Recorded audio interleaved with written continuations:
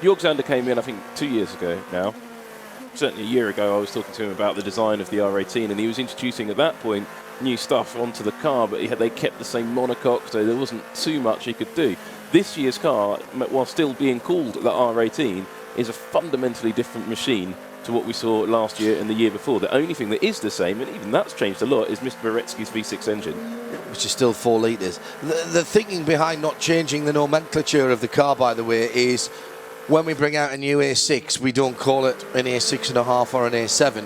So whilst we have the concept of a coupe Le Mans car, it will be our R18. However, they have project numbers, and this is 3rd R18, is it? Fourth R18. Yes, that's I was. There's a reason for this, John. They can't use R19 because that's a Renault. As is an R20 and an R21. 22, 23, 24, And originally 25. these were project numbers. And the reason that the sports cars jumped numbers and we didn't have some of them, so the R8, there was no R9 as a sports car, that was a DTM car. It's a DTM car, yeah. And then there was an R10, of course, R11 was DTM, R12, I think, was the R8 GT3, just to confuse everybody. Right. R13, I don't know. There was a couple of road car projects in there as well that sort of got mixed up, and I think Paul Trussell might have that list indeed. He's having a rummage. Let me have a rummage. And ironically, that's very Porsche, how Porsche got going with their numbering system. And it was another French company, of course, that stopped Porsche doing what they want to do. It was Peugeot, because originally the 911 should have been the 901 for their project number, but they realised that something zero something had already been taken by Peugeot and wasn't likely to be handed to them. So otherwise, we'd all be driving 901s rather than 911s. One of the things about the Porsche numbering system is these cars, the Porsche 919s we're seeing here, are actually called 9R9s. Yes. If you look at the chassis plate, it's 9R9, not 919. Yeah. And this is 9R9 MY15. Because these 919s we're seeing in this race have a completely different monocoque. Well, not completely, but a different monocoque to the version we saw in 2014. So this is the second evolution. Porsche's had it like Audi are. Two cars now with the same name, just to confuse everybody. Toyota, however, have played the game properly, and they had the TSO 10, TSO 20, 30, 40, and now 50. But there was two 40s. There were two 40s and there were two 30s. All right, okay. And the TO20 wasn't... TSO, yeah. Sorry, the TSO20 wasn't really a TSO20 because it was GT1. No, the TSO... 30. TSO30 was the GT1. No, that was the LMP one, the first of this in that case generation. it was the TSO20, which yeah. was the GT1. Still one of my favourite ever Le Mans cars, that. The Toyota GT1. Yeah. That whole Just era. something about that car that was just so brilliant. But and Nick Damon did actually get himself into the road-going version of that car. He just couldn't get out again. He's still in there, actually. That's he why we is still haven't heard there. from him for a That's while, right. Yeah, that's right. He's underneath the wind tunnel at Cullerwood, which is where all those cars are stored. Most of them still run. The road cars still run. I saw it driving around. A few months ago now, but it's certainly still a and with a Group runner. SMR2. Yeah. 2 Group SMR2s, in fact, which obviously had been destroyed under instruction from Japan. And a 2016, I guess you'd call it, Toyota Yaris WRC. I'm not seeing that yet. No, I went to see it, and someone had nicked it, but it is there. I do know that. Somebody installed it. Paul has got something up on his screen. Audi type numbers. He's making it bigger, he still can't read it. I can see it. I can't remember where you got up to and you... We started Audi R8 for the race car. Yeah, there is actually a system that goes all the way back to the R1, which they call the Rallying Audi Quattro, because they kind of retrospectively fitted some of them. You got up to the... Was that the UR Quattro, the original Quattro? The original Quattro from June 90 and 1984. The R13 you got stuck on is a DTM car from 2007. So was the R14, was a DTM car from 2008 up to 2011. That's when they went to the A5 shape, wasn't it? The R15 was an LMP car, which then became the R15 Plus. The R16 was the Audi R8 LMS, the GT3 car, is actually an R16. And then the R17 was the DTM A5 that was raced in the DTM in 2012. Right, that was the DTM. We've rather missed our slot for the IHG Rewards Club hourly update in all of that. So let's rectify that immediately here on 91.2 FM before the responsible adult throws something heavy at me. Here is the hourly update. The Hourly Update, brought to you by IHG Rewards Club, where keeping you connected matters. We'll start at the top of the shop, and Stefan Sarazan has completed 230 laps. He's 9 seconds ahead of Kaz Nakajima, his teammate. 6 and 5 Toyotas lead.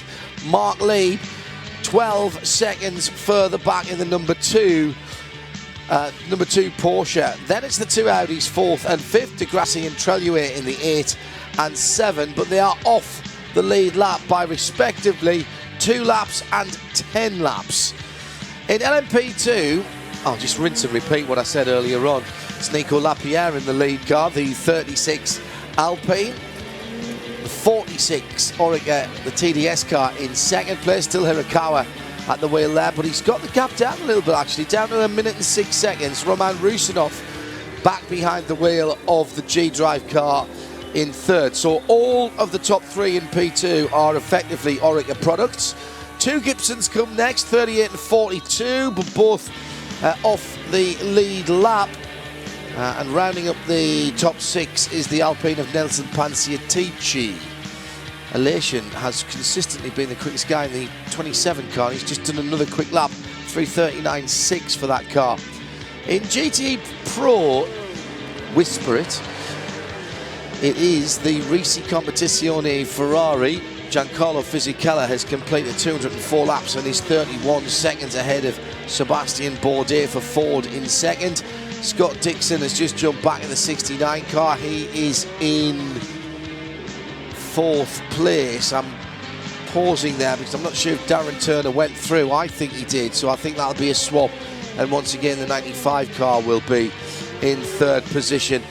Best of the Porsches in Pro, Richard Leeds in the 77.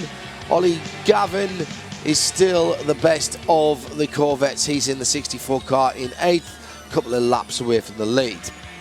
Slightly different story in GT where it's Ferrari, Porsche, Ferrari. Jeff Siegel leads in the 62 Scuderia Corsa car. He's got 3 minutes 11 seconds on Pat Long in the Porsche number 88 in second. Rui Aguas is off the lead lap for Ferrari number 83 in 3rd position. Don't forget, let us know where you are in the world and what time it is. Use the hashtag #KeepInTouch, and you can follow IHG Rewards Club on Twitter at IHG Rewards Club, and the hashtag for IHG Racing is surprisingly IHG Racing. Yep, just with a hashtag in front of it. Sorry for the lateness, we'll get it spot on next time, but the next IHG Rewards Club hourly update here on Mobil 1 Radio Le Mans will be in 50 minutes time. The Hourly Update on Radio Le Mans, brought to you by IHG Rewards Club. It's about people, not just points. 24 hours a day. This is Mobil 1 Radio Le Mans. When seconds matter, science matters. It's not full dark anymore. There's a slight lightness to the sky. A bit of overcast cloud just has held in a little bit of the heat as we are now at 20 minutes before 6 in the morning. Track temperature now 17.2 degrees, so holding up pretty well, to be honest, but that is right at the bottom end of the temperature range for Michelin tyres, Sam. They'll need to be on the softest compound they've got. Yeah, there's differing compounds for different temperatures. This will be what you call the soft of the 3 choices they have for slick tyres. They have soft, medium and hard, as I call them. Michelin call them something else, but it's nonsense, so I'm going to use soft, medium and hard. But they are on the lower end of the soft, but this should see the lap times start to recover. And then we're going to see how the different aero levels and the different setups on these LMP1 cars really makes a difference for those tyre selections. And it also is a factor in LMP2 and GTE Pro. I'll say it again, it's the only thing that has slightly disappointed me about this race. I'm enthralled by it, it's great. I'm loving the battles that's going on.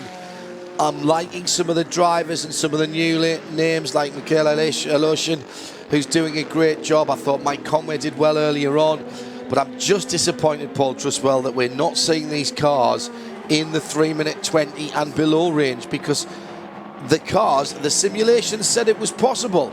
The team said it was possible. Race lap record was supposed to go in this race. Absolutely, I agree with you. But I'll tell you what, I'm pleased that it's affected all of them in the same way. That's a good point.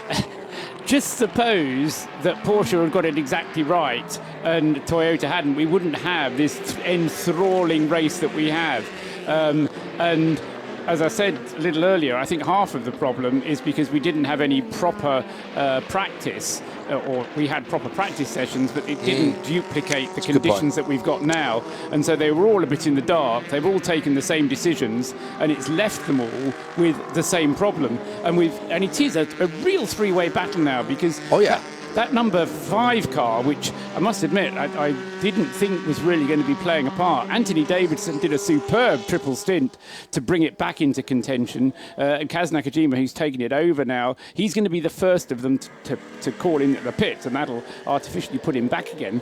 But the way that the number 5 has got right back on terms, whilst Kobayashi was struggling with his tyre temperatures, Anthony Davidson was getting the car working a little bit better, and he's brought it right back into contention, and it's a three-way battle now, John. I'm not going to disagree with any of that, but I have the cricket ball in the hand, and it's coming out the back of the hand here with a little bit of a wronging to say to Sam, after all of the difficulties, he says, picking his words very carefully, of BOP and GTE earlier in the week and after test day, we do have the looming spectre of the LMP1 equalisation of technology after this race that'll go for pretty much the rest of the season.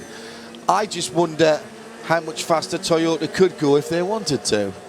I don't think it's that. I think that's a conspiracy theory. I do think they've actually, the EOT seems pretty good as it is. Bear in mind, the EOT for Toyota and Porsche is kind of the same. They're both using the same gasoline fuel, so I don't think you're going to see too much of adjustment on that. I think it seems pretty okay. We've seen the Audi's got pace when it's working. It's just that the Audi doesn't work particularly well.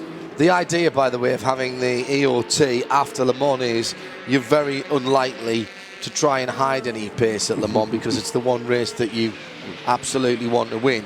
Whether you win at Spa or not is not the bumper sticker, is it? I think to get the pace that we're talking, I actually still think it's absolutely possible to do those lap times we're talking about, these 320s and even the 319s, these race lap Well, the best times. lap we've seen is only a 21.4. I mean, that's...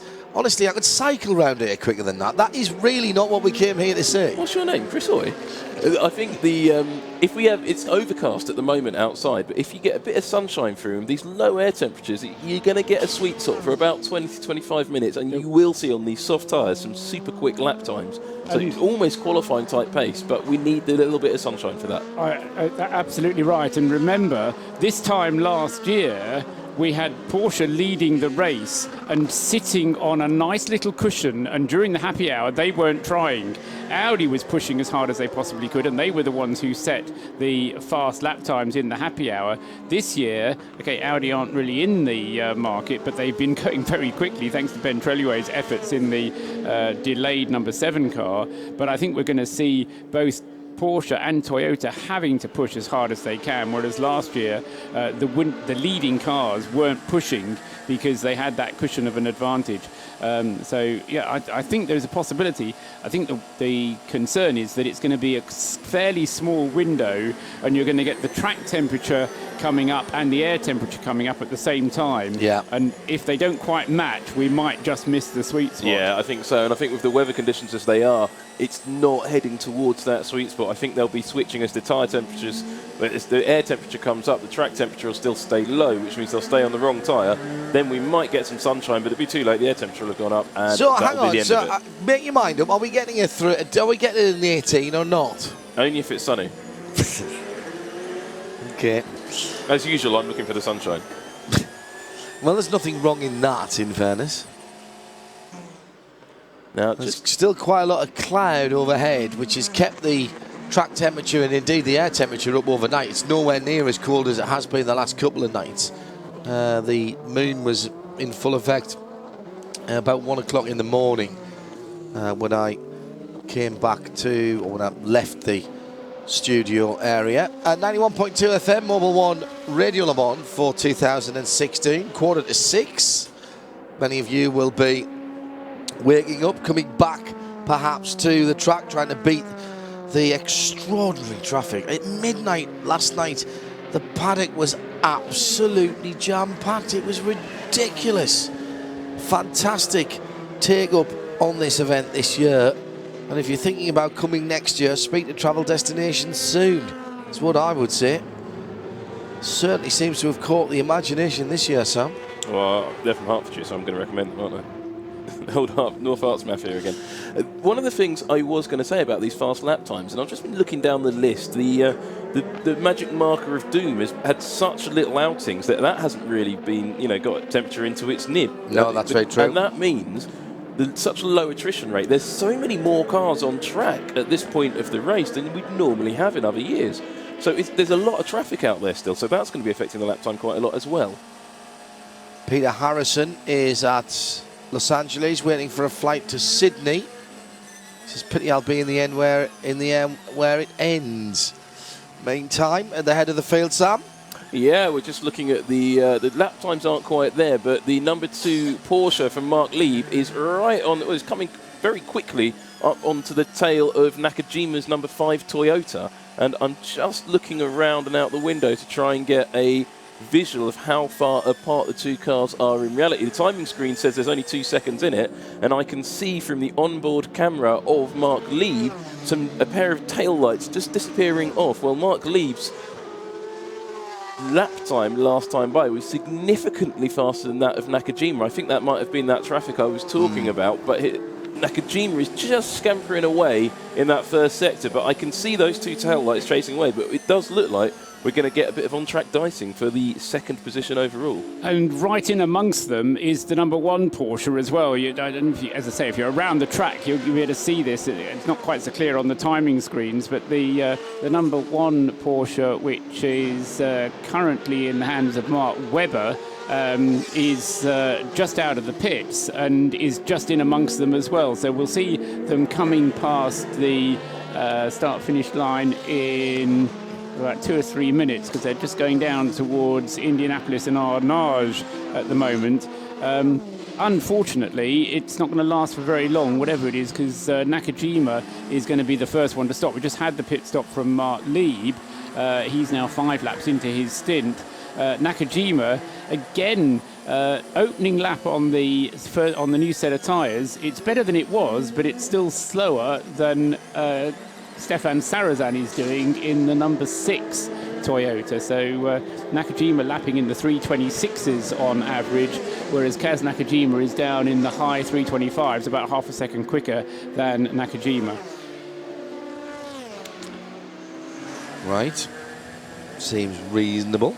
Well, looking at those lap times, Mark Lieb isn't actually being able to lift the pace of Nakajima at the moment. So he got close and is now beginning to drift away backwards. And I'm not sure if that's the traffic or how those tyres and stint lengths are evolving. And Paul is the man to answer that, but I've just thrown him a curveball, as I usually do at this time of night. Or morning, in fact. Yes, 9 hours and 10 minutes to go. And it's still 63, 88 and 83, Ferrari, with Pat Long just coming out the pits in the 88 car in 2nd position in Pro. Fisichella Ferrari 82, Bourdais Ford 68, Dixon Ford 69, Aston, Darren Turner 95, Billy Johnson Ford 66 in 5th position. Only the leading pair of cars on the lead lap there, and the best of the Corvettes is Ollie Gavin, the 64 car, down in 8th position, and he's a lap and 1 3/4 minutes behind Darren Turner. In LMP2, meanwhile, just had a pit stop from Ryo Hirakawa, and not sure who might be in the pits at the moment, but Rio's just done a quadruple stint in the number 46 TDS by Thierry Racing car, second in the class at the moment. Nicolas Lapierre is on his third stint at the moment, as I mentioned, having taken the car over from Gustavo Menezes. Another driver who I think has proved himself very well here at Le Mans this weekend, Menezes. It's been his first time at Le Mans, and he's credited himself very well indeed at the wheel of that Signatec Alpine. In third place, and not very far behind, is Will Stevens. No, it's now Roman Rusinov, isn't it, at the wheel of the number 26 G-Drive racing car.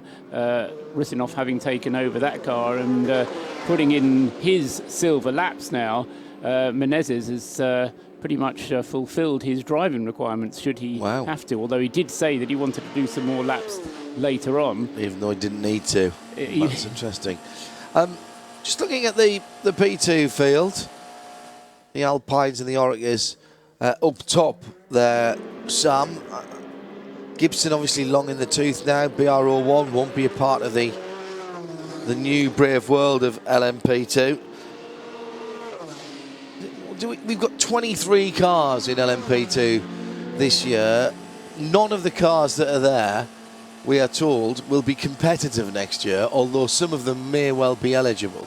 Yeah, I think what you'll see is the Orekas, in which I include the Renault Alpines into that as well, they can be adapted to the new specification with an upgrade package, a new engine, which is going to be seriously quick, I hear. And it could be problematically quick. I'm hearing crazy numbers for top speed, so it'll be interesting to see how that actually plays out this time next year. But of these 23 cars, the vast majority, in fact every car that isn't an Oreca, is basically been made obsolete by these new regulations. All needs to be upgraded into an LMP1H, but only for a year when the rules change in that class as well. So it's a real bit of a disaster. A lot of these cars are going to go off to the Japanese championships and the European championship, but it's a shame to see that. I mean, and also one thing that's worth pointing out, you mentioned Simon Dolan and the Gibson Zytek. This is the last ever Le Mans 24 hours within the current regulatory framework, and I don't think it's going to change, where you can have an open car. Yeah. I think that's a tragedy. Matt Griffin does the 3:57.8. That's the 55 Ferrari's fastest lap of the race. He's in 6th position at the moment as Rui Aguas from 3rd comes into the pit lane in that category. Aguas down in 36th position in the field. Let's go to our pit lane reporter, Joe Bradley. Yeah, you guys will be able to tell me how long he's been in the car. He kind of almost fell out of the car. He's looking a bit stiff there in the back. He steps to the side. He's kind of arching his back. He's been, I would imagine, very crammed in there as Rui Aguas as he hands over the car. Didn't quite see who got in there in the melee, but the fueling's already done and the tyres are going on. This car on Michelin rubber. It's about to come off the jacks, and then you'll hear the Ferrari scream away. There it is. And just a little bit further up the pit lane is the number 61 Clearwater Ferrari. Triple stint, I'm being told, for Rui Aguas, so that kind of explains why he had to virtually be peeled from the car. All credit to him. Quite an athletic showing there. We'll see if we can get a word with him, just see how difficult it was towards the final minutes of that triple stint. While you're with me though, the 61 Ferrari, the Clearwater Ferrari, the pole in the class. This car started from the head of the class, remember, all that time ago, feels like a week ago. It's about done now. We've had a driver change. I believe Kitasawa has. These Ferraris just sound glorious. I'm going to venture that was slipping its clutch there as it went out, or it wasn't in first gear. It's they've got a very peaky engine. It's very easy to stall. So the drivers do seemingly drag the clutches. He has handed over this Weng Sung Mok, who's taken over the car. See Kitasawa out of the car. We'll get a word with him as well if we can. A couple of notes being passed along from Trussers. 3 hours at the wheel for Rui Aguas. 2 hours. Sorry, my 2 hand. hours. No, 2 that- hours at the wheel. It That was was a my eyes. It looks absolutely like a 2 and nothing like a 3 once I actually blinked and focused. Well, speaking of number 2s, Hey. there was a little I bit thought you of were popping off to the lavatory. No, there was a little bit of position swappery just in front of our broadcast centre here as Mark Lee got past Kazuki Nakajima's Toyota, but only because Nakajima was on the pit entry to come and make a routine stop. Bruce Jones has got the top, normally aspirated team with him. Well, at least one of them. Darren Turner is out of the 95 car. This is in GTE Pro, of course. Aston Martin driver Darren Turner. Darren, been working hard out there. You've just been saying your ears are ringing, but it's a big chase. But what can you do about the Fords and that lead Ferrari? What can you do about their pace? Well, I don't think we're going to do anything on the pace at the moment. Obviously, what you saw in qualifying, it's the 2 fast cars up front at the moment, and we're the sort of best of the rest right now, and just trying to make sure that we go through every stint, no problems, don't put the car under too much stress, and then hopefully, well, the first thing was to get to the morning, and we're looking like we've got to the morning, still out there, still pounding round, so that's the first thing ticked off the list, and now let's just see what happens with the other cars. We're not going to be able to get back on terms with them on pace, but we should be able to pick up the pieces if they have a problem. Now, for a lot of people, morning means the smell of bacon. Are you allowed that as a racing driver, or are you off to nibble on a lettuce leaf? I'll be having bacon tomorrow morning. That's on Monday when I get home. But yeah, now I'm going to have porridge and see if I can get a couple of hours sleep. Good stuff. Thanks, Darren. Well done. Came in from 4th place in GTE Pro for Aston Martin Racing. Now you've just heard the number 83 Ferrari was brought in by Rui Aguas, who's done a triple stint, 2 hours at the wheel of the car. Rui, are you okay to talk to us? Yeah. Tough stint that, 2 hours at the wheel of the car, a triple stint for you. That looked a very physical stint. I saw you get out of the car. It must be really awkward. Your back's all stiff, is it?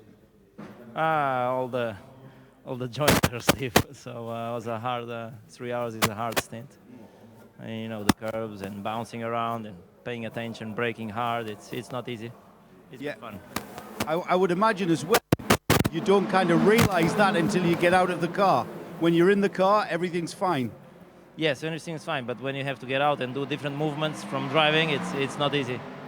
And how was the car? It's a beautiful time of morning to be driving the car here at Le Mans. Yeah, I was just waiting to see the sun come up, but I think Collard will have that opportunity.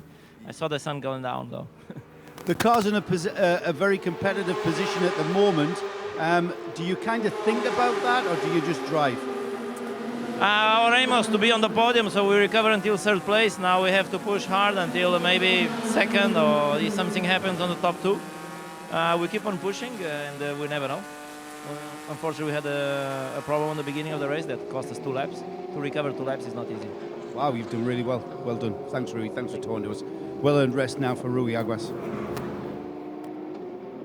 By the way, a big thank you to all the teams, their PRs, management and drivers for allowing our pit lane reporters the kind of access that it seems only RadioLeMans.com gets.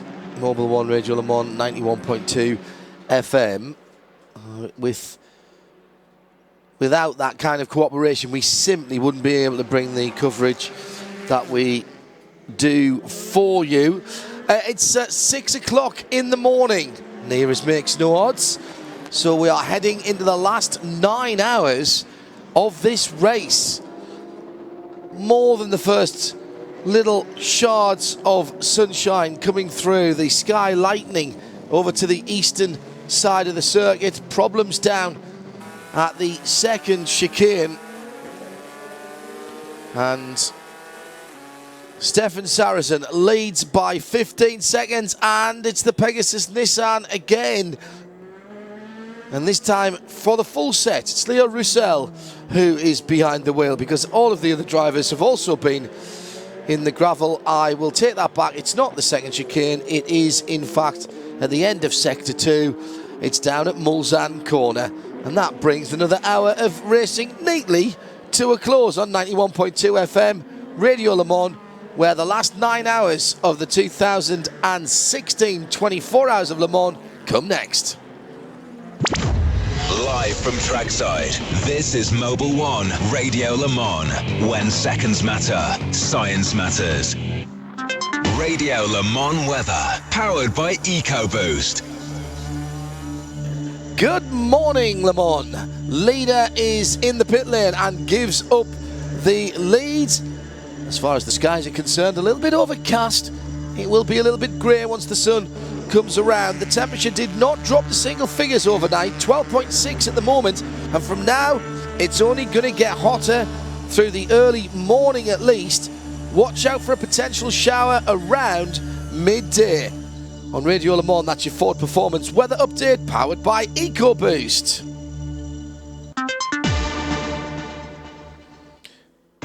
Follow Radio Le Mans on Twitter at Radio Le Mans. Giancarlo, a glug of water there. Job well done, leading the GTA Pro class for Rizzi Competizione and Ferrari. Yeah, it's a tough race as usual. Ford is very strong, but we are doing a fantastic job. Even the team, the crew, it's fantastic. They did a fantastic pit stops, and they changed the brakes very quickly. The Ford are very quick in the straight line. Our car is very good balanced on the corners. I'm pretty happy. So we need to get through the end.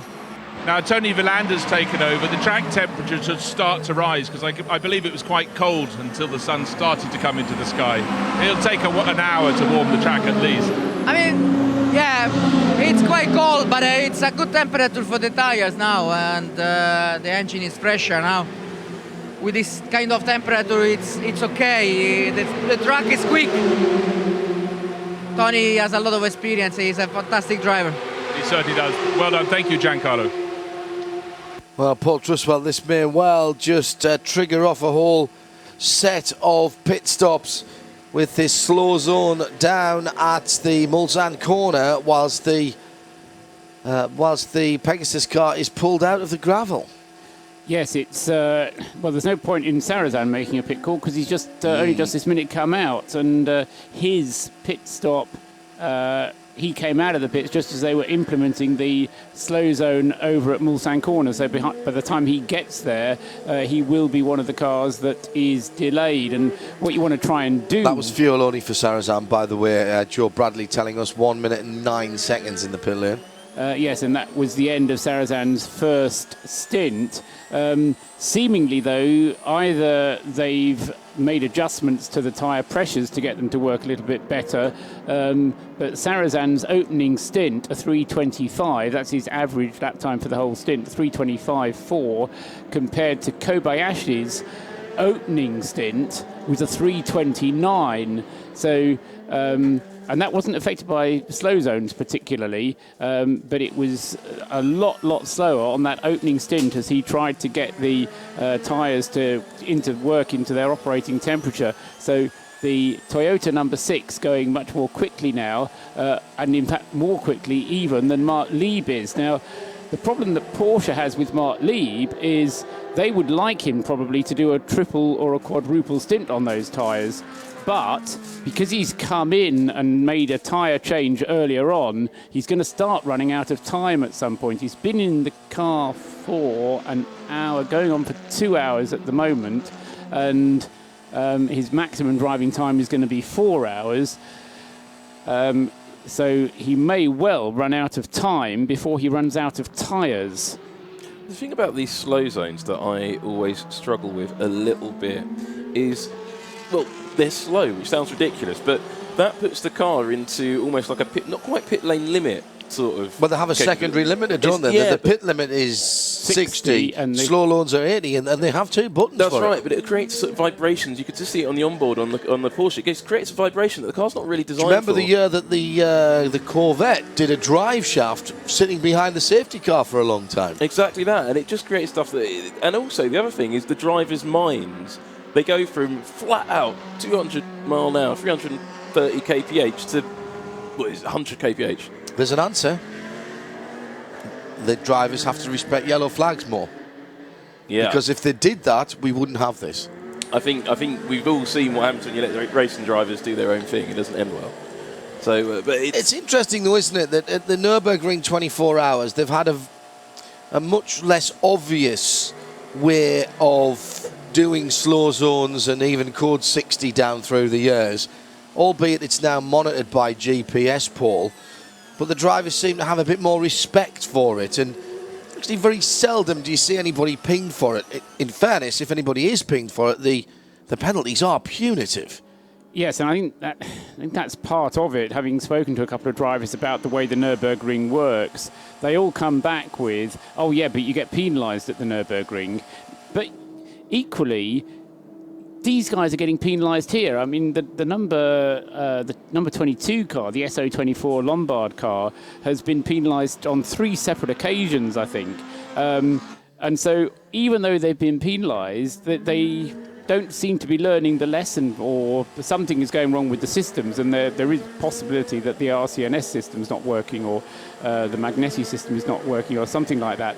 But it's just this idea that you should be able to regulate these things, and yet you can't somehow. But I take Sam's point, is that it's an interruption to the flow. Massively. And yeah, I mean, you want to minimise that interruption at all costs if you possibly can. It's like adding a couple of extra corners to the track, from nowhere, Sam, isn't it? It's worse now. I mean, the slow zone we just had, which has now been taken away, was on the straight. So they've just come out for the second chicane, and they were just sitting flat there. out.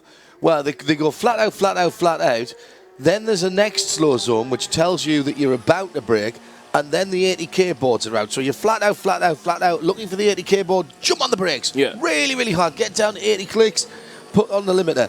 Chug, chug, chug, chug, chug. Come off, flat out on the throttle again, in places where you wouldn't normally do that. And I think that probably, I mean, it hasn't caused a problem this year, but we've seen it, I think it was last year, we saw a slow zone at that point, right off about 4 cars in one go. So you have to be really careful. And I think so far, the driving standards have been pretty darn good. I can't believe you've said that. Number 8 Audi is into an ever lightening pit lane. Just a slight lock of the front wheels, as it will be a bottle change only, with the very clever pressurised drinks system, all done by a small but perfectly formed British company. Is that the Wardies lot? Yes. Yes, what was it called? Progressive engineering. Yeah. Just looking down the side of the R18 as it's sitting there in the pits, there is a big scuff, a big black mark alongside by the mirror. That's not the paint job. That's not meant to look like that. You're quite correct. I think that's where there was a clip on the wall, wasn't there, when they were coming round the final corner? Oh, that was the 7 car. That was Treluar in the car, wasn't it, when we saw that the last time you and I were together? I can't quite work out where that's come from. It may be just an accumulation it's a tyre rub. That's a tyre wall rub, or one of those bands that hold the tyres together. It does, maybe so perhaps unseen by us. That car's had a coming together with something out there on track in the night. Happened in the dark, it never happened. Remember what happens at Le Mans stays at Le Mans. Oh, definite light in the sky now, albeit the cameras, even the onboard cameras, make things look a little brighter than they are. High cloud though, which is good in some ways because it's stopping the temperature from falling too much. First chicane for our new leader, Mark Lieb. How many changes of lead now, Paul? 27 changes. Wow. So we're up to the same as we had last year at 3 o'clock in the afternoon, and still a better part of 9 hours to go. And absolutely more change to come, because the top 3 are so close together that, as I said this at some point in the middle of the night, the one car that we have not yet had leading the race amongst the LMP1 hybrid cars is the number 5 car. So you just watch that car now coming, which is the Anthony Davidson car. That's the only one that's not led a lap. And it's in a position now where it is challenging to do so. It's really not that far off, and it's only the pit stop cycle that kind of stops it from moving into the lead, because it does its pit stop that little bit before either the number 6, Sarazan, currently aboard, or the number 2 with Mark Lieb currently aboard. Standing Yellow has tweeted in at RSL_studio, is there a maximum number of tyres for Le Mans as there are for other WEC events? Yes, there are, and it is, from memory, Paul's going to look this up, I think it's 48 for most of the Michelin runners, or all of the Michelin runners. And for the LMP1 Dunlop runners, it is 64 with 4 Joker tyres for both manufacturers. Dunlop are counted as a new LMP1 tyre manufacturer. Absolutely spot on, yeah. 48 plus 4 for Michelin and 64 for Dunlop. And in the other classes, be it P2, GTE Pro, GTE AM, you're allowed 16 sets. Quite why they work that out in terms of sets, I don't know, but that works out to be 48 as well. But the regulations do that in that way. Okay. The fastest lap coming up, this time by Nicky Team in the 95. Aston Martin, 4th place, 3:53.7. And he took time out of the leader that time around in a couple of seconds out of 2nd place Bourdais and better part of a second out to 3rd place Ford Scott Dixon. So is the Aston beginning to come to life? Back in the pits, Nico Lapierre. That seems early to me for the 36 car. It doesn't seem long since that leading car was in the pits. It's 11 laps. No way. That's what they do. This is the end of the triple for Nico. Is he going to do a quadruple? No, he's out. No, he's run away. Okay. Already out of the car. Joe Bradley is down there. Yes, I appear to be omnipresent, don't I? The 36 Alpine is coming to the end of its stop. The driver's already been replaced. I'm not sure who got in there. I'll see if I can get a look at his helmet. Very, very difficult to do in the circumstances. These close cockpit cars are hard to see in. It might be Riquelme, but I'm just going off helmet memory there. Tyres going on, Dunlop tyres on this car. It's they do come around these pit stops, don't they? It's Riquelme on the rotation, so I think you're probably right, Joe. The car having been most recently handled by Menezes before Lapierre got into it, so it should be Riquelme if they're going around the rotation in the right order. It looks to me like we should be expecting a Porsche to the pit lane. In fact, we are expecting a Porsche in for a driver change, and I think it's probably the number 2 car. It should be Mark Lieb. Now, whether it's going to do a driver change, I would somehow be surprised if it did, because Mark Lieb changed tyres only 2 stops ago. However, Mark has been in the car since 12:45, and that's 12:45 into the race, which is 2.5 hours ago. So he's not reaching the end of his driving time, but they may just be deciding to change him because of fatigue. Did he make that funny sort of half a stint, Yes. 5 laps? So that's possibly why that's coming up as a funny number now. Yes, but it's the end of a full stint for him. But as I say, it's just not quite due in terms of, they're running out of driver time before they're running out of tyre time. So what they might try and do is to do a driver change and no tyres, because they have time to do that. If a full tank of fuel goes in, they have time to change the driver whilst the fuel is going in. Romain Dumas is standing by as a rebellion door is going down. Now, which rebellion is it? It's got to be the 13, hasn't it? The one that got stuck out on track? It looked like it must be because the garage was empty. So there was no car there, whereas the 12, which I didn't spot, is back on track. And back up to 41st position, which is 8th in P. 12 is coming into the pits as he comes. I hope he doesn't find the garage door shut when he gets there. That would Oi, what are you doing in my garage door, mate? Teams all As gone Nelson home. Piquet Jr. would say exactly in that accent, I'm sure. Yeah, he does, yeah.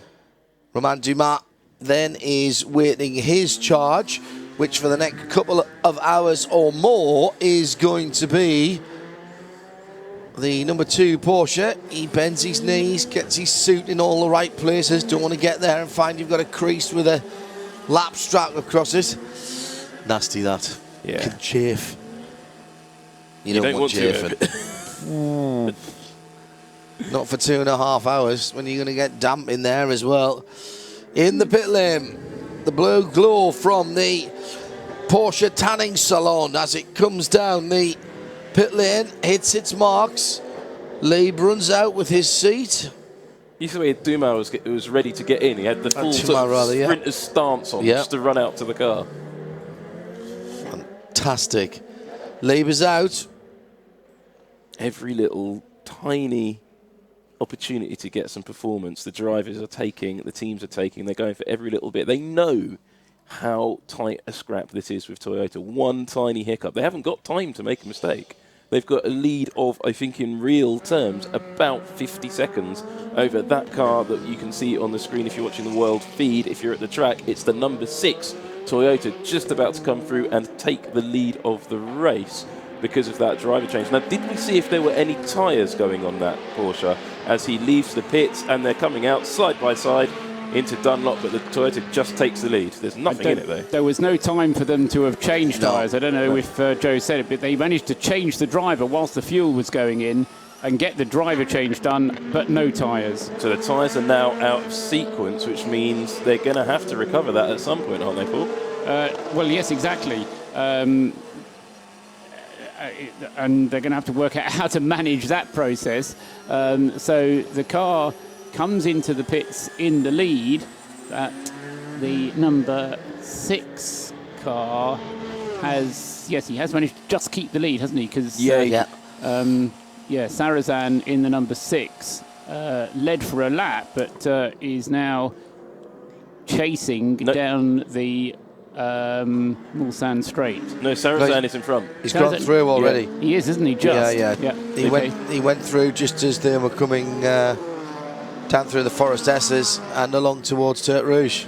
But I wonder how long he can keep that going, because Dumas has now inherited these, well, they're not going to be hot, but hotter tyres, because it was sitting on the pit road for a little while they refueled and changed drivers. But he's got a little way to catch up to Sarrazin, and I think we should see a battle for the lead if that number 2 Porsche can live with the pace of the Frenchman in the Toyota.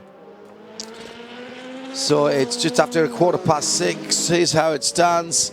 62 Ferrari, 88 Porsche, 83 Ferrari and GTM, 82 Racing Competition Ferrari, 68 and 69 Fords, and 95 Aston Martin in Pro. In P2, it is in fourth position, the Gibson of Simon Dolan. Third is the G-Drive of Roman Rusinov. Second, the 46 TDS by Thierry Oringer, and Stefan Rakelmi leads the class in 6th overall. The top 6 are Stefan Sarrazin by 2 seconds over Romain Dumas, who is about to come out of the pits, so it'll be a little more than that. Kaz Nakajima is 3rd, the 2 Audis 4th and 5th in the hands of Ben Treluer and Sam's pointing out is an errant car, which is the G-Drive. It's Simon Dolan. He has gone off. Now, I didn't quite see how it happened because I was looking at the screen to try and find out where he'd gone off, and he was right in front of me. He's got back underway, but just at the full chicane, and that's not a good way to rejoin the track, right across the front of the Golf Porsche. He's hit the wall. He's hit the wall quite hard. There is some damage on that Zytek there.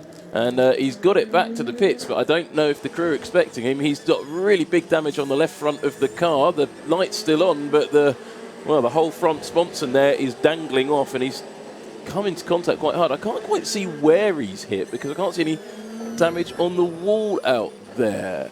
It's one of these tyre belt jobs, isn't it, that are actually quite good at withstanding impacts. And so hopefully there'll be no need to have any yellow for rebuilding of tyre walls. Oh, he's done a good job on it. Dolan has done more than damaged bodywork. He's damaged the front left suspension as well, hasn't he? Steering or something. He's absolutely, the left front suspension on that car is completely broken there, Paul. So that car will be going into the garage for some time while the Jota Sport chaps are going to have to do a bit of repair work, and that's a real shame for him because I was on the verge of saying that former Le Mans class winning car in its final year at Le Mans was into the top 6. It was running 4th in class, and I thought it had a chance at a podium. I think that's gone now because this will not be a quick repair for that car. You can swap out the suspension on these cars. It's designed for it. They've got quick release bits and pieces, but it's how hard did he hit the wall and how much other damage has he done to that left front. But this is going to be a lengthy repair. It's going to be difficult to get all that carbon fibre off it. Yes, yes, it is. He'd just been overtaken, actually, just before he hit the wall by Nelson Panciatici at the wheel of the Baxi DC Racing Alpine. And having just been overtaken by Panciatici, that was when he then went off and lost it at the Ford chicane. And as you say, hitting the front left of the car on the tyre wall. I wonder if did he jump or was he pushed? That I didn't see. 3:56.6 for Matt Griffin. The 55 Porsche, 6th position in ARM class. It's the best time for him.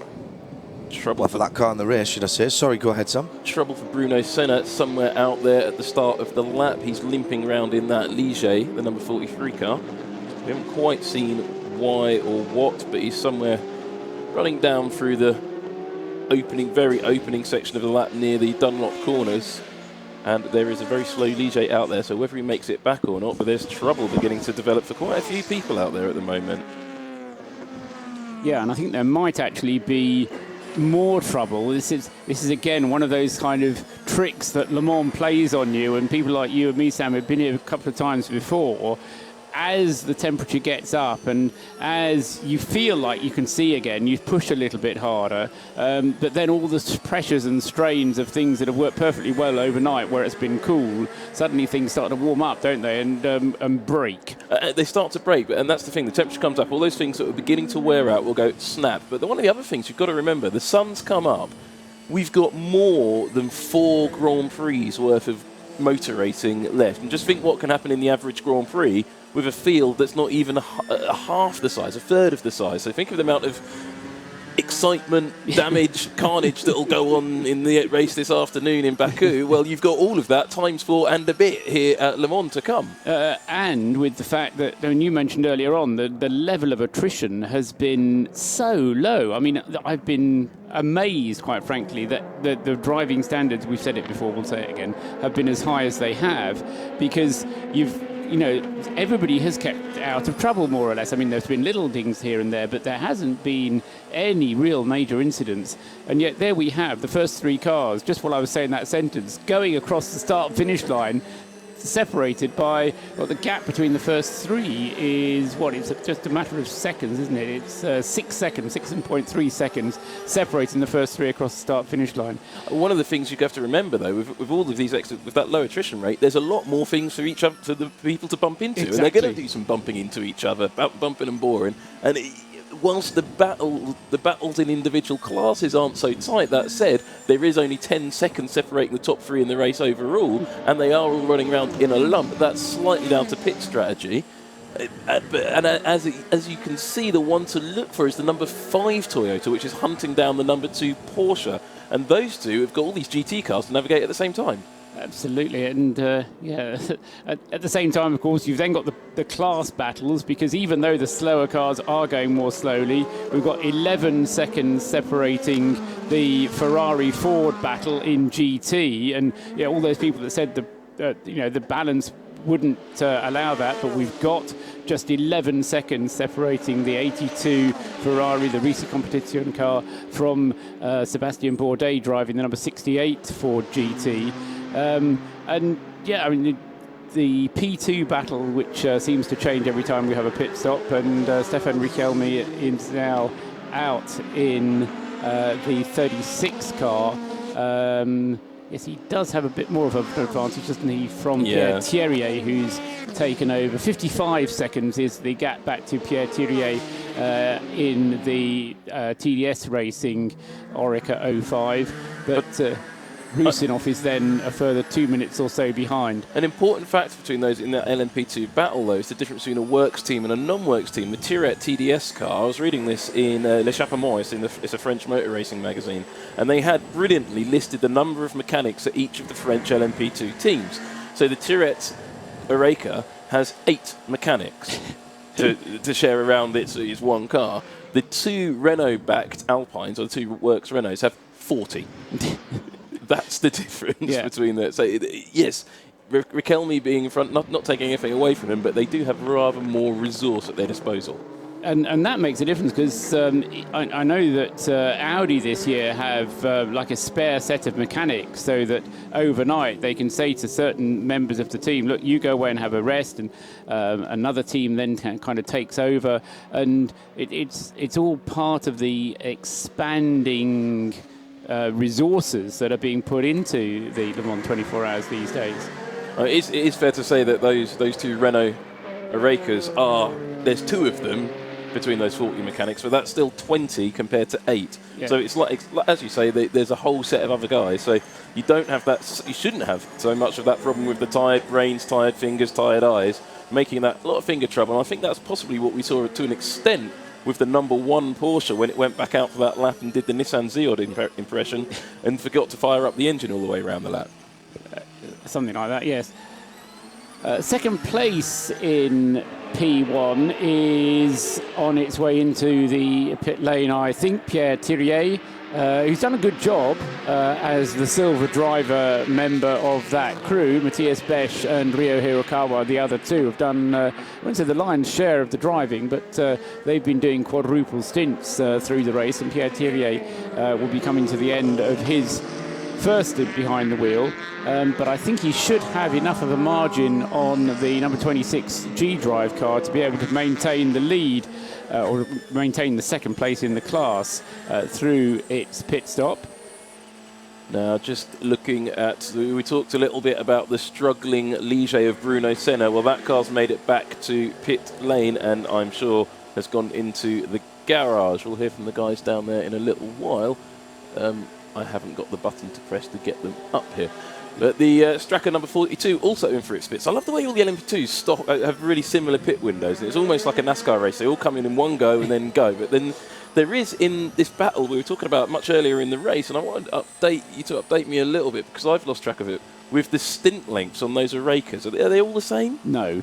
And I can't explain why not. The Signatech and the Thirier by TDS are fairly comfortably doing 11 laps per stint, as is the G-Drive car, number 26. So they're all doing 11s, but what's happened there? The 35 is the next one up. That's the other Signatech car, which was crashed in morning warm-up, of course, wasn't it? That's right, yeah. They're on to the 11s. And when Paul says Signatech and I say Renault, it's the one that everybody else calls Alpines, but in fact, they're all Orekas with a Nissan engine, so they're all identical. Maybe we should just call them by the numbers. In some ways, that's less confusing, isn't it? There's the Thirier number 46 car coming in for its scheduled stop. This should be a fuel-only stop from Pierre Thirier.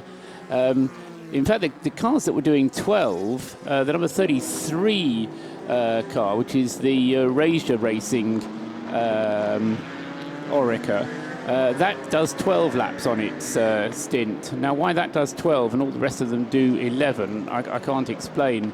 And there was another one doing 12 earlier on, but that slipped back. The ESM Motorsports, both of the ESM Motorsport Ligiers do 12 laps on a stint. It doesn't really. The Ligier, I can understand the difference in the Ligier and the Oreca, but the Oreca should all be exactly the same because they are, in essence, all identical. Just while I say that, Paul Dall'Anna has a slight indiscretion at the Mulsanne corner. It's been catching out a lot of people this year, has Mulsanne, more than I remember any other years, actually. And it seems to be mainly people going straight on, doesn't it? And losing it, understeering straight on. I wonder if there's been some resurfacing or something at the roundabout down there, which has just made it a little bit more slippery. And yeah, I don't think that there has been some work down there, but not that much. I mean, the racing surface is pretty much the same, and it's actually the section that has had a lot of work done is the Arnage Indianapolis area of the track. Yes, including resurfacing there, along with the additional barrier work that's been put into place there. Still, in fact, going across the start-finish line now, Kazuki Nakajima right on the tail of Mark Lieb. Unfortunately, we're going to be denied. If Nakajima does get past, he's going to be bound for the pits earliest. We get the P2 cars coming in, and once they've come through and completed all their pit stops, then At that point, we get the P1s coming in. Meanwhile, Sam, off the track. It was the 99 Beechstein Aston Martin. I'm not quite sure who's at the wheel of that at the moment. I'm just looking down the list, but whoever the driver is, it decided to take an alternative route through France and, decided the Ford chicane was optional and confused quite a lot of the other cars around him, and everybody was sort of hanging back. That's what I'm talking about, though. The drivers there were all hanging back and not getting involved. Yeah. Because they don't. Everybody's being a bit grown up. Well, quite. And it's worked very well thus far. Let's hope it continues to do so. It was Paul Dalla at the wheel of the 99 Aston Martin, and he, as I think at the time, he's laps behind from Mikkel Mack in the Formula Racing Ferrari, but Liam Griffin in the 99 Aston Martin is 10th currently in GTE AM. Let's go down to Joe Bradley for a quick update from the pit lane before we do our hourly update. Joseph? This is the number 43 Ligier of the RGR Racing by Morand, RGR Sport by Morand, I should say. Let's give it its full title. Bruno Senna at the wheel, coming round very slowly into the pits with a broken left-hand rear suspension. It looks like the push rod to the damper actuator had snapped. When they took the bodywork off, I managed to get a glimpse, and that's what looked like was the problem there. They're rectifying that, they're repairing it. It looks like it is a relatively simple job. It's just nuts and bolts. So we should see the 43 car out quite soon, I would think. It's still in the garage, obviously, while we speak, and an army of mechanics are going to work on that. Hopefully it's not anything like a mount or anything like that that's gone also. And just to add, there was no apparent signs of how that happened, i.e. there was no bodywork damage around that left-hand rear corner to denote that he'd gone off or anything. So quite a mystery.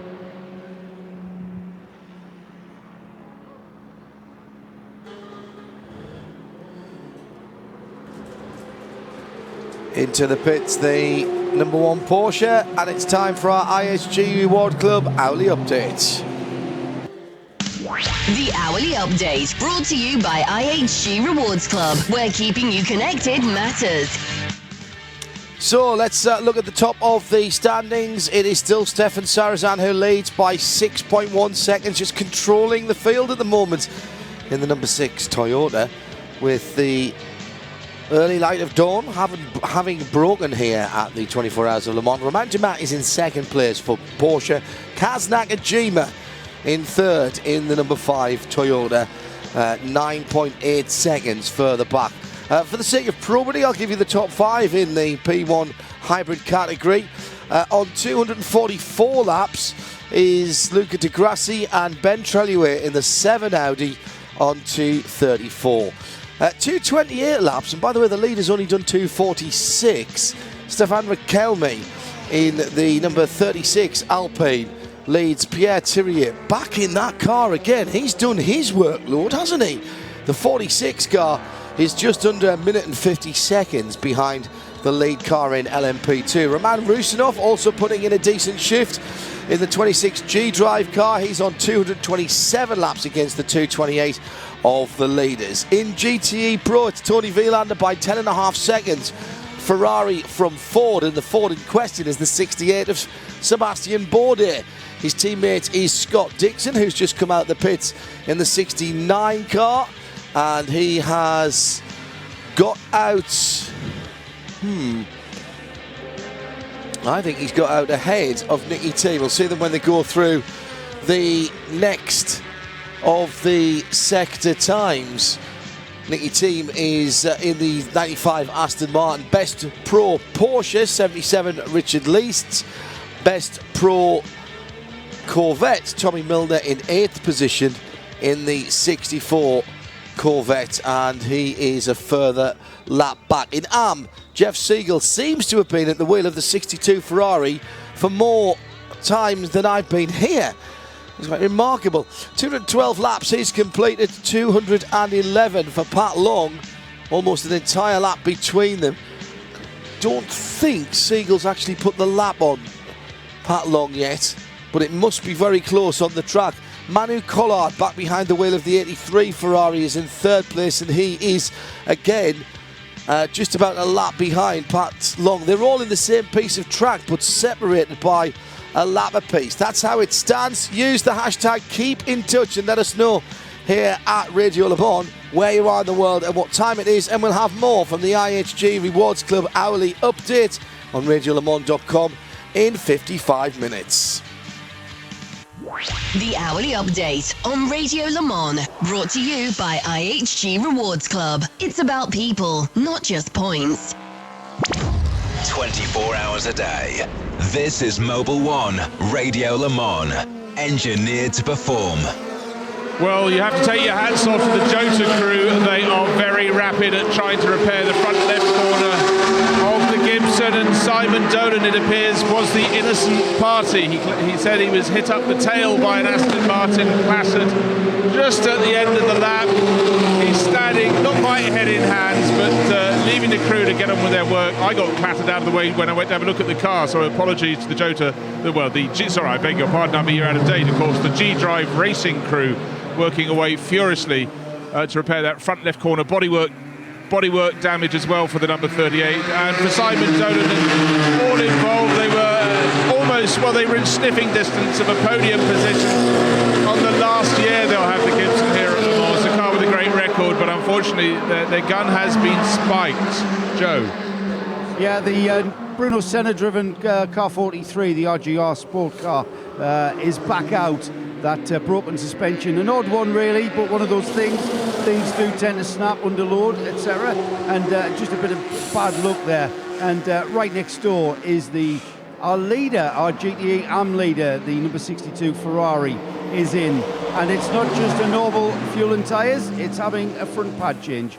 So service going on the 62. No driver being serviced though. Driver remaining on board, and I'm not sure who it is, as I can't see for the glare on the windscreen. Discs and pads, by the way, boys.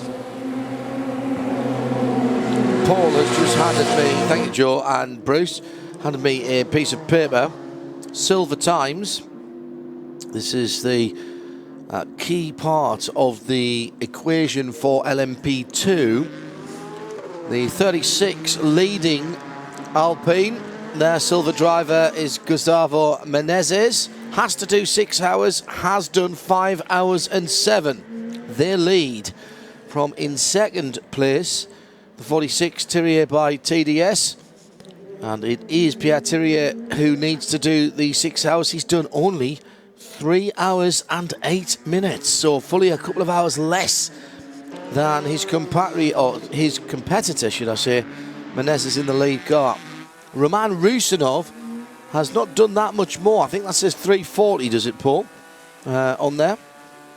Is that a 340? Yes, 340. Thank you.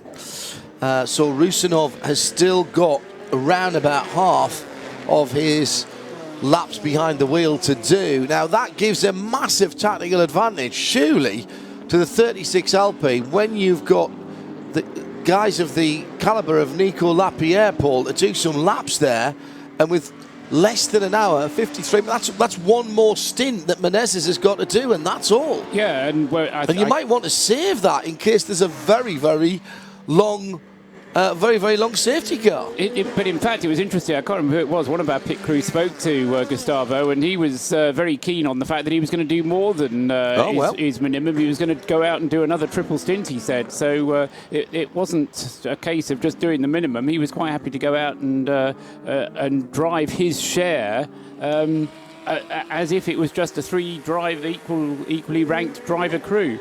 I don't think it really matters too much if he does want to do that, because the advantage they have, because they're already leading and they always have a bit of an advantage in that lead, a bit of a cushion anyway. So if he does do that, it still doesn't really matter, because as we've just heard, there's 3 hours almost on one of the cars and about 2 hours and a bit from Rusinov's car as well. So if he wants to go out and do another triple stint, he's not going to lose out to the other gentleman drivers. As long as he doesn't make a mistake.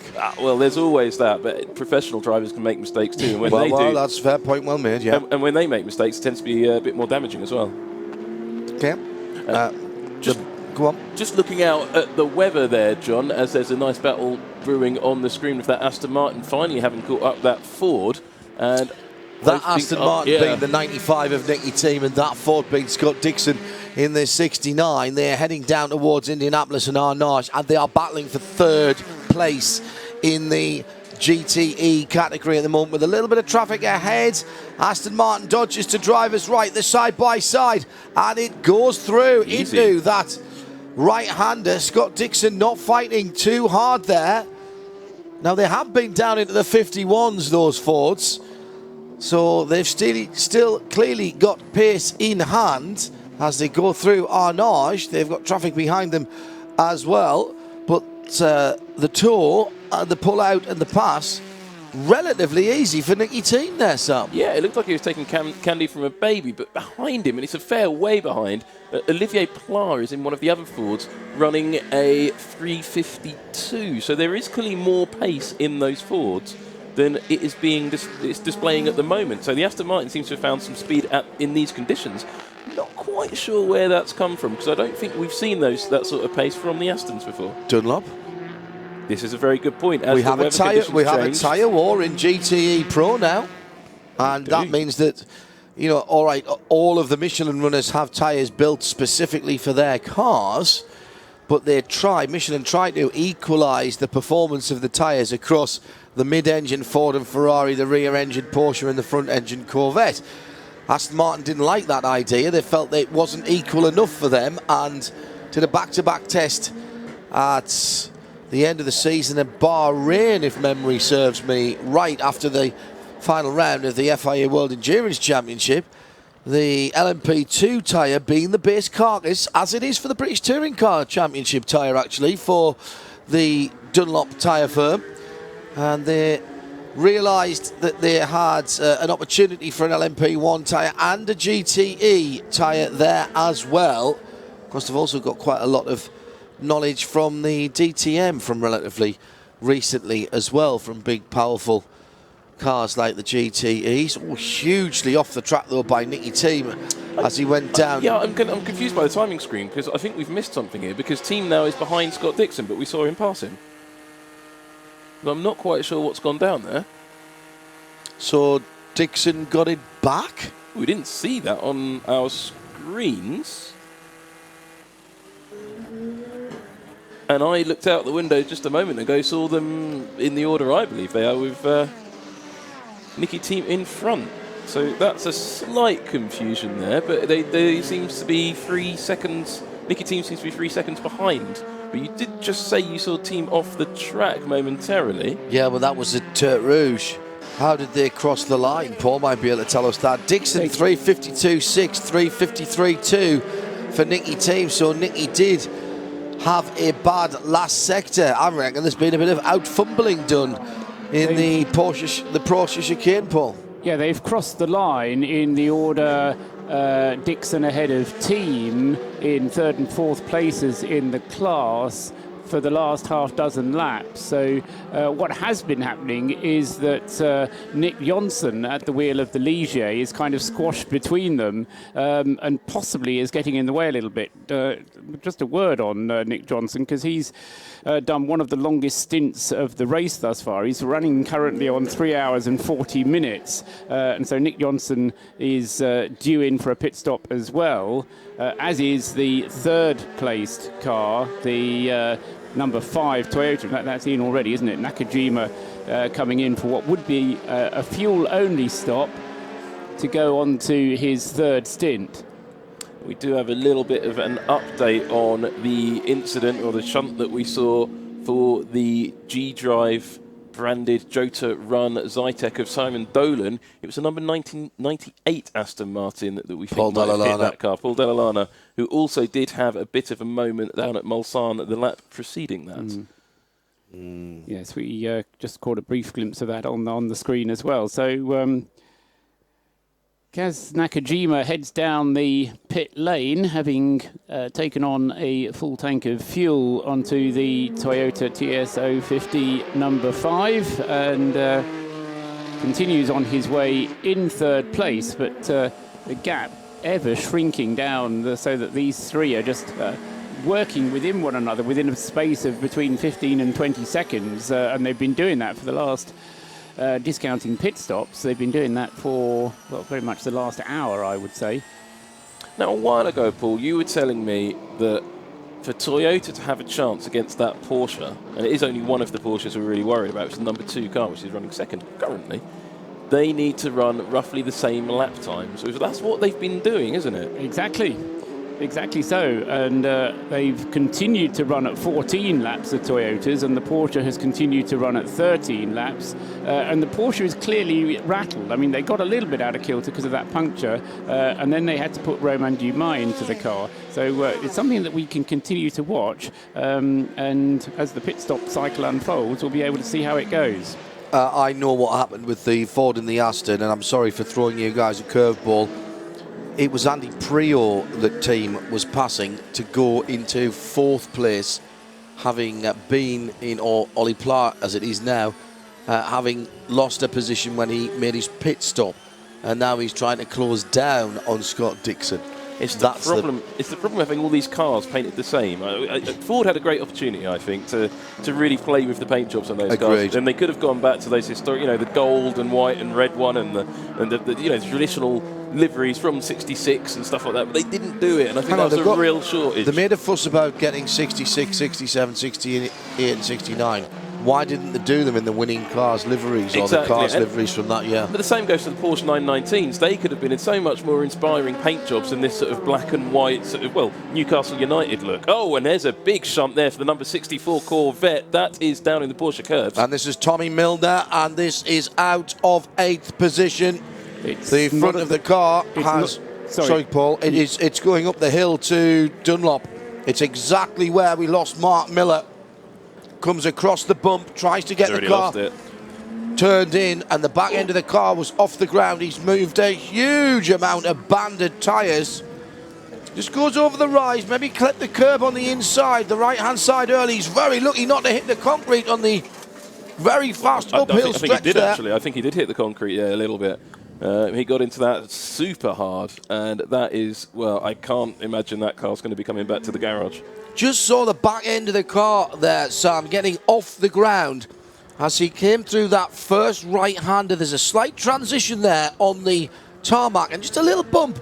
Back end's off the ground, and already he was on opposite lock, but he actually wasn't slowing down in any way, shape or form there for the left-hander that was coming up. In fact, he was already off at a tangent to the right. He's moving around in the car. That's the good news. He's absolutely fine. He's sitting there, and I think he's on the radio. Maybe he's doing... I think he's waiting to try and get recovered. But with that sort of impact on the front of a front-engined car, I can't believe he's going to be able to... And, the Corvette mechanics are shaking their head in the garage. Danny Binks was looking on there, who's been with this programme. Credit Doug Feehan for getting this off the ground. Looks like they will be staying on 99 victories for Corvette Racing. An extraordinary run. Yeah, Milner's giving up on it. He's unplugging his hoses and pulling down the window net. He's getting out of the car, all on his own, so that's fine. Back of the car, bouncing around. It got itself into a really bad rhythm, and then the last bump just set it right off. Oh, he's right on the curbs on the left-hand side, cuts across, and the car just sets up a really, really horrible bounce on the back end. And you've got to think at that point he's a passenger. Yeah, that was a really strange accident there, John, because he took the correct line, actually, into the corner. The steering column has been dragged up almost wow, I hadn't even spotted that. To the top of the roll cage inside. He's moved, 30, 40 tyres well away from the 100 or so, I'd say, actually. And that's going to be... It's going to be a long one. I wouldn't be shocked if this is actually a proper safety car. There's the medical car to come and check on Milner. He's clearly fine, bopping about. Just 2 layers of tyre barriers there. Ollie Gavin watching on in the background of the Corvette pit. Paul? My view on that, it just shows you how close to the limit these guys are all the time, every lap. And Stam and I was just saying a moment ago, the standards of driving and the relative infrequency of incidents has really been quite remarkable. And but that was a big incident. But you just see just how close, how narrow that tightrope is that they're walking. Don't think you'd be accusing Tommy Milner of any sandbagging there, would you? I don't think... I still find that a very strange accident, because to lose it there, which is an easy flat corner, it's just as he got onto perhaps the transition onto the brakes for the left-hander, He just got that slightly wrong as he lifted, and it just brought the back around a little bit, caught the bump badly, and into the end of the tyre wall. But it's still a very strange accident. Well, Milner's standing with the photographers now saying, did you get a shot of that? Yeah, look at this. Hang on, look. I think he's as mystified as we are, because he's looking at the camera trying to work out what's gone on. He doesn't understand why he's gone off. Yeah, Pussycat dressed as a shark on a rubberized. Let's see this again. Now, he comes around. You see He's that already lost bouncing it, moment. Yeah, he loses it way back way before the braking zone, actually. He's on the curb on the left-hand side, which that you can already see the car moving. He's off the throttle. It's before he even transitions. Yeah, I'd agree. That's a really strange accident. It's been done with a slow zone, and I do take your point about it was almost serious enough for a safety car, but it's being done with a slow zone up until now. We've had the race leader, Stefan Sarazan, into the pits for, I think, is going to be fuel only, and so he will be back out on his way. We've also had the second place car, Romain Dumas, in early, 10 laps on the stint for Dumas, and again, that's unless they're just trying to match the strategy of the Toyotas, but that's mad because they don't go for 14 laps. So this is another of those issue times for Porsche. I will just say thank you to the numerous people who have reminded me, including Mason Henry, Randy Chenoweth, and others, standing yellow, that the Corvette steering column does tilt. But I'm not sure whether that was before or after the shunt, to be honest. But yeah, point well made. The Vette steering column in the C7R does tilt to allow access for easier access for the driver. Nasty looking incident, but Tommy Milner has walked away and at the moment looks fine on the side of the circuit. The number 64 car, not so much. Yeah, I mean, we're looking at the front end of that number 64 Corvette, and it's completely destroyed. I mean, there's no way he could have got that car going again, I don't think. It's the whole front end is bent upwards. That's just bodywork, admittedly, but you've got to remember, there's an engine, there's radiators, there's all of these mechanical components on these big Corvettes, and yeah, they're just wheeling the car away now. So that will be another one, I think, to cross off with the big marker pen of doom. Real shame for Milner. It's a strange accident, though. I really don't understand how that happened. It might be, perhaps later in the race, we'll get the guys down in the pits to see if they can have a word with Tommy. He's in walking distance of getting back home. Yeah, there was already a medical car there. Let's go down to the pits now and take a little bit of a roundup, see who's taking advantage of this or trying to make some advantage of this. Let's go to Joe Bradley first. Somebody that was already planning on coming in as Tommy Milner knows that Corvette into the wall was the number 40. That's the Krohn Racing Ligier. That car has been in. Nick Johnson has handed the car to Yao Barbosa, and one of the most pleasant teams to deal with at Krohn Racing. And the man at the front of the car who controls the car into and out of the pits, an old mate of mine, Brian Bailey, has now brought me a lovely steaming hot cup of coffee. Brian's never really been the same after that night out in Darlington. And Bruce Jones. Well, I wasn't sure if the number 6 Toyota, the race leader Stefan Sarazan, was due in, but I thought let's see if he comes in. And as I looked up, he was coming down the pit lane. Crew came out, fuel only, but I must say I'm at pit entry and it's pretty quiet. We've got the Clearwater Racing Ferrari in, and as I say that, he drives away from his fuel only pit stop. But for Toyota, it looked very regular. I don't know if Mr. Trustwell reckoned a pit stop was due, but with that slow zone up at the Dunlop curves, it made a lot of sense. But of course the lead is looking relatively tenuous to my eyes down in the pit lane. But as Paul says, if the Porsches and the Toyotas are lapping at the same speed, Toyota are still in the hunt. Everybody in the top 5 in the hybrid. I mean, even 10 laps. All right, not for a win, Sam, but a podium could still be on if there was troubles. You're only talking about half an hour or so to get the worst of the Audis, the 5th place car, to get that up the field a bit. It is 251 laps and 17.5 seconds for Stefan Sarazan, who's already out of the pits. Luca Di Grassi getting back underway as well. What I can't explain is why the pit stop happened for Romain Dumas coming into the pits, because not only was it a pit stop for Romain Dumas, but it was also a driver change. Now, Dumas He'd only just got in. Had only just got in, exactly right. He did 10 laps and 10 laps only, and now Neil Jani has taken the car over. Well, I was very surprised because I saw him in the back of the garage walking through and rubbing his eyes, and he looked like I did, like I've just woken up, just got out of bed, but he looked absolutely destroyed. But he'd only been in the car for 15-20 minutes, I think. Yeah, so two questions to be answered then. Why was it a short stint, and then why was it a driver change? I'll take the point that possibly they used the fact that there was a slow zone coming out of the pit lane. So instead of coming out and immediately getting onto the pace, they have an extra 200 yards or 300 yards of slow zone before they actually then get up to speed.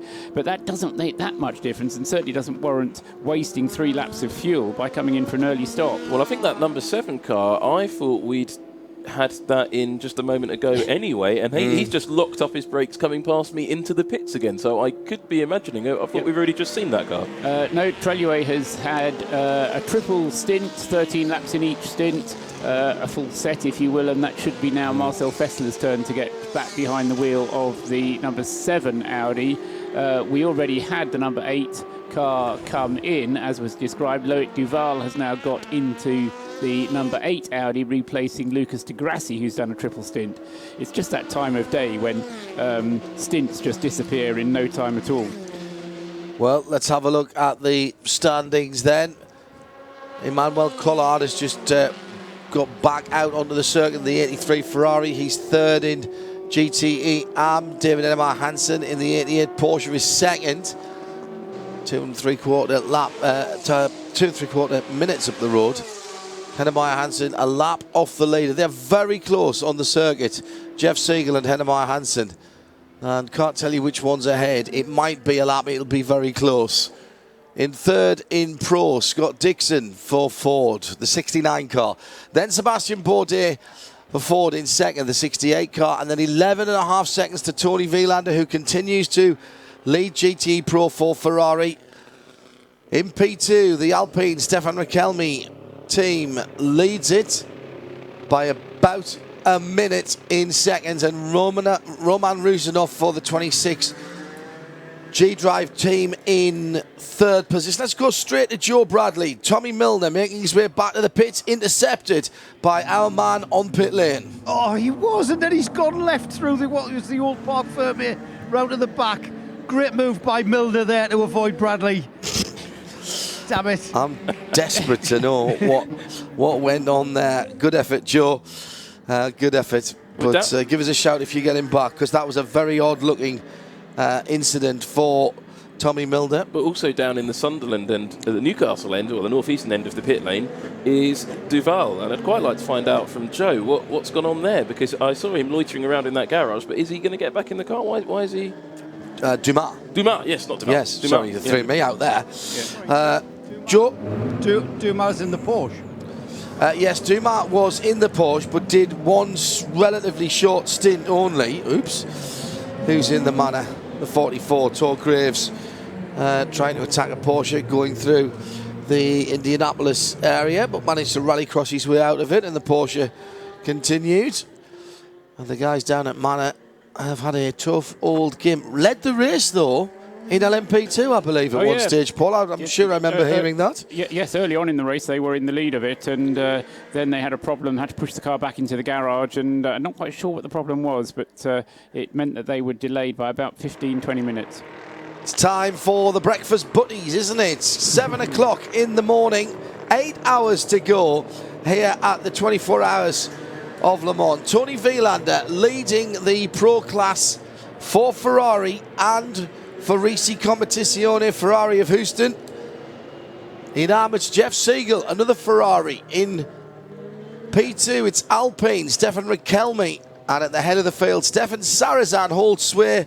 Slow zones at 2 and 3 through the Dunlop chicane and under the bridge after a very nasty and bizarre-looking accident for Tom Milner in the number 63 64 Corvette. Jan Magnussen is aboard the 63. Stay tuned to 91.2 FM. The run to the flag, just a mere 8 hours away, is live on 91.2 FM, Mobil 1, Radio Le Mans.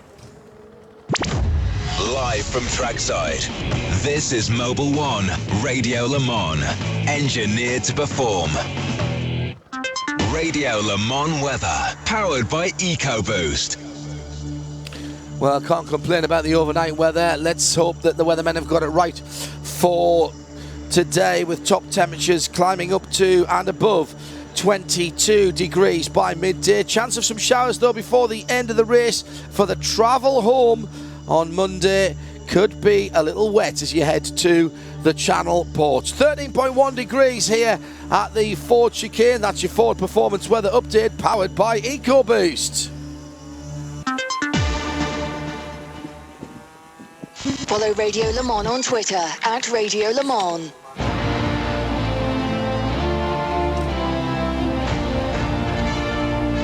Around the world. Around the clock. Endurance racing direct to you. 24 hours a day. This is Mobil 1, Radio Le Mans, engineered to perform.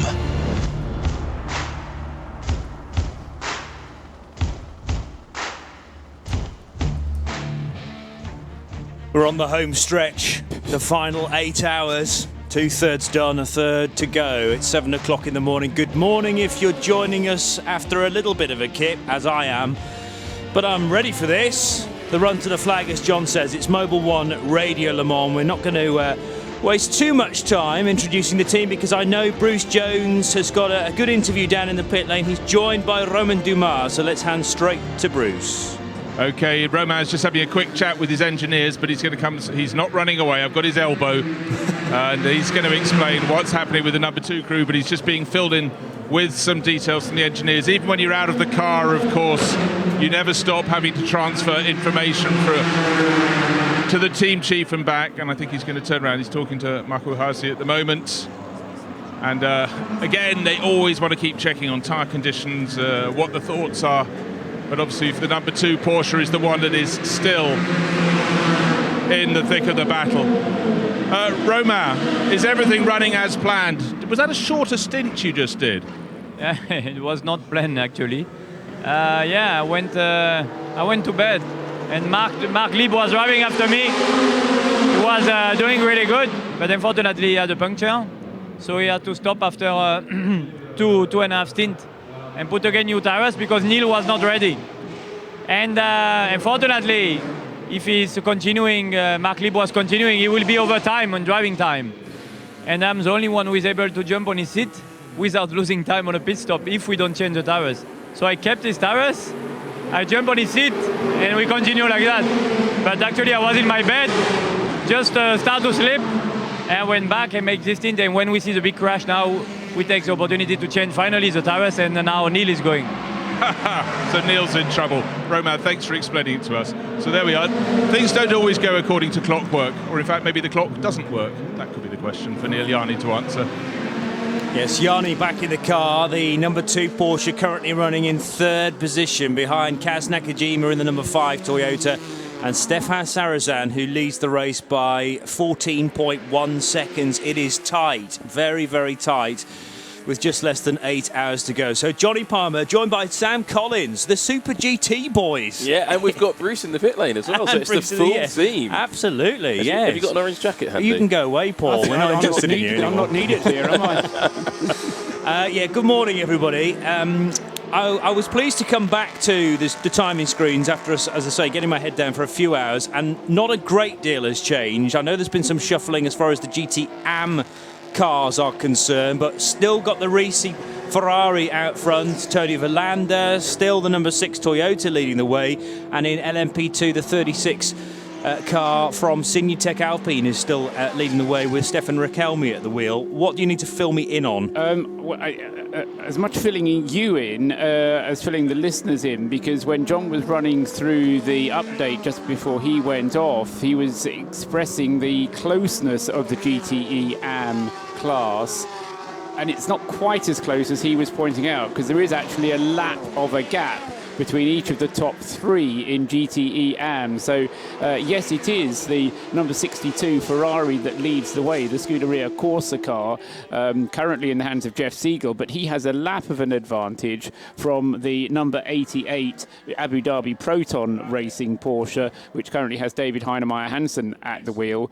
And Heinemeier Hansen has a lap on the number 83 Ferrari, which is the Emmanuel Collard-driven AF Corsa Ferrari, which is in 3rd place in the GTE AM class. So the top 3 in GTE AM, and as I say, we'll explain that and get it out of the way, because it's one of the more settled classes, because there is actually a lap of a gap between each of the top 3 in that class. The Clearwater Ferrari is the next one up in 4th place, and that's number 61, which currently has behind the wheel of its Mok Weng Sun, and that car is... I should have prepared that one. A further 2 minutes down the road, so it's not quite a lap behind Emmanuel Collard's Ferrari, but it's 3 Ferraris in the top 4 in GTE AM. Just going back to the Romain Dumas point, let's introduce our other pit lane reporter in this stint of the race, Joe Bradley. I want to be a Super GT boy as well. No, I'm afraid you can only dream of that. No, the 35 car, Joe, is in the wall. We'll tell you more about that in a second, from 4th place in the LMP2 class. But carry on your point. Just to revisit that interview that Bruce has just done with Romain Dumas, did he just say that Neil Jarni wasn't quite ready to get in the car and so he did, because when I covered Romain Dumas getting into the car, and when he took that car over, Neil Jarni was sat in a deck chair in the garage, just inside the garage, right next to what went on. So I'm a little bit confused. Bruce, what exactly did he say there? Well, I was starting to think, when I came onto my stint, I interviewed Neil, he was sitting in a chair eating sandwiches. So unless he then went back and fell asleep, I don't quite understand it. I'm not sure that it does all add up, and I'm glad you picked it up. I mean, Romain didn't want to be drawn any further. In fact, he was being pulled away from the interview by an engineer. Doesn't quite add up, but I haven't stood stalking the Porsche crew all race. I was down at Toyota end, but I came on at 4:30, and it wasn't that long after that. I'd say before 5 o'clock that I spoke to Neil. Well, we'll wait for some press releases, I guess. We'll find out, but that was it. He was told with a straight face by Dumas, so I don't honestly know. Okay, thank you, Joe. Sorry, Joe, go ahead. Yeah, like I said, it wasn't a case of Neil Jarni was able to disappear like Bruce said. When Romain Dumas got in the car, Neil Jarni was sat there in a deck chair. He wasn't, it wasn't his turn kind of thing. It wasn't that he wasn't available. He was just sat there in a deck chair. So a little bit confused there. Sounds like a breakdown in communication. Moving on. Yeah, well, whatever. Yes. I'm not saying he's telling us a little fib, but, Anyways, back to you guys. Nelson Pansy-Ticci's had a very unusual moment. The car's gone straight as a die through the first chicane, and he's tried to steer through the gravel trap. As soon as then he's found time at the other side. The steering wheel is on the lock stops to the left and just not responding at all, straight into the wall. And this looks very much like the accident that David Cheng had in warm-up this morning. It's the right-hand side of the car again. Marshall's very quickly with them, but that's a bizarre incident, Sam Collins. Yeah, it didn't even really try to turn into the chicane properly. It looks like he outbraked himself, yeah, for sure, but you can get away with that, and then just straight across the gravel, straight across the track on the other side, and straight into the concrete wall on the exit of the chicane. He's hit really quite hard and completely destroyed the right front suspension on that car. He does still have engine power, so we can just see it on board at the moment. Oh no, that's his teammate we're on board with. He does still have engine power, and he's got it in reverse gear and is trying to back out. The marshals are trying to push him out of the barrier, so he's going to try and limp the car home and get the repairs done, but it looks like it's quite a difficult job because the marshals can't move it at the moment. Very strange accident. Even when we were looking at the onboard, the driver's reaction when the car stopped, he sort of raised his hand as if to say, "What was that?" Yeah. He didn't understand it. It looked as if Pansy-Ticci was happy to go through the gravel and then was prepared to turn left as soon as he hit something grippy, and the car just didn't. And then he thought, "Wow, I'm going to hit the wall here." So that is big damage on the front right-hand corner. We're also still dealing with the Tommy Milner incident. when the 64 Corvette got to the top of Dunlop Curve, he braked in the usual spot and the car pitched right instead of left and caught the very end of the tyre wall. Big damage for the 64 car. That car's now been recovered, although they're still repairing the tyre wall, and there is a Manitou now in attendance at the first chicane to stretcher the 35 car away from the scene. So that was the 4th place LMP2 car, now in 5th position. If that car can get back, then it's still in the mix, although dropping down places even as we speak, down to 6th position now. So the cars to benefit, the number 37 SMP Racing BR01 with Kirill Ladygin on board, that's now up to 4th, and Nick Leventis running the Straka Gibson 015S, a great run from Straka this year, in the number 42 car, running up to 5th position and 54 seconds away from Ladygin's car. Yes, and of course the car to lose out with these P2 problems all of a sudden is the Simon Dolan Gibson, which fell off at the Ford chicane a little while ago, and that was then what that's what the when Simon Dolan brought the car back into the pit lane, that car hasn't come out again since that incident. So the G-Drive Gibson not yet going back out onto the circuit. Panciatici fancies his chances of getting this car back to the pits. He does. That shouting you can hear in the background isn't Johnny Palmer getting overexcited. That is Nelson Panciatici on the onboard feed that you can hear in your ears in the background here. And he's shouting at the marshals to put him down and let him go away and start to drive. But there's still bits of the car hanging off it that seem rather well attached. And, well, one of the marshals is trying to pull off the entire headlight wiring loom with the headlight still attached. But let's see if this 3/4 of a Oreca 05 can drive back to the pits.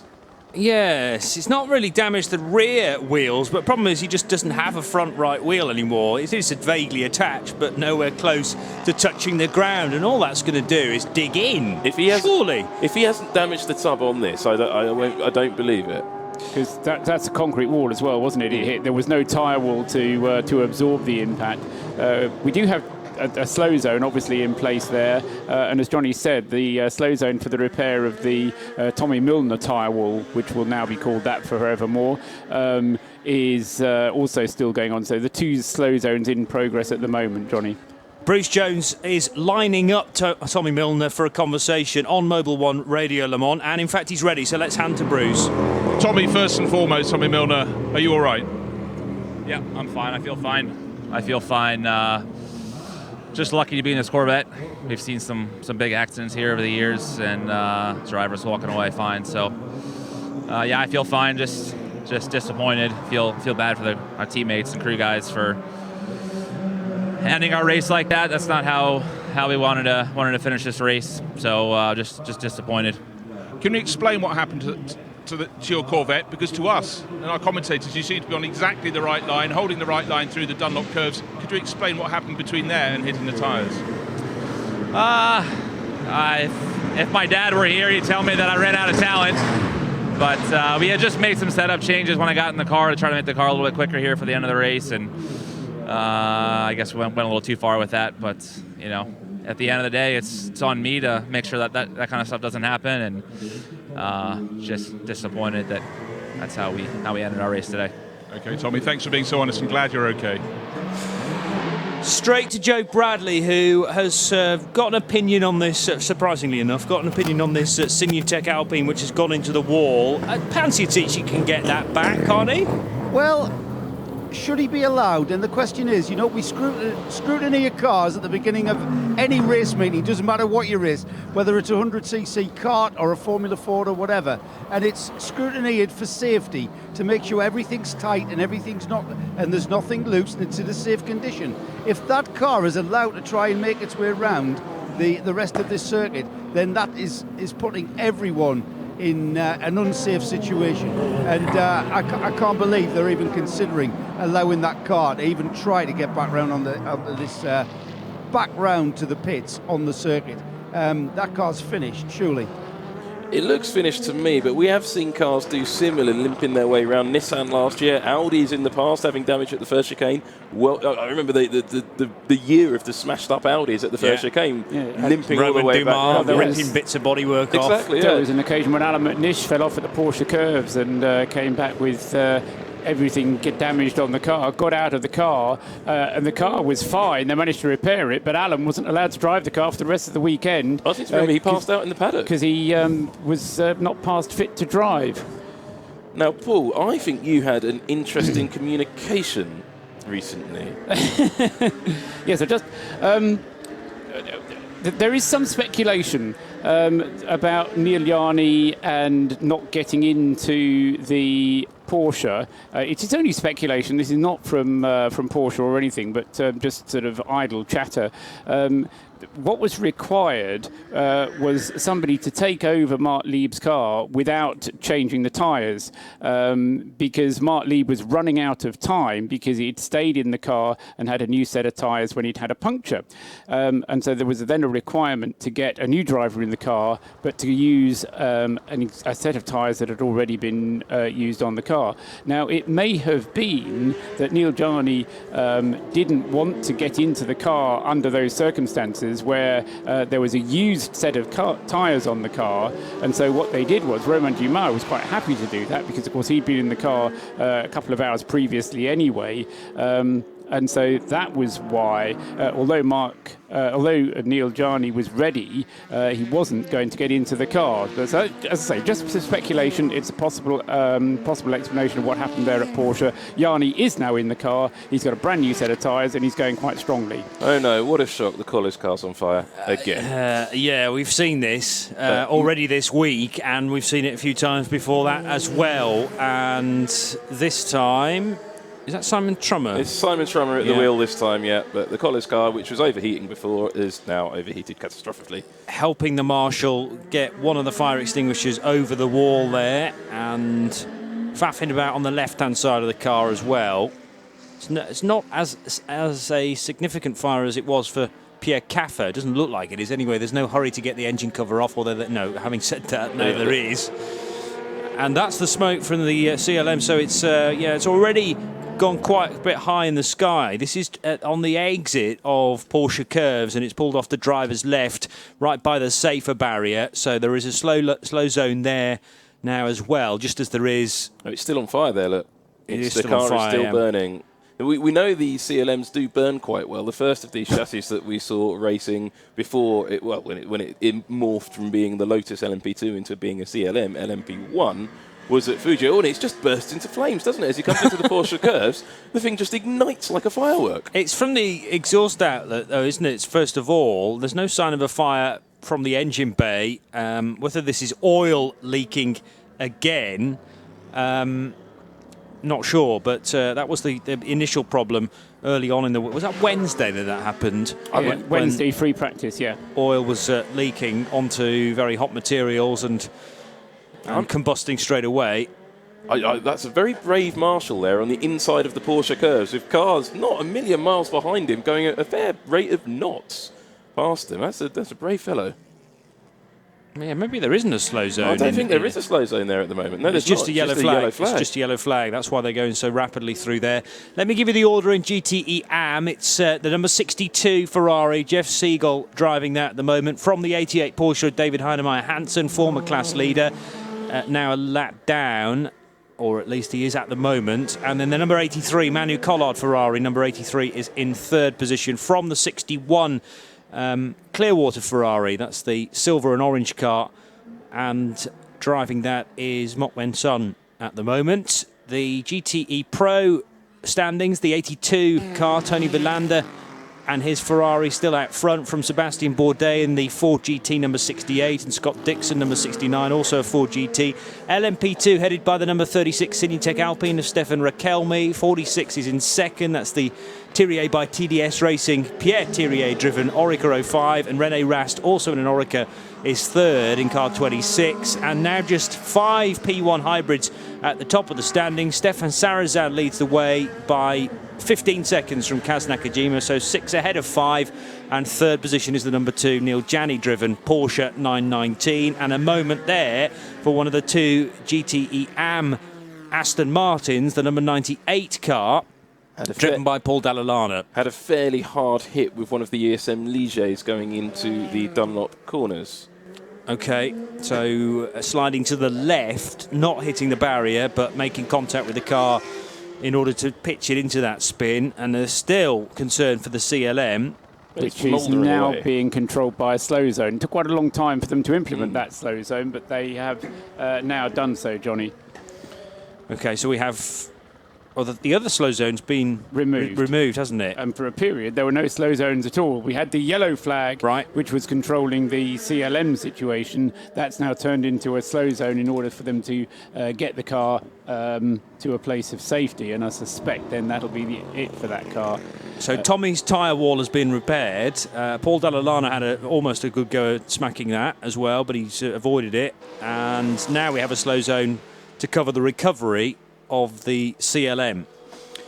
Absolutely right. And the race leader, number 6, is heading towards, where are we here? Indianapolis. Yes, the kick just before Indianapolis, and then the left-hander for Stefan Sarrazin. Lap 259. I've been trying to get a good look at this number 6 car, Johnny. On the left-hand side, just around the number 6 on the number panel, it looks to me like that car's carrying some bodywork damage. I haven't quite been able to get a clear enough look at it, and it's on the opposite side of the car to where we're located, so it's on the outside of the circuit, if you like. So I can't see if it's actually got damage or if it's just a paint job. Looks like that. No, I think it's got damage. It's like the body has been wrinkled and creased. It looks a bit like an old crisp packet. You know, it's kind of got those wrinkles in it across the bodywork. But we'll have another look at it when it comes in for its next pit stop. But that's not for about 20 minutes or so yet. One man who can shed a bit of light on that damage is Bruce Jones in the pit lane. Yeah, it's about as wrinkled as my forehead, rather sadly. But they put the little patch on, a pre-prepared patch of masking tape. They had it ready, cut to the right shape, various levels of thickness, and stuck it on the flanks at about 4 o'clock this morning, just as I surfaced to come back towards the pit lane.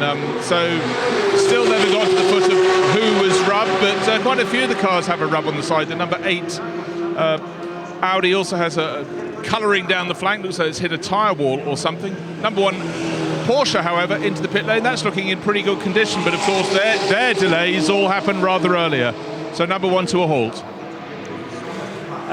Thank you for that, Bruce. We're going to get Joe Bradley on air again in a moment as well. I know he's sniffing around the Manor Motorsport garage and potentially lining up John Booth or Graham Loudon for a quick interview. Alex Sinclair tweeting at Radio Le Mans, at Blackwell Johnny, at Racecar Engineer. Which 3 Super GT drivers would you pick to enter Le Mans 2017? But nobody entered this year, so we can't have Sugio Matsuda. Who are we going to pick then for a exclusive Super GT car? I presume, Alex, we can pick anybody we like. We don't have to adhere to 2 platinums and a bronze or a silver. So, I mean, think about this. Graham Loudon is now with Joe Bradley, but we've got to pick 3 Super GT drivers that we want in Le Mans 2017. I've got the list. Joe? Yeah, the number 44 Manor car has just been in and pitted, and now I've taken the opportunity to grab a chat to Graham Loudon, who I've been waiting to do this since the race started. So, Graham, when you guys were thinking about what you were going to do and when you were going to go endurance racing, did you ever think, I wonder what it feels like at 8 o'clock on the Sunday morning? I had a pretty good idea actually from watching, so I knew exactly what it would be like. But it's a super special race this, and it's been a tremendous experience. We've learned an awful lot. Coming into this race, this is our 3rd sports car race, as we've said before. But coming into this race, we'd never run the car for more than 6 hours, and actually just ahead of 6 hours, it was all looking quite good. But we're learning every single lap, and I think the pace of the drivers in particular has been extremely good, especially with the lineup that we got, 2 silvers and a platinum, and the lads have done a really great job, and the lads here in the garage as well have had a couple of challenges through the night, and they've reacted incredibly well. So from that point of view, we've just learned a lot, which was the whole point of being here this year. Le Mans, Graham, is not just about how fast you go, it's about how you react to that diversity, isn't it? Absolutely, yes. We had a problem. We led for the first few hours in LMP2, and Roberto pulled out a really massive lead actually, and he did a tremendous job. And then we had a problem with the starter motor. We just couldn't restart the car after a pit stop, and we just had to change the whole lot.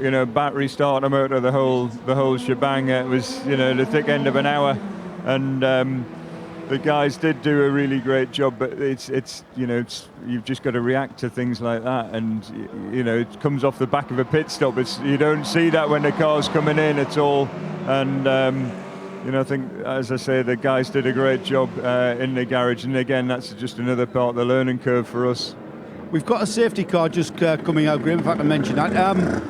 I mean, from the outside, up and down the pit lane, your car goes out, it goes round and round, it comes in, it takes on tyres and fuel. It looks very simple, but I'm sure it isn't as simple as it looks. No, it's not simple, but it's a bit of a shame because pace-wise we're looking really, really good, and we had two fairly simple issues, but ones that took a long time to fix, and that's just pushed us a long way back. But as you say, when you watch the car, it's going round, it's got good pace, and what have you. But it's the usual thing. There's a fair bit of paddling going on underneath the water to keep it looking as smooth as it does above the water.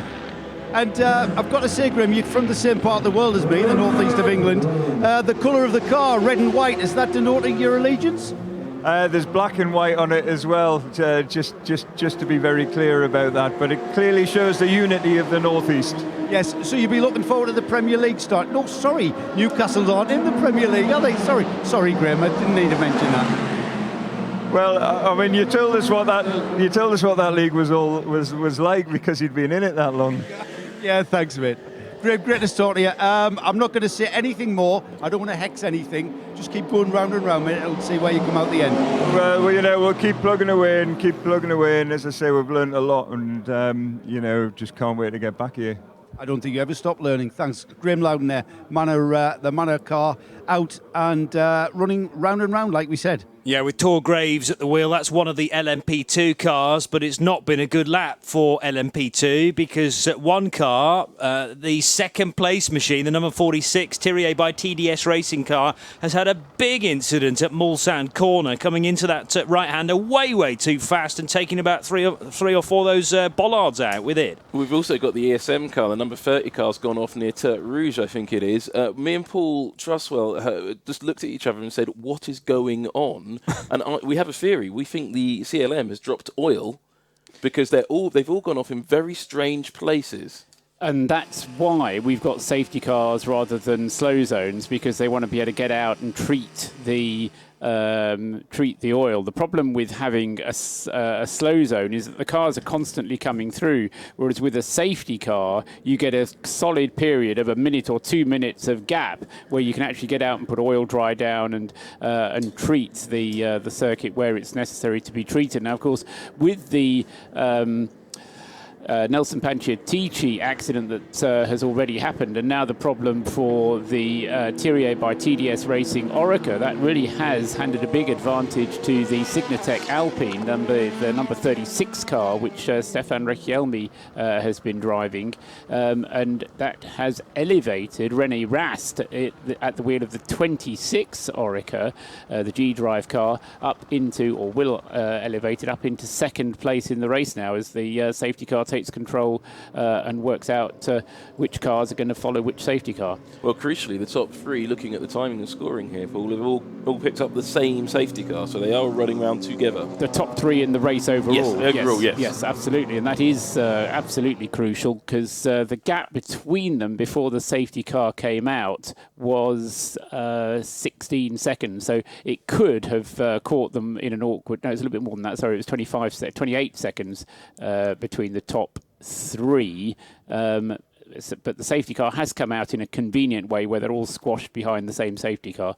Well, there's some drama in LMP2 as the class leader is in the garage with the engine cover off. Yeah, almost to emphasise the point about LMP2 and it not being a good phase of the race for these cars. The race leader's now in the garage. So we've got the second place car, what was the second place car, the 46, with a big incident at Mulsanne corner and nose ripped off the car as it collided with bollards, as we say, probably because there's some oil down at Mulsanne corner. Also the issue for the ESM machine, but now the Signatec Alpine, driven by Stefan Recchielmi, is wheeled into the garage, and the team looking to try and turn that car around relatively quickly. They don't look overly flustered, and we'll try and get an update from one of our pit crew just as soon as we've done an IHG Rewards Club hourly update. We're moments away from that, but yeah, under our 4th safety car, and the Thierry by TDS racing car driven by Pierre Thierry is making its way back to the pits under its own steam. It's missing its nose, but crucially for that Oreca 05, the front wheels are pointing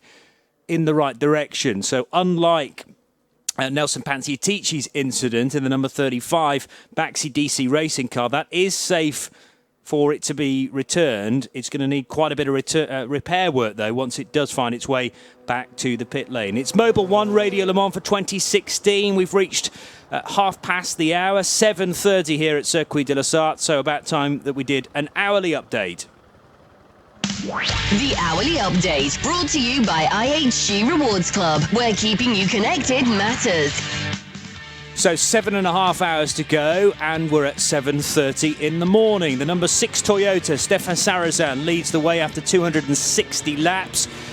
And he's ahead of the sister Toyota, the number 5 of Kaz Nakajima. They're circulating behind this safety car, only 5 seconds apart. And in third position, Neil Janney is flying the flag for Porsche. Bear in mind that the other Porsche no longer in the equation for a good result, so it's all about the number 2. Currently sitting on the third step of the podium, but a long way to go yet. Fourth position, the number 8 Audi of Loic Duval. Making a pit stop on this lap is the number 7 Audi, but running in 5th position, Marcel Fessler.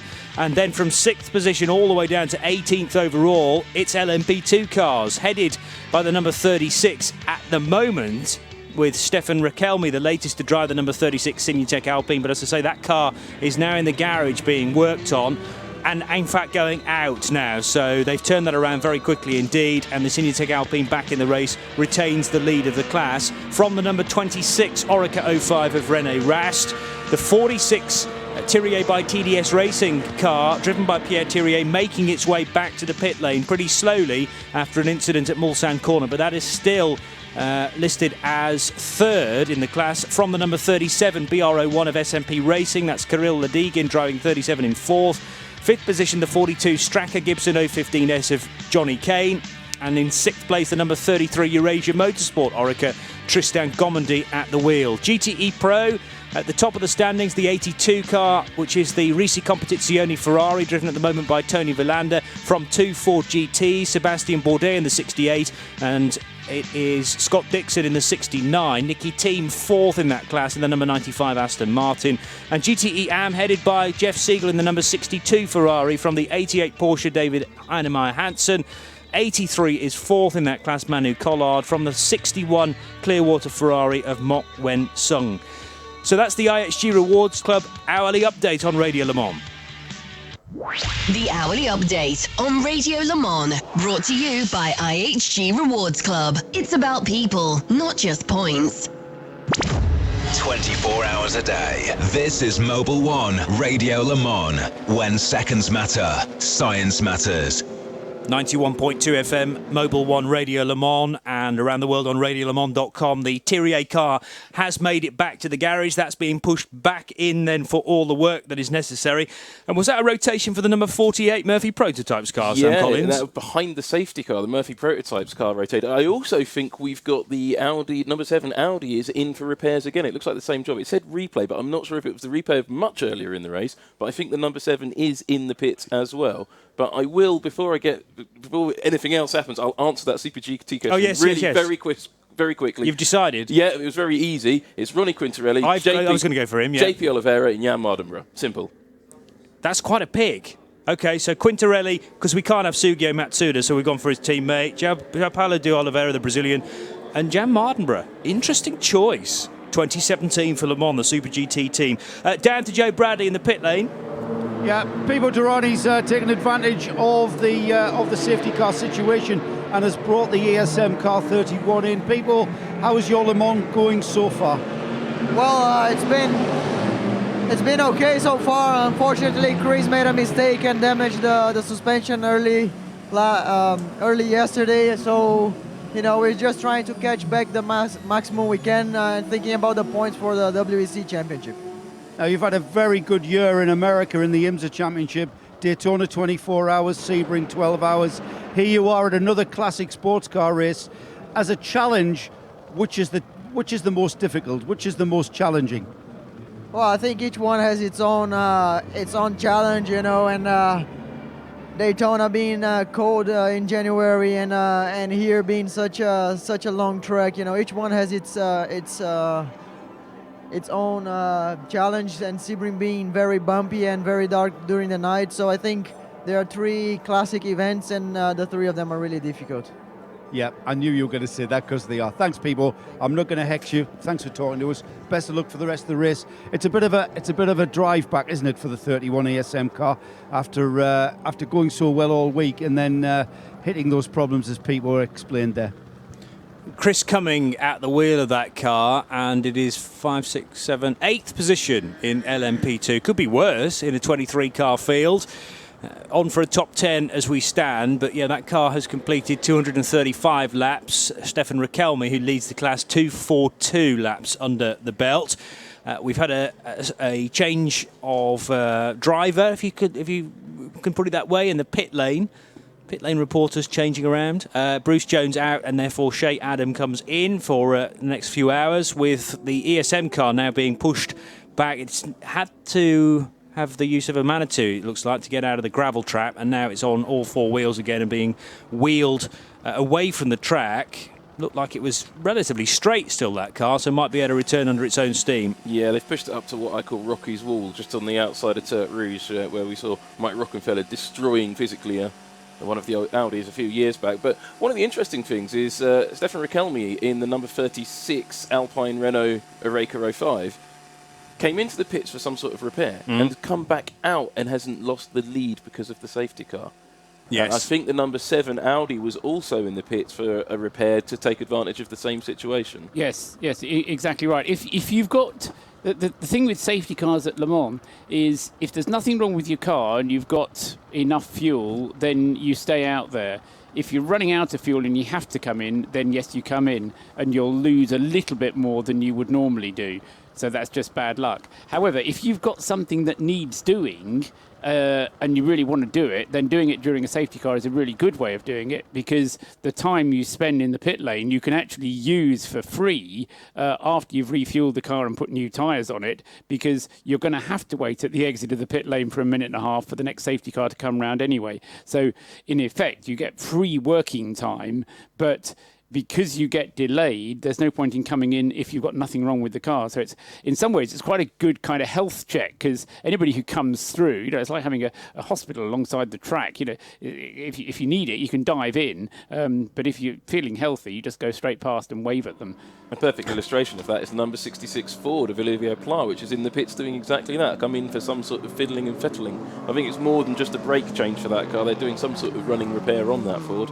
But yeah, he's in from the GTE Pro. Now, he was running at fourth or fifth in class, and now will possibly start to fall down the order a little bit, because it's not all that far back to Johnny Adam in the Aston Martin number 97. Yeah, I'd imagine there are different lists being compiled, and they contain different bits of different jobs, I suppose, of different priorities, and some of them can wait for the next available opportunity.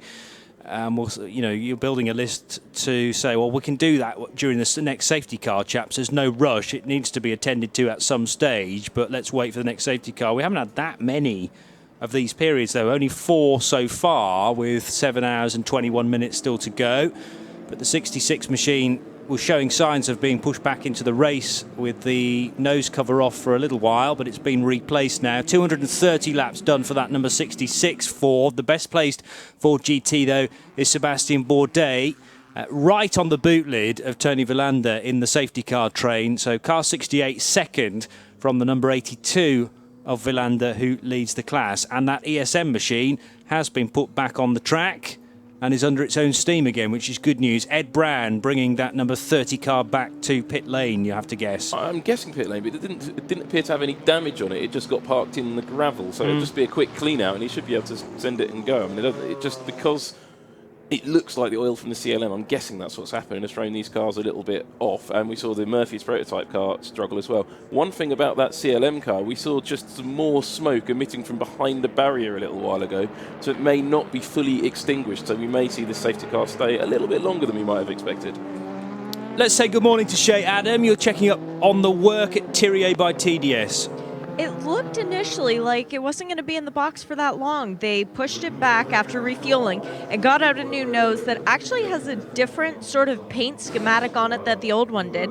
I can tell because what little bit of the old one that is left, which is pretty much just the front portion of the nose, the very tip of it, and a little bit of the wheel well cover is raw carbon. The new piece that they're putting on is very, very shiny with a lot more red spread out over it. So you'll have to notice a new livery for this car, but they put this new nose component on the car, put everything together, went to wheel it out, and then realized something wasn't quite right. Well, now they have put it back on. They have wheeled the car back out. Pierre has gotten out of the car. I believe that is Matthias Besch's helmet behind the wheel now. It is the Swiss colors, although saying that it could be Rio as well, because they do both share the same helmet colors. Firing the car up, and he stalled. They tried sending him back out, and there he goes again. So now he'll have to wait at the pit exit for the safety car train to come around. But that was perfect timing, because as you can hear on the front straight, cars are coming past. Both Toyotas pitting in sequence. The 6 ahead of the 5. Mike Conway getting aboard the 6. The driver change for the 5 is going on now. Can't quite see who is getting in that. Doesn't look like Ant Davidson, though, so that should help solve that mystery, as both of those cars are having more lengthy pit stops because they have the time to spare. A good clean to the windshield. It is Buemi in the 5. Thank you, Johnny. As a tire change, at least for the 6. Fuel still going on the 5. The tires going on the 5 now as well, as it goes up on its air jacks. If you've got the time, you may as well do it. And everything is going normal down here, Johnny.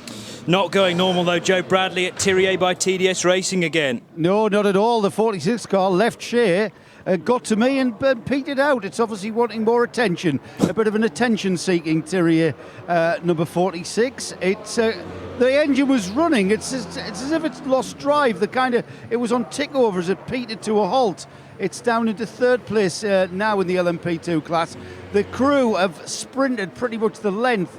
Let me just explain where I am. I'm just before pit out, just in front of the ESM pit, so it's quite a way up the pit lane that it made its way, but the crew have now got it and they're pushing it back manually, so still problems with that 46. Their day isn't over yet with that car.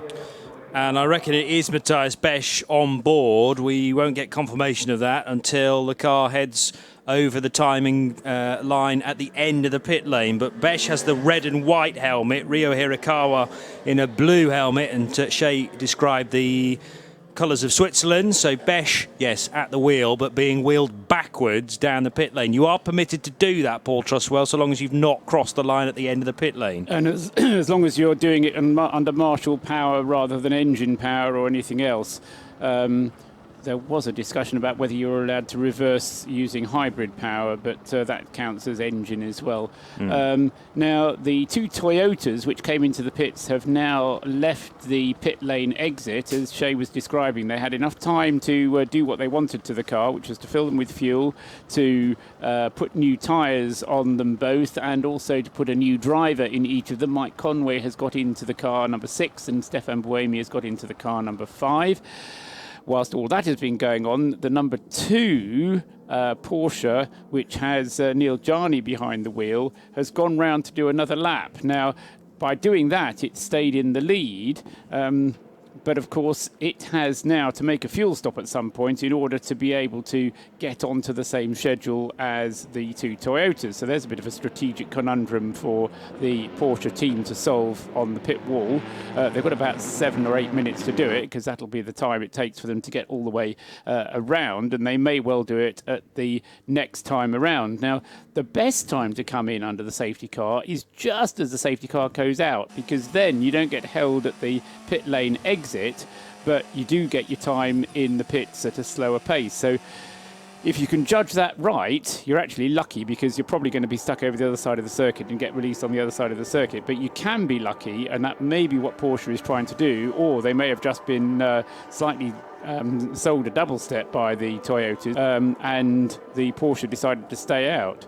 There's one thing I'd like to point out about that Porsche stop that's coming up. They've got new front bodywork prepared for that number 2 Porsche. So when Neil Jani does come and bring it back into the pit, he's going to get a new front bodywork section, and I think that means they're going to be making a aerodynamic balance adjustment to that car and taking advantage of this extra time. It's a good theory, and we'll see whether it happens or not if Neil Jani brings the Porsche into the pits. Of course, what will happen is, because you get the free time, you might as well give him a new set of tyres, even though he had a new set of tyres at the previous stop as well, and that will put Neil on an even longer stint than perhaps he was expecting to get when he got into the car. But having had the extra period of rest, that shouldn't necessarily stop him. Right at the start of the race, Neil did the start of the race and then got out of the car just after the first safety car had been completed. So it's kind of that turn has turned about. But the fascination of this race continues. The safety car remains out. Yeah, I mean, it's still got plenty of meat on the bone to gnaw on as we go through. Still 2 Toyotas against a Porsche up at the front of the field with a Porsche ahead, Johnny.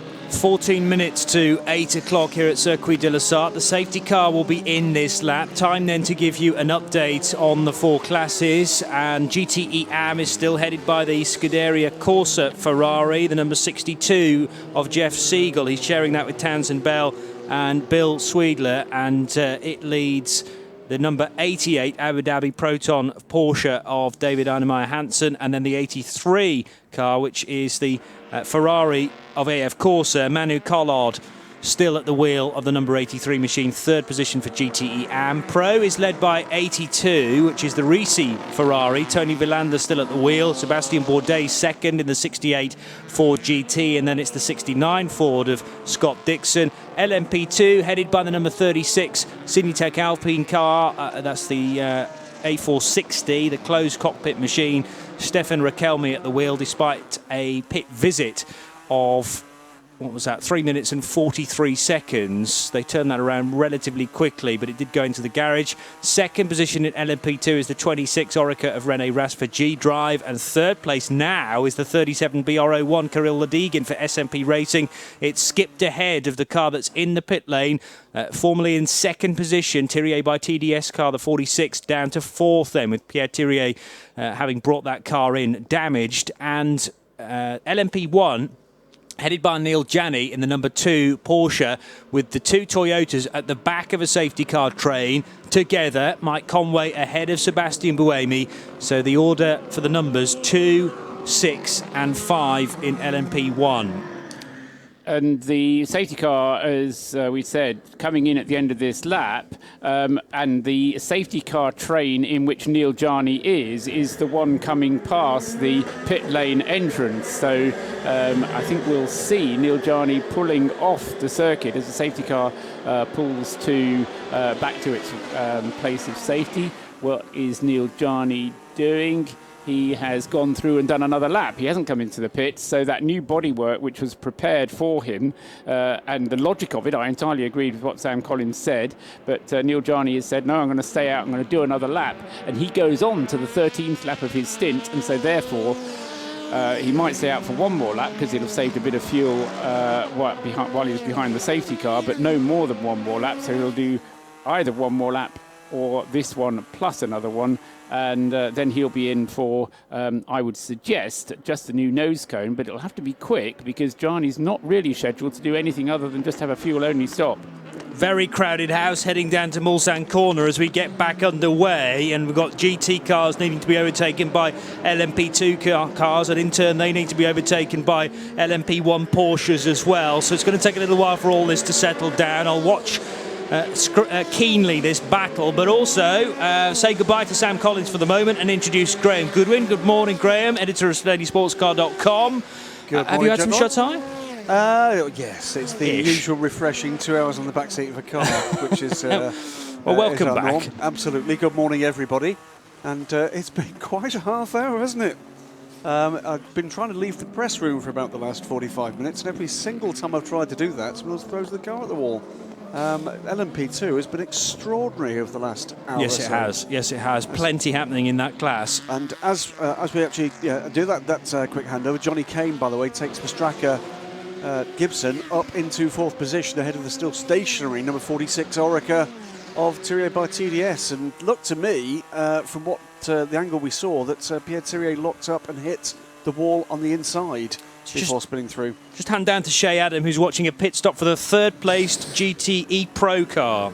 Scott Dixon brought the number 69 in. They did a driver change and fuel, but no tires. It wasn't exactly dignified as Scott pried himself out of the cockpit of the 69 and Richard Westbrook installed himself, but they got the job done and it was a pretty quick stop.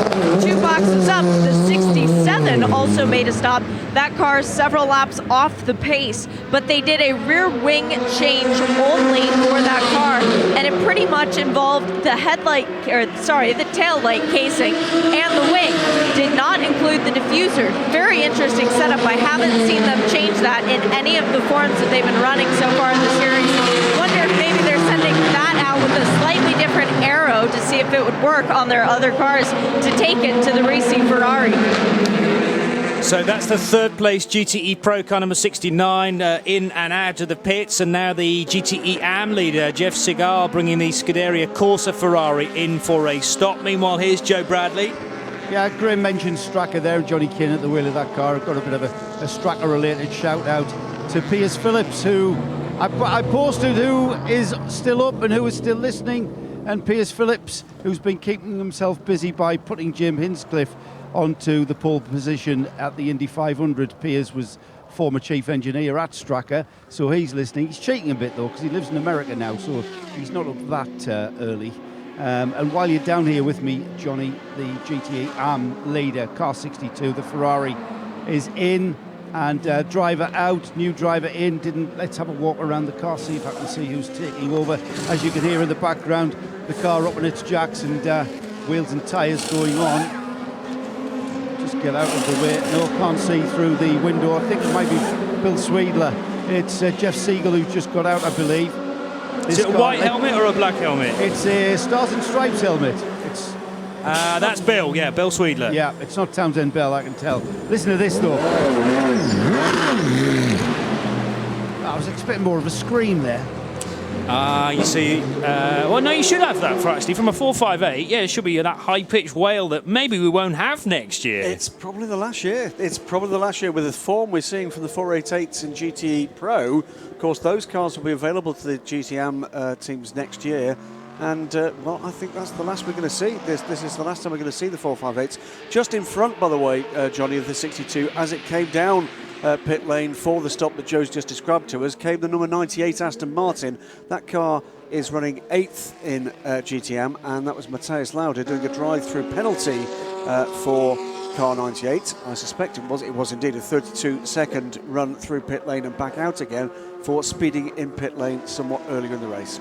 32 seconds is the pit lane delta, therefore. It's taken us a few hours to answer that question, but we were trying to work out how long it takes you from pit in to pit out without stopping. 32 seconds is the answer, because the timing loop at pit in has been adjusted for the 2016 running of the 24 Hours of Le Mans. We're expecting the number 2 Porsche in this lap, because the crew, according to Shea Adam, are out onto the apron. Meanwhile, Mike Conway, beg your pardon, Sebastian Buemi jinking from left to right behind Mike Conway. These two Toyotas running a car length apart and managed to dispatch one of the GTE AM Ferraris there, but they are nose to tail, Graham. For second position, of course. Mike Conway currently second position. And Sebastian Buemi, the lapping rather quicker than Nil Gianni's managed on his last lap. 3:25s, of course, for both of these. 3:32 for Gianni in traffic, and there goes the positional change. Buemi goes ahead of Mike Conway, and off he goes into second position. They're chasing down the Porsche as he threads the needle between the Clearwater Ferrari and I think that's the So 24 car, isn't it? As they come along down to try to chase down the Porsche, which we believe during this time. Yes, it will be either this time or next time, depending how much fuel Neil Jarney was able to save whilst the safety car was out. give credit where it is due. At least a whole chunk of the reason that the number 5 car has been in a position that Nakajima has been in, it's Buemi now, isn't it, has been in a position to overtake Mike Conway was the work of Anthony Davidson during the night. Did a sterling job on a triple stint and really brought that number 5 car back into contention because it had fallen back by about a minute. But he kind of plugged away at it, and the car, really nicely balanced, brought into the pit. So into the pits comes the race leader, Neil Jani. This should be, theoretically, if all that's right with the world, be a fuel-only stop. But we did see them preparing that nose cone, and possibly, therefore, we'll get a new nose for the number 2 car. But all they really want to do is just get him in refueled and get him on his way again. We can hand down to Shea Adam with an update on the number 4 CLM, and hopefully you can see the Porsche pit stop as well. Yeah, standing in front of the Porsche actually is how I noticed that the 4 car has finally put their garage down. Fuel only for the Porsche, fuel only. They have the nose out. They do not have it ready to be put on the car. So as soon as the fuel guy pulls, there we go. No driver change, no tires. And I think the nose is there in case they get an opportunity, but they're not going to throw away a lead. Okay, thank you for that. CLM, the number 4 garage door is down as the number 2 Porsche rejoins behind the Toyotas, or between the two of them. It's tight, but yes, just behind. And applause from Toyota, who have edged ahead for the race lead. So Buemi ahead now of Conway, with Jani slotting into 3rd position. Well, with just over 7 hours of this race remaining then, the top 3 in the Le Mans 24 Hours of 2016, separated by, about a second and a half. Absolutely astounding race. The whole thing, I have to say, once the race got going, after we had that 53 minutes under the safety car, the poor weather to greet the start of the 84th running of this fabulous race, since then it's been all action, and no little amount of it in the breakfast hours, if you like, Johnny. And well, I think in the half an hour before I actually left the press room to do the 5-minute walk across here, I think we had 5 cars in trouble in the wall. Astonishing stuff. I think they're clearly as tired as I certainly felt this morning. Number 8 Audi now down pit lane. Loic Devel in as Neil Jani has left. The other interesting thing that's going to happen over the next few minutes is that the 2 Toyotas that lead this race will have to lap the number 1 Porsche, which is just up the road. And bear in mind, the 2 Porsche is closing in on them. So I just wonder whether who's at the wheel of the number 1, Timo Bernhardt. Is he going to prove pretty difficult for these Toyotas to lap now? Yes, of course he is. Well, this is Le Mans. Well, there is Bernhard. Bernhard is what? I'd say a second and a half, 2 seconds to the good on the road at the moment, ahead of Sebastian Buemi. So Buemi perfectly capable of being aggressive in traffic. He's blasted out of Mulsanne corner and is now going to get pretty well engaged with Timo Bernhard as a run down to Indianapolis. The 2 Toyotas clear the rest of the traffic, as Jani tries to do the same. Just the Manor Oreca between them, and we're going to have 4 LMP1s nose to tail through Indianapolis and Arnage. As the number 2 Porsche sneaks by the 44 Manor Motorsport Oreca 05. Did that very convincingly indeed. No time lost really for driver of the number 2, Neil Jani. Should say the number 1 car is recovering through the field in terms of track position, not in terms of laps lost, I'm afraid, to the it's the battery issues. We believe certainly was a big chunk of the time lost to very long stops early in the race. Both of which were over an hour. There was one which was an hour and a quarter, Graham, and then the other one, the following a slow lap, he then spent an hour and a half in the pit. So altogether, there's an additional 2 3/4 hours spent either in the pits or getting back to the pits. Aston Martin having to go totally off the track there to allow the 2 Toyotas through, but fortunately for them, it did leave the circuit across the white line to allow cars 6 and 5 through, 5 and 6 through in the order that they run, with Neil Jani only, 8 or 9 car lengths behind. Down to Joe Bradley for a quick update. Well, a short while ago you heard Shea report on the number 46 Interior by TDS Racing Orica left its pit garage, and then as it got to me towards pit out, it literally petered out, and the car was then had to be retrieved and manually pushed back by its crew all the way back down the pit lane and into its garage.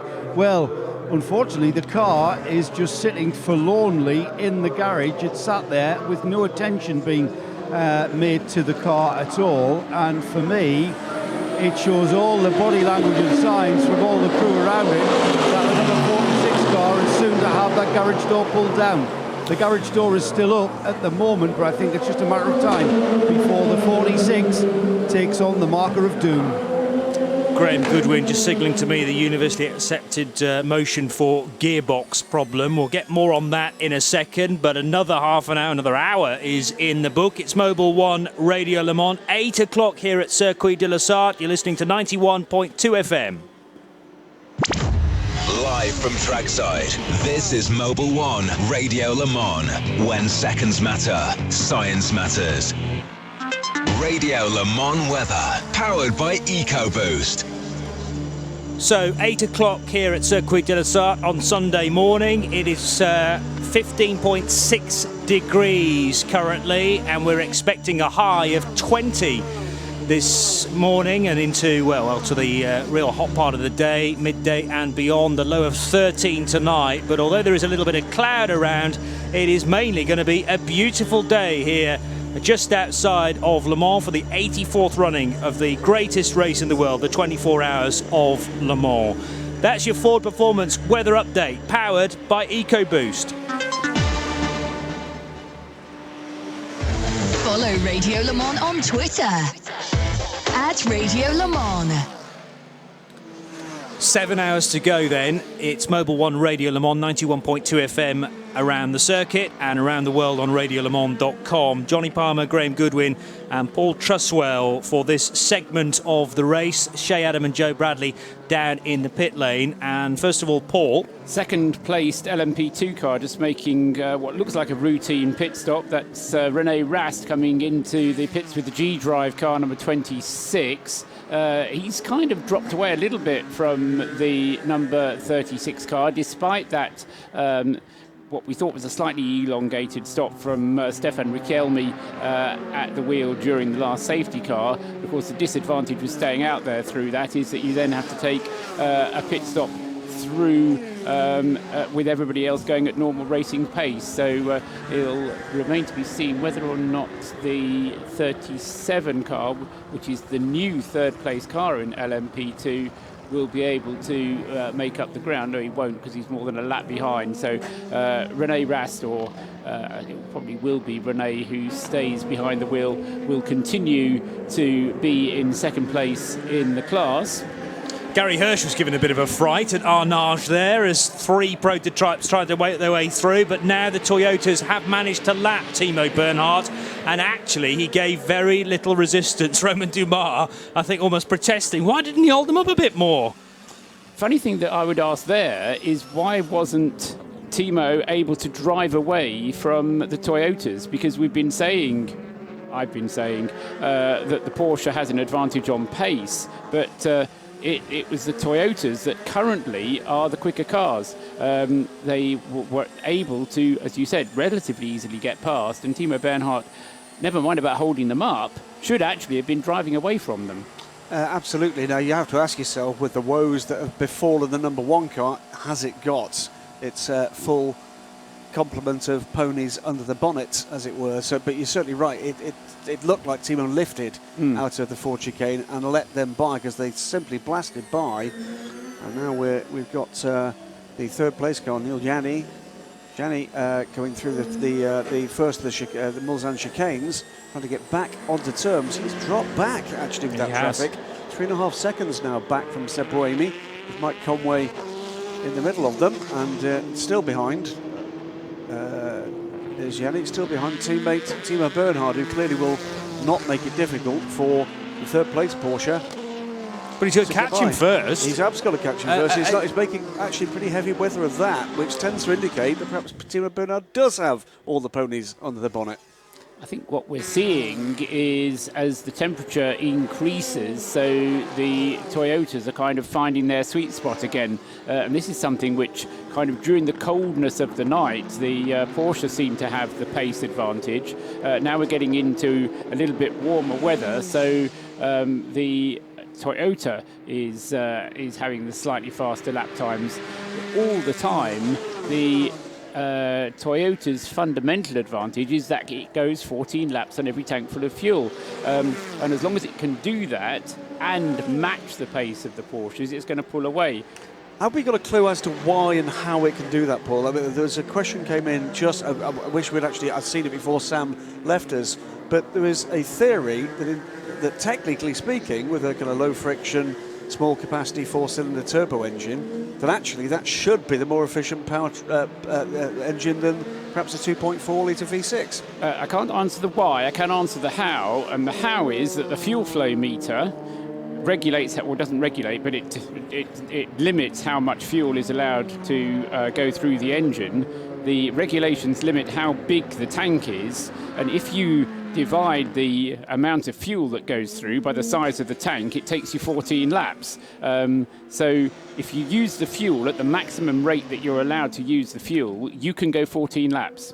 The why, and this is the bit I can't answer, is why Porsche only goes 13 laps. Because they've got exactly the same regulations construct, and they can, according to the regulations and the fuel flow, unless they're overusing the fuel, but they can't be because the FIA would stamp on it as soon as they did, they can go 14 laps. What it means is that either they're running the car a little bit light and never having it completely full of fuel, so they always just leave it a little bit short and just run it a little bit lighter, and so it's always that running that little...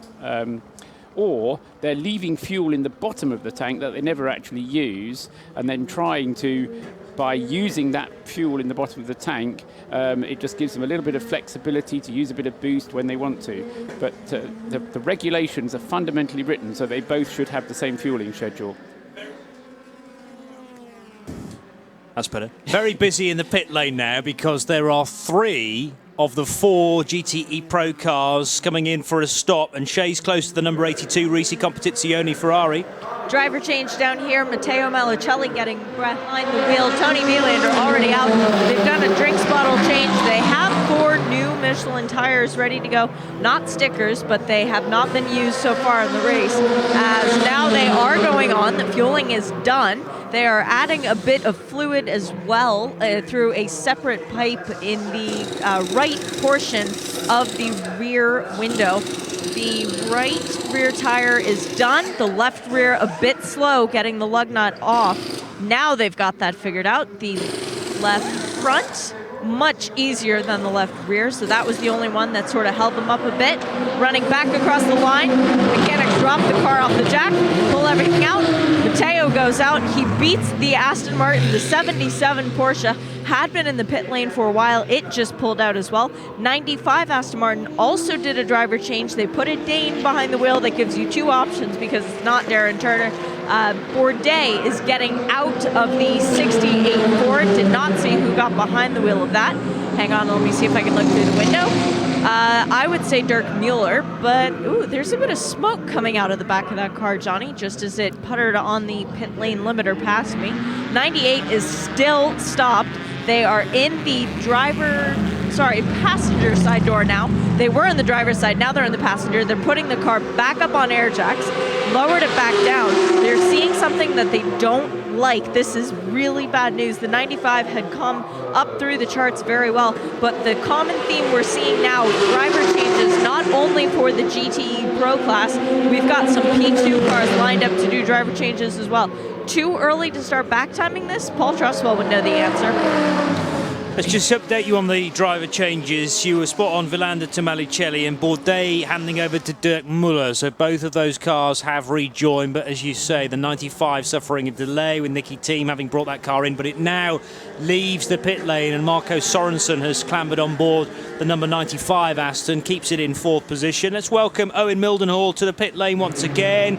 An update from LMP2. Yeah, hi Johnny. Some sad scenes down here in the number 38 garage. The number 38 Gibson G-Drive. It's posted as a retirement. The guys are all giving each other lots of hugs, and unfortunately that car is now an official retirement from the race. But obviously the other side of the garage looking much happier with their Orica number 26 car. That side of the garage looking a little bit happier, but obviously a little bit pensive as well. Thank you, Owen Mildenhall. Graham. That's a sad end to the Le Mans career, at least for that car.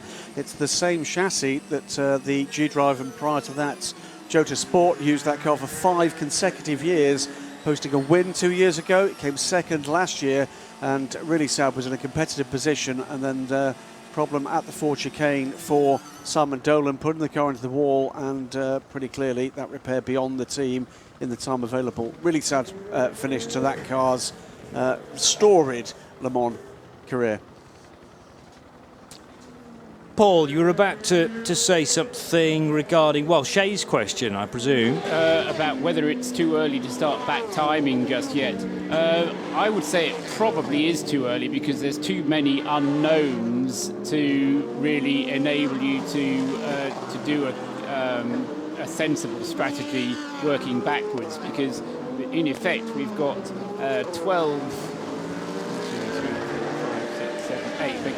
8 more pit stops for the P1 cars, the leading P1 cars, and even with double and with triple stints, that means you're still talking about a complete cycle of all 3 of your drivers through the car, and anything can happen. You know, there's going to be slow zones, there's going to be possible strange weather, and all kinds of things. So it's far too early, really, I think, is the short answer to Shay's question. What I am amazed at, I mean, we've kept on repeating it, but here we are, 17 hours into the race, still. Okay, there's more than 6 still to go, but we have this absolute dogfight at the front of the field between the 2 Toyotas and the Porsche. You can't say anything about team orders here because the 2 Toyotas are having to go flat out because Neil Jarni in the Porsche is less than 5 seconds behind the pair of them. How flat out? Well, Sebastian Buemi on the last lap put in a 3:23.7. The gap between the 3 now a massive 6.273 seconds after 17 hours of racing. And it's been like this, guys, on and off and around pit strategy throughout the night and into the night. Yeah, absolutely it has. I'll just echo, because he's not here to say it for himself, John Hindhoff's point that the disappointment is, for some reason, and through the night we had an explanation because it was very cold, but the lap times in absolute terms haven't quite been as quick as we've expected them. And so we were expecting to have times dipping down into the 320s, probably into the 3 teens, especially at this time of day, the happy hour when it's getting light, and it just hasn't happened. For some reason, the combination of track conditions, temperature, just hasn't given them the grip. Most of the drivers we've spoken to have said they haven't had the grip to be able to do it. And maybe there's an element here about these guys are pushing the boundaries of this tech. And in particular, the tech that we're talking about here is efficiency, less fuel. They've got less fuel to play with this year than last year.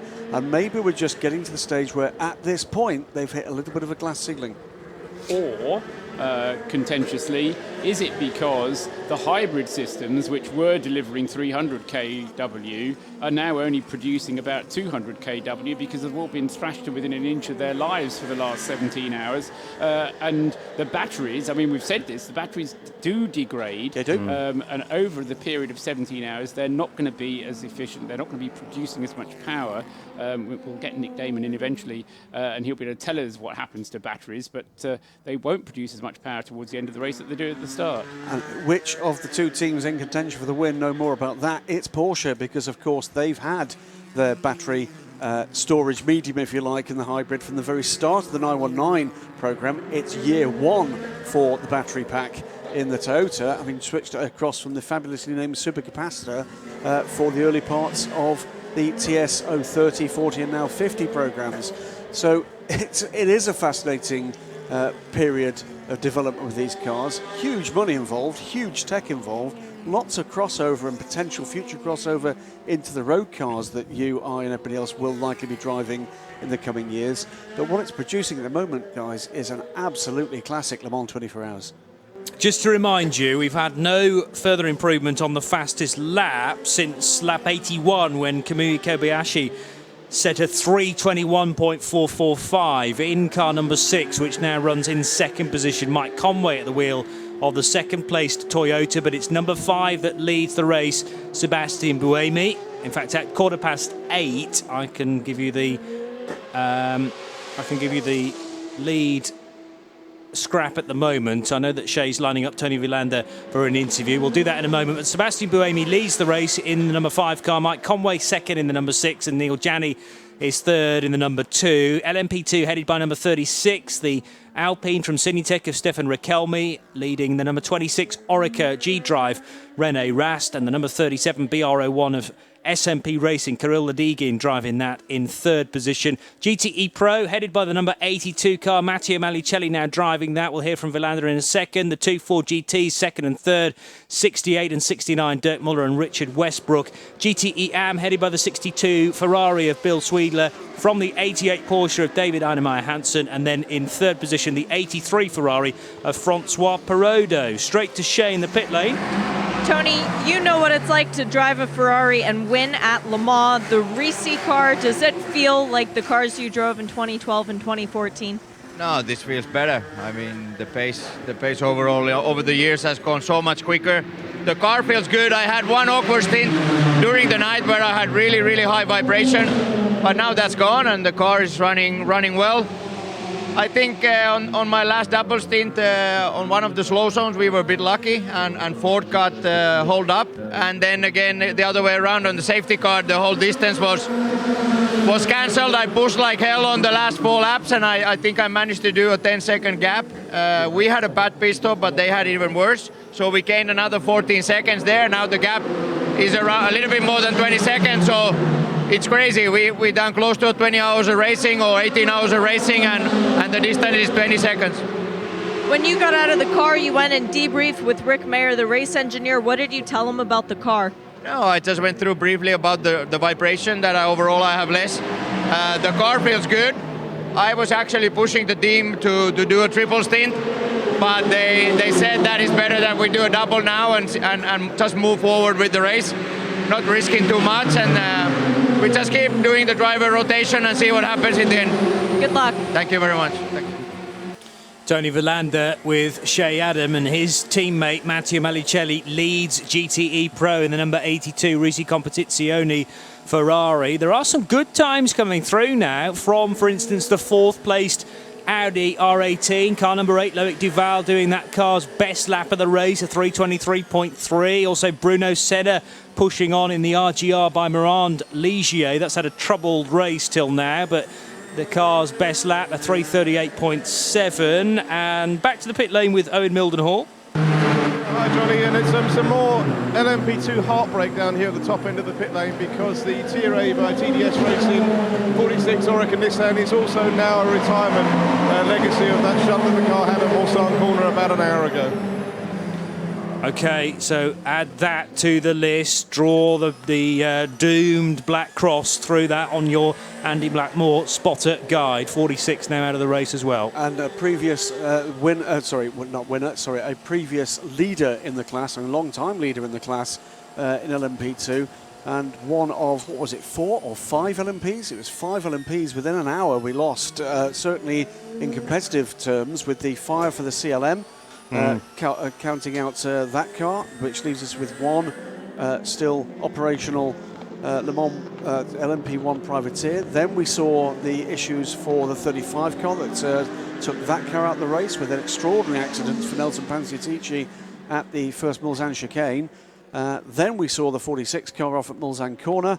What else we had? The 30 car off, didn't we? And there was one other as well. I think the Pegasus probably had a moment as well at Mulsanne Corner about the same sort of time, when Sam and I were suggesting that there was oil down on the circuit. And yeah, you're absolutely right. There was a sudden splurge of P2 cars. And then a near disaster for both, the Murphy Prototypes car and one of the Porsches, with the Oreca being spun behind the safety car and almost collecting the Porsche ahead. That was also the kind of point where we saw the 36 car go into the garage, wasn't it? Current class leader, they turned that around in just over 3 minutes in the end, so maybe just a routine service that, the accumulative list got a bit too much. They needed to get some work done on that car, but it was back out pretty quickly, and Stefan Rakelmi still leads the class. 252 laps completed by Stefan, 251 laps completed by René Rast. And they're both in the third sector, so it's close actually whether there is a full lap between those cars. We'll try and check them through next time around, or you might be able to tell me on your lap chart, Paul, Between which two cars? Rakelmi and Rast. There is an interval of 25 seconds between them. Well, here is Rakelmi going through, and he is ahead of Rast, so yes, there is a lap between them. 3 laps completed now, and still waiting for Rast. Here he comes now to complete 3:52. So yeah, a lap and a bit between 36 and 26 at the head of the order of LMP2. Yes, in total that's about 3 minutes and 58 seconds. And that's roughly what the lap time is. So yes, as they go through, they're nose to tail and a lap apart. I wanted to having given the credit to Anthony Davidson for having put the number 5 in contention, certainly Sebastian Buemi, now he's got ahead of Mike Conway, is lapping consistently quicker than Mike, to the tune of not quite a second a lap on average, but that was largely due to the last lap from Mike Conway being a very quick one and getting down into the 3:23s, whereas Buemi had a little bit of a slower lap. But up until that point, Buemi was easily a second a lap quicker than Mike Conway was. They are on their 11th lap now of what will almost certainly be a 14-lap stint for the pair of them, and expect both of them just to come in for a straightforward fuel-only stop. Neil Jani, having stayed out whilst the safety car was out, still owed a new nose cone, as it were, but I suspect they may wait until he's finished his triple stint, if that's what he's going to do, and give the new nose cone to, we'll have to wait and see, probably Romain Dumas, who kind of stepped in and did that funny little extra stint in the middle of following Mark Lieb's most recent stint. But the car should go back on the rotation to Romain Dumas, but they might swap it around. A pit stop for one of the pace-setting Ford GTs is now under investigation. This is car number 68, Joey Hand, Dirk Muller and Sebastian Bourdais' car, and the pit stop that was done on lap 238 under investigation. The car that runs second in GTE Pro. We'll keep you updated on that. Meanwhile, Matteo Malicelli has completed 241 laps, leading the class, and the gap is only 17 seconds back to Dirk Muller, who now drives that 68 car. Just catching up with some of the social media overnight, and one thing that's caught my eye is a quick tweet from Chris Hoy in the very early hours of this morning. Not sure whether you guys spotted this one, but Chris actually did a nighttime triple stint, which I think is pretty impressive for a Le Mans rookie. And someone who is not, let's remember, a professional racing driver, but has put in, I think, a fine display there. 25, because of some earlier problems, not in ultimate contention, but that's certainly a point worth noting. 22nd position for that car at the moment, and Andrea Pizzitola at the wheel. And his lap, Pizzitola at the wheel now. Chris Hoy in the middle of that triple stint. Each of the stints were 11 laps, and his lap times were very nicely comparable with those of Michael Moonemans. Not as quick as Pizzitola, but I'd say very comparable with those of Michael Mooneman. So I think the question must be, Chris Hoy, not a professional racing driver yet. 14th in LMP2, and principally that damage, I'm afraid, to their effort done in the early hours of this race. They've been pretty solid since then.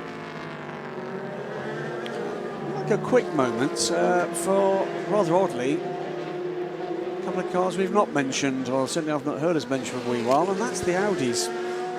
Now, they've both had problems in the early parts of the race, and in the case of the 7 car, repeated problems, but they're sitting there sort of menacingly 4th and 5th. Now, they're not going to do it on pace. No, 2 laps off the lead lap in the case of the number 8 car, Loic Duval at the wheel. Marcel Fessler, when he had the original problem with the turbocharger, losing 20 minutes in the pit lane, but then the car lost further time in the pits, and it's now altogether, in terms of time, some 48 minutes off the lead lap. 43 minutes behind the number 8 car. So, but the point you made, and I think Johnny said so a little while ago, Loic Duval setting the fastest lap for the car in this part of the race. So not much wrong with the Audis, and they've been maintaining station with the leading cars, but having lost ground, just not able to do any catching up. LMP2 leader in and out. It looked like a pretty routine stop, Shay Adam. It was fuel for the driver and the car. They just did a full tank of petrol and a water bottle change, no driver change, and the Alpine already back out on track. So that was a very efficient stop. So Riquelme remains at the wheel for another stint, and the 36 crew bossing that class at the moment, a full lap ahead of the G-Drive 26 Oreca 05. I did think the Oreca stroke Alpine would be the chassis to have this weekend in LMP2. And with nearly 6.5 hours to go, still plenty to unfold in LMP2. 3rd position, by the way, the BR01 again. You have to think on a swan song here at Le Mans. Can SMP Racing get that car on the podium?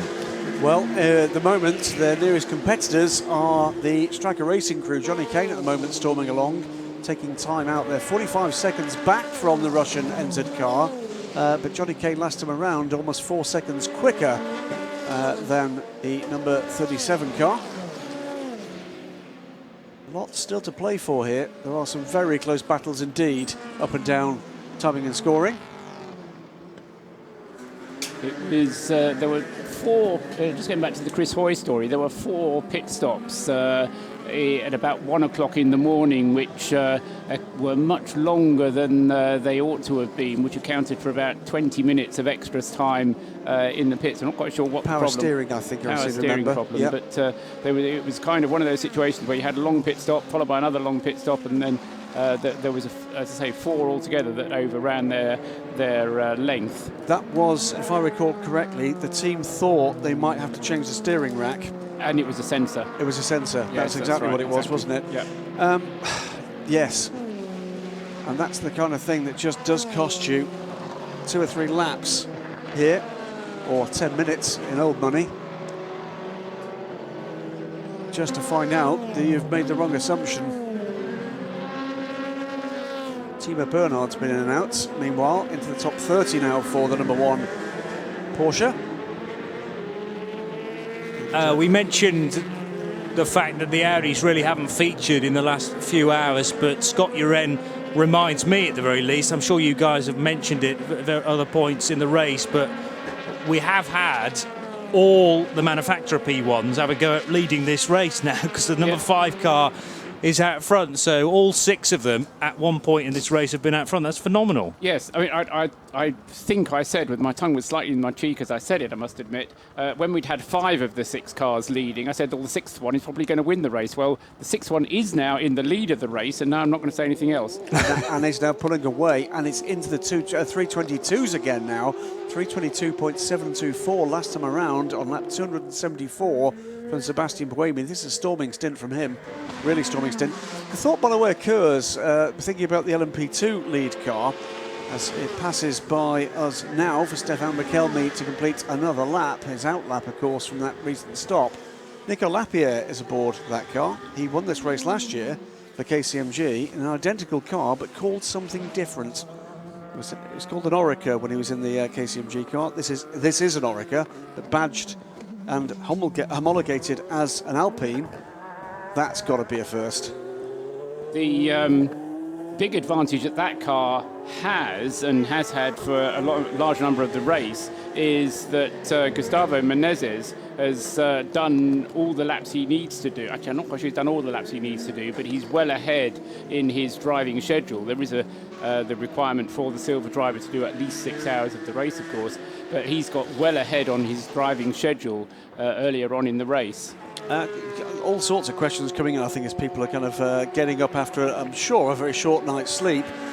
One of which has come in from Simon Rees at Bathurst 24. That's a cracking Twitter handle. What was the last, if any, Garage 56 entry to finish and be classified? The answer is none ever have. Wow. This is, I think, only the third car that has started the race under the Garage 56 moniker, certainly with innovative technology. The first, of course, was the Nissan Delta Wing, famously captured on one of the most popular motor racing YouTube videos, with the heroic efforts to get the car back into the race after it had been hit by, of all people, Kaz Nakajima. Then we had the rather ill-starred Nissan Z RC. Yeah. That I think conked out on that one, did it not? But now wasn't very far into the race. Wasn't very far into the race. We got a Toyota into the pits. It's Mike Conway. Okay, we'll concentrate on that in a moment. Mike Conway then from second position comes in car number 6, but it is 8:30 here in France, so time for an IHG Rewards Club hourly update. The Hourly Update, brought to you by IHG Rewards Club, where keeping you connected matters. Sebastian Buemi continues to lead, 275 laps in the book, and that is his best lap of the race, the car's best lap of the race. Number 5, a 3:22.495. Interesting that Buemi's deciding to up the pace at this point. Maybe he just hit a clear lap, but extending that gap now to 18.5 seconds back to Neil Janney in second position, because Mike Conway pitted on that lap. And Conway coming towards the end of the pit lane. I'll tell you whether there's been a driver change. There hasn't. So Conway stays at the wheel and feeds back into third position behind the number 2 Porsche of Janney. So Buemi, Janney, Conway, 5, 2 and 6. Then the 2 Audis, although there's 10 laps between them. Loic Duval is 4th in car number 8. Marcel Fessler in the 7 Audi is 5th. LMP2 headed by the number 36 Signatec Alpine of Stefan Rakelmi.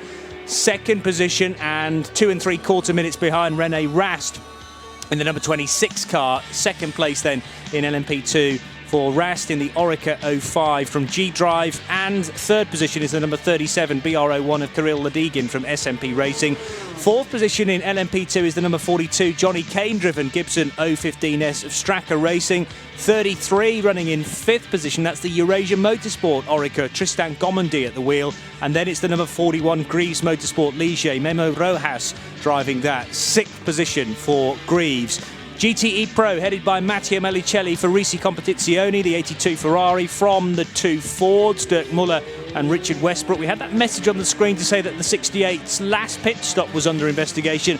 Heard nothing more about that. Still in second position then for Muller, third position for 69. Fourth place is the 95 Aston driven by Marco Sorensen, and fifth position now on an outlap Stefan Mucker in the third of the Ford GTs.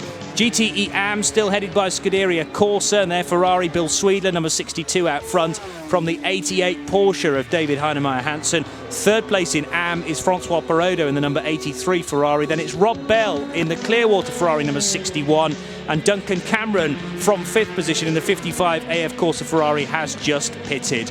That's the latest IHG Rewards Club hourly update. The Hourly Update on Radio Le Mans, brought to you by IHG Rewards Club. It's about people, not just points. 24 hours a day. This is Mobil 1 Radio Le Mans, engineered to perform. 8:33 at Circuit de la Sarthe, and Graham had a point, but first of all, Paul Truswell. Just picking up on what you were saying to do the update, and just kind of putting a bit more background on that. I was talking just before you did the update about the times that the silver drivers had done in the LMP2 class. Gustavo Menezes has done just over 5 hours of driving. In the meantime, in the number 37 SMP BR01, Victor Scheitar has done very nearly 5 hours, done 4 hours and 50 minutes, so he's kind of caught up Menezes. And Midiani at the wheel of the 27 SMP BR01 has now done 4 hours and 11 minutes. So that's the situation at those aren't actually the top in P2 anymore, because the order has changed since I last looked. The one I need to look up now is the number 26 car, which has caught me out, because I did that. I did do 26 before, and I now need to do him again to find out. Oh no, I told you Mediani, didn't I? That's right, I just wrote the number down wrong. Mediani on the 26 car has done 4 hours and 11 minutes, so he's done the fewest of the silver drivers in LMP2. Very nearly a big moment there for the new leader, Neil Yanni, having gone through, but as he did so, came through the Ford chicane, and the 57 Corvette rather checked up in front of him, nearly collected by the Porsche. But meantime, Johnny, it's drama in GTE Pro. Just going back to that 57 incident, I would imagine Ollie Bryant at the wheel of the 57 Corvette will have had his foot flat, but that is just the performance advantage that one of these LMP1 cars has over a GTE AM car.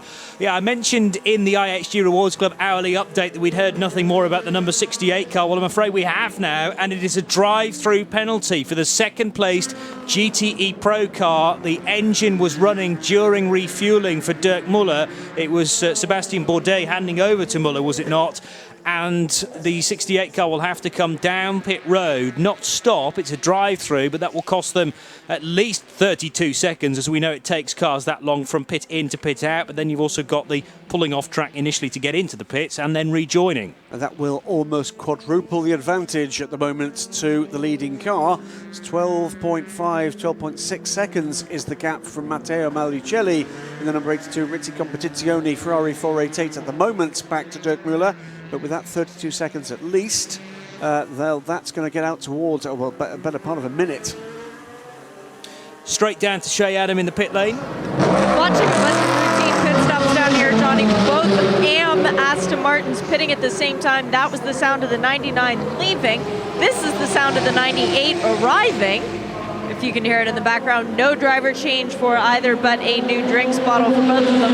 I was a little bit further up the pit lane watching a Michael Schenk Racing driver change as they got Oz Negri out of the car, put John Pugh in it, and then held the car until the refueling was done. But the guy on the pit board must be a little bit tired, because he raised the pit board to signal John Pugh to leave as the 84 was coming into its pit box. The two nearly collided. They didn't. We've seen a lot of those today as the 98 goes back out behind me. But that might be popping up on your screen soon for a 49 unsafe release. The 84 has gone back into its garage nose first, so that means that Frederic Sauce is getting back behind the wheel. It's getting to that point in the race where little tiny mistakes are starting to creep in, not only from drivers but also certainly from team members and maybe team managers as well. It's going to be a fascinating final 6 hours and 22 minutes. It's been a great race up until this point, and bear in mind that the top three are still very closely fighting for this race win. Remember, Porsche could be on for back-to-back victories. Toyota for their first win here at Circuit de la Sarthe. They have two cars still in the sequence, 5 and 6. The number 5 car, former race leader now, or still driven by Sebastian Buemi, has headed back out from its pit stop. Quick shout out to Ryan Walker, who's been listening to Mobil 1 Radio Le Mans from the start, from the very start, still hanging on in there. You can do it, Ryan. We'll be with you every step of the way. And almost Come on, Ryan. To support Ryan, Paul Truswell rolls his sleeves up. He's ready for the final 6 hours and 20 minutes. In fairness, he rolled them back down again immediately because it's quite cold in here. I know, it's going to get warmer. And, there's certainly the battle at the head of the order is hotting up. The 68 car hasn't yet come in for its drive-through, has it? It's just working its way out of Arnage. We might see it in at the end of this lap. Into pit lane, though, comes the sole remaining LMP1 privateer. It's down in 42nd position.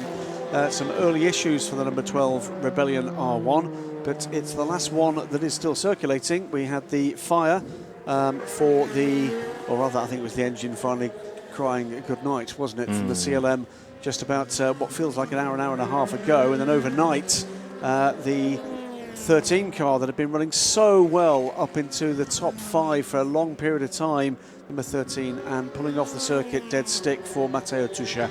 So no more 13 rebellion, no more teenagers in the race.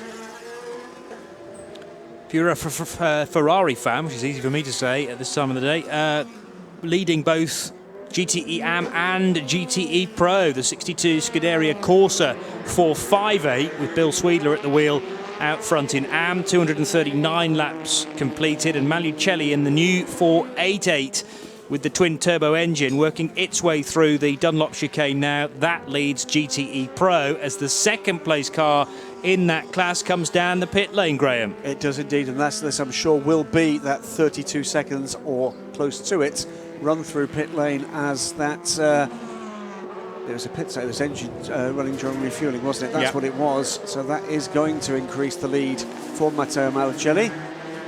We'll see what that looks like next time around.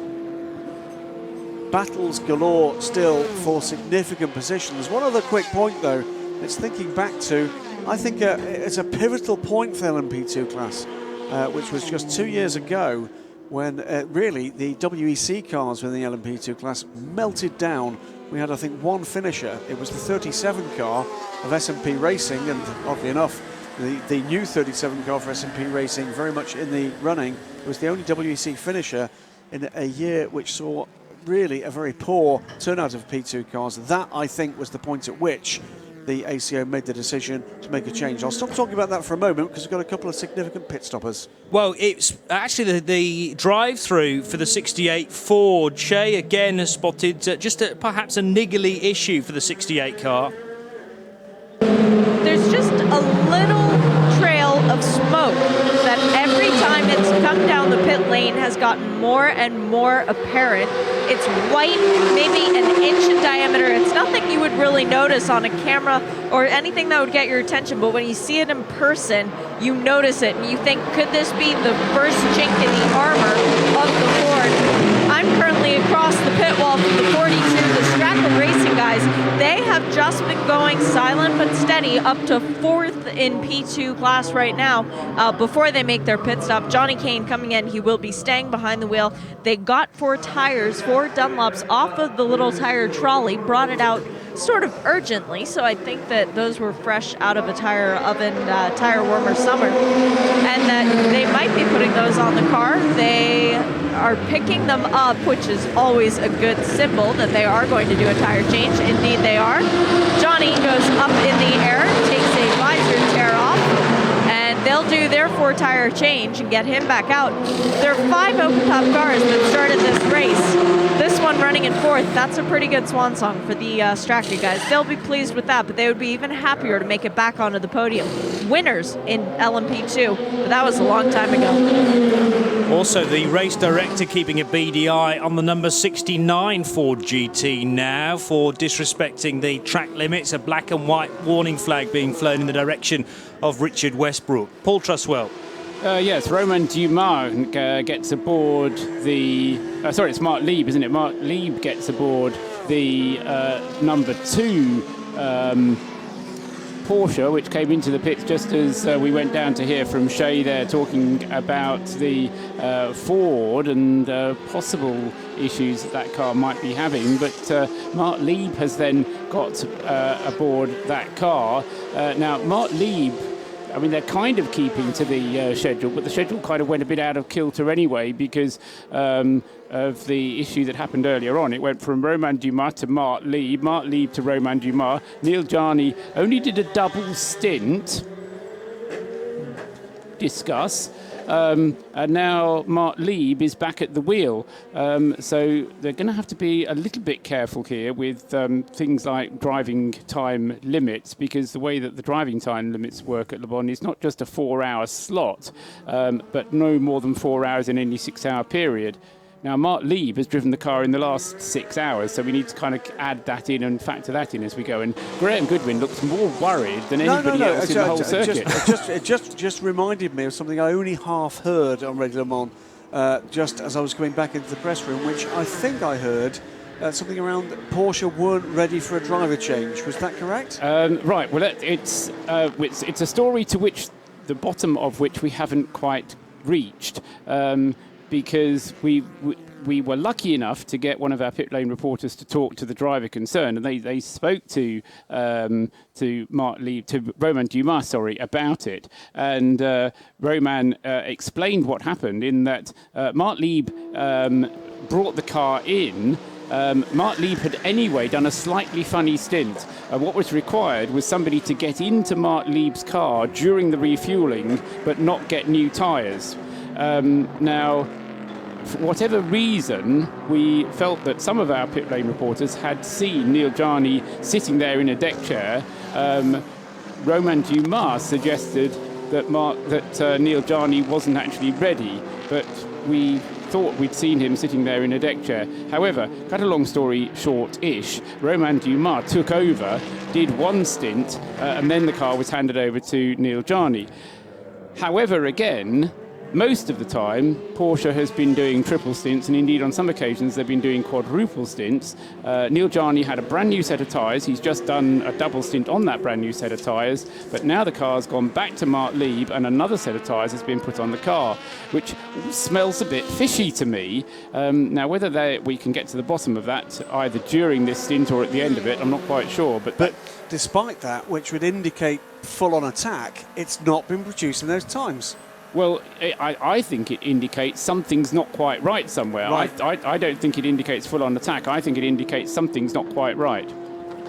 But my point was that if you're going to not triple stint the drivers and you're going to put new tyres on more often than you really have to, then it indicates you're trying to attack but can't.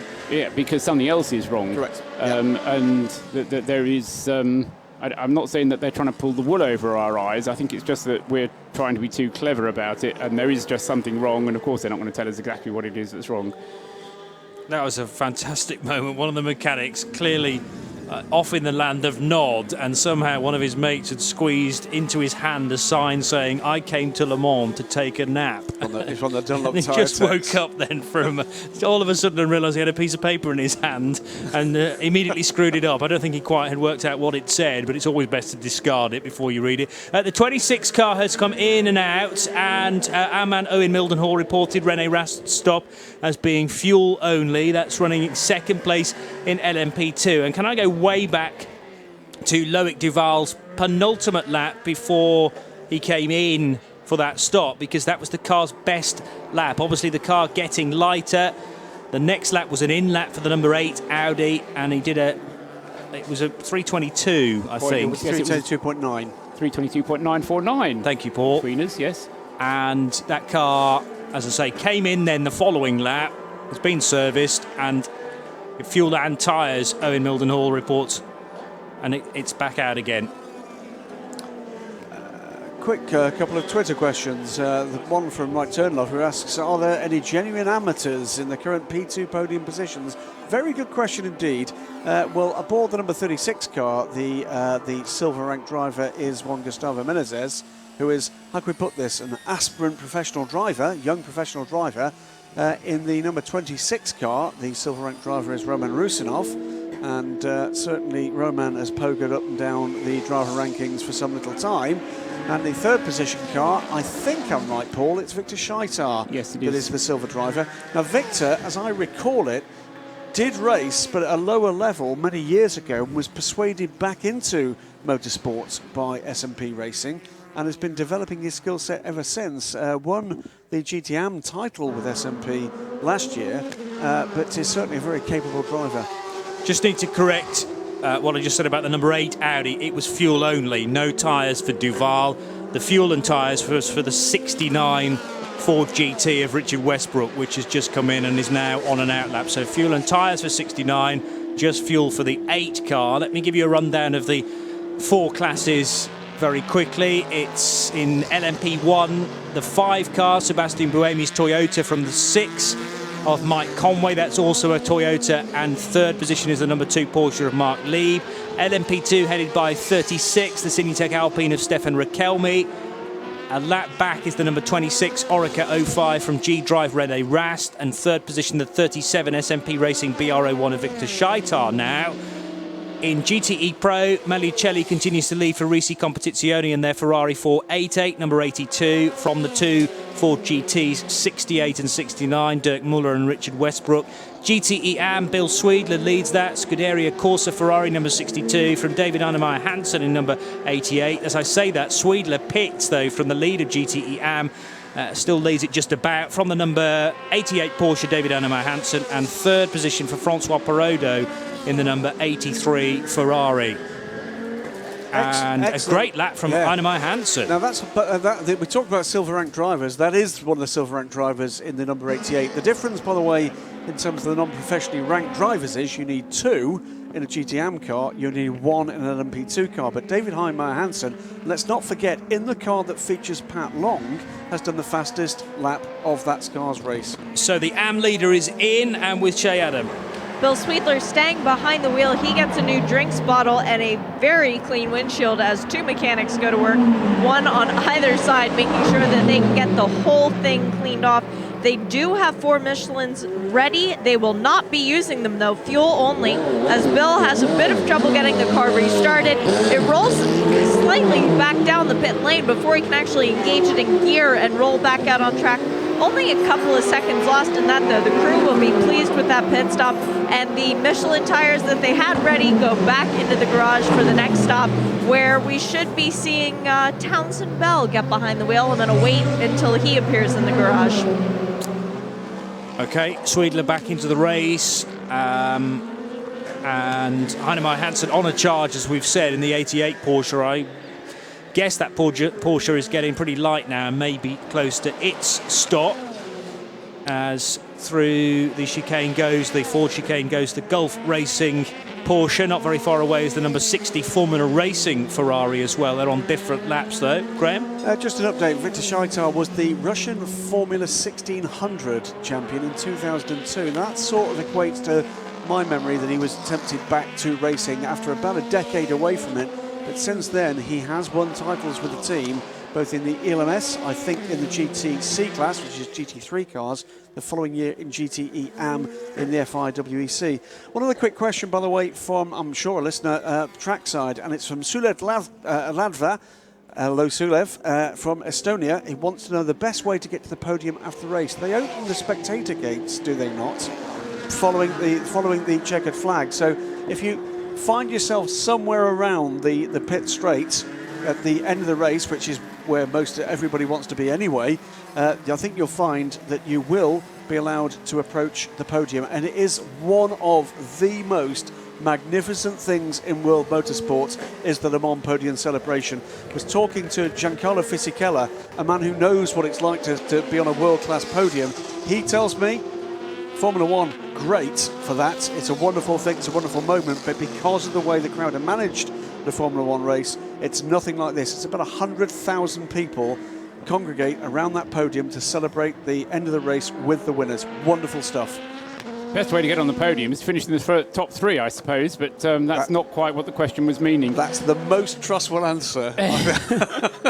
No, I mean, having done it and been there, because as many of you will know, I used to do top this. 3? I used to do this as a spectator, and there's one way in at the top of the Dunlop curve, and there's always a big crowd of people there, but there's an even bigger crowd of people that come in around about the Ford chicane. But what you do is you just find where everybody else is standing and you come in where everybody else is standing, because I guarantee there'll be somebody there before you, however early you get there. Take your time. That's all I'd say. There's plenty of time after the end of the race while they get the cars into Parc Fermé. Just take your time. It's always a little bit of a rush. It gets a bit frenetic.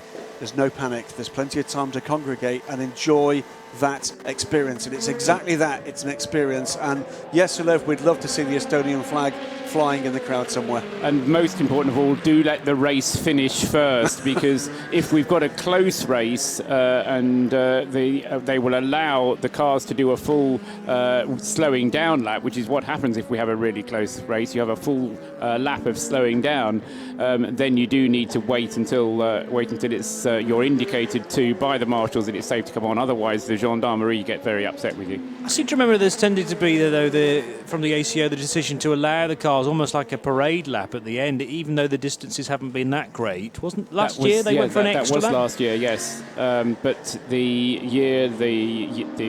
famous year of the 13.854 seconds, they allowed it to run right the way through to the flag. But yes, you're right. They did have a kind of a slowing down lap as a slowing down lap, which I thought was a great idea as well. David Heinemeier Hansson, by the way, having done that 3:59.7, I think it was last time, has now come around a 3:58.8.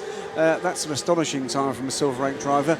Closing the gap on the class leader, Bill Sweedler, at the wheel of the 62 car on his outlap.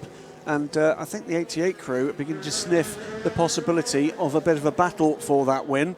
We are just, 5.5 minutes away from a full WEC race distance to go. So almost at the 3/4 mark. 5.5 minutes away from that now. Yeah, they are less than a lap behind the Bill Sweedler Scuderia Corsa Ferrari, aren't they? Now the Abu Dhabi Porsche. And when you can measure those gaps in time rather than laps, that must be a real incentive at this stage of the race. Absolutely, yes. 3 minutes and 7 seconds the gap. And say Sweedler having just had a pit stop. Yeah, Heinemeier Hansson was effectively a sector behind, but it was the last sector, which is the largest of the three. Sweedler's now cleared sector 1 on lap 244, and Heinemeier Hansson yet to reach the end of lap 243, but there isn't anywhere close to a full lap between Sweedler and Heinemeier Hansson. That's a Ferrari versus Porsche battle. We have a Ferrari versus Ford GT battle in GTE Pro, and Malicelli separated by 36 seconds back to Dirk Muller in the second placed number 68 Ford GT. LMP2 headed by Stefan Riquelme from Rene Rast. They are a lap apart. Victor Scheitar in third position. Mentioned Victor, Graham did. He's also been on double duty this weekend, taking part in the very first Michelin GT3 Cup Road to Le Mans event with his teammate Alexei Basov. And winning it. And winning the class, yes. Yep. It was a long time ago. And, you know, when your mind starts to play tricks on you, I thought, I'm sure they've won it, but I'm not. I need to check the stats. It's a good race, that. Hopefully it'll become a permanent or semi-permanent fixture on the weekend of the 24 Hours of Le Mans. Saturday morning race for 50 minutes, a thrash for both LMP3 and GT3 cars. And a phenomenal 18 cars and 11 different shapes of GT3 car in that class. There's a lot going on in and around the world of sports car racing at the moment. It's designed to encourage just new blood, new teams, new cars, new drivers into it. You mentioned GT3 Le Mans Challenge is one of them. The Asian Le Mans Challenge that's happening at the moment over in Sepang over the next few weeks is another. And we can get very focused in, can't we, on the fact that it's maybe a bit of a disappointing number of cars this week, blah, blah, blah. But the reality is it's attracting new blood. It's attracting new people into the sport. That cannot be a bad thing. It simply can't.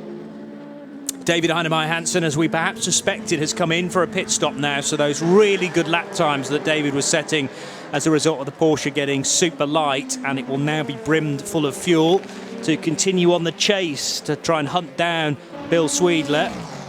And Owen Mildenhall is there with the number 88 car. Yeah, so as you said, David Heinemeier Hansson is out of the car. Khalid El Khawazi is in the car with a brand new set of tyres and off out the pit lane.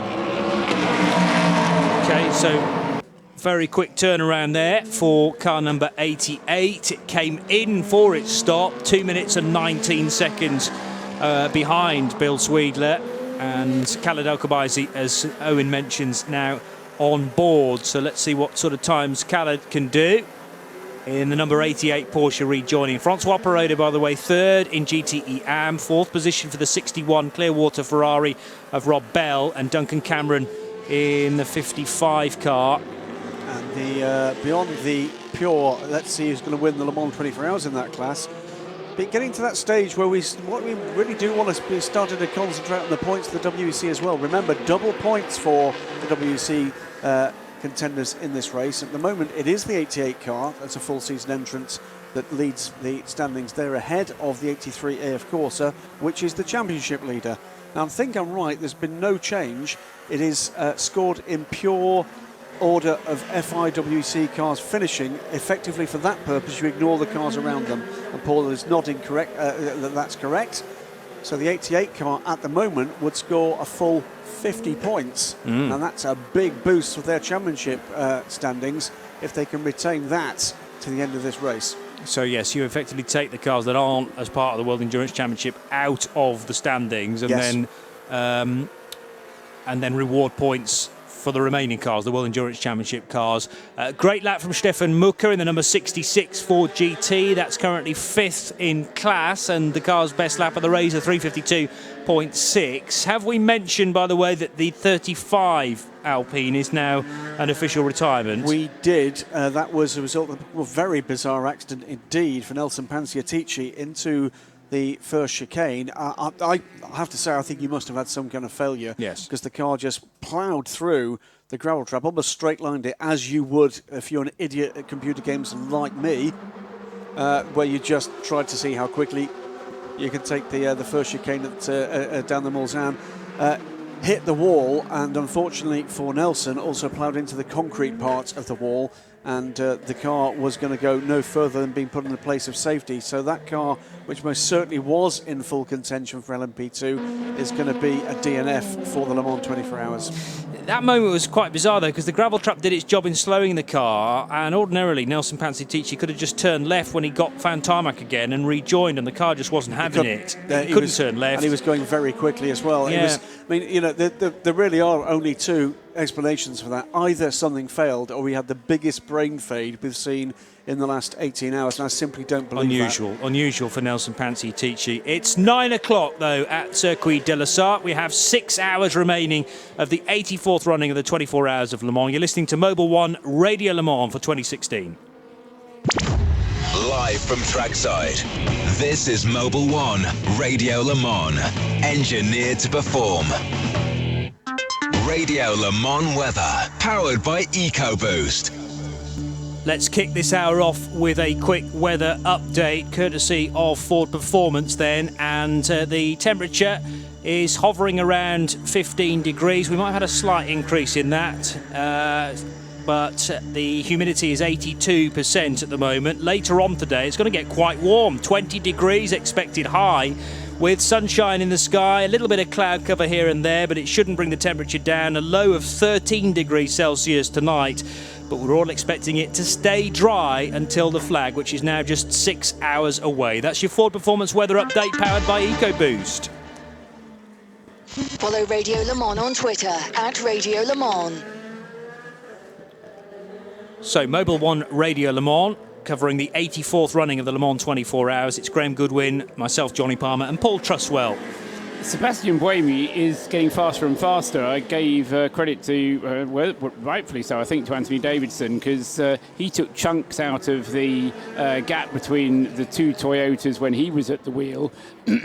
And up against Kamui Kobayashi. Then Kaz Nakajima was up against Stefan Sarazan, and those two were pretty evenly matched. No ground was made or lost between the two Toyotas at that point. Now we've got Sebastian Buemi against Mike Conway, and once again Buemi is pulling away from the number 6 car. So it's quite noticeable that Buemi either has got the setup absolutely right, but he's pulling away from the number 6. And the Porsche number 2, whether it's driven by Mark Lieb, Neil Yarni or Romain Dumas, doesn't seem to make a difference, just seems to be hovering, unable to make any ground consistently. It can for a couple of laps, maybe 3 laps at most, but it can't maintain it throughout a whole stint. And this is actually looking a bit reminiscent of some of the WEC races that we've seen earlier this year, where the Toyota stint times have just held up throughout the length of the stint. And as I say, whilst the Porsche can put in a quick lap, it can't put it in consistently enough to make a whole stint go quickly. Slight trouble there. Sorry to cut slightly across you there, Paul. For the number 68 Ford, missed the pit entry, came across the curbs to make that stop. So the second place car in GT Pro follows the leader in, Matteo Malicelli, already on pit road, but Dirk Muller either made a very late decision, or he was called late, but he did not take the recognised pit entry. I think that was copy me, copy you. He wasn't going to come in, but then when Manicelli decided to, then he decided that was a good thing to do, to stay on the same schedule as the Ferrari. As far as their stint lengths were concerned, Manicelli was on 14 laps, and which was the Ford? It was the Dirk Muller driven Ford. Yes, it was Dirk Muller. Yep. Dirk Muller had only done 6 laps, so it's definitely a short stint from Dirk Muller. If it's a routine stop, then he's just trying to copy the Ferrari and cover the ground. Well, I would also question whether or not he's allowed to do that. He certainly crossed a solid white line to get to the pit lane. He did not take the pit entry. He was on the racing line into the Ford chicane and crossed the yellow and blue curbs and 2 white lines to make the pit entry. Let's find out about the stops from Shea. That pit stop for the Ford was about 10 seconds, maybe even 15 longer than the Risi car, because the Risi car was already pulling out by the time I stepped out of the Corvette garage to see the Ford. Fuel was still going into it, and they had arrived not that different. I understand that it took time to get in, but the Ford refueling took a bit more time. The 36, though, guys, the P2 liter, coming in imminently. Tire change is ready, and it will be a driver change. It will be Gustavo Menez getting behind the wheel. Well, rather oddly, Shea Adam, the pit stop timing on our timing scoring shows only a single second longer for the Ford, so that's really quite odd. So we'll wait and see whether or not there's anything that the fuel takes a different time. Yeah, the actual refueling amount takes a different time. Plus, there's also the possibility that because Dirk Muller came in between, kind of from a funny angle, that he might have actually been exceeding the speed limit at some point. So the speed line is one in front of us. Yeah, well, he was well down to it before that. Yeah. So just less than 6 hours to go. Sebastian Buemi leads the race for Toyota in the number 5 car. 285 laps done, and half a minute behind is Mike Conway in the other Toyota, the number 6 machine. Mark Lieb is in the number 2 Porsche, and that car is in 3rd position.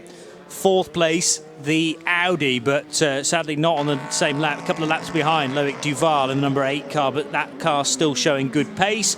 LMP2 leader has just come in, Stefan Riquelme in the number 36 Signetek Alpine. So Riquelme comes down pit road. I wouldn't be surprised to see the Monegasque getting out of that car. René Rast is in 2nd position in the number 26 Orica 05, and 3rd position the number 37 Victor Scheitar in the SMP Racing BR01. GTE Pro headed by the number 82 Matteo Manicelli driven Ferrari, the 488 twin turbo car from Risi Competizione from Dirk Muller in the number 68 Ford GT. Richard Westbrook is 3rd in that class, also running a Ford GT. And it's still Scuderia Corsa, Bill Sweedler in the number 62 Ferrari that leads GTE AM. Here is Shea looking at the number 36 car that leads LMP2. They went to change the left rear and the air jack stopped working. They could not get the trigger to come back. The wheel was already loosened, so it wasn't as if they could send him back out. They had no way to tighten it. So now they've had to bring an external air jack from the garage over the car. It is just draped over the car because it is not the one attached to the top. They have made it work, but they have lost time on the pit lane. Driver change was complete a long time ago. The tire change was done. Now they are adding some extra fluid, looks like an oil canister.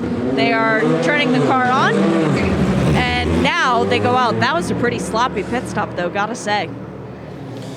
Sounds like it was sloppy for technical reasons, though, rather than anything that the team themselves were doing as a result of it. But it was a quadruple stint from Riquelme, so it was a good long run from him. And now we've got Gustavo Menezes out to complete his minimum driving time, because he's already done over 5 hours at the wheel. It was perfectly described by Shea, with the exception it wasn't the air jack, it was the wheel gun. And it was the wheel gun that they clearly were having troubles with, including trying to bang it on the floor to see whether or not they could release the trigger on that. That's going to cost them quite some time. And in fact, it's a 2 minutes, 1 second pit stop, so at least 30 seconds lost by the lead car there. That's time they can't afford to lose. René Rast has got the bit between his teeth, and he is in chase mode now. Yeah, Gustavo Menezes, an established Formula 3 driver from the United States of America, but only a silver-graded driver, still quite a young kid, and René Rast is going to start to apply the pressure now, knowing that maybe the pace isn't quite there for the 36 car across this stint, and they've also had a bit of a hiccup for the Signatech Alpine as it came in for that stop. So we'll keep our eyes peeled as far as René Rast and his chance of getting a win for G-Drive this year in the Orica 05, number 26, and SMP Racing on course for maybe a podium in LMP2 as well. Yellow flag in zone 33. We'll try and get word on exactly why that is in a moment or two. Where is zone 33, Paul? Zone 33 is coming out of the Porsche curves. And ESM Ligier has gone for a spin, I reckon, Graham. It's the 31 car, Chris Cumming, 12th position overall and 7th in LMP2. It won't cost him a position as long as he didn't clang the wall. Don't think he did. Meantime, the number 1 Porsche is on pit road. The number 2 Porsche comes through. The gap now first through to third, 45.6 seconds with just under 6 hours of this race remaining. Still very close indeed. Chris Cumming trying desperately to stay out of the way of Loic Duval. He went super wide there, exiting the Porsche curve. That's where there's a load of marbles and gravel. The car couldn't grip, and it's turned around on him, but that car rejoins very quickly. The yellow flags out of Porsche curves have quickly been withdrawn. We've got a Porsche in. It's not the one in the top 5. It's the number 1 car of Timo Bernhardt, down in 29th position overall. Bear in mind, Mark Lieb, the best placed Porsche 919 hybrid is in 3rd position. So behind the 2 Toyotas, and a mere 14 seconds behind Mike Conway. So still very, very tight. Just a 3/4 of a minute separating the top 3 cars. The 5 Toyota of Buemi leads the 6 Toyota of Mike Conway. And then in 3rd position is Mark Lieb in the number 2 Porsche. Straight back to the pit lane and Shea Adam. Nick, it hasn't exactly been a race to go your way, but with SMP, you're back at Le Mans again. How many times are you going to come run this race before you can get a win? The win is everything is going to be together to win a race. I know how tough it is to win Le Mans, so if I can keep trying, maybe it will come, but I'm not making it an obsession, I'm having fun racing here, and one of the 2 cars is 3rd at the moment. We keep having problems, little problems, so that's how it is. But, Le Mans is a tough one. Does there come a point where you and the 27 become a help to the 37? You run different setups to see what works for them? We've been doing that with the tire, putting different kind of tire compound just to see what works best. Otherwise, them is most important is to have no problem whatsoever. We're having too many problems. Come back next year, you'll get a win next year. Thank you, Nick Manassian, the 27 BR Nissan SMP. Okay, let's update things as far as the LMP2 battle is concerned in 3rd position, because we've mentioned the SMP Racing BR01, and what's the gap between that car and Johnny Kane? Not a great deal at all, because Johnny's now setting Stracker's best laps of the race in the Gibson 015S. It's half that gap. Yeah, it's about 8 seconds. It was about 8 seconds a couple of laps ago, and it's continuing to come down. Johnny Kane is really on a charge. He would quite fancy to get that Stracker racing car onto the podium for the LMP2, because it's another open-top car as well, which would be a nice thing to have up there at the up onto the podium. So let's see if we can will Johnny Kane on. One quick question: how much time has Nick Leventis done of the time he's got to do so far? Because that's going to be a critical point here. Clearly, Nick, being the non-professional driver, is, well, it's not fair to say the weakest link there. Of course he is. He's not a professional race driver.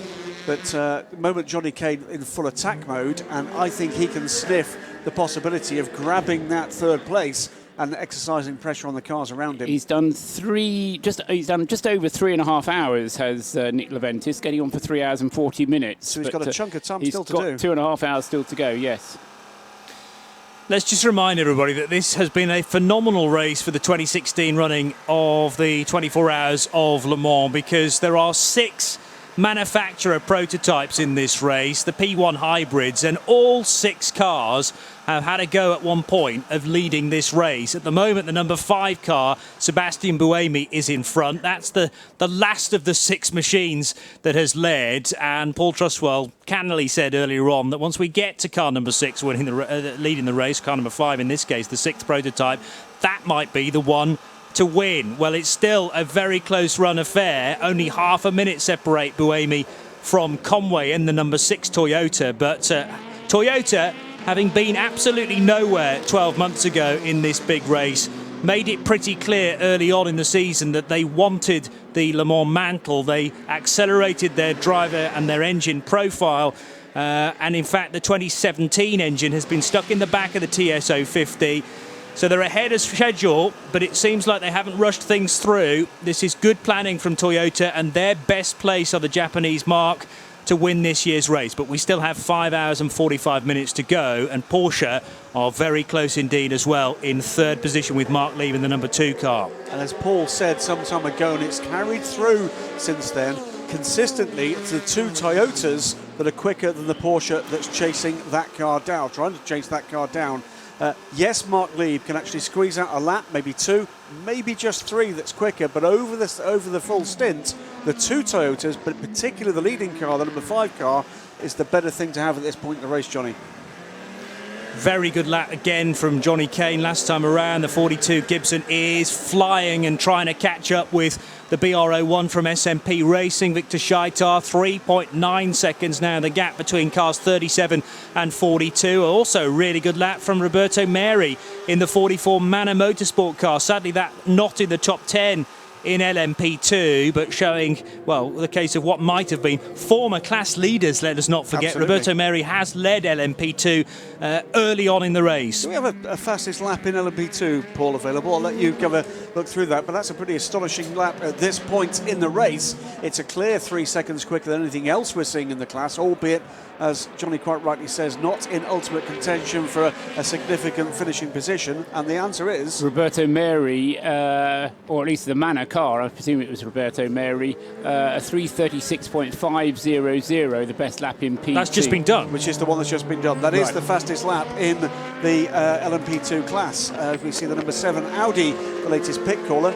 Actually, while we're about it, do you have that for the rest of the classes? It would be a nice figure to actually look at this point in the race. Okay, well, the overall fastest lap is done by the number 6 car, Kamui Kobayashi at the wheel, a 3:21.445. In LMP2, Roberto Meri at 3:36.500, the number 44 Manor car.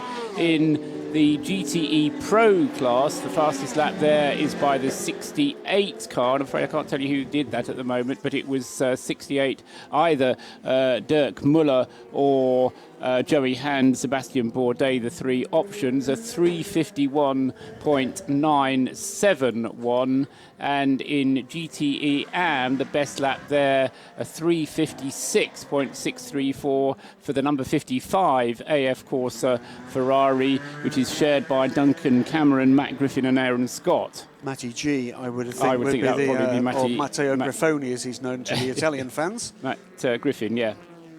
Well, you know, really quick. I mean, the Ford time in particular, as the number 7 car is rolled back into the garage from 5th place, and not for the first time, I'm afraid, in the race, but that's a Ford time in particular. That's qualifying pace. It's not quite qualifying pace because the speed isn't quite there, but it's qualifying pace relative to what everybody else has done.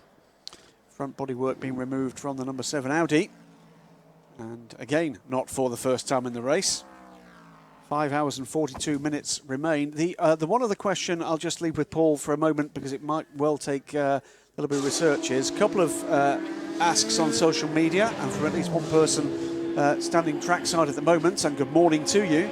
Of course, people who come to Le Mans 24 Hours spend their nights watching the cars, but also going and doing other things, including a bit of sleep, and asking, can we just run down what's happened to some of the cars that have disappeared from the race since we went into darkness? So it might well need us with a timing screen with a full order to actually do that. There has been a number of incidents overnight and a number of significant runners that are actually taking no further part in this race are in a significantly less good position than when we went into darkness. But we can do that, I'm sure, in the next 20 minutes or so. Yes, we can go through a list of retirements, and if Johnny can lead us through what the list. Lead us through how he wants to do that. We can do that with a quick explanation of what's happened to those of them that we can work out or we know. Just tick round to nearly 19 minutes past 9, so let me give you a rundown of the top 3 in each class very quickly. The 62 GTE AM Ferrari leads that class. Bill Sweedler at the wheel. Khaled Al-Khabazi at the last stop took over the 88 Porsche in AM, so that's running in second position, but not lapping as quickly as Bill Sweedler. So this is a phase in the race where the 62 is able to stretch its legs a little bit out front. Third position is the 83 GTE AM car of Francois Perrodo. That's another Ferrari. The 83 car is being run by AF Corsa. Surprise, surprise, they have 8 cars here this year. The 82 Ferrari is not an AF Corsa example. It's from the United States and Risi Competizione. Matteo Malicelli driving that. He took over from Tony Villander on the last stop, so I would guess it's Giancarlo Fisichella to go into that car next time it stops. 255 laps completed by the GTE Pro leader. Dirk Muller is in second in the number 68 Ford GT, and then it's Richard Westbrook also in a GT. Car 69 is third. LMP2 headed by the number 36 Cinetec Alpine of Gustavo Menezes. Rene Rast chasing in the number 26 G-Drive Orica 05. Victor Scheitar in the 37 SMP Racing BR01 is third. And the top 3, the number 5 Sebastian Buemi Toyota stays out. Mike Conway, though, pits from second position in the number 6 Toyota. Third place is the number 2 Porsche of Mark Lieb. But I reckon Mark Lieb will slot into second position because of Conway's pit stop. And now it is nose to tail for third and fourth in LMP2. Scheitar under pressure from Johnny Kane, and Kane will find an inside line under braking. Oh, close there.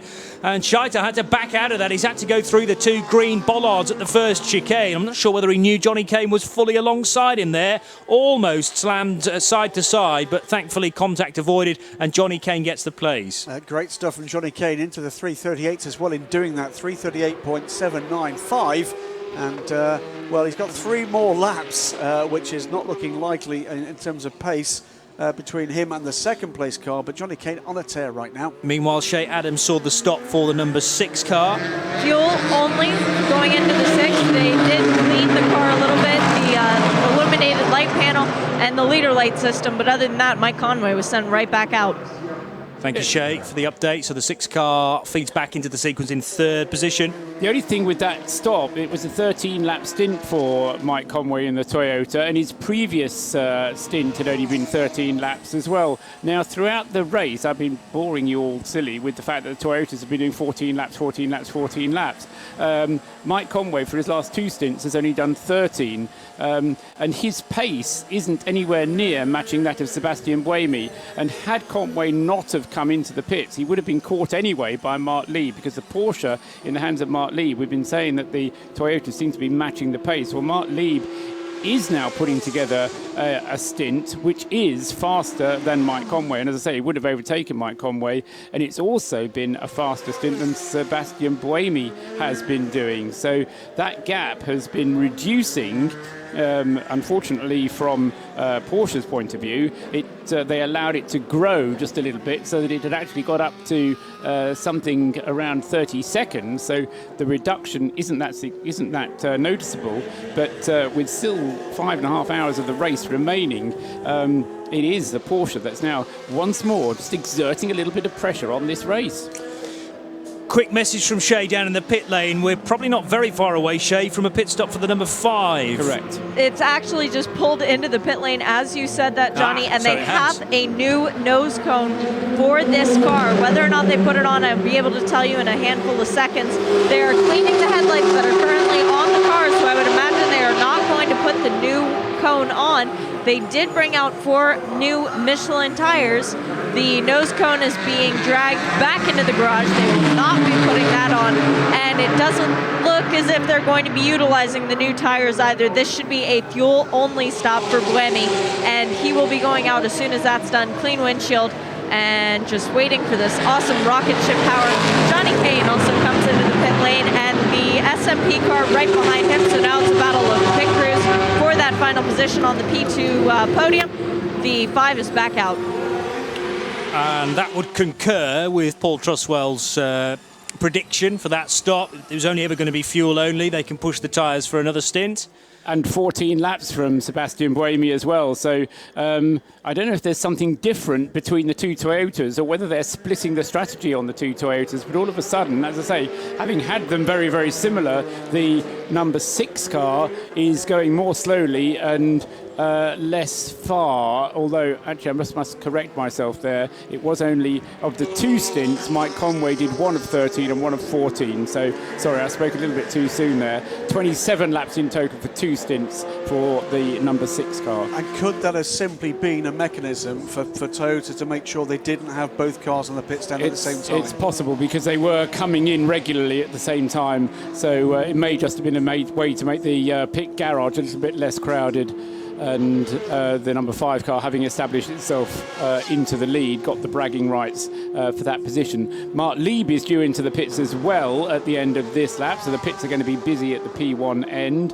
And then after that, Loic Duval is going to be due in, and that will be a driver change back to Oliver Jarvis for the number 8. So if you're following the P1 cars, a lot of running around about to start down there. And indeed, the number 2, the leading car at the moment, the number 2 Porsche and the number 8 Audi, both into the 323s this time around. That does indicate coming to the end of their fuel window, doesn't it?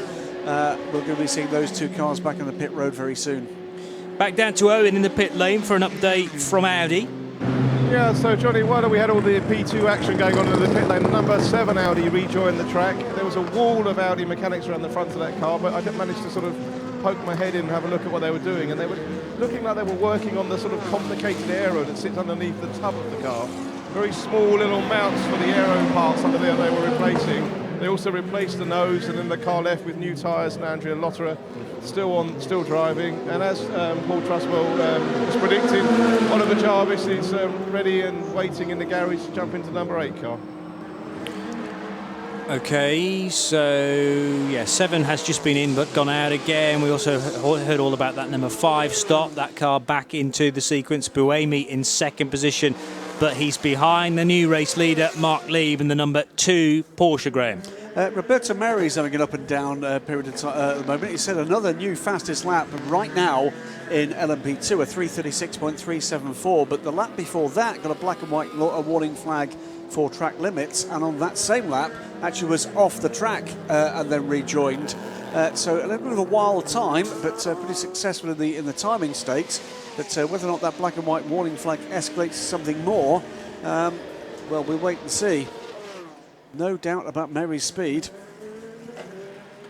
Johnny Kane, having made that move out on the track to snatch 3rd position away from Victor Scheitar, has now retained that position, and I'd expect the gap to start to open up now with Johnny Kane in good form, although he's got a big heavy Gibson 015S. After that was fuel to the brim, car number 42, but likewise for the 37 car, they both pitted on the same lap, and Rene Rast has been in and out as well.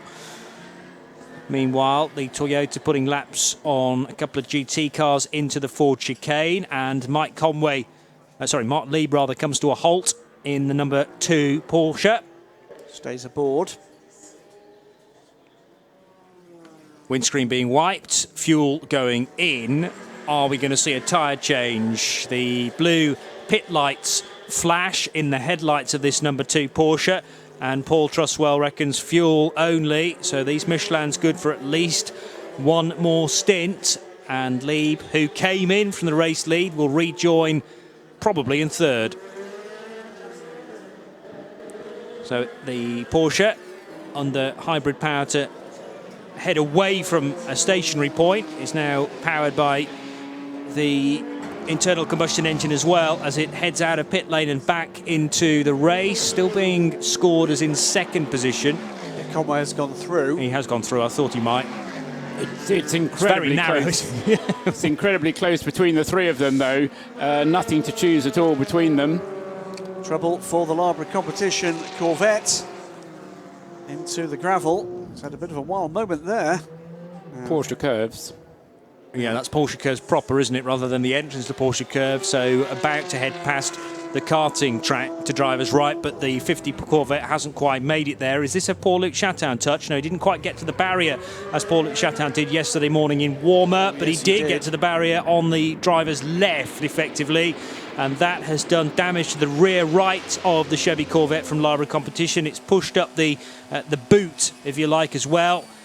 It looks like that might scrub out, but I'm sure it will, because these Corvettes are built like tanks, aren't they? That's a former works Corvette, Library Competition. There's only, is it 5 in the whole world And of they're all here. GTE C7Rs? But assuming that car will restart and the driver Yutaka Yamagishi can get the car back to the pits, they'll give it a once over, maybe have to go into the garage to receive a bit of tape, but I'm sure that car will get back into the race relatively easily. That's absolutely correct. There are just 5 of them. 2 privateer cars in the hands here of Library Competition and the Team AAI 57 car. 2 new build cars for 2016 in the hands of the factory team, and their spare car, which is in the Americans at Le Mans exhibition and would be available to the team up until the point the race started, of course, as a potential spare. And Library Competition making it very clear indeed that they intend to try to mount GT Pro efforts next year, potentially alongside a GTM effort in the full WEC, which would mean, of course, a 2-car effort from Library at the Le Mans 24 Hours. I'm kind of pleased they didn't need that spare car, because it's a great exhibition, that, and lovely to see one C7R on display for the Americans at Le Mans exhibition. Always a sort of a themed display every year, and that's the choice for 2016. The 84th running of the great race, the 24 Hours of Le Mans. You're listening to Mobil 1 Radio Le Mans on 91.2 FM and around the world on radiolemans.com. It is 9:30, so high time we did an IHG Rewards Club hourly update. The Hourly Update, brought to you by IHG Rewards Club, where keeping you connected matters. 5.5 hours to go then. Sebastian Buemi leads in the number 5 Toyota TS050 Hybrid. 291 laps completed, and nearly 34 seconds back is the other Toyota of Mike Conway. 5 leads 6, and now on an outlap in third position, the number 2 Porsche of Mark Lieb, but at only a handful of seconds, 2 seconds behind Mike Conway. So that's the battle for second and third on the track right now. Fourth position is the number 8 Audi, driven by Ollie Jarvis, having completed 290 laps. And fifth position is the second of the Audi R18s. That's the number 7 of Andre Lotre, 278 laps completed. So 12 laps apart are the 2 Audis at the moment. LMP2 headed by the 36 Sinutech Alpine of Gustavo Menezes. Second position is the G-Drive Orica 05 of Rene Rast, car number 26. Third place for the 42 Gibson 015S for Straka Racing. Johnny Kane pulling a move on the SMP racing car of Victor Scheithoff for third place. And those cars are separated by 2.3 seconds as we stand. 42 from 37, third and fourth. Fifth position is the 33 Eurasia Motorsport car of Poojon Jin now, the Orica 05 from the Far East, and 264 laps completed for car 33. Sixth position, still the Greaves 41 car, the Ligier, driven now by Julien Canal, and that's done 264 laps. GTE Pro, headed by still Risi Competizione, a great run from the American team. Mattia Malicelli doing the driving duty in the new Ferrari 488. Second position is a Ford GT, Dirk Muller, the number 68, from the sister car 69 in third, Richard Westbrook. Fourth place, the number 95 Aston Martin Vantage, Marco Sorensen driving that. And then on an outlap in fifth position in GT Pro is the 66 Stefan Mucke Ford GT. GTE AM top 5, it's 62 from 88. That's the Ferrari of Bill Sweedler from Khaled Al-Khabazi in the 88 Proton competition Porsche. Third position is the 83 Ferrari of Francois Perrodo. Then the Rob Bell driven Ferrari number 61. And Aaron Scott, fresh from a pit stop in the 55 AF Corsa Ferrari. That's the car he shares with Matt Griffin and Duncan Cameron. Scott at the wheel, and that car is in fifth position. That's the IHG Rewards Club hourly update. The Hourly Update on Radio Le Mans, brought to you by IHG Rewards Club. It's about people, not just points. 24 hours a day. This is Mobil 1 Radio Le Mans. When seconds matter, science matters. Mobil 1 Radio Le Mans for 2016, 91.2 FM around the track and around the world on radiolemans.com. And we have 5 hours and 27 minutes still to go. Hopefully you're up, breakfasted and in for the run to the flag now. This is going to be one of the classics, I reckon, with 3 cars on the lead lap and separated by 36 seconds first to third. Graham. It's astounding, isn't it? It's astounding. I mean, we talked about who might win this motor race. We've been talking about it for weeks, months, probably since the day after the Le Mans 24 Hours last year. I think all really wanted to see, more in hope than expectation, that Toyota would make that step. They've made a mighty step, made to look absolutely out of touch last year, despite the fact they'd taken a big step forward. The problem for them was that both Audi and Porsche had taken a bigger step forward. Make no mistake, Toyota were quicker last year in the FIWC than they had been the year before. Porsche bossed it last year, and it has to be said, Toyota have reeled that in and are really, really competitive here. Yes, they are, but they haven't won this race because I keep on kind of swaying between what I'm saying here, and I'm aware that the lap times are kind of moving. About an hour or two ago, the Toyotas were getting themselves into the position where they were consistently quicker than the Porsches. Mark Lieb, either by sorting the car out or him getting his head in the right place, is now lapping, and he lapped the whole of that previous stint, 13 laps of it, quicker than both Buemi and Mike Conway. Now, may have been he got a bit lucky with some of the yellow flags, but he was able to get up and get on terms with Mike Conway. I mentioned at the time he would have overtaken him anyway, but he was also closing in on Sebastian Buemi. Now, just take a step back, even though it feels like the race is nearly over. We've got 5.5 hours of this still to go. And if Mark Lieb can continue to lap at this time, even though the lead is changing at every pit stop, the more Mark Lieb can bang in the quick laps and do it every time, so the more chance that Porsche has of really nicking this one. And it will be a case of nicking this one right from underneath the noses of the 2 Toyotas, which have run very, very well. And, you know, they've done what they've had to do, but you know, they're not home and dry on this one by any manner of means. Let's say good morning to Nick Damon, who's settling himself in for a lengthy stint for the morning period of the race. Morning, Nick.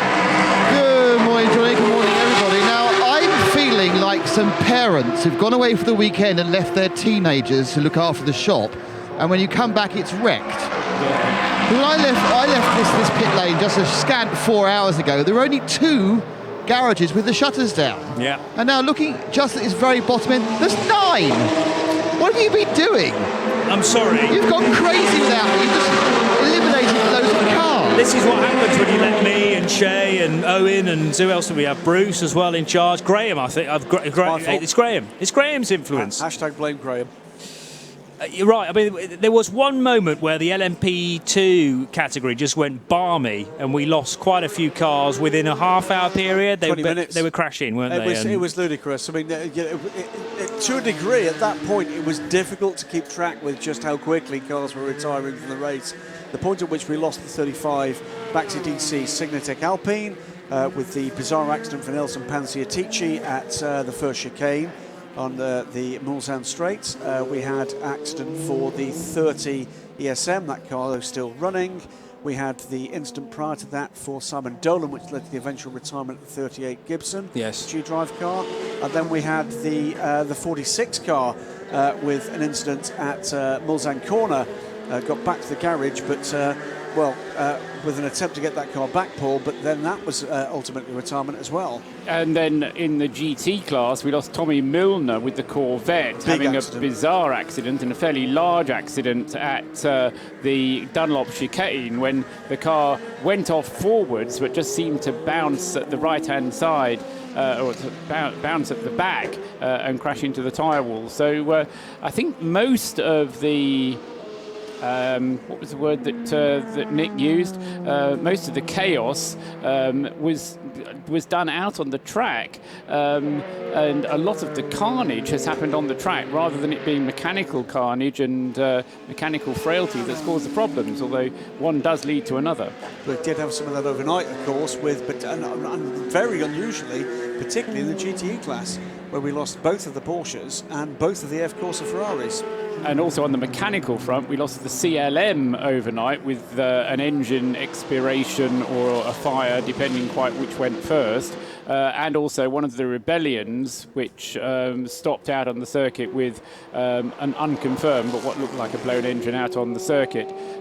The second Rebellion is still running, though, as far as I know. It is. The number 12 car, although it is a long way behind. It's running at the moment in 41st position. Nick Heidfeld is at the wheel, and that is the last remaining active LMP1 privateer car. Particularly sad to see the 13 go, though. That car running well into the night and almost through the night in 5th position. Absolutely. I must say hello to all those listening at Audi City dealers around the world, in Beijing, in Berlin, Moscow, Munich, Paris and Istanbul. Thank you for being with us in the Audi City dealers, really adding further evidence to the fact that Mobil 1 Radio Le Mans is a worldwide station. Hope you're enjoying your morning, your afternoon, your evening, wherever you are in the world, and staying tuned to this fascinating race together with the Audi City dealers as well. Beijing, Berlin, Moscow, Munich, Paris, Istanbul. They're song lyrics, I think. Everyone talk about pop music. If it gets to a quiet moment, we'll try and do something with that. Don't think we should. I think you're probably right. Potential problem, meanwhile, for a significant runner. It's the number 36 car. This is the 6th place overall car and the leader in LMP2, Gustavo Menezes, at the wheel of that car at the moment. But its last pit stop is under investigation, Paul, and it's beginning to lose the edge that it had prior to that. Should mention, by the way, before we move on to that little bit, the 50 Labra Corvette has been released from the gravel trap where it's brought out that slow zone, did make its way back to pit lane under its own steam, but is now there and is losing places. Has lost 2 places, now down to 9th position and still stationary. It's lost those places to the number 98 Aston Martin and the number 60 Formula Racing Ferrari. They're now 7th and 8th in class. I just wonder if the reason that pit stop is under investigation was the problems they had with the airline that Shea was describing when the wheel gun that they had to use kind of had to be pulled over the top of the car, and they just want to have a look and have an explanation from the team. So I don't know whether they did anything wrong, but it was certainly a non-standard pit stop, and Shea described it to us reasonably well as to what actually went on there. I just wonder whether or not in that slight, let's not call it a panic, the quick reaction, did they have two air guns in play? Did they have too many crew members over that line? Well, you're allowed to use 4 this year, whereas last year you were only allowed to use 2, but you are only allowed to use 1 gun at a time. So I'm just wondering whether maybe they overstepped that one. But I've no doubt it's all been on a video somewhere, and that they, as I say, the reason it's being put under investigation is for somebody to have a page of the rulebook open on the one hand and a video replay available to them on the other, and then to make a decision, and then to decide, having made the decision, what the penalty should be. Paul Truswell, Graham Goodwin and me, Johnny Palmer, in the main Mobil 1 Radio Le Mans commentary booth. Nick Damon and Owen Mildenhall down in the pit lane. The 82 GTE Pro car making its way down Mulsanne and enjoying a mere 13.5 second lead over Dirk Muller. Still got 5 hours to go, but that is a phenomenally tight battle considering the amount of hours of racing we've had, and it's still very, very close for first, second and third in LMP1, the overall category as well. Can I get, because I've been dying to get Nick in on this discussion, because it's something that I don't know very much about, and I know that not only does Nick know a lot about it, but that he likes talking about batteries. But one of the things that John, Graham, myself have been kind of complaining about, Nick, is that we haven't had lap times that have been improving as much as we would have expected them to be. Now, I just wonder whether part of that is due to some of the battery systems that are powering the hybrids on these LMP1H cars getting a little bit tired and not performing quite at their optimum, and therefore not delivering all the power that these cars would have had if they were in brand new condition. Is that a possibility? It is a possibility. One thing you have to remember is that battery packs are actually doing something they weren't designed for at Le Mans. Go on. Because you have a 1,000 horsepower limit here. So they're actually, rather than having to give out an extra 400 kilowatts of power over a few seconds, they're giving 300 kilowatts over more seconds. But they're still using the same 8 megajoules of energy. They're just using a much longer, lower level battery push, you get my idea. So there's a power limit of horsepower, and all these packs can produce way more than 1,000 horsepower in the cars. So they're actually having these they're discharging the batteries slightly less than they would be designed for, and for longer. And guess what? That means more heat. Makes sense? Right, so if that means more heat, does the battery then become less effective? If it's not cooled properly, and it's the way the cycles go, is you will see greater degradation. The real thing is the degradation of a lithium-ion battery is you'll go down to about 80% efficiency after about 1,000 cycles, and 1,000 cycles is about 300 laps. However, that assumes the teams only have batteries that are big enough just to do what they want to do, which they would do for weight reasons. However, to avoid the degradation issue, they just make the batteries bigger, because you can have the biggest battery you like. The only rule is you can't discharge more than 8 megajoules. So it's that packaging issue. How big do we make the battery? How heavy do we make the battery against the power you need to give out? And are we designing this car for a 6-hour race or a 24-hour race, which is a completely different requirement? I'd be very, very surprised if the batteries at the end of the 24-hour race are absolutely in perfect condition, because they're all carrying far too much weight in the 6-hour races. And what's more, as the race progresses, because coincidentally we're coming up to about 300 laps, as the race progresses and the temperature increases, it's only going to get worse, is what you're telling us.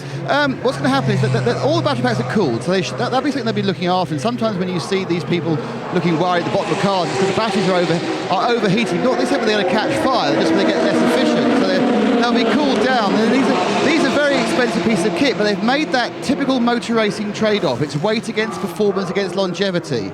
And we all know light is fast. Even though the batteries actually sit in a great place because they're right at the bottom of the car, so it's very low C of G. They still rather have movable balance, and they may have to make the weight. So I would think that towards the end of the 24-hour race, they're probably down about 10% in their capacity.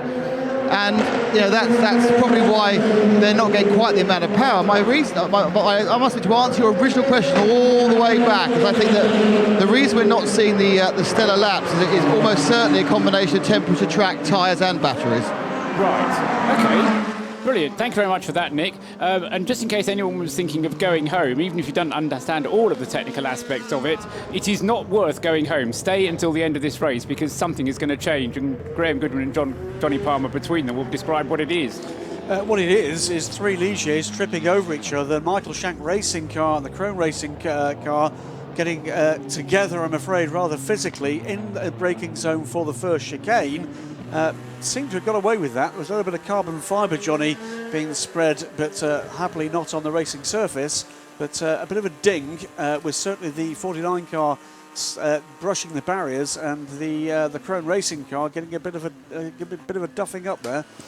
Yeah, John Pugh and Tracy Krone trading blows into the first chicane in their Ligiers, and as you say, just about escaping that situation, but we might well see the 49 Michael Shank Racing Ligier and the Krone racing car, the bright green machine, into the pits at the end of this lap, just to make sure that not too significant damage has been done to both of those cars. The other car involved was the 31 car. That was a completely innocent party. Chris Cumming taking the racing line into the first chicane, and was it Tracy in the number 40? Yeah, correct. So it's 2 of the 3 oldest drivers in the race getting involved there. Really, they should know better at their ages, shouldn't they? I think they were just deciding to get the picnic blankets out up there at the mall stand. Absolutely and right, sit dear me. Tracy Krone at the ripe old age of 61 years of age now. John Pugh at 60. and Mark Patterson, the oldest of the trio of the over 60s. Here's a recap of the classes as we've just passed 9:45 in the morning, so 5 hours and 12 minutes to go. Bill Sweedler leads in GTE Am, the Scuderia Corsa Ferrari number 62 from Khaled El Khabazi, and the number 88 Abu Dhabi Proton Racing Porsche 911 RSR, and Francois Perrodo is third in that class. As I speak about GTE Am, we got race leader or class leader into the pits, Bill Sweedler. Francois Perrodo in the number 83 Ferrari is third in Am.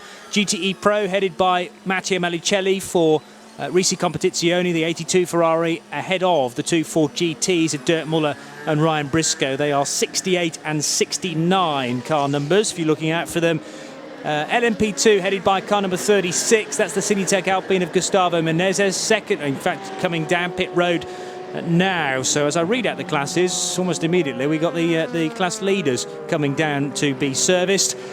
Second place, Rene Rast in the number 26 Orica G Drive car in second position, and those positions shouldn't change despite Menezes' pit stop. Johnny Kane is third in that class in car 42, the Stracker Gibson. And LMP1 still Toyota and Porsche, cars 5, 6 and 2. Sebastian Buemi leading, Mike Conway leading Mark Lieb. And there are 5 hours and 11 minutes to go as the number 77 Porsche pits on this lap as well. That is for a drive-through penalty and will be followed down not too long afterwards by the number 44 Manor car, both cars for constant abuse of track limits. In a moment we're going to have a battery fight because someone disagrees with Nick. Oh, right. Well, we'll hear from Nick now because you're watching pit stops. Yeah, the number 36 came in and had a totally standard stop this time, but they didn't need to use a wheel gun. So who's disagreeing with me? Fight. It's Stefan Speaks. But before I forget, by the way, Stefan was reporting that on TV, German TV, Dr. Wolfgang Ulrich was reporting that not the softest compound of tyres they've got, but the next softest compound of tyres into the night was causing massive pickup problems for the Audis. Stefan Speaks says, sorry, Nick is wrong. Ooh. Less current generates less temperature over the internal resistor. Degradation should be less. I am not a clever enough bear to know who's right, who's wrong. Let the battle begin. It's for longer. This is the point. When you've got a very high discharge, for longer, the temperature build-up is absolutely right. If you take out 1,000 amps for a second or 500 amps for a second, yes, the 1,000 amps for a second is less. You take 500 amps for 4 seconds, it's more. So that's the difference, it's because they're discharging at a very, this is a very high rate. It's not like, just sticking it in your Walkman. This is a massively high rate.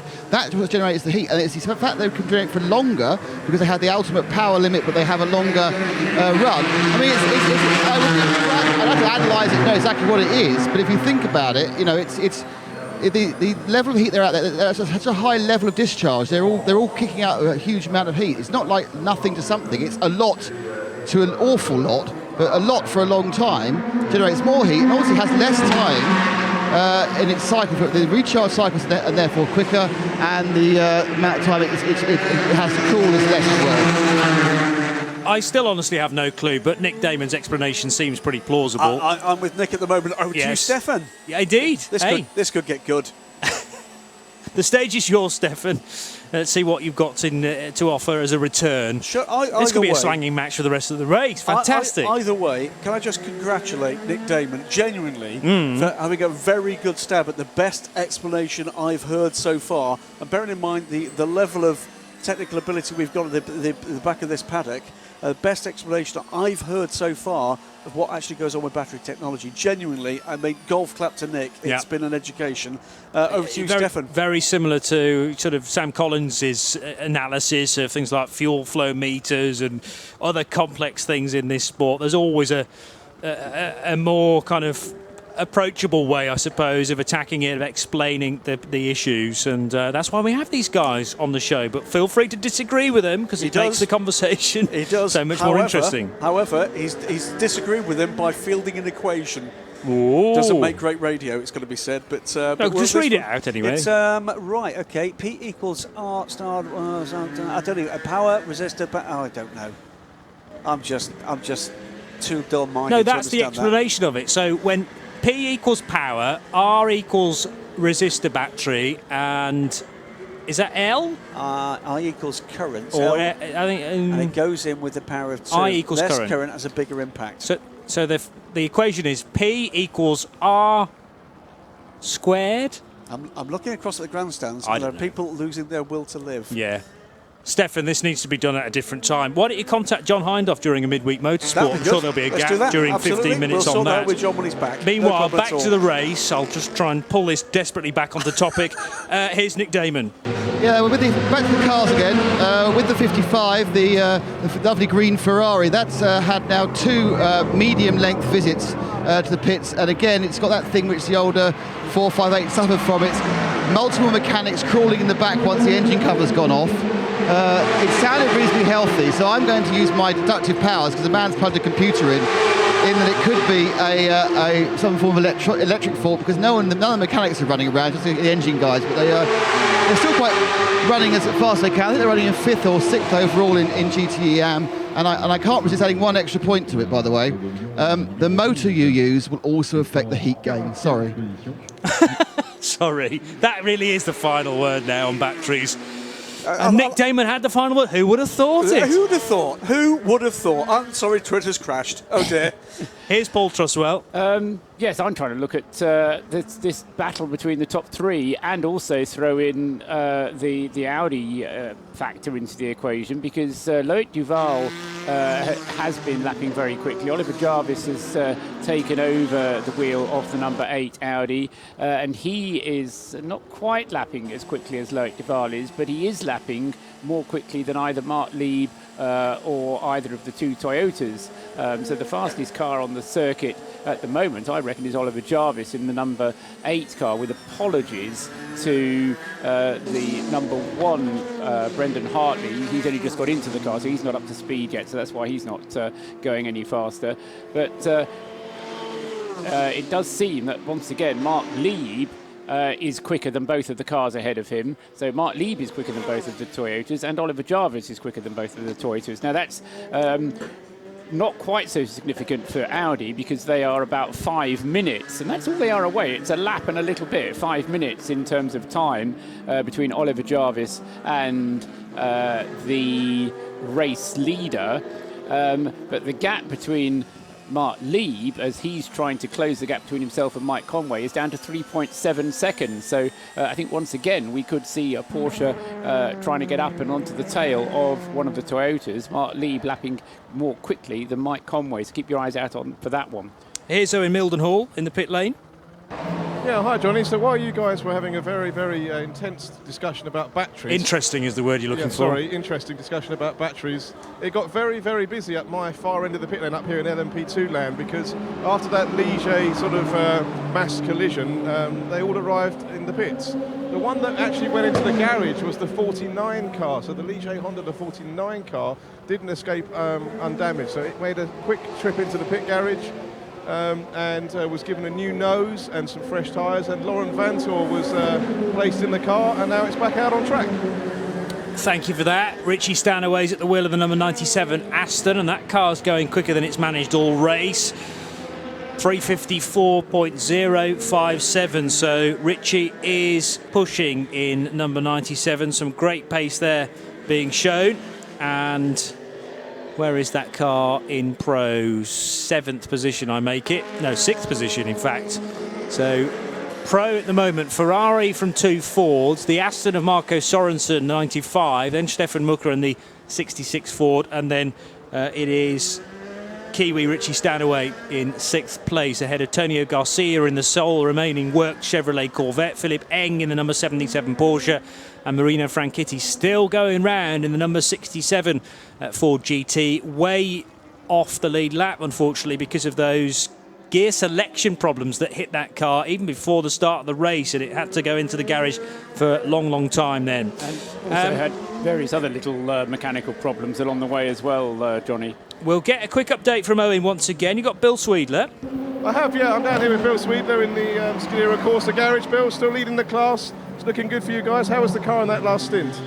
Car was really good. We're solid. Townsend, Jeff, and myself have pretty much all the same driving styles, so we're all very happy with the car. The Scuderia Corsa team has been spot on. Haven't made one mistake. Fingers crossed we can make it to the end here. And I'm sure it's going to be a tough battle right to the end with the pace of the Porsche that's behind you. I think you guys are going to be on it right to the end. Absolutely. 24-hour race. Anything can happen. We know that. So, 5 hours to go. We don't think anything other than keep doing what we're doing. Bill Sweeter, thanks very much and best of luck for the next 5 hours. Thank you. Take care.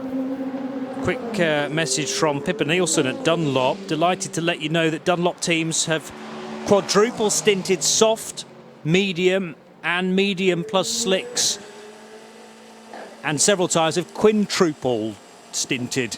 And she says if that's a word, it absolutely is a word. I think if Pippa said it, then we'll make it a word. Well done to Dunlop. That's a step forward in LMP2.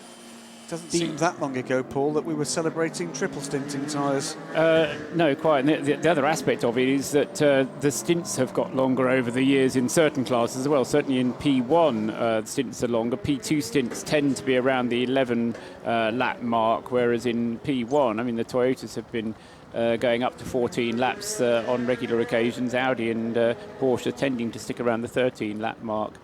I just wanted to finish off the story of the Ligiers from the report we just had from Owen Mildenhall, because the number 31 was the other Ligier.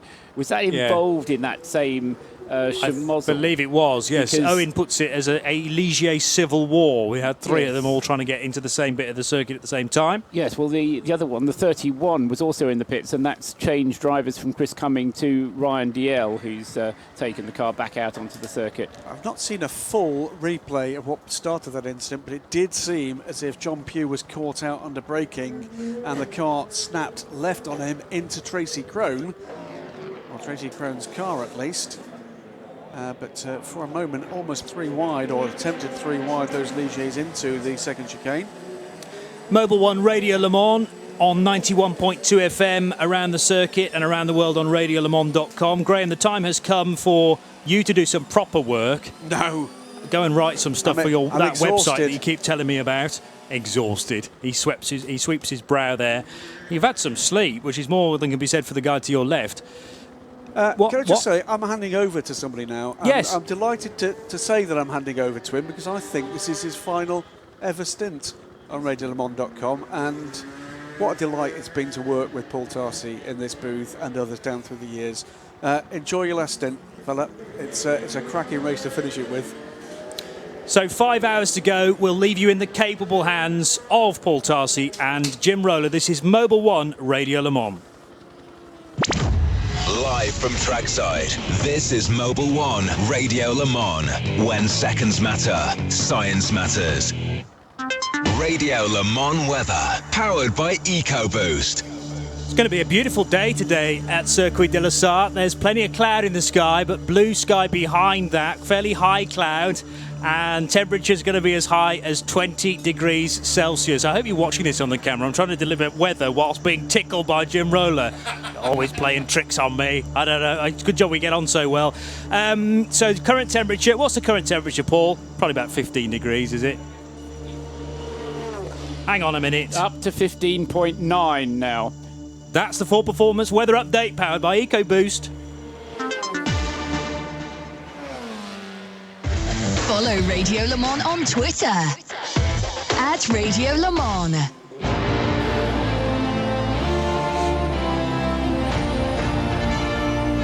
Around the world. Around the clock. Endurance racing direct to you.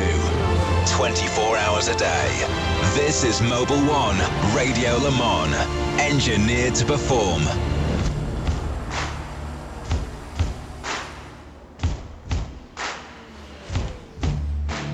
With apologies to Adrian Cronauer and Robin Williams. Good morning, Le Mans. We've got less than 5 hours remaining.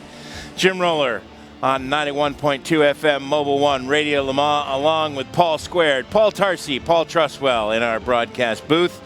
And as you may have heard Graham Goodwin and Johnny Palmer saying, I got to tell you, I am honored to be doing this shift with a very dear friend, Paul Tarsi. your last one, brother. Yeah, and looks like it's going to be a fun one at least. We got lots to talk about. This is going to be a stormer, isn't it? I don't think that I've ever seen anything quite so close, quite this far out. It's going to be tremendous. Exactly. Do you want me to tell you how close? Yes. As we look at you expectantly. Yeah, I was wondering quite how to put it, because Oliver Jarvis is still driving a storming stint. He's down there in 4th place. He is, I was saying to Johnny, but before you guys came in, about 5.5 minutes down the road. Now that means that he's a lap and a bit behind, so he's kind of out of contention, but 5.5 minutes can disappear very quickly if you have a problem with some part of the car. So Oliver Jarvis isn't completely out of the running with the number 8 Audi that he's sharing with Loic Duval and Lucas Di Grassi. Oliver at the beginning of what will probably be a double or a triple stint. Mark Lieb is going quicker than either of the 2 Toyotas up ahead of him. Not quite as quickly as Oliver Jarvis, but as I say, quicker than either of those 2 Toyotas. He is coming towards the end of a double stint and probably will go on to a triple. Ahead of him, you've got Mike Conway, who is travelling a little bit quicker now than Sebastian Buemi, having fallen back behind Buemi.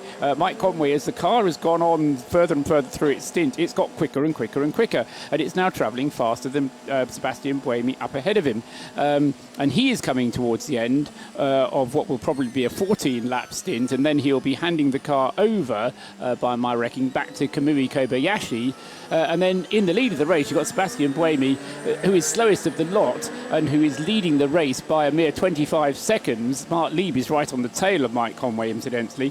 And Buemi is also coming to the end of a stint and is going to be handing the car back to Super Ant Anthony Davidson. So you're absolutely right. Not only have we got 5 hours of this, but we've got an extremely exciting few minutes kind of up ahead of us in terms of the overall lead.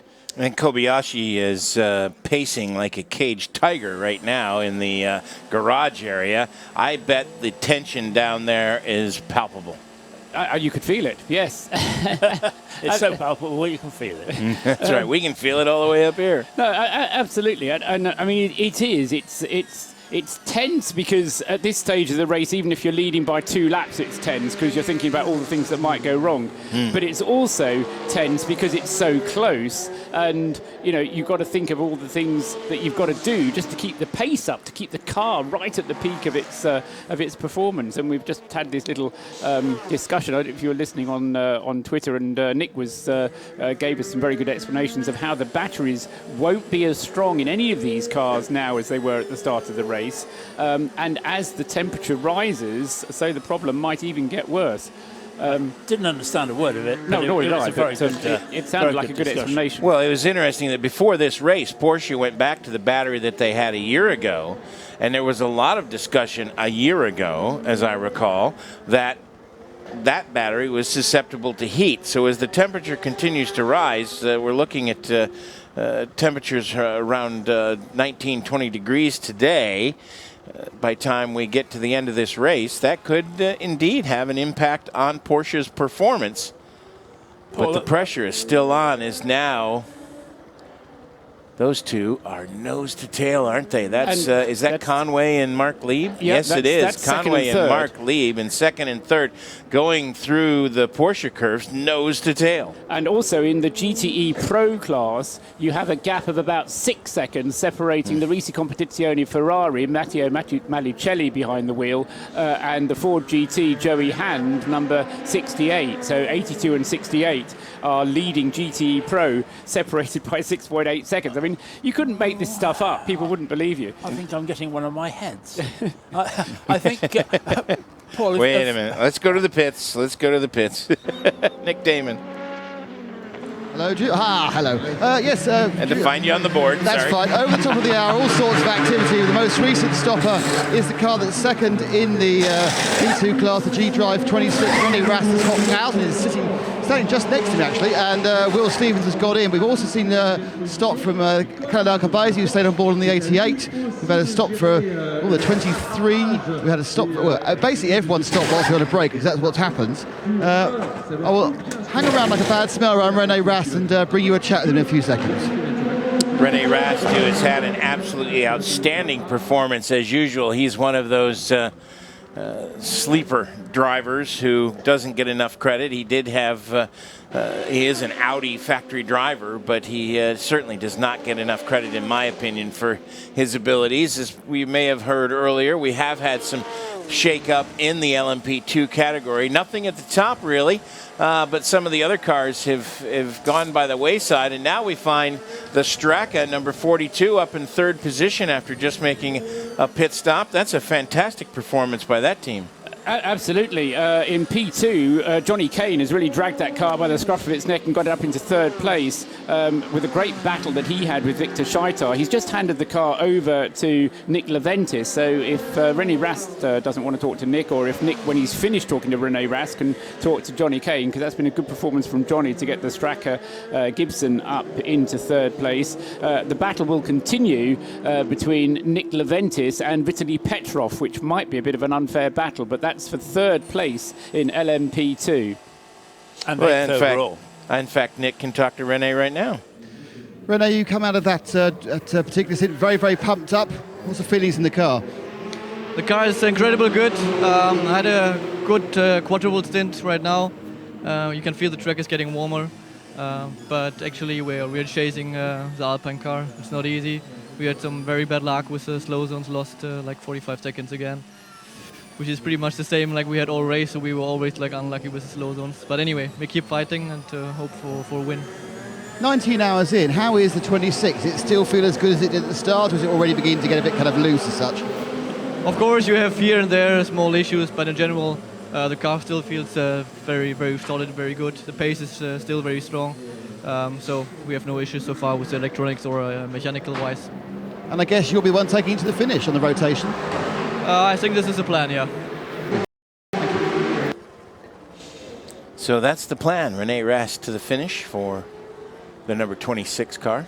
Yes, as you were describing there, he's kind of stuck in second place in P2, and that's never a nice position to be in, because you sort of think, well, however hard we try, are we going to be able to push to get that gap down? And the answer is, at the moment, well, it hasn't quite worked out for him. So, yeah, it's difficult to say in that P2 situation. Into the pits comes the third placed now Toyota, and this should be Mike Conway handing it over to Kobayashi to have a go at behind the wheel. And let's go to Nick. Yeah, just down with the number 6 stops, you say, as Kobayashi has got into the machine. Now, it's still showing the little bits of damage on the left-hand side. It picked up at about 3 in the morning, but I don't think they're affecting the aerodynamics. It is, like many of these cars, going to show those war signs. And you do feel that if this car eventually wins, it will be a car that they put in the museum without cleaning, because it's got a fantastic patina to it at the moment, with a number of roundels of tyres which have been hitting on the side. So whoever's been going past that car is quite aggressive. In fact, the rear deck now has got it, so the rear fender, the back half of it, has a small amount of damage as well. So this one's not going to be on optimum performance. And here comes some brand new silver tyres. Jim, we're still with that one. Ride that horse, Nick. Ride that horse. And they are up and down. That was a very good start. They didn't have to worry about any of these problems or clips, so they're obviously quite happy with the area they've got with the raised nicks and dings. But yeah, off they go, and they've got only 4 hours, 50 minutes to sort this all out. I suspect, Nick, however, you made a great statement about the tire marks on the side of the car. I think it was less people going by the 6 as much as the 6 being aggressive as it went by people. Kobayashi, the last time Paul and I saw him, was driving like a man possessed. Possessed by what? Possessed by a need to win this race. Isn't it strange, though, that manufacturers, creators of cars and everything else will spend millions of pounds, dollars, euros, that they will go out and spend so much time getting these things sorted out to get that last tiny little flick of a piece of bodywork. They bring it to Le Mans and it ends up battered, torn, in all sorts of ways, and yet it still works. Exactly. Hey, one of the cars that we've been following throughout the week is the number 57 Corvette that races in the GTE AM category. Mark Patterson beached that car earlier, but it is out there still running. And one of the drivers in that car is very interesting. It's Ollie Bryant, who's making his rookie appearance here in the 24 hours. But Owen Mildenhall, he has been around this racetrack many times in vintage cars, hasn't he? I think he certainly has. So I'm here with Ollie Bryant. So Ollie, you're over 19 hours into your first Le Mans, but you spent a lot of time on this track in historic cars. So a very different challenge, I'd imagine, being in the 57 Corvette. Yeah, I've done the Legends race here in 2007 and 2012, so I know where it goes. But yeah, certainly jumping in the deep end with this Corvette. We did a little running on the test day, and we're still developing the car. You know, we had a few issues earlier on in the race. We made a few setup changes, and now the car's still quite tricky to drive, but it's certainly much more sensible lap times.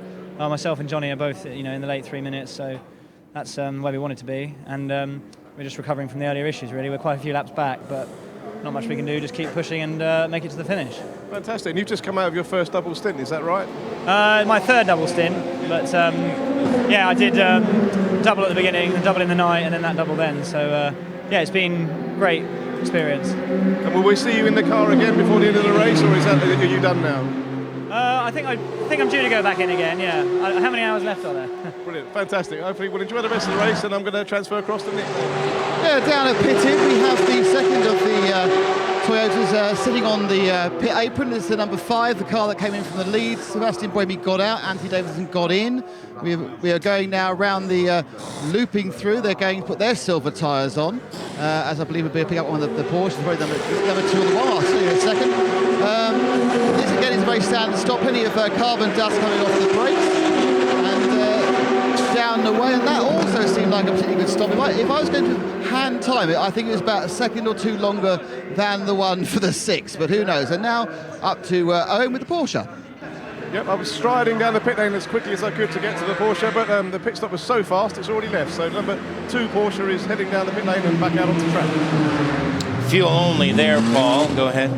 I was just going to echo what you were saying, Jim. Yes, fuel only for the Porsche, so that was why Mark Lieb got out that little bit quicker. And Nick's hand timing, or just from sense of smell, absolutely on the nose, well, nearly on the nose. Kobayashi's pit stop was 1 minute and 30 seconds. The stop to hand over from Buemi to Anthony Davidson was 1 minute and 29 seconds. So I'm sure Nick has smelled many things in his life, but I don't think time is one of them. I wouldn't be surprised. No, I wouldn't be in the least bit surprised. Paul, with now having had those 3 pit stops, do we get a feel for how many pit stops each of those cars now has to make between now and 3 o'clock? Yes, we do. 2, 3, 4, 5 of them for the Toyotas, but the Porsche is going to have to do a splash, by my reckoning. Now, I'll keep you monitoring. So 5.5, as it were? Well, 5 and a splash. It's not even a half. Yeah, It'll just be a little bit of fuel. That's the difference between running 14 lap stints and 13 lap stints for the Toyotas. If you haven't, this is where those converging lines come together, isn't it, Paul? Right here at the end of the race. Yes, the converging lines are here, but they're a bit of a mess at the moment because of the way they're laid out. But I think I know what they mean. But as I say, it all depends, and this is the way I like it really, because it depends more on the pace of the cars and how fast they're being driven than it does on kind of what they do in the pit stops. The other difference in the strategies is in the phasing, if you will, of them, because we just saw longer pit stops for both of the Toyotas, with both of them changing drivers from Buemi to Anthony Davidson and from Mike Conway to Kobayashi. So both of the Toyotas have done their driver change, which is a longer stop. The Porsche had a shorter stop this time in order to let Mark Lieb go out and do a triple.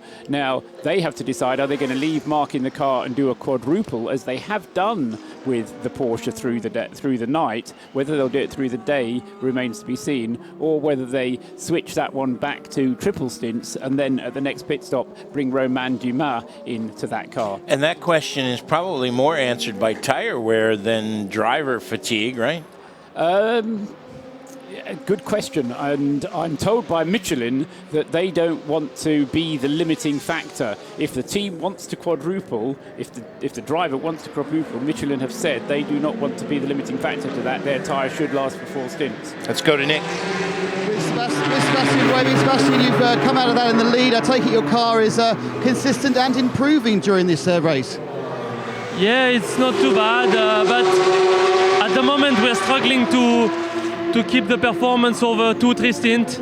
So the first stint is very good, and then we struggle more. So I mean, the race is still quite long, but it's going to be hard. That's very interesting, because overnight it seemed you were having problems in the first stint. Is this down to tyres and temperature, or down to the car and the hybrid systems?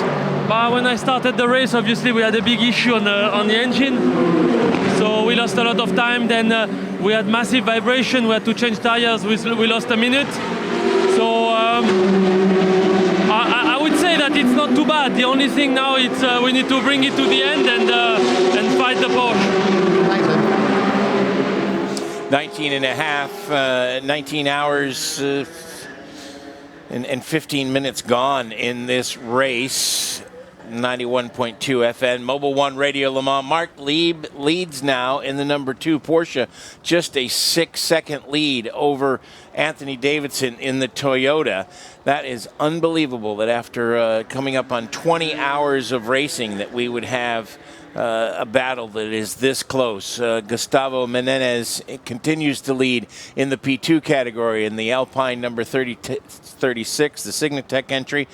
And in 18th position overall, Matteo Melicelli leads for Ferrari in GTE Pro, the number 82 Risi Competizione entry. He's got about a 5-second lead as well over Joey Hand in the Ford number 68. So the script writers of the Ford Ferrari movie are certainly going to be enjoying the outcome here. And then in GTE AM, it is Townsend Bell leading in the number 62 Ferrari. He's teamed with Bill Sweedler and Jeff Siegel, and they have had a fairly consistent run throughout the day. They've been battling it out with the number 88 Proton Porsche throughout the evening and now morning hours. So that's just a quick look at the class leaders here on Mobil 1 Radio Le Mans. 91.2 FM.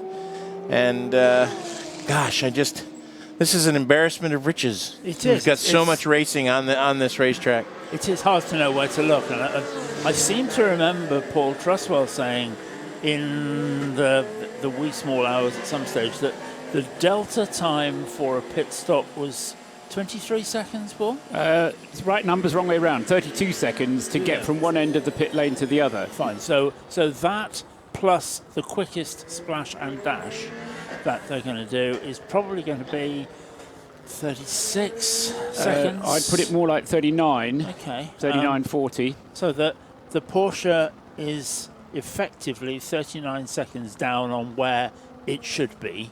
If it's going to win this race, everything else being equal, which of course it isn't. Not with 4.5 hours to go. No, I mean, but it's a useful element to draw into it that at the moment it does look like the Porsche will have to make another pit stop in order to get to the flag. But as I say, if we get another safety car, then that could change the way that the rest of the laps pan out. And of course, we're also making assumptions about how many laps you can get in in how quickly you're going to be able to get your laps in, because the trouble with a race like this, you just end up going faster and faster and faster as the race pans out, and that just means you have to do more and more laps as the race pans out, and that means everybody will have to do a splash of fuel, because you end up doing more laps, because we keep going until the 24 hours. We don't stop at a particular number of laps completed, we just keep going, and the faster they go, the more laps they have to go, and that means they have to do more fuel stops. I think the script writers are going to be really, really busy with rewrites on this, because there are so many different things that could happen. And if we just stick with that one, just the one, of the splash and dash for the Porsche, that has every possibility of being a real clincher one way or the other. Yeah, exactly. So it's Mark Lieb from Anthony Davidson, Toyota Audi. Andre Lauderer is still many laps behind. Used earlier as 2 laps behind. Paul? So the first, remember they all came in pretty much the same time. The first flying lap from each of them, they're all 3 of them on a full tank of fuel. The leader, Mart Lieb, a 3 minutes 26.4 was his opening flying lap time. From the Toyota number 6, Kamui Kobayashi, he did a 3 minutes 23 on his opening flying lap time, and Anthony Davidson did a 3 minutes 24. So the 2 Toyotas, at least in the first laps of the stint, are quicker than the Porsche. And as I say, the trick is going to be to make that into an average over the full stint of 13 or 14 laps and make it last. And if they can do that, that is a turnaround from what you and Paul and I were discussing literally in the middle of the night, that the Toyota strategy was they were a little bit slower. They were hoping to be able to make it up by making less pit stops. That's right, and this pendulum has swung between whether the Toyota can actually make the quick laps last. And as we heard, and it was a very open and honest Sebastian Buemi that we heard there, the third stint, they were losing 5 seconds or so on the lap time. Both of the Toyotas, Sebastian Buemi was losing about 5 seconds on his lap time, Mike Conway about 4 on his lap time, whereas Mart Lieb was also losing a bit of time on his lap time, and there might have been a yellow flag out there which explained it, but he was losing less time. He was losing about 3 seconds per lap on the lap time. So everybody was losing time on the last lap of the triple, but the Porsche was losing less. So even if the Toyota goes quickly in the first stint, they've then got to translate that into a quick second stint and a quick third stint. Is that down to tires? Well, I think it is. And how they actually get the tyres to work with the rising track temperatures now. You've been telling us the temperatures are going to go up to about 20 degrees. We're currently at, 16.5, 17 degrees air temperature. The track temperature will continue to rise. It's looking sunny and warm, and then we've got how the cars are going to perform as they get a little bit warmer. You know, some of those radiators that have got clogged up with various bits of sand and various other bits of rubber that come thrown up from the racetrack, they might not be quite working as well as they used to be. There might be a few water leaks creeping in. There's all kinds of reasons why this is still a race to keep your eyes on. Oh, I'm going to have to go and sit down. My eye is drawn across to the pro battle as well, because the battle between Malicelli in the 82 Ferrari and Joey Hand in the 68 Porsche is come down as well. So you've got to look everywhere. If you're out on the track, it's easy. You can just watch them come past every time. Standing and looking at a screen or standing here, it's a bit more difficult. Now that gap between the number 82 car and the number 68 car, Malicelli in the Ferrari number 82, Joey Hand in the Ford GT number 68, has now come down to just 1.8 seconds. So Hand is closing in little by little. They are now in the same shot, certainly, and they are going down through the Forest S's, so-called because there used to be forest down there. Now it is spectator banks that are starting to fill back up again. Yesterday they were absolutely chock-a-block full. I've been coming here for 8 to 18 times, and this is the biggest throng of fans I have ever seen. Paul Tarsi, you've done this race a lot more than I have. You were telling me that between you and your dad combined, yes, Tarsi has been at more than half. Am I getting that right? Yeah. More than half of the races run here since 1923. Wow, yeah, that's amazing. I'm quite pleased with that. Yeah, But I think the crowd. I'd have that framed where I should do a sampler. I shall do some embroidery with that. I think this is as big a crowd as I have ever seen. And that includes all those really heady days of Group C and Porsche versus Jaguar and everything else. But it's a very, very strong crowd. We know that sports car racing is, I was going to say on a high. It's not. It hasn't even got to the high yet. It's on the rise. Yet. Very, very much. This is obviously the gold ribbon of sports car racing anyway. But I think, it's just lots and lots of interested people. Ford has fully 3 cars still in contention. One of those is the 66, currently in 5th position. Billy Johnson's behind the wheel of that car. That means Stefan Mucke can talk to Nick Damon. Stefan, how are you assessing the 66's chances of making the podium? Yeah, I mean, the car now is running good. We had, unfortunately, some little issues, so a little bit downtime in the garage. But team did a great job. Car's running good now. So we try to get some time back on track. We're pushing hard. Let's see what we can do. Yeah, your team has to chase down Aston Martin. The irony for you there, chasing down your former team. Yeah, it's funny, but it doesn't matter who it is at the end. Yeah, I haven't been in a close fight yet, but we're trying to close the gap as much as we can. Let's clear something up for us. Is that the two leading Fords are from the American team, and the two guys have had problems with the European team. Is there any inter-rivalry, or do you wish you could just put one over the Americans half of the garage as well? No, I mean, it's great for Ford that they are leading the race. Yeah, so first time here and such good running. Of course, you get some issues. We were in the other lucky situation that was our car, but it's great for the others that they are that far ahead. Stefan, thank you very much indeed. Out on the racetrack, that battle has gotten even closer. Now less than a second as they go through the Porsche curves. The the Ferrari leading the Ford GT. Malicelli using all of the racetrack as he goes through that serpentine section of the race course, now through the exit of the Chevy curves and then into the Ford chicane next. So just an absolutely fantastic. It's Le Mans and it is classic. It is Ferrari. It is Ford. It is not to be missed. And it's going to be 4.5 hours of just absolutely frantic action in all of these classes, and it's highlighted right now by this absolutely fantastic duel. Less than half a second now separating Joey Hand from Matteo Malicelli as they head up the hill to the Dunlop chicane. And Joey Hand is without doubt the faster of the two cars right now. Not a huge amount faster, but he's been closing down, and I think that we're going to see that place change certainly this lap, but they're close enough that he's going to have to work very hard to get by the Ferrari, because Malicelli is not going to give that place up happily or willingly.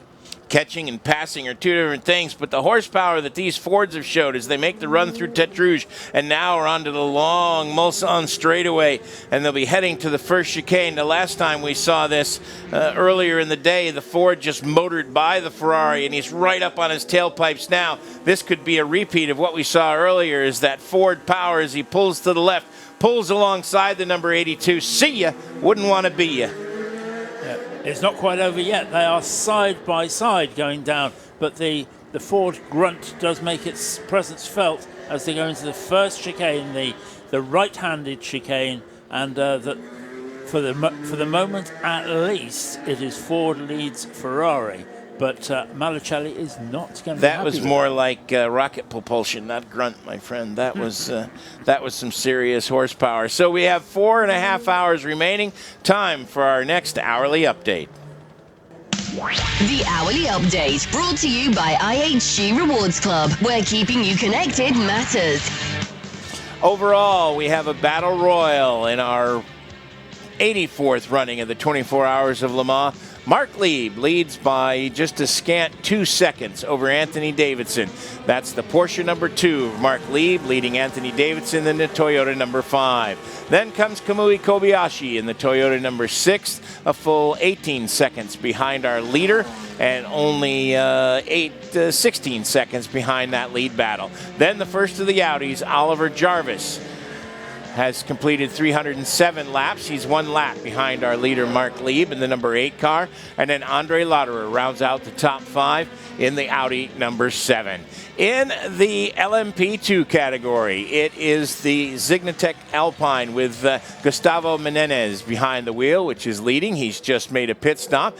He's being chased by the number 26 Orica, Will Stevens behind the wheel of the G-Drive car. Then comes the 37 BR01 Nissan with Vitaly Petrov behind the wheel. So it's 36, 26, 37. And then in 4th position is Nick Leventis in the Gibson, the Straka entry, having a very solid run for that car. That car has just quietly climbed into the top 5 and was in 3rd position before his pit stop. And GTE Pro, Joey Hand, right on script, right before our update.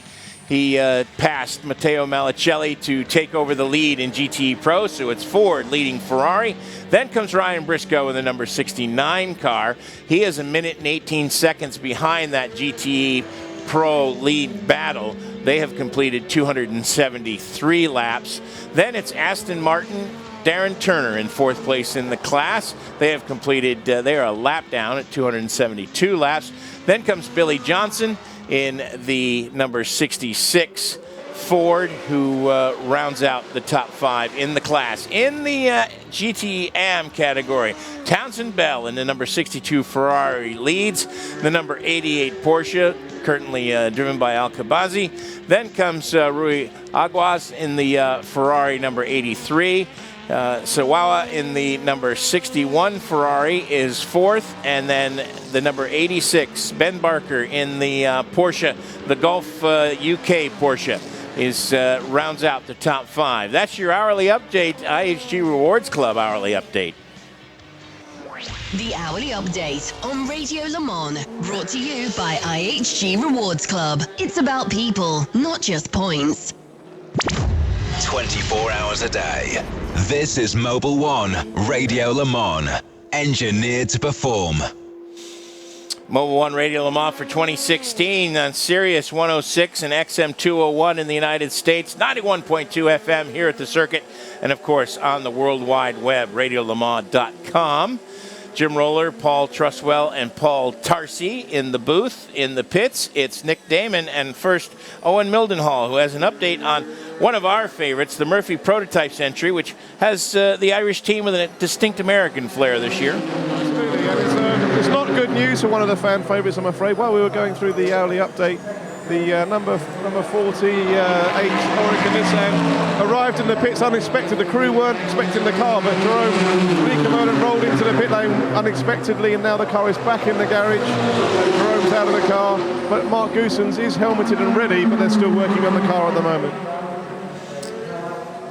Jerome Bleekemolen, Mark Goosens, and you say, well, it's roller crazy. That's not an American flair. Well, the team was put together this year by by Ben Keating, and Jerome is his American Series teammate, along with Mark Goosens, who races in the American Series with Ryan Dial. So guys that race in the American IMSA Series coming over here and not really enjoying their day with Murphy, but at no fault of anybody's. It's just one of those tough Le Mans days. No, and of course, Bleekemolen and Goosens, sons of racing fathers as well, which happens an awful lot in this sport. But interesting to note that they're teamed together. Be heartbreaking to get this far with that car for it to have real problems. But this is the kind of time of day where you start seeing just the odd niggle here and there. It may not be terminal, it may not be something that is going to stop the funfair completely, but people are beginning to be dragged in. Yes, and this is that time of day when you worry about those problems, because the advantages that you may have built up or the deficit that you may be trying to make up aren't big enough to be safe. Yeah. You know, you're in a point where if you do have that tiny problem, even if it is an extra minute in the pits, that could be disastrous at this stage. And we hear from Owen that the 48 car is heading back out onto the track, so that's good news for those guys. That's good. Yes, I think with the closeness of this race, you're absolutely right that nobody can blink without worrying about it, and that's something different. Booth and talked about. Yeah, the gap between first and second is 1.5 laps or more, and unless we have something really serious, then this is going to be the way it is. Yeah. We still sit here now, not even 11 o'clock yet, and it could go any way you like, and in all 4 classes too. The 2 car leads the 5 by just 3.9 seconds now, and that's close enough for Anthony Davidson to be able to see the 2 car. And that's really what he has to do. He has to keep that car in sight as the 2 car, Mark Lieb, is trying to thrash his way through some traffic. He's coming up on that traffic. Looks like, yes, he has made it through. It's 2 LMP2 cars and that number 86 Golf UK entered Porsche that runs in the AM category, currently in 5th position in the class. So now it's going to be Davidson's chore to get through that traffic. You have to work the traffic safely. There's just so many things that could go wrong. You can get caught up in somebody else's mistake. You can push just a little bit too hard. You can surprise someone. And now coming out of Arnage, Davidson is going to swing to the right and make short work of all 3 cars. The other thing he's got to do, Jim, is to look after his tyres and make sure that they will last for the full length of however long this stint turns out to be, a triple probably. Mark Lieb, of course, is already on the tail end of his triple, so his tyres are more worn, so there is every reason to expect that Anthony's going to be able to continue to close this gap. They're about halfway through the stint now, so there's plenty more challenge here to keep us interested, and that halfway through the stint means we're about 25 minutes or so still to go till the next pit stops. And again, I gave Anthony credit earlier on. I'll give him some more credit now, because he is now beginning to lap more consistently, more quickly than Kamui Kobayashi, and turning it into a bit of a 2-car race between himself and the Porsche. So whereas we had 2 Toyotas against a Porsche, the other Toyota, I should say, can't quite keep up with the pace that Anthony Davidson is setting and carrying the race towards Mark Lieb. Question is going to be, for me, we have seen Porsche doing quadruple stints during the race. Are Porsche going to leave Mark Lieb out and ask him to do a quadruple, or will they bring him in and hand the car over to Romain Dumas at the end of this stint in about 20 minutes' time? Let's check with Nick, because our 3rd place car in GT Pro, the number 69, Ryan Briscoe, has come to the pits. Yeah, interestingly, Ryan has stayed on board. They've fueled up, and now they're giving him a new set of boots. So they're not doing the normal thing of changing driver and tyres at the same time. They have kept Ryan Briscoe on board. I'm not sure if this is his 2nd stint or whatever, but they are changing the tyres now. Ryan back out again. Looks like a pretty standard stuff apart from that set of new boots. So I'll have to ask Paul there whether that's a surprising thing to happen or whether it's just another tactic. It's a double stint for Ryan Briscoe, and they probably think that they'd rather have him out on a new set of tyres, and Ryan, if himself he feels fresh enough to do another stint, then makes sense to leave him out. So I think we'd probably be able to count that as a routine service, leave the driver aboard and just give him a new set of tyres, send him on his way. So out on the racetrack, on the Mulsanne straightaway, we've got 2 cars that have slowed. One of them is the 31, who earlier we saw driving around with the right rear down and the left rear way up in the air. Similar situation for Ryan Dial as he is working his way down the Mulsanne straightaway. He's probably already at Mulsanne corner by now. And then going by him, but very slowly, only at 180 kilometers an hour, was the number 8 Audi. So we should see Oliver Jarvis. There's another problem for the Audi. He has made it around and has gone past Indianapolis at this point. So he will be trying to get back to the pits, and we were talking about traffic. Makui Kobayashi is pushed all the way to the grass on driver's right when one of the LMP2 cars made a pass on one of the GT cars right when Kobayashi was coming. Like I said, if you surprise someone, they're in their own race, and all of a sudden you've got your hands full. Oh yeah, and it's not their job to stay out of your way if you're coming past them. That he did certainly have to jump all the way onto the grass, and that was a nasty minute. But seeing that stricken Audi now working its way back towards pit road is not surprising, because that's been an unlucky car all the way through. But nonetheless, it's another sign that there are chinks in the armour all the way through. And this weather is continuing to get better and better and warmer. And whilst that's great if you're on the tribunes, it's maybe not quite so good if if you're driving a race car. And in fact, now the 66 car swings by the Audi, which is limping along at the exit of the Porsche curves, and will be making the right-hand turn into the pit road as the number 6 of Kobayashi goes through the Ford chicane, uses all of the curbing, and heads down the front straightaway. Here comes the number 8 car. Now, it was under power, unlike previous times when we've seen these cars running with the gear lever at 0. This time he was in 4th gear, and from the telemetry that we were able to see, and he has in fact now made it to the pits, so I'm sure that either Owen or Nick will be all over that. As out on the racetrack, the battle continues, just 2.8 seconds separating Anthony Davidson and Mark Lieb. That seems to have settled in at right about a little bit less than 3, a little bit more than 2. Yeah, it does, but so hard to tell. Again, we've seen both of those cars cutting through traffic. We've seen them having probably situations where they need to lift off a bit. So one lap is going to be very difficult to tell. We need to see this over a course of 3 or 4 laps to be able to understand. The current gap is just under 3 seconds, but that could go any way you choose. Now the 8 car does come into the pits out of 4th position. Andre Lauderer is out in the 7. He is 9 laps behind, and that's about 40 minutes of time. So it'll be, they've got some time to fix that car and not lose the top 5 position to its sister car, the 7 car.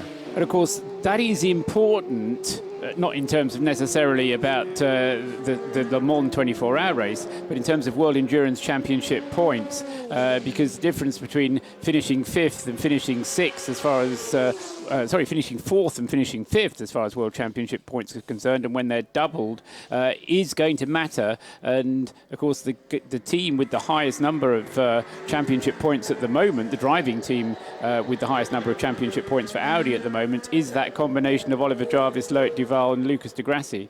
A phalanx of Audi mechanics have descended upon the front of the 8 car, and they are looking in they're taking the wheel covers off the hubs. Let's check in with Owen. Any inkling, Owen, from anyone what it might be? No, as you said, there's an army of mechanics sort of working around the front of the car. What was strange was that as Oliver Jarvis came into the box, he was weaving around, sort of moving the steering wheel from left to right, suggesting that something to do with the front end or the steering or something. There was obviously a reason why he was doing that as he came into the pit lane. So that's the only clue I've got so far. And also the 31 ESM car has made it back to the pits as well, and that is going on to its Dolly Jackson going into the garage. Now, it's interesting to point out that the delivery of the hybrid power in the Audi does go through the front axles. I wonder if they have a problem with the hybrid system. In the Porsches, it is also through the front axle, and through the Toyotas, it's through all front and back. So. Yeah, it's the harvesting and the delivery is done by Audi at the front, but it's I'll say a known Achilles heel since Wednesday. Audi have known this is an Achilles heel, that the front drive shaft suspension area, particularly when you hit the curbs, that's what broke and stopped them during the practice session. And they were being very careful to stay off the curb so that they weren't putting pressure on those cars. But my guess would be it's somewhere in that front drive area. Let's check back in with Owen. Yeah, I'd say that Paul might be hitting the nail on the head there, because I'm standing here now looking at the Audi number 8, and the guys are taking, sort of disassembling the front axles on both sides. So both the left and right front axles are coming apart as we speak. That doesn't look like the job of a moment, does it, Owen? No, it doesn't. There's a lot of work going on. I think that the engine covers come off now as well, and there's work going on the rear as well. So that may well be they're just taking the opportunity to clean radiators and have a look at the back. But the majority of the work is going on around both the front axles. Yeah, they know they've got a certain amount of time that it's going to take to do the work at the front. Might as well take care of anything else that they might need fixing. Yeah, I mean, you said a moment ago, what is it, 40 minutes or so that they have before they'll lose a position, and then before they lose another position, I think they've probably got about an hour. So, and that will be only to a P2 class car, so that won't change the number of championship points they score. But desperately bad luck for Audi, who really must look at this year as being their Toyota year in a sense, because they've come here and, quite frankly, they haven't looked like winners from the very first moment they went through qualifying. They showed some promise from time to time. There were times during the race when they were the quickest cars on the racetrack. Andre Lotterer was lapping more quickly than anybody else at various times, but they have always seemed to look very, very fragile out there. And this reminds me very much, Paul, of the first year of the R15 when they had all the harmonics problems and that sort of stuff. They just came here with a new car. Yes, they ran the bodywork at Spa and that sort of stuff, but just seems like they've been caught out a little bit. Yeah, I mean, Sam Collins said, it's just too early in its development cycle somehow. I think the R15 was perhaps the problems were more mechanical. Nowadays, the problems are more electric and hybrid system and the front, rear. The two things don't have anything to do with each other. Just it's a similar feeling. Absolutely. And as we said with the R15, the car never really looked like a winner. It's been. It was butt ugly, just like this one. I wasn't going to mention that. Well, I think you know me. the other thing is that this is a set of technologies which is completely alien to any other form of motorsport, to any other form of development, and so therefore they are pushing the envelope all the time. And the fact that we see different ways of the three major protagonists playing this game, they're coming at it in slightly different ways. Clearly, given time, there will be one which is proved to be the best. But that can be something 5 years down the road. That's for the historians to argue. Now, Audi made famous the modular technology, being able to bring a whole rear end and wing assembly in to change over. And Owen, they've kind of brought that kind of system out for the front end here, haven't they? They have. It's quite interesting though, Jim. So they brought down in a complete section, so a front hub, the hybrid technology, the drive shafts, the wishbones. And for a while it looked like they were going to fit it to the car, but actually what they were doing was looking at the brand new one as a reference point for the one that's actually on the car. And they've now taken the brand new one away and they're continuing to repair the ones that are actually on the car. Sounds a bit like an IKEA wardrobe. Down at the other end of the pit lane, we have the second and third cars in P2 at the same time, the 26G drive and the Bialis in 37, so a Russian axis. One Russian driver, Vitaly Petrov, one British driver, Will Steven. Both stayed on board, both picked up fuel, both stayed in their same positions, and the only difference was that actually the Petrov stop was 6 seconds longer for no other reason than it just took longer. Didn't see any problem with it. So did you feel that one, Nick, or did you actually have a watch? I don't want to be too clever, but I did think it was a bit longer. But I didn't. But I can't say I thought it was a bit longer and then tell you it's longer. It seems like I'm cheating. The other one which came in there, Nick Leventis at the wheel of the Straka racing car, which was in fourth place in the class there. And Nick really needs to get on with doing his silver lap times, because neither he nor Roman Rusinov in the car number 26 have yet done their 6 hours. Now, you told us Will Stevens stayed behind the wheel of the number 26 car, didn't you, Nick? Yes, he did. Yeah, okay. So whilst Nick Leventis is doing his laps to get him up to his 6 hour minimum, we still do have the prospect that Roman Rusinov has to do another hour and 50 minutes in order to do his 6 hour minimum. So the 82 Ferrari is also due a pit stop, and Owen has more. Pit stop, the crew are ready, and Tony Valander is wearing his helmet. He's warming up, and he looks like he's very much got his game face on, ready to get into the car.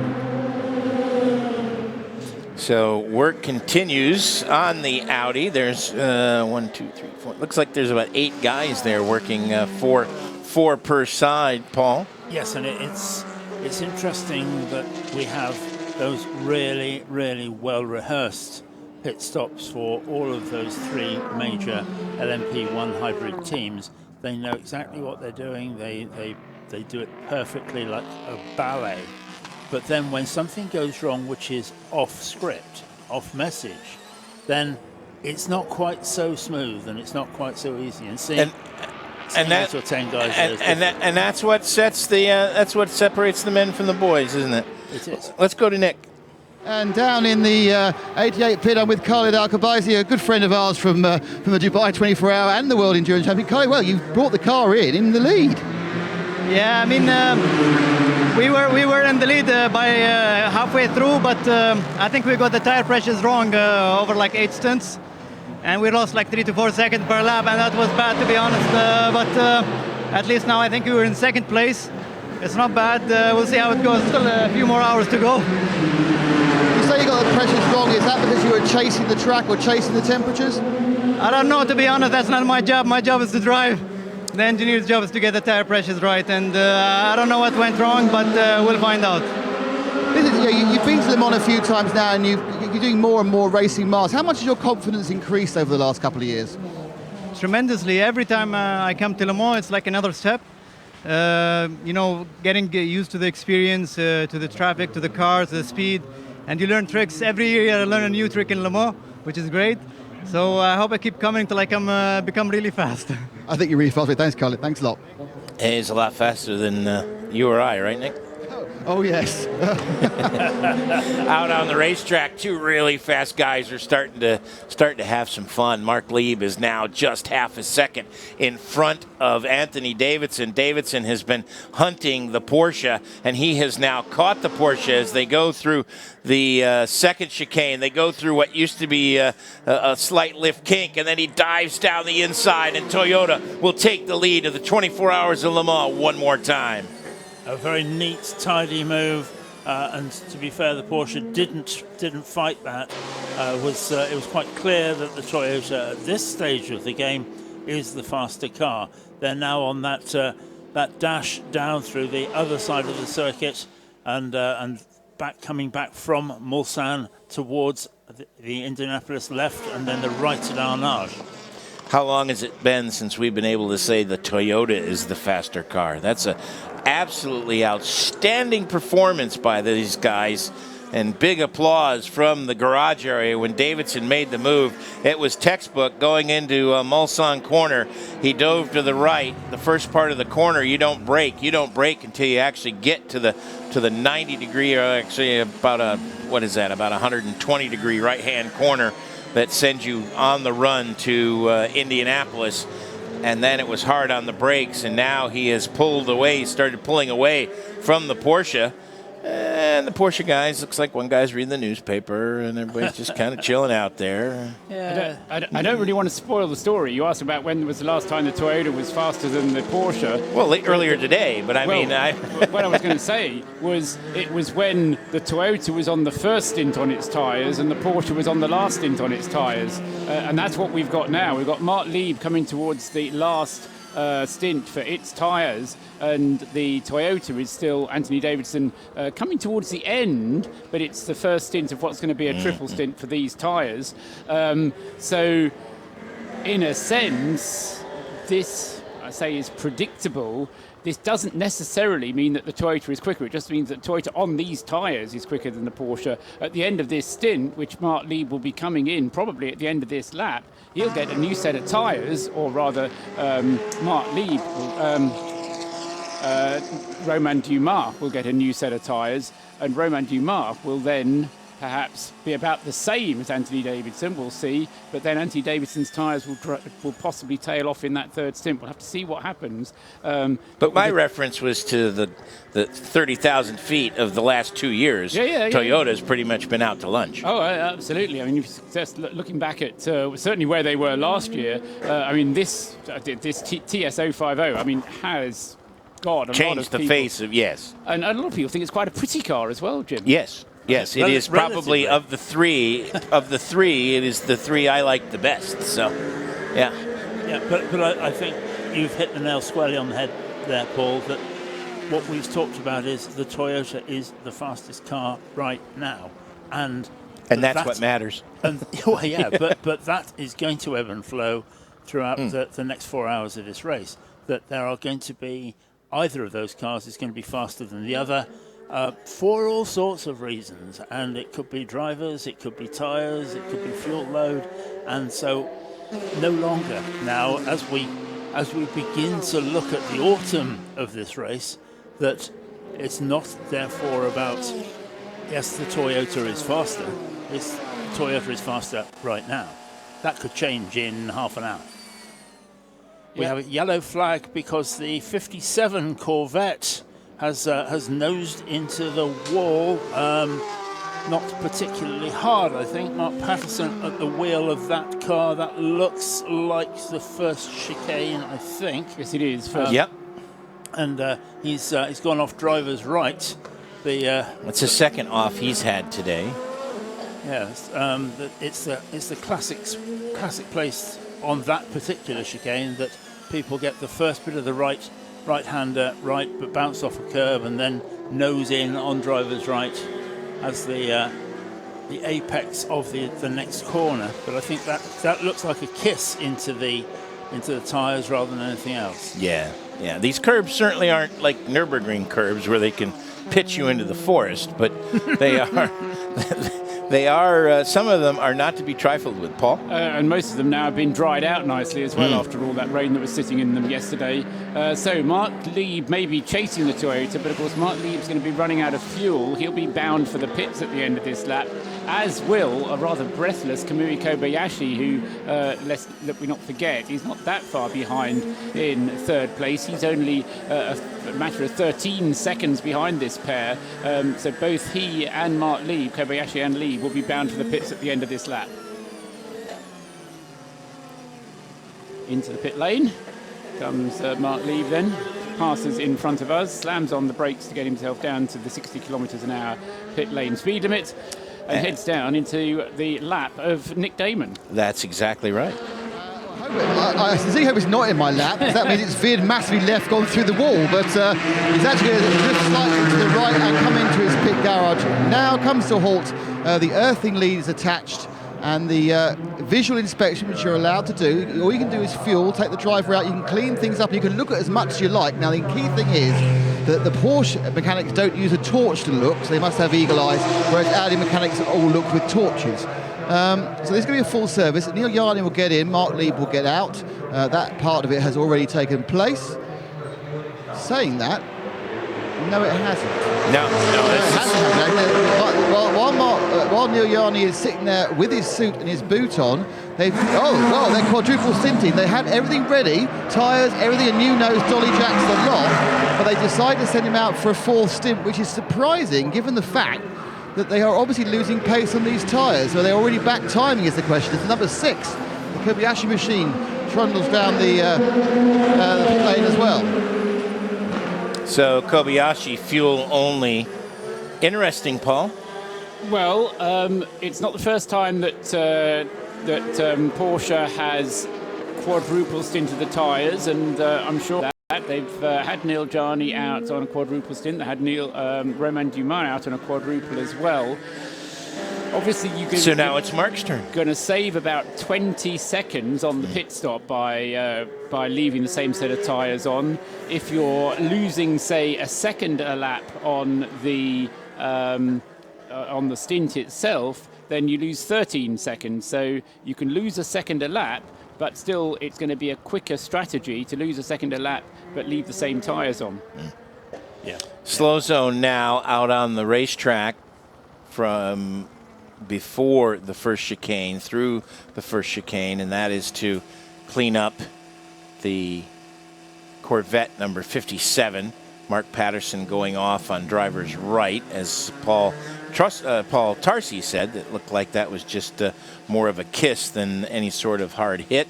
The snatch tractor is there, and they'll move the car over to a place where he can get on the hard standing and get back underway. I think that's a very good system. You go out, you lift the car up, you take it over to where he can get going again, and you send him on his way. That way, if you stick it in the kitty litter, you're not just out of the race. And how often have we seen cars being dragged out of the kitty litter and more damage? Yeah, and huge amounts of damage that is going to happen. So yeah, that's one of those things that you have to look for. So we have just under 4 hours remaining. The 24 Hours of Le Mans, the 84th edition of the world's greatest endurance race on Mobil 1 Radio Le Mans. Live from trackside, this is Mobil 1 Radio Le Mans, engineered to perform.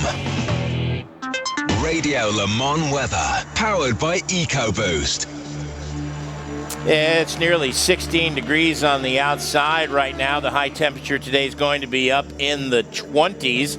Right now, just big puffy clouds in the sky. No chance, no big threat of rain at this point. And the humidity has dropped a little bit, down closer to 60%. Ford Performance Weather Update, powered by EcoBoost. Follow Radio Le Mans on Twitter at Radio Le Mans. So, with 3 hours and 57 minutes to go, Mobil 1 Radio Le Mans for 2016 continues on, and the number 5, the number 5 Toyota is in the pits. I believe Bruce Jones has made an appearance and is there. Fired up by a great breakfast at the Smoking Dog. Very clean pit stop there for a slightly grubby number 5 Toyota. Anthony Davidson stayed on board.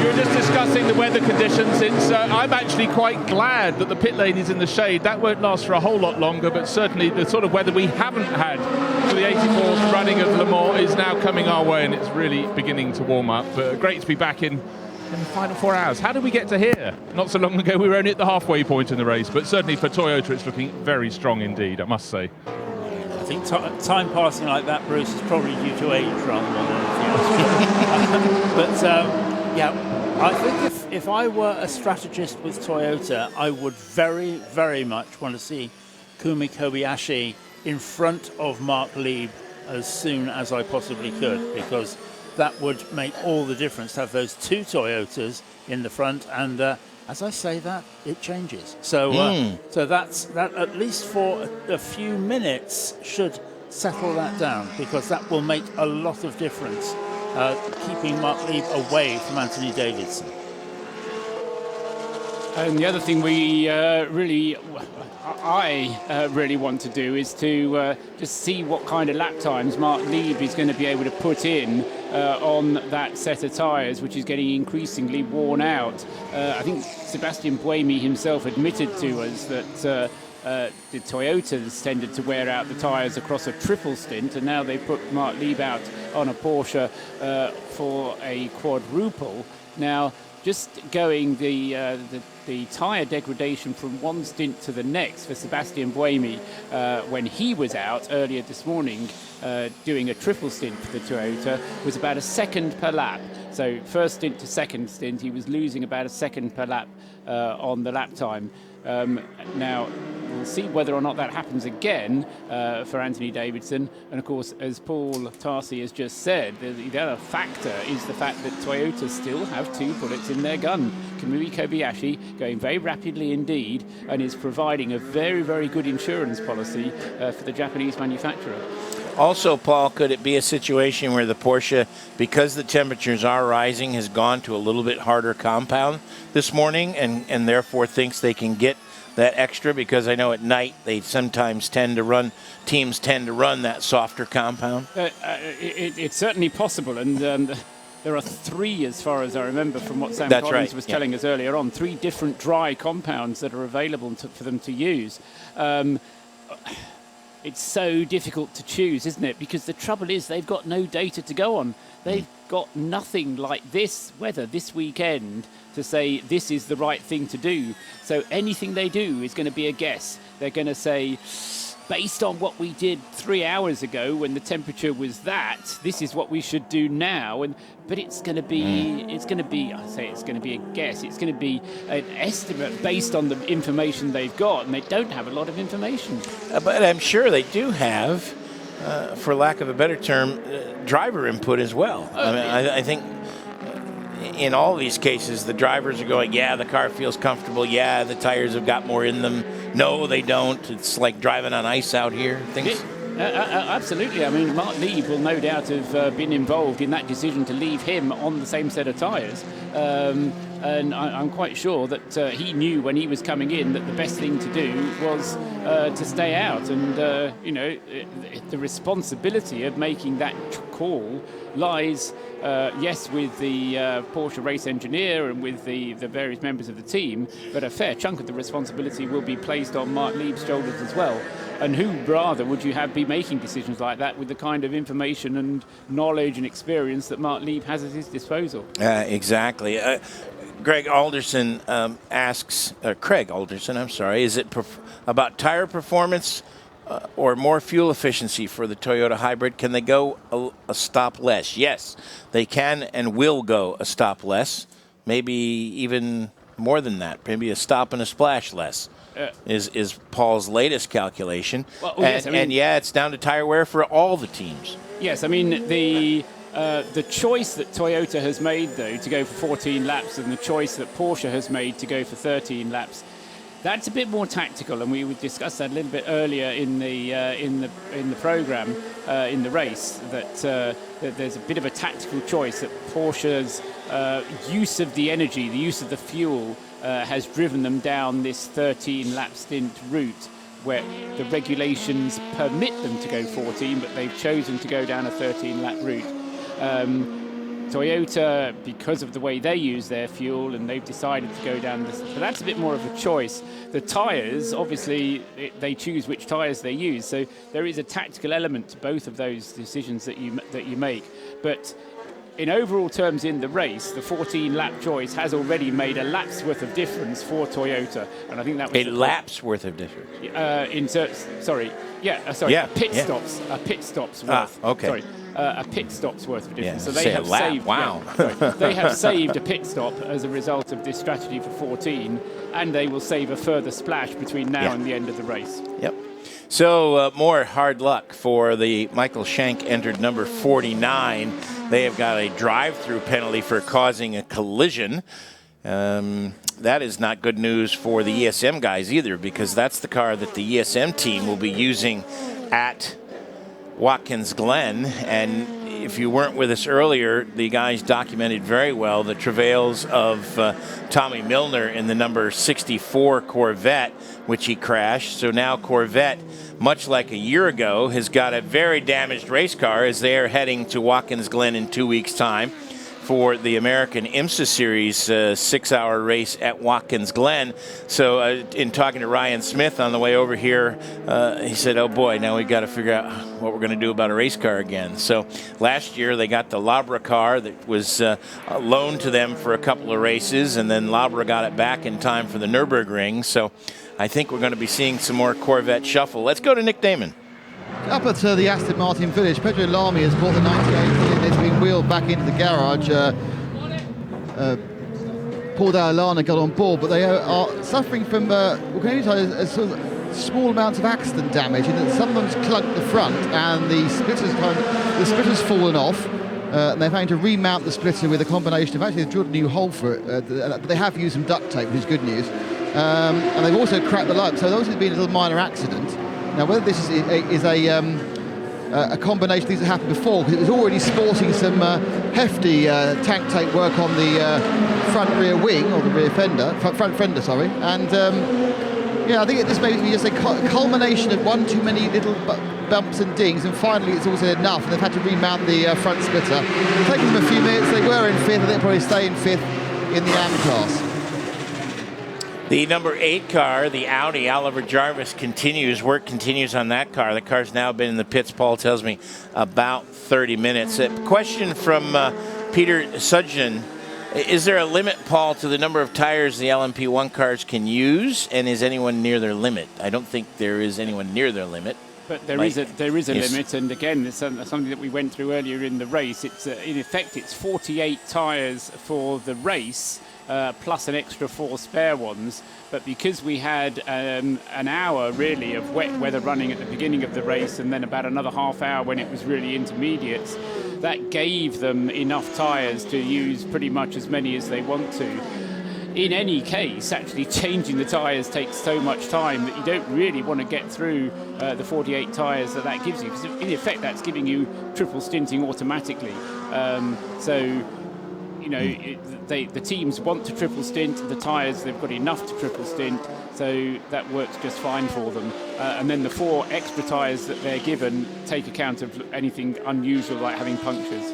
Okay. So in fact, they could use as many as 52. Yes. But it would have to be because of a puncture. They couldn't just, let's bolt on these spares. In fact, you are the 4. Or do we suddenly have a vibration and we need new tires? The cynic in me. In fairness, they can pretty much do that. But the 4 extra tyres that they use are not just for the race. They're for practice, qualifying, warm-up, and the race. So if you've used some of your 4 earlier in the week, then they're not available for you in the race. It's useful. I don't know how he keeps it all straight. No. My head would explode. My head already has some considerable time ago. The Menezes... but you put it back together very well. Well, it's in mainly the right order, but not necessarily the same. It's like that scene from Ted when they put all the stuffing back in. The Alpine, the number 36 car, is in pit lane, and that, of course, let us not forget, is in 6th place overall. We have the number 8 car still in the pits, and whilst there is a whacking great gap between that Audi and the Alpine, it could happen that we see a P2 car in 5th place. Yeah, indeed. There's only now at this point 12 laps between them. So that's not out of the realm of possibility if the work takes appreciably longer than about an hour and 10 minutes or so. And the car has already been in for about 35 minutes at this juncture of the race. And so, therefore, yes, if they're working on the car, then they clearly believe that it's fixable and they're going to get it out. I'd be surprised if they were looking to work on a car that's going to take an hour and 10 minutes to put right. But well, championship points and all. I mean, that's certainly 5th place is much better than a DNF. 2 laps since his pit stop, 2 flying laps since his pit stop for Mark Lee, both of which were in the 3 minutes 27s. 2 laps for Anthony Davidson since his pit stop, both of which are in the 320. Well, one of which was in the 325s, the second of which was in the 324s. So the Toyota, having been closed upon by the Porsche in the beginning of that previous stint, the Toyota then was. Anthony Davidson being able to pull away. Yeah, sorry, I was going the wrong way around. Anthony Davidson being able to pull away in the first element of that stint last time is continuing to be able to pull away from the Porsche to the tune of about 2 seconds a lap. So at the moment, if it's going at 2 seconds a lap, then the choice to stay on the same tyres seems to be a mistake, because it would have cost them less time to change the tyres at this rate. But that was the choice they made. Mark Lieb is still out there. Gustavo Menendez has been one of the stars of this race so far in the number 36 car. He has been replaced by Reclame, and so he can talk to Bruce Jones. Gustavo, you're not meant to make it look so easy. Leading LMP2, 6th place overall. Stefan Richelme's just taken over. You've just had an amazing Le Mans. Yeah, I mean, it's never easy, that's for sure. I've been driving my brains off the whole time. The team's been helping me. The car's been fantastic, and as the sun's come back up, the car's just gotten better and better to drive, so that really made it enjoyable, you know. What a way to start my debut at Le Mans. Now, that was the end of your last stint. Do you think your body's just going to fall asleep now? Or are you still quite pumped up? To be fair, I actually came on the radio about 4 laps before the end and said, hey, mate, if I can do a quadruple stint, I'd be very happy to stay in the car. But, you know, we have to make sure that we hit the time marks with all the drivers. And at the end, we wouldn't really take any advantage out of it. So I really enjoyed it. And I'm ready to wish my teammates the best of luck and keep my fingers crossed. Best of luck. Well done on your debut at Le Mans. Gustavo Menezes, Stefan Richelme in the car, and Nicolas Lapierre, who's put in some awesome stints, will take it over before the finish. Gustavo Menezes, the enthusiasm of a rookie. Paul Tarsia. Hey guys, I can stay out here if you need me to. So the veteran in that crew is Lapierre. He's quite quick, and this group of 3 drivers, 2 rookies, Richelme, Menezes, and Lapierre, have proven to be quite formidable. They have really kind of put a little bit of a lock on this. They've got a lap lead over Will Stevens in the 26 car and have been out there out front for a long time. Yes, and in my enthusiasm to ensure that Gustavo Menezes has done the right number of, or the adequate driving time, I've kind of overlooked, and this is probably what Gustavo was just referring to, that Stefan Richelme hasn't actually done his 6 hours yet. Richelme is just coming up to doing 5 hours in the car now, so he has to do an hour. Bear in mind, we've only got 3.5 hours just over of the race remaining. He has to do an hour now to get his driving time up to 6 hours as well. And you kind of look at it and look at how 3 drivers can struggle to each get 6 hours in 24. Don't forget, in terms of driving time, the pit stop time gets excluded. The 6 car has had a spin at the exit of the Porsche curves. He's gone off on driver's right and backed it way deep into the gravel. He was able to keep it rolling, stopped in the gravel. Looked like he was going to beach it, but he's gotten enough power going and enough to get out of the gravel. He's lucky because he looked like he was well and truly going to beach it there for a moment. Has thrown gravel on the racetrack. So Kamui Kobayashi in the number 6 car having his first moment of the race at the exit of the Porsche curves. He's been pushing hard, Paul Tarsi, and it finally caught up with him. He was very, very lucky there because the car went off driver's right on the exit of the right-hander, went round in a circle and was stuck in the gravel. And we've seen countless cars over the course of the last 20 hours get stuck in the gravel, and then it's all the palaver with the snatch tractors and everything else. How he managed to get that car out, I have no idea, but he did. Car back on track, and certainly doesn't seem to be any ill effects, but one very lucky Kobayashi. Let's check in with Nick Damon because work is continuing on the 8 car, but it looks like they're putting it back together, Nick? Absolutely, Jim. Yeah, obviously the front right was a major issue. They replaced the entire corner of that car.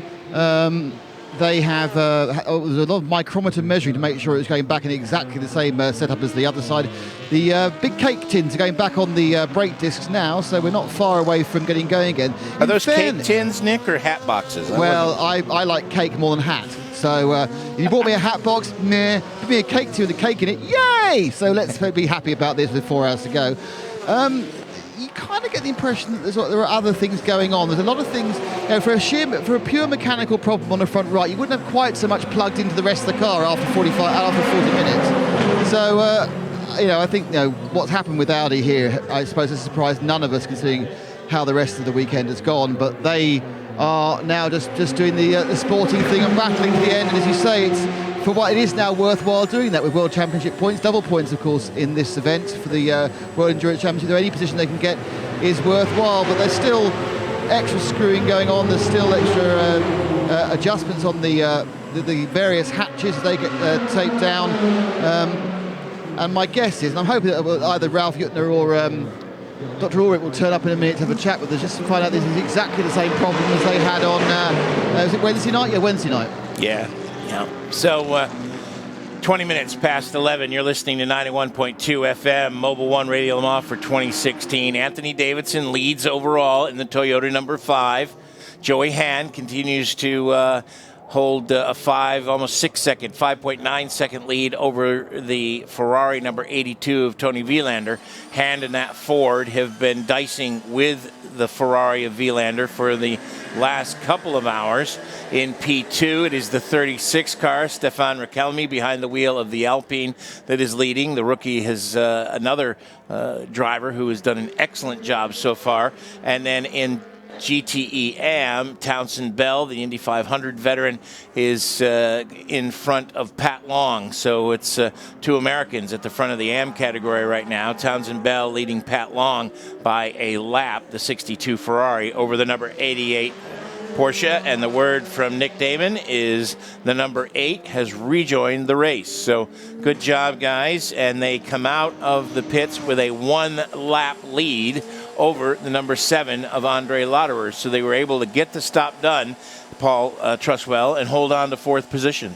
Yes, and in terms of points in the World Championship, that's could make the difference of 4 points, or does make the difference of 4 points. You get 24 points finishing 4th, 20 points for finishing 5th. So, as I say, as far as that car of Lucas Di Grassi, Loic Duval and Oliver Jarvis are concerned, they're the leading car anyway in the championship. So in a sense, that's the best chance that Audi has in terms of their championship points situation.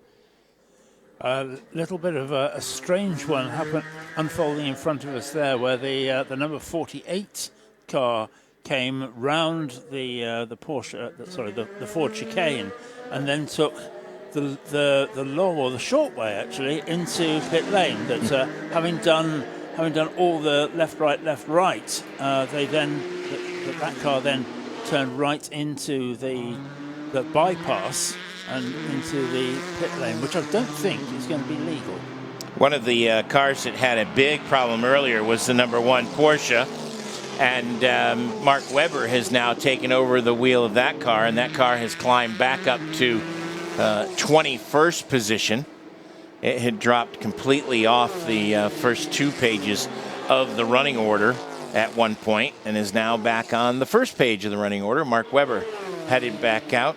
And Bruce Jones can give us an update. There's a lot of action down at his end. The 49, the 48, and the 1 have all been in his neighborhood.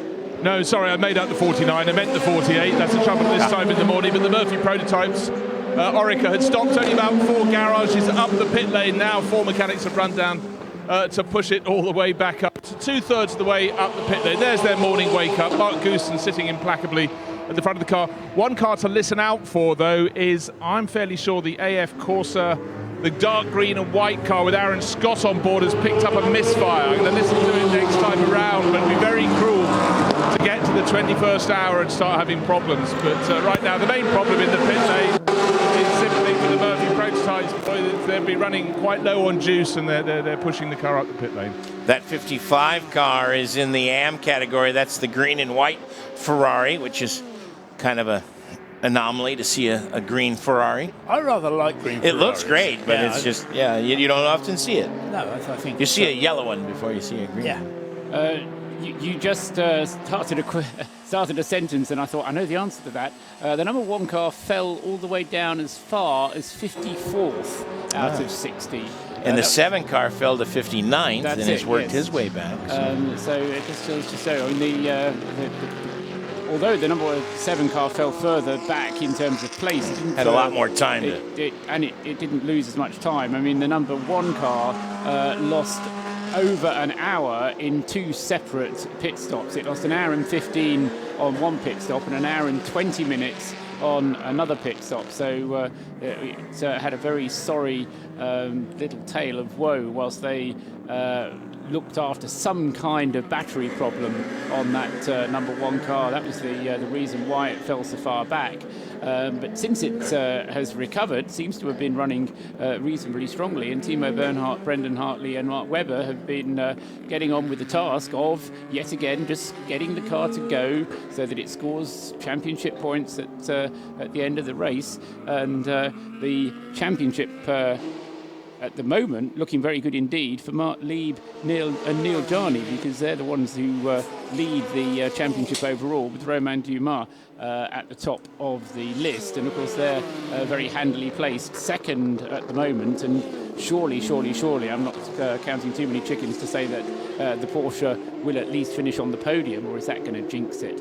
Oh, dear. Who knows? Oh, dear. Oh, my heavens. Matt Rao in the Manor number 44 had another problem, this time at Indianapolis on driver's right. He went way down the little escape road that's to the right of the tire barrier. He got back around in there and got turned around. I mean, yeah, there's not a bake shop or anything back there. He was going for a fresh baguette or anything. Yes, I think probably just popping in for that. I do remember many years ago when John Nielsen went off there. And now the front splitter in the front of the car has collapsed on Rao, and he has smacked the wall on the right-hand side. He was going through the Porsche curves, working his way back to the pits, and the front bodywork of the car literally was sucked underneath the front wheels, and he lost all steering on that car and went straight off in the second complex of the Porsche curves, and kind of gave the guardrail quite the pelt. The left-hand side, the front left-hand side of the car was already significantly damaged, obviously from that off. And yes, I think you're absolutely right, Jim, that it was a question that the bodywork folded under the front wheels, and therefore he lost steering and just carried straight on into the barrier, and having already done the left-hand side, then did the right. And unfortunately, this all happened just after he had passed the safer barrier part of the Porsche curves. And at that point, he went from driver to passenger, and that was it. Having seen that again, just looking at it now, what happened was that presumably the tap, because that couldn't be all it was, at Indianapolis had loosened the fittings on the front of the car, because it wasn't actually damaged as it came into view of the camera, and the whole of the front of the car flicked upwards, as in hinged at the front of the car and straight under the wheels and straight to the scene of the accident. That's a big shunt.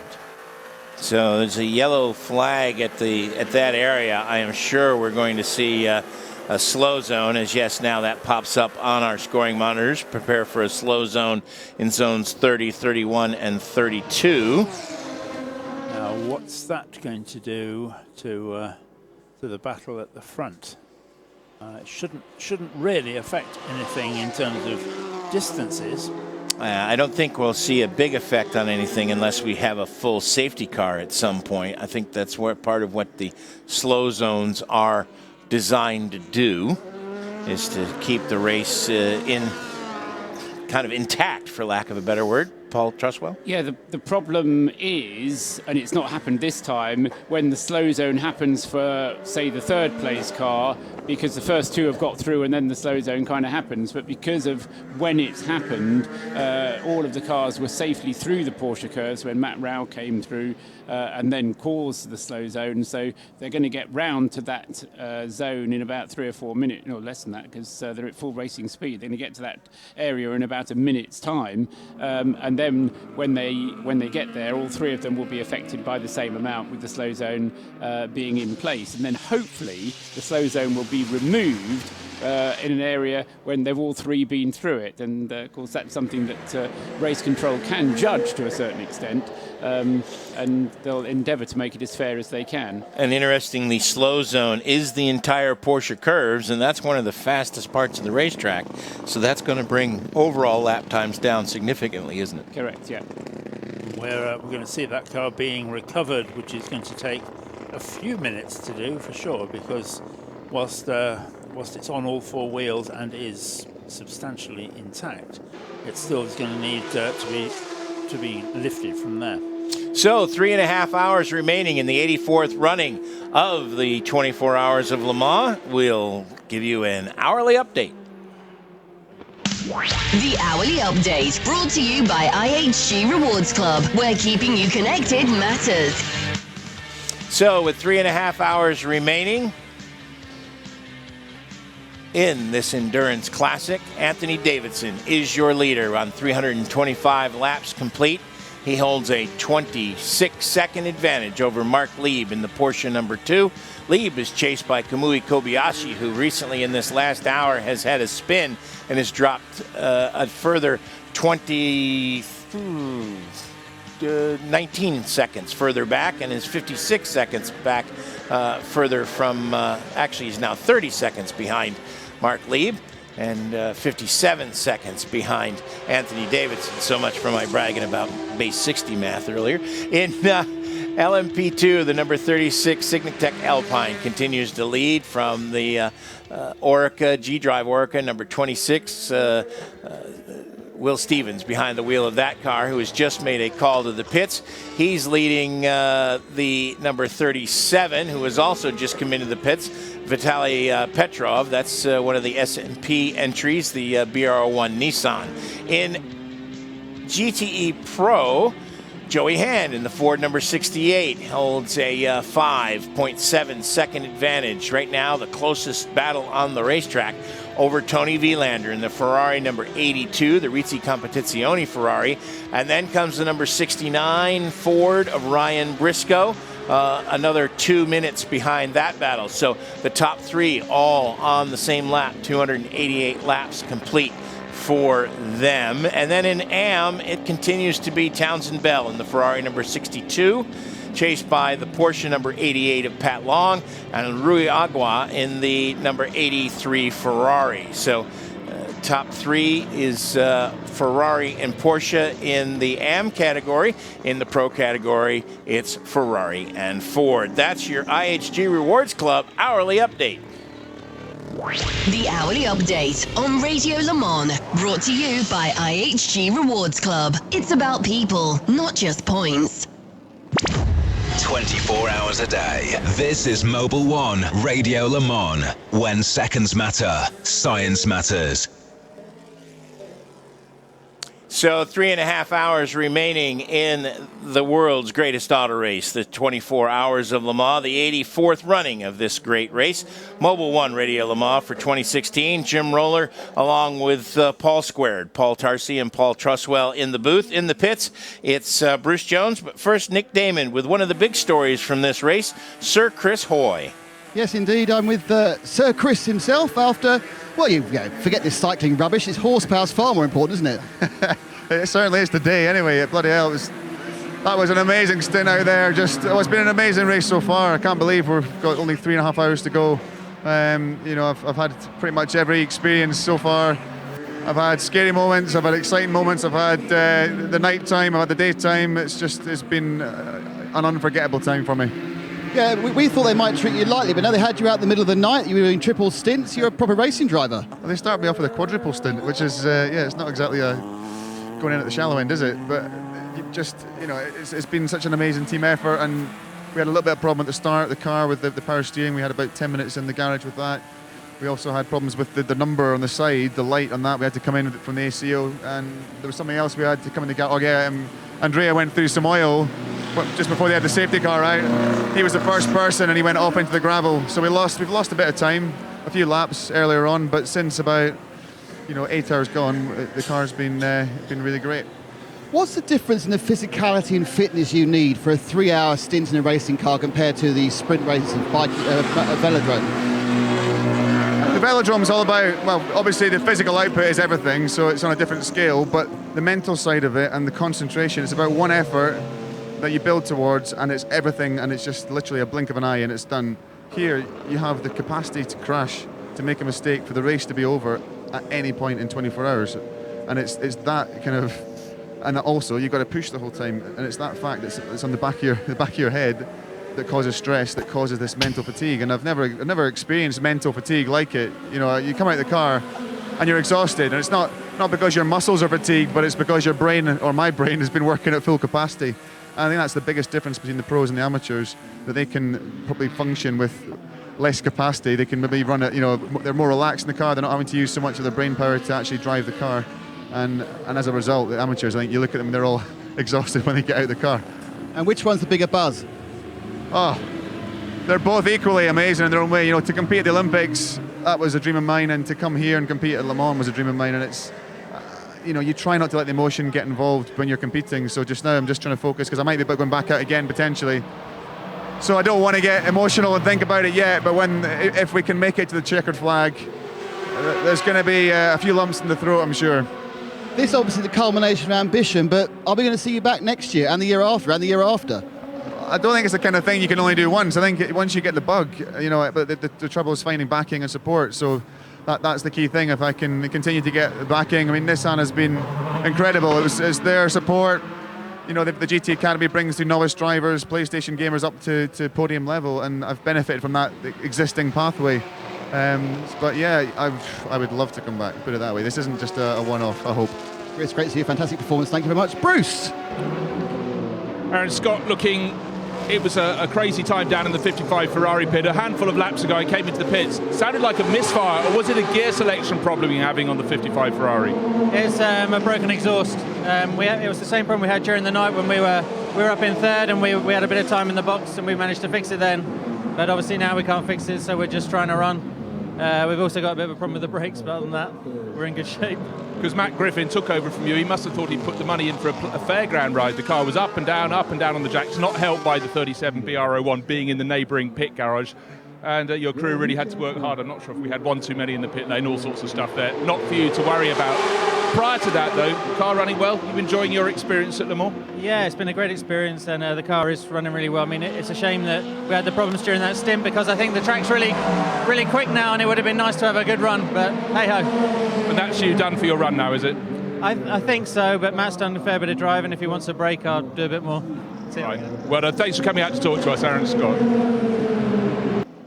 We are still under a slow zone, as now marshals, under protection of a waved yellow flag, are pushing the number 44 Manor car out of harm's way.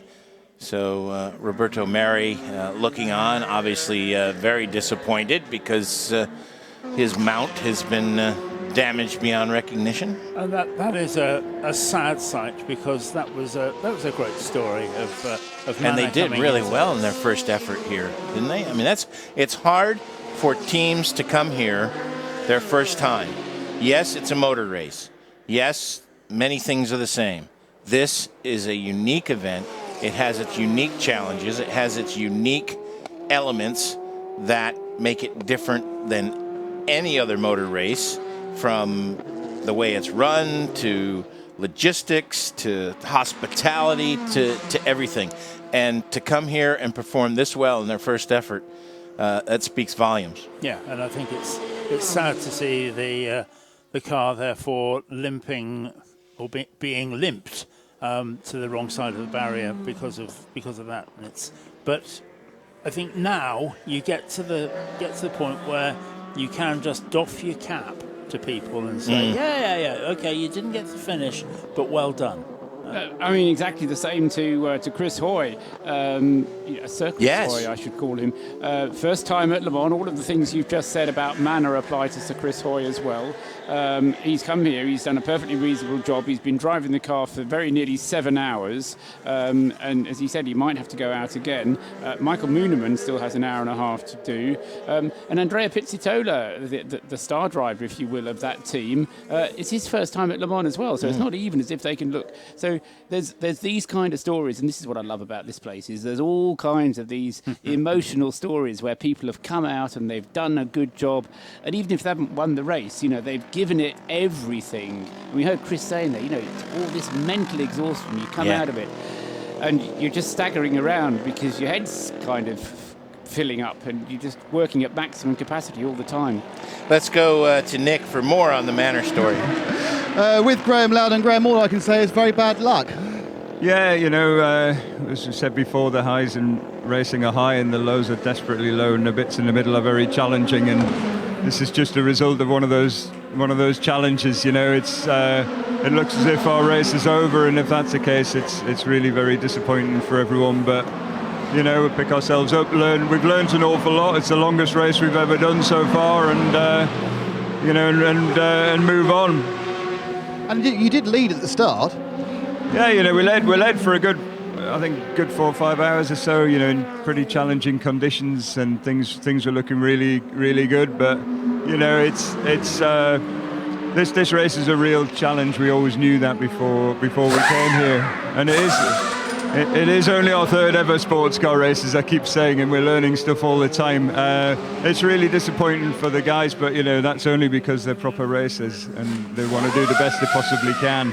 So you know, we'll pick ourselves up, learn what we can learn, move on. You know, the good thing is that we've been fast. I think we were the fastest LMP2 car out there, actually, in terms of fastest lap times. So you know we've got the pace and the speed, and we just need to turn that into results now. Graham, thank you very much. But Mana, do take away that lead in the first 4 hours, and as it said, the fastest P2 time. Jim. So our slow zone will end shortly. Actually, should be done now. Slow zone is removed, indeed, as we are coming up on the quarter hour. Scrizilla asks, do we know what caused the little bit of damage on the 6 car? Full contact sports car racing is what caused a little bit of damage on the side of the 6 car. I think it almost certainly was. Yes. There are enough scars. A few wheel marks. I think it's dirt, dust. You name it, it's on there. Sand from one of the Fords. You know. Oh, sorry. Did I say that out loud? No, you didn't say it out loud. It's oh, all okay, right. good. Nobody heard you. Yeah. Okay. It was only just one of those things. But yeah, it is one of the great things of this race is that you see the cars cross the line. I mean, in most forms of motorsport, most forms of track racing at least, cars cross the line pretty much in the way that they started. They're clean-ish. They are probably fairly whole. With this race, there will not be one single car that hasn't got some sort of detritus around it. Paul. The trouble with slow zones is that they mess up the lap time, so you can't really tell whether you've got fast lap times or not. But what you can do is to compare lap times. So I thought, okay, so I'll look at Mark Leib's last 3 laps whilst we've been under that slow zone. Mark Leib's last 3 laps in a 4 minutes 03, 4 minutes 06, 4 minutes 06. Okay, they're within a consistent lapper amongst each other. Now look at Anthony Davidson over that same time. A 3 minutes 58, a 3 minutes 59, a 3 minutes 59. Now, through the slow zone, they have to be going at the same speed because that's how the rules work. So either it's on the acceleration out of the slow zone or it's just on massive pace around the rest of the lap. And before any cynic chimes in and says, well, somebody could be cheating the slow zone, that's virtually impossible because it is all judged by this unbelievable system that they have in race control, which is GPS guided down to within a couple of meters, if not even more narrow than that. So if you're going too fast in the slow zone, trust me, Eduardo Freitas and his gang up there are going to know about it. Yeah, and to prove it, we've had probably 10 penalties for exceeding for exceeding the speed limit in a slow zone. So these are issues where the penalties have been issued for exceeding it. So what it is Anthony Davidson tramping on massively around the rest of the circuit and putting around about 5, maybe even 6 seconds a lap in some cases on Mark Leib, even through the slow zone. So we're coming towards the end of these stints now, and I think that risk to go on to the 4th stint from Mark Leib will, at the end of the day, prove to have been quite a costly one because the time to change the tyres would have cost him probably around 2 seconds a lap, and this has cost him more like 5. Drive-through penalty for the 44 car, which isn't going to amount to anything because they've crashed out of the race. So for constant abuse of track limits. So, but hey, that's just salt in the wounds, I guess. We've got 3 hours and 15 minutes remaining here on 91.2 FM, Mobil 1 Radio Le Mans for 2015. Anthony Davidson continues to lead in the Toyota overall. Stefan Rakelmi leads in the LMP2 category in the number 36. Joey Hand in the 68 Ford leads GTE Pro, and Townsend Bell in the Ferrari has made a pit stop. And speaking of pit stops, Nick Damon, the 7 car, has come back into the pits and been pushed back into the garage area. It looks like the same work that was being done on the 8, and also one of the Aston Martins is limping around with a flat tire. Yeah, in the unreliability battle, which is who can come fifth between the two Audis, it swung back in favour of the 8th with its amount of breakdowns. There's a 7 now. It has been wielded in, and guess what? They're having a look at the front right. And off is coming the cake tin / hat box, and it seems to be, despite a rather optimistic Benoit Trollier getting in, that they've certainly got a new brake disc ready to go on, so it might be a slightly different problem with the front right. It might not be a whole new corner, because they're looking like they're doing a brake change on that front right. But hey, they'll now come 6th by 3 laps rather than 1 lap. 82 car has gone off the racetrack at the exact same spot that Kamui Kobayashi went off. Tony Vilander at the exit of the Porsche curves has gone off on driver's right, spun fully around and was perpendicular to the racetrack. He'd already lost it by the time he got to the left-hander that ends the Porsche curves. He did 2 360s backwards into the gravel trap and was able to keep going and rolled right out of the gravel trap, but through all kinds of gravel out onto the racetrack. He has gotten back underway. That's the first mistake by that car, and he has in fact come into the pits now.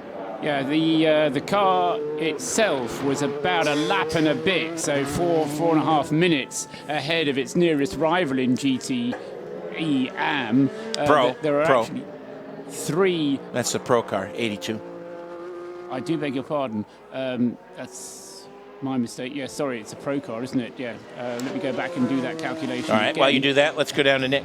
Luckily, the 82 is right next door to the 7, so whilst watching the death knells of the Lotto Trullier and Fazla car, I can now walk across to see Tony Vilander. Now, he's not being phased by that. He's not getting out of the car, so they're not replacing him quickly. They are refueling the car. There are 4 new silvery boots from Michelin waiting for him, and the man's on the gun, so these are not being offered for fun. These are being changed.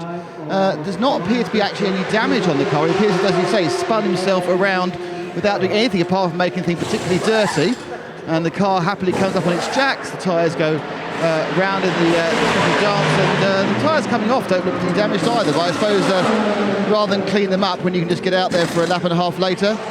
And the gravel, of course, being very, very sharp. There's a danger of puncture, but he hasn't actually got that much gravel on the car either. I've seen, obviously, it's not a very scoopy car, the Ferrari. Off he goes, so a lap early, but new boots, and running away, Vilander's still in the car. Well, GTE Pro Woe doesn't just hinge on the double spin, a 720 from the 82 Ferrari, because the 95 Aston Martin's come in, and you could smell its passage up the pit lane. It had a puncture, and the rear bodywork was the splitter, that enormous, not the splitter, sorry, the diffuser was rubbing on the track and the bodywork as it came in. The left rear has been replaced. Darren Turner has hopped out. I didn't see from my distance. I legged it up the pit lane. Who's taken over? We're deep into the final stage of the race. It's funny how it happens. You get these flurries of incidents in the last 10 minutes. It's just been electric in terms of it happening. Just, of course, the drivers aren't backing off and just coasting to the finish, but it's funny how they come in bunches. Yes, in America we like to say yellows breed yellows, and I wonder if mistakes breed mistakes here at Le Mans. Yeah, I think they're one and the same thing in many ways. That you get the odd bit of gravel being thrown up. You get drivers at. All of these people are pretty tired now. Let's face it. Paul, that's just not fair. What, everybody else being tired or me having coffee? No, that fresh coffee that you just unleashed upon my nostrils is.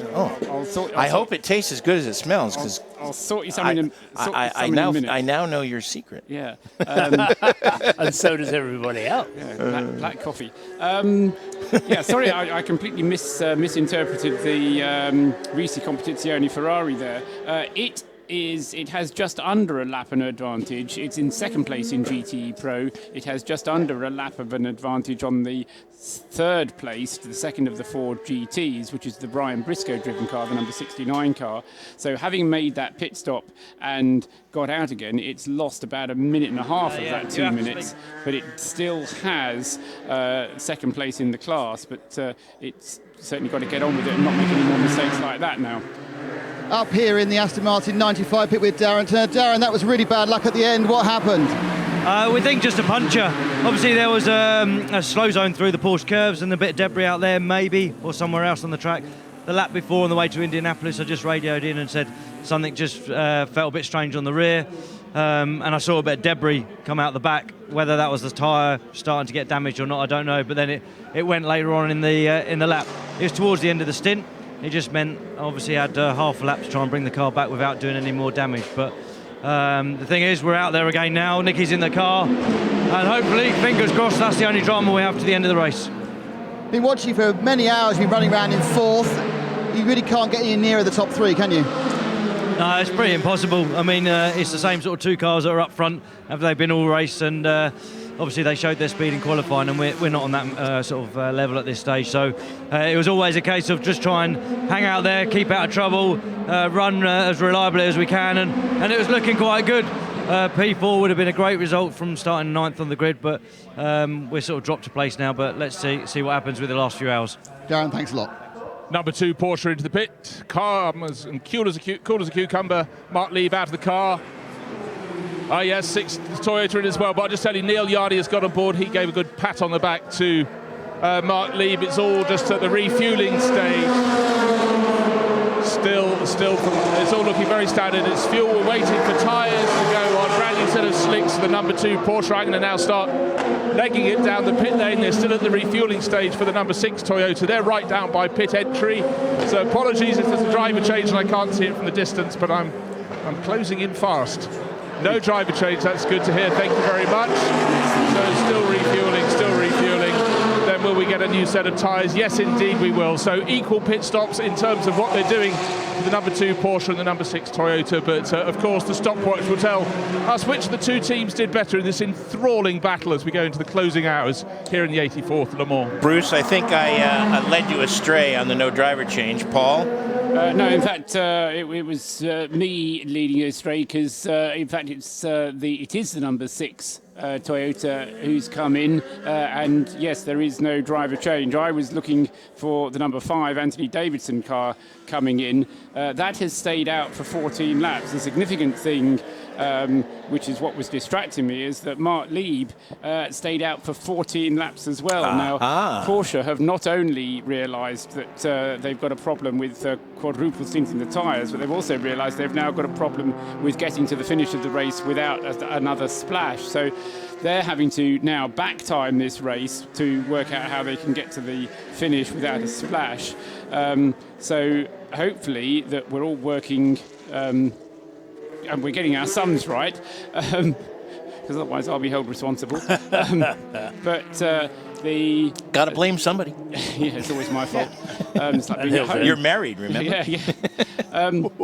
Anthony Davidson is still out there, though, in the number 5, and he will be coming into the pits at the end of this lap. Here he comes, and that was a rare old pit entrance, wasn't it? And yeah, he was throwing the rear end of that car around. Let's go to Bruce Jones. Yeah, just as soon as they could clear the number 6 pit crew, the number 5 pit crew in the first pit garage got ready for running out to clean the screen, clean the headlights. Even at this late stage in the race, you never know who you want to flash to get out of your way. Anthony Davidson staying on board the number 5, obviously really getting into this race in these closing few hours. The refueling continues. No tyres have been proffered as yet, unless they're going to bring them out very late to the garage.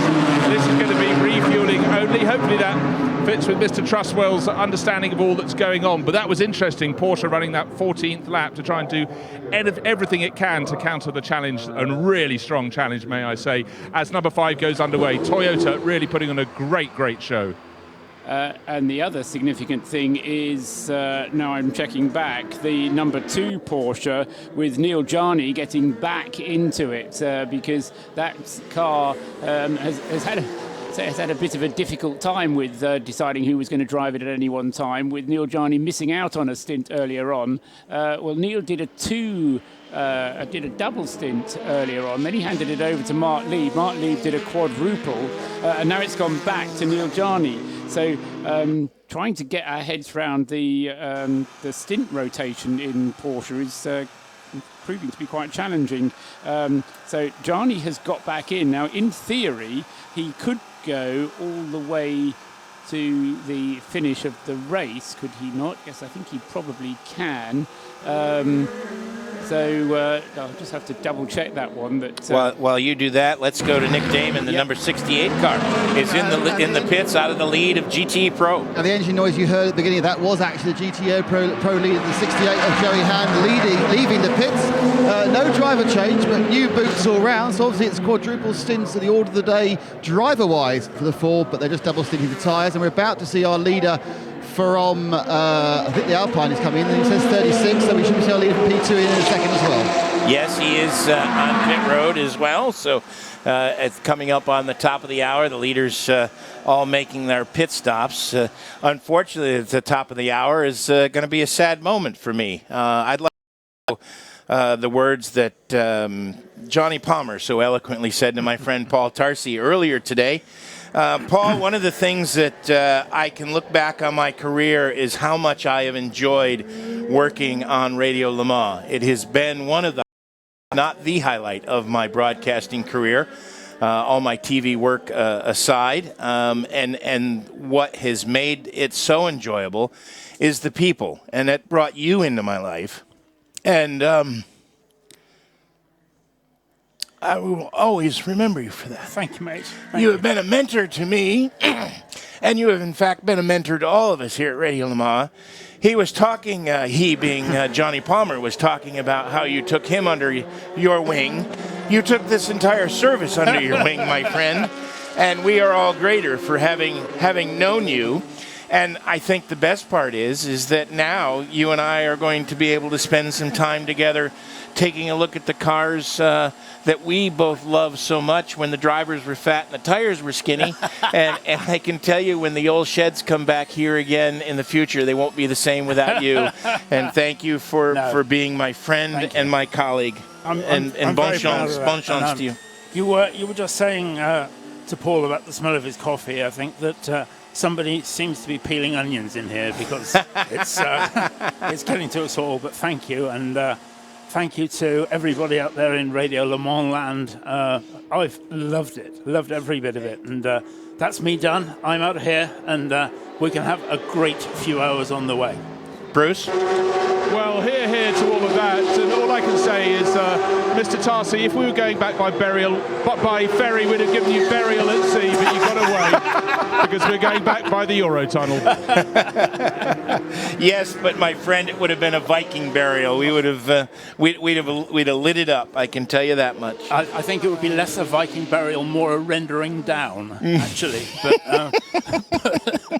But no, thanks, guys. Thanks, everybody. I've thoroughly enjoyed it, and I not only know that I leave Radio Le Mans in safe hands, that the reason that I'm really going is that the young generation is so good, so fantastic, that we... There's a Father's Day picture that his daughter put up with Paul with hair. That the young generation coming in, and I've joked about the fact that Shay and Johnny were not born at the time that I first came to Le Mans. But that young generation is so good, and that in order to get the young people in, the old guys have got to go at the other end of the age range, and that as a colour commentator... Crap, that means my days are numbered. I think as a colour commentator, there is a very narrow line between being an interesting but aged commentator and being a boring old man. And from that point of view, I'm going at the right time. So thanks, everybody. I'm off.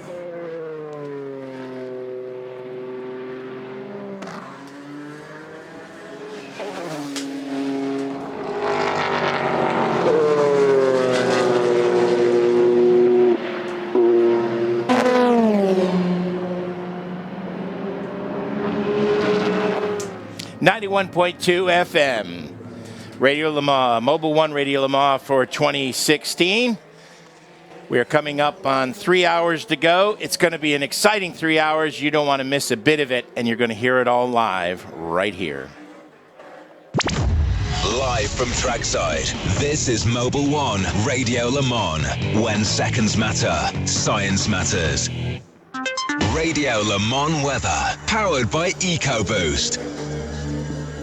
16 degrees on the outside right now. Temperature is supposed to be rising all the way up to 20 degrees.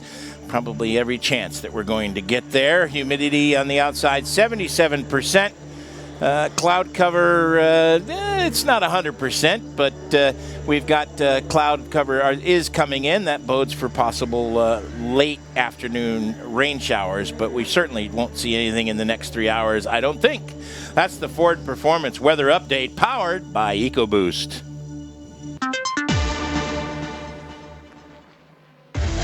Follow Radio Le Mans on Twitter at Radio Le Mans.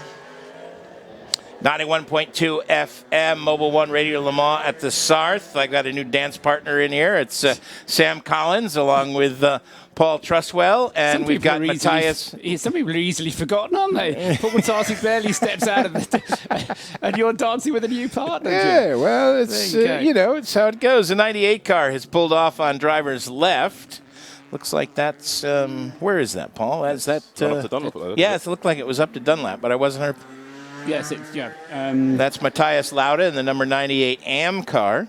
Neil Jarney, meanwhile, is getting to grips with the Porsche number 2, which Mark Lieb, I don't know, I mean, I said at the time quite how wise that decision was to leave it out on the tyres for the 4th time, and then having to do the extra lap as well in a bid to try and avoid the splash at the end of the race. But Neil Jarney has certainly begun to wring the neck of it now that he's got behind the wheel. A 3:23 was his opening salvo, the first flying lap for Neil Jarney. Anthony Davidson has now gone through and done his first flying lap after his pit stop. Bear in mind, Anthony is now on the 3rd stint on this set of tyres. So we've got Jarney on new tyres, Davidson on old tyres now, the opposite way around to what we had earlier on. And Anthony Davidson time of 3 minutes 25. So fully nearly 2 seconds slower than Jarney. So having seen this one swinging towards Toyota, the next stint, the next 40 minutes or so, Sam, we might see it swinging back towards Porsche again.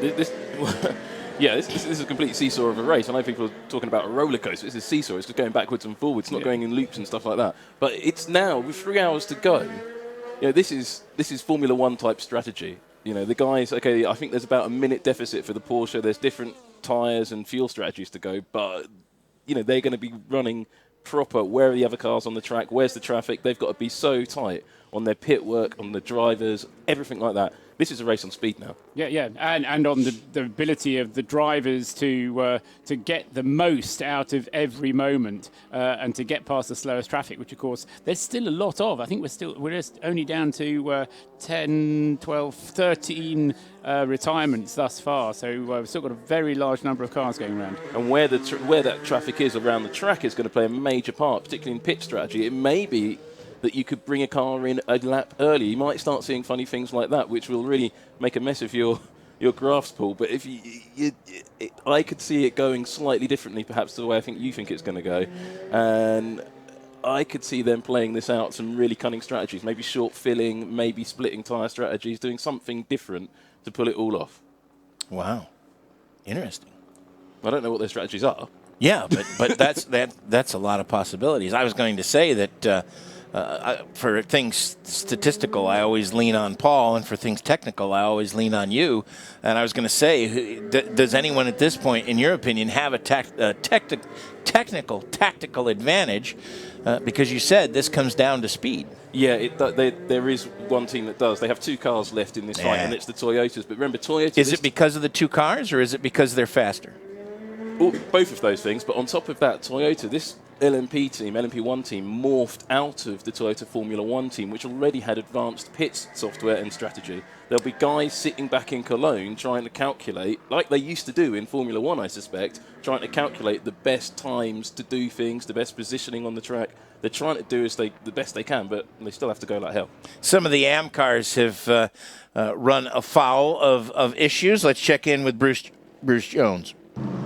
Well, Sam Collins said the phrase, pulling it all off. That's sadly what they're doing to the 55 Ferrari, that dark green and white one driven by Duncan Cameron, brought in by Aaron Scott. But poor Matt Griffin had to go out. They have an exhaust problem, as Aaron Scott told us a short while ago. They're working on that in the garage. The neighbouring garage to his left is the Clearwater Racing crew.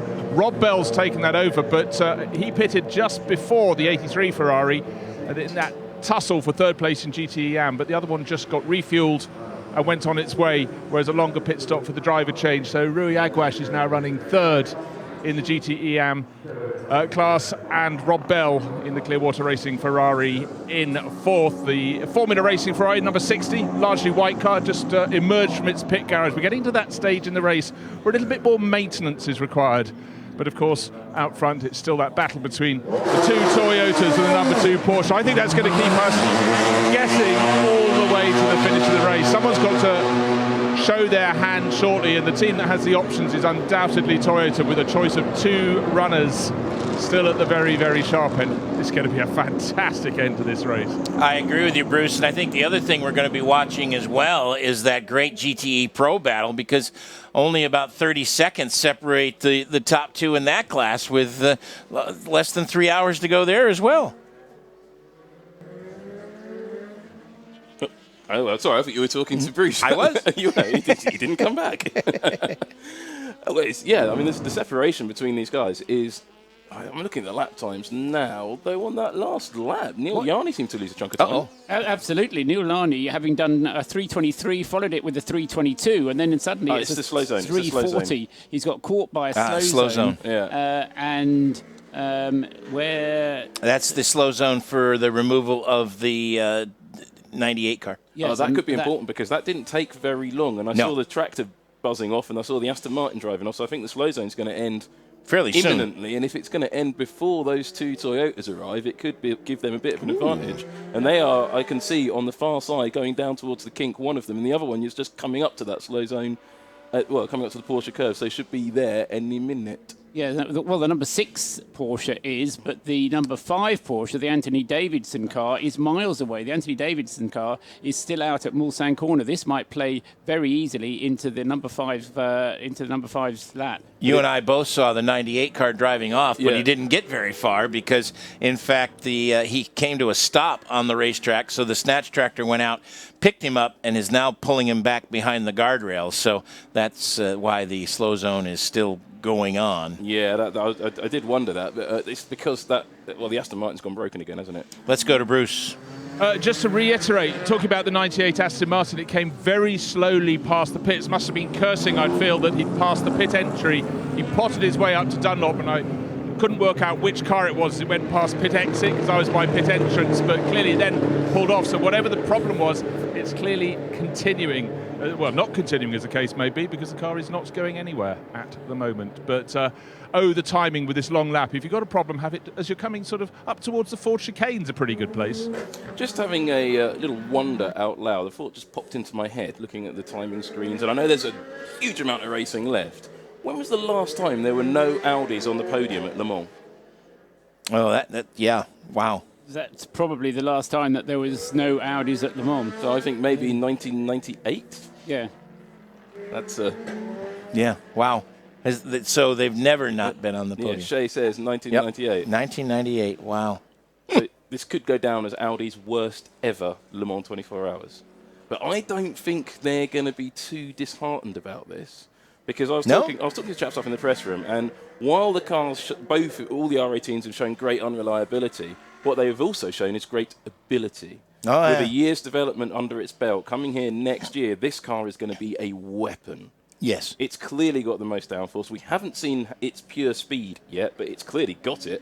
And I think this car... kind of proved that at Spa, didn't it? Exactly. This car can absolutely fly, and it's going to raise the bar in LMP design so high in the years to come. By far, this is the most technically interesting car in this year's field.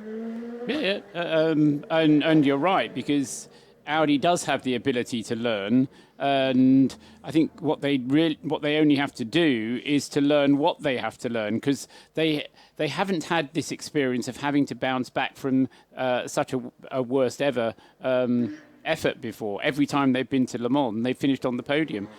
So they've got to learn how to then make the changes they need to make. Bruce Jones is with the 8 car for its pit stop.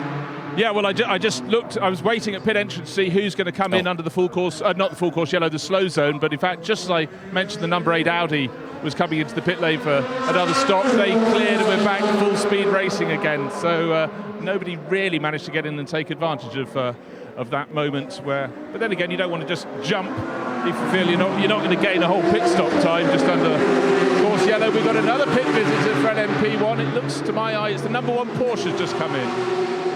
Yes, indeed he has. But before we do that, let's put a button on that 98 story. Nick Damon's got Paul Dell'Elena. Paul, tale of woe, what's happened, what's taken you out? Yeah, it looks like we have a gearbox failure right now, or at least Matthias was reporting that all he could get was 6th gear, so he couldn't get up over the hill. Kind of hoping they'll push him up over and we can bring it back around. So let's keep our fingers crossed here. It's been a tough night, let me tell you. I got touched up by the leading Toyota in Porsche, and it's no fun, and they really put us in a hole here. So just trying to fight for points. We got to keep the championship in mind. Hopefully we can keep going. It was noticeable when he came in about 45 minutes ago, half an hour ago. There was a lot of damage at the front being mended. Was that conflict with the Toyota? Yeah. Not a lot of room in that second left in Porsche, and I really was lucky. We were frankly lucky to get away with just that. So I hit the splitter on the wall, and in any event, it's a very tough night. We're fighting here, but looks like we're really in trouble now. So hopefully we can get it back going and finish the race. Thank you, Paul. So it's never good to be touched up by a Toyota, and I believe there's one in the pits. Slightly tatty, the number 6 has come to a halt. Stefan Sarazan staying on board, but trolley dollies have come out. This isn't a standard pit stop. In fact, not a full complement of mechanics. They're just doing the standard refueling. Up goes the car, on go the trolley jacks. They wanted to roll the dice, but I think they come up with a 1 at the moment, and they wanted a 6 for the 6. Into the garage goes number 6. So here's the drama into the final 3 hours of the race. And does Toyota have 2 bullets in the gun, or does it only have 1? Let's see what they're going to get up to at the moment. But the mechanics running to the back of the garage to go and get parts. Which parts are they getting? I'm going to have to get off the pit wall and go and have a look.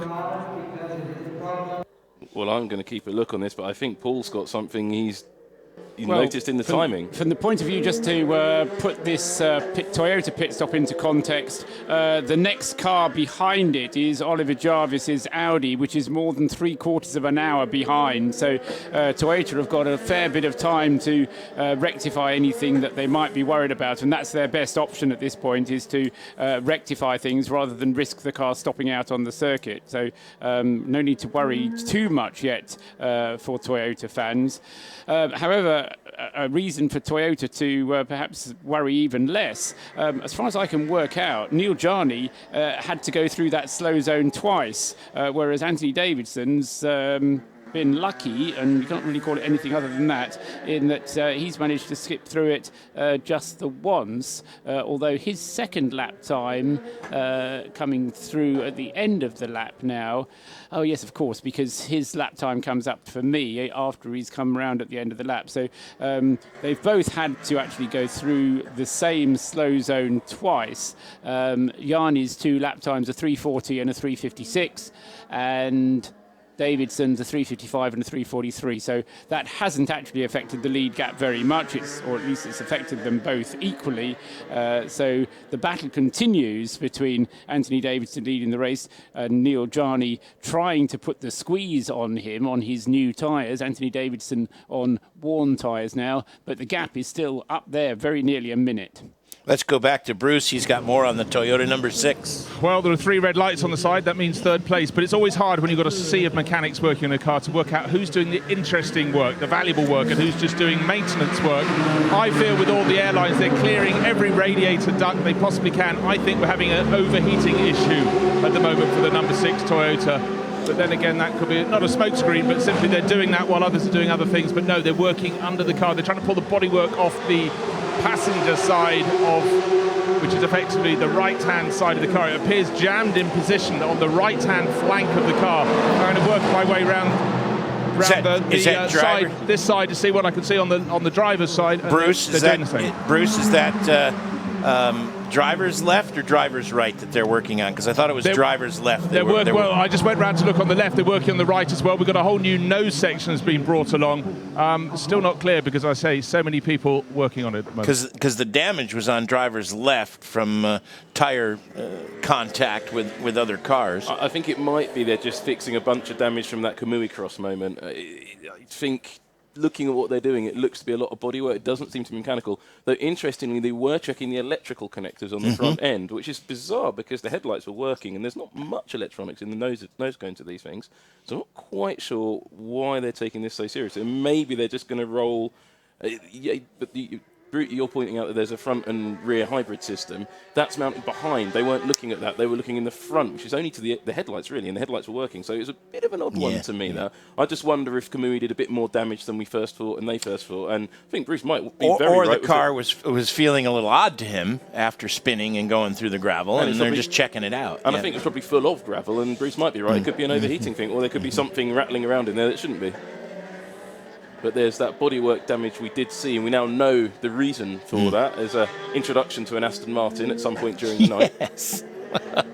Leaving both feeling a little bit worse for wear, but exactly. It didn't seem to slow the Toyota down too much, which is quite interesting. Somebody asked on Twitter earlier how that damage was, and I says it was full contact sports car racing. How that damage was. 91.2 FM, Mobil 1 Radio Le Mans for 2016. Anthony Davidson continues to lead. There is drama. Stefan Sarrazin will take over for Kobayashi when that car comes back out, that car being the 6th car. That's where the drama is right now. The third place car. In P2, Stefan Rakelmi continues to lead in the number 36 Signatech Alpine. Joey Han holds sway in the GTE Pro category in the number 68 Ford.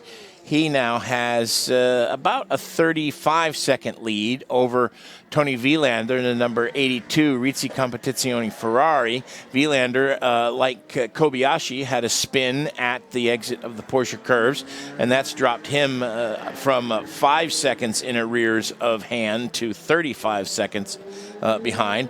And then in the AM category, 2 American drivers, Townsend Bell, Patrick Long, separated by a lap at this point. Bell in the Scuderia Corsa number 62 Ferrari, and Long in the number 88 Proton Porsche. Let's check in with one of the drivers from that 88 car, Khalid El Kabazi. Khalid, we were just talking about how well your car is going, the 88 Porsche. Your fingers crossed at the moment. It's all looking very good. Yeah, it's very scary for me right now, because any slow zone the wrong way affects it a lot. So every time a slow zone comes, I pray that we don't get caught on the wrong side. It's very close. We need a splash and dash at the end. So that's just enough time. So if we keep the pace, David is going in to finish it, and he's quite fast. So I'm pretty much confident. And you know, anything can happen. We had really bad night stints with the pace of the car. The car just didn't work. I don't know if it's tire pressure or track temperature. And we lost a lot of time over there. But it is what it is, and it ain't over till the checkered flag comes out. But you've got half a smile in your face, so that's a good sign, Khalid. Thank you. And thanks a lot for the good work. Exactly. Thank you very much indeed. Good friend of Radio Le Mans. That David he's talking about is software engineer David Hannemeyer Hansen, who is really quick. Yeah. He's really quick, and he's a really good, he's a really good engineer as well, I think. Yes, He was on it when we were talking on the Jura Technical Thursday. Yes. I struggle to say Technical Thursday. I keep on saying Technical Tuesday, which is why I was stumbling. One of the interesting things I noticed with the Toyota team, earlier I was talking about how they might need to make some strange or risky strategy calls, particularly with that leading car, number 5. On the pit wall, there was deep conversation going on the number 5 pit wall with the Michelin engineers and the 2 senior, one from Toyota, one from Oreca engineers, and they were really deep in conversation about something. And I suspect either they'd seen a tyre issue, which I don't think, looking at the speed of the car, that they have, or are they discussing which type of the 2 tyres that you can now choose from to go on to? And there is temperature change coming into factor now. And that's exactly what Jim and I were talking about before you arrived, was how you make those decisions, because you don't have the data from practice or qualifying to rely upon. So you just have to go with what you know about the mechanics and the engineering, the chemistry of the tyre manufacturer and what he knows about how it will perform. I have to say that it's looking far simpler for Toyota than it is for Porsche. Anthony Davidson, halfway through his final stint, as far as I can work it out, he'll be coming in at the end of this stint in about 20 minutes' time to hand the car over, very likely to Kaz Nakajima, because he's due on the rotation. And of course, Nakajima, Japanese driver, Japanese car, it all seems to make an awful lot of sense, doesn't it? Neil Jarni can stay in the car till the end of the race, should he so wish. And the way he's wringing the car's neck at the moment is very impressive indeed. His last lap was a 3 minutes 22. Previously, he was at a 3:26, but I think that might have been a yellow flag afflicted one. And that 3:22 compares with 2 laps from Anthony Davidson's in the 3:24s. So if Jarni can continue to take 2 seconds a lap, then he can start to eat into this advantage. However, the gap is 50 seconds, so it's a very tall order indeed for Neil Jarni to be doing this, and he's going to have to do it on the same set of tyres. Kaz Nakajima will be getting a new set of tyres when he gets into the car just in about, say, 20 minutes' time. And he'll have a new set of tyres to take to the end of the race there, whereas to ask Neil Jarni to take the current set of tyres to the end is quite a tall order. So the number 6 car has come back out on the racetrack, and while we were taking a look at that, some of the LMP2 competitors have made a call to Nick Damon's end of the pit road. Yeah, 2nd through 5th have all stopped. 2, 3 and 4, which of course is the 26 Orica of Roman Rusinov, and then the 37 BR01 of Victor Scheitar, and the 42 Gibson of Nick Levent have all made simple fuel stops. But the 5th place car, the 33 machine, that saw Tristan Gomedy get into the car and Nick de Bruyn get out, which is all fine up to that point. Unfortunately, they then had a massive argument with the side pod in trying to get one of their cooling flaps removed. As it gets hotter, they take some of the cooling out. Then when they did that, they couldn't shut the door on the Orica Nissan Coupe, and so they ended up the Sport team by Erasure, probably spending at least a minute, if not a minute and a half longer than they should have done in the pits. So that's interesting that Rusinov, Schetar, and Leventis, that's the 3 silver drivers, isn't it, guy? Or is Rusinov? That's where I'm double checking myself. Rusinov is the silver driver. Yeah. So it's 3 silver drivers. Yes, I was just checking on and Leventis as well. That's what I say. The 3 silver drivers: Rusinov, Schetar, and Leventis. Leventis is just 15 minutes short of his 6 hours. So this pit stop hasn't come at an ideal time. He's had to come in anyway because the car was running out of fuel. But he's basically now setting off on the 4th part of a quadruple stint. I would suggest he's not going to finish this. He's just going to do his time required for 6 hours, and then they'll get Danny Watts in the car to take it through to the checkered flag, because Danny Watts hasn't done his 6 hours yet either. So, as I say, the regulations demanding that you do 6 hours in the car, but time in the pits doesn't count towards that. And if you consider that the Straka racing car, for example, the number 42, has spent a total of 35 minutes in the pits. That just surprised us as little as that. I thought it might have been more than that.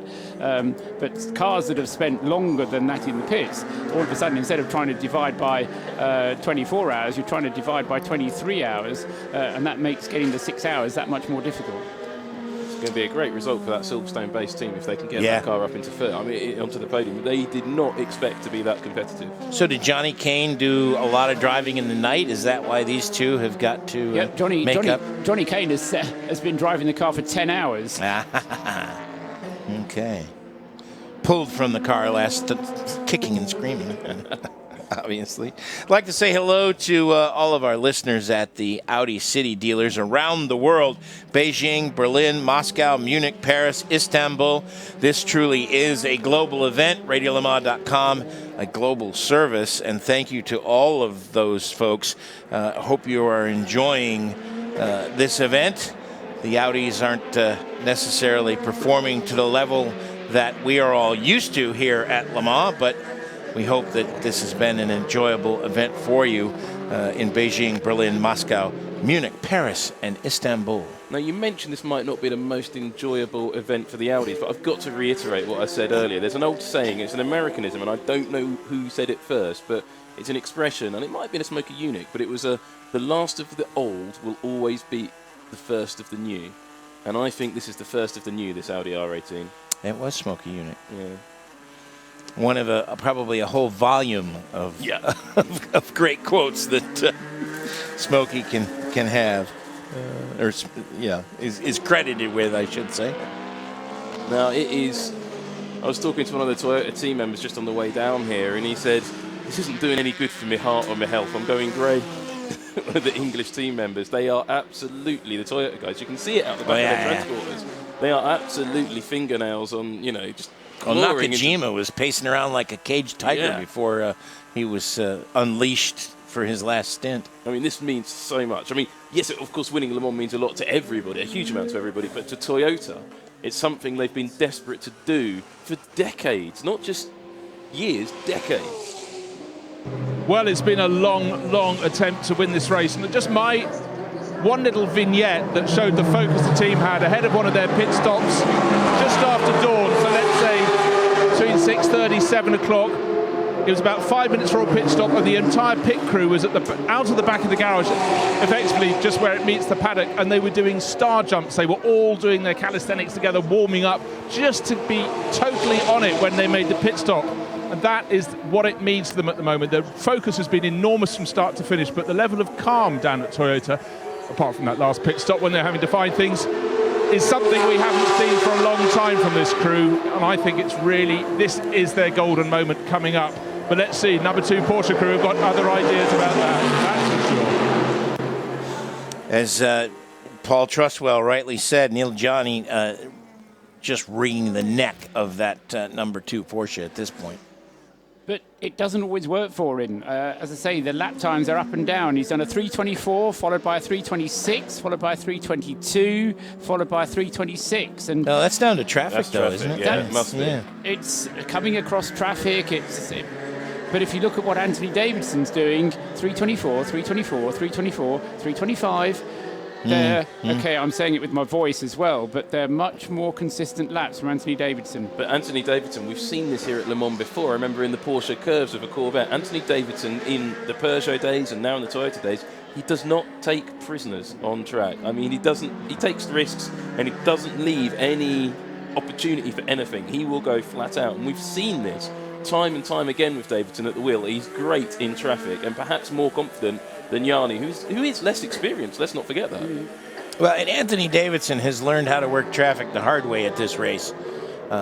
He's come afoul of it on more than one occasion, and those were hard lessons learned, including spending some time laying on a side pod because he'd injured his back. So I'm sure he is probably a little bit more ginger in traffic than he used to be, and it's standing him in good stead at this point. Well, yeah, no, I think it's the experience factor. It's, the more quick decisions you make, the better you get at making quick decisions. And the trouble with people like me is because I never make snap decisions, I always consider everything. I'm not actually very good at making quick decisions because if you ask me to say left or right, I'll say, hang on a minute. And that's one of the reasons why I don't do this, because I just can't think quickly enough. The other thing that Anthony has done is to keep his lap times very, very consistent indeed throughout the stint, because I was suggesting as we got to the third stint we might start to see the tyres going off. Neil Jarney, remember, he's the one on the newer tyres, and he's the one that I'm suggesting is going to have to make his tyres last all the way to the end of the race, which is another 2.5 hours away. It will give them, a 20-second advantage or so by not having to change the tyres. It will enable them to close the gap based on that. They've got out of having to do that extra splash by Mark Lieb staying out for that little bit longer, and his slower lap times actually mean that he now won't have to do the splash of fuel.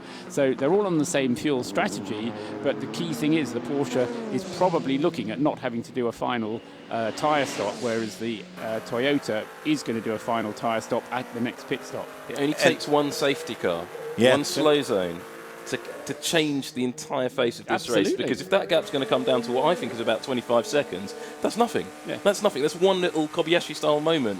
you're Well, there. And also, as you were saying with the slow zone, in the most recent slow zone, Anthony Davidson caught it once, the 2-car caught it twice. So there was a difference. The margin now is 55 seconds. I actually corrected myself because they did actually catch the same amount on that particular slow zone, Jim. I misspoke, I misled you, and if I misled you, then I probably misled some other people as well. But it only takes a slow zone. And he said cough? That was my peace offering. That was my peace offering. So, you know, but it is the kind of thing that could make the difference. The day I go through one of these without making 7 times as many mistakes as you make is the day I'll criticize you, my friend. The point being, it sounds absolutely right. You know, this is on a knife edge still. We may not be on 13.854 seconds, but we're on 25 seconds, so it is very close. 12:30 here at Lasarth. Time for the IHG Rewards Club Hourly Update. The Hourly Update, brought to you by IHG Rewards Club, where keeping you connected matters.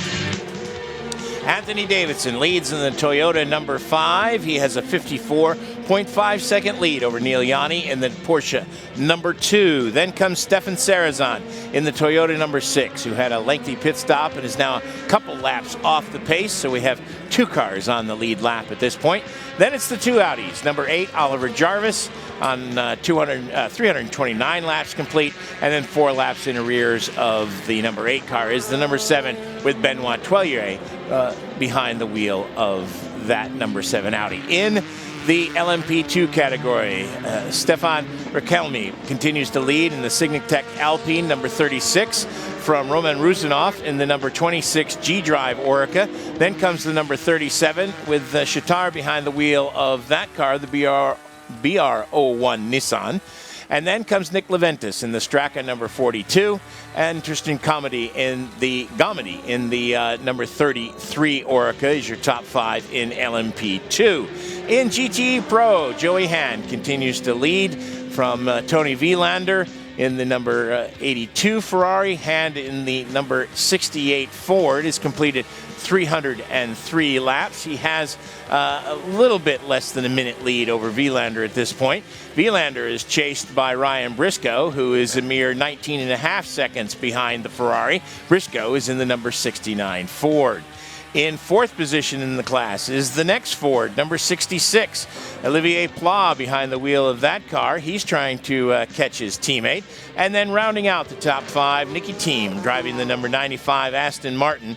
So it's Ford, Ferrari, and Aston Martin, your battlers in the GTE Pro category at this point. In AM, it's Porsche and Ferrari.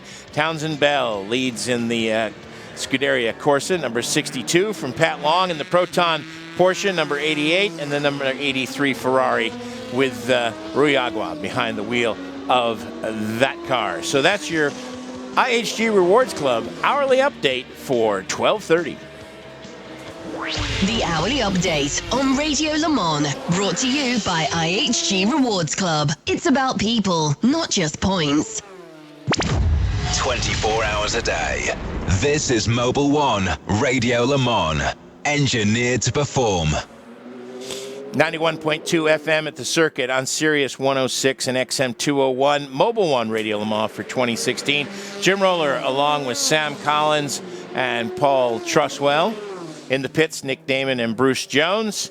This is the last half hour of my time in the car, as it were, for 2016, Sam. And as always, it's been great fun to see you and work with you again. No, it's been brilliant to be with you, Jim. It's, as always, a pleasure.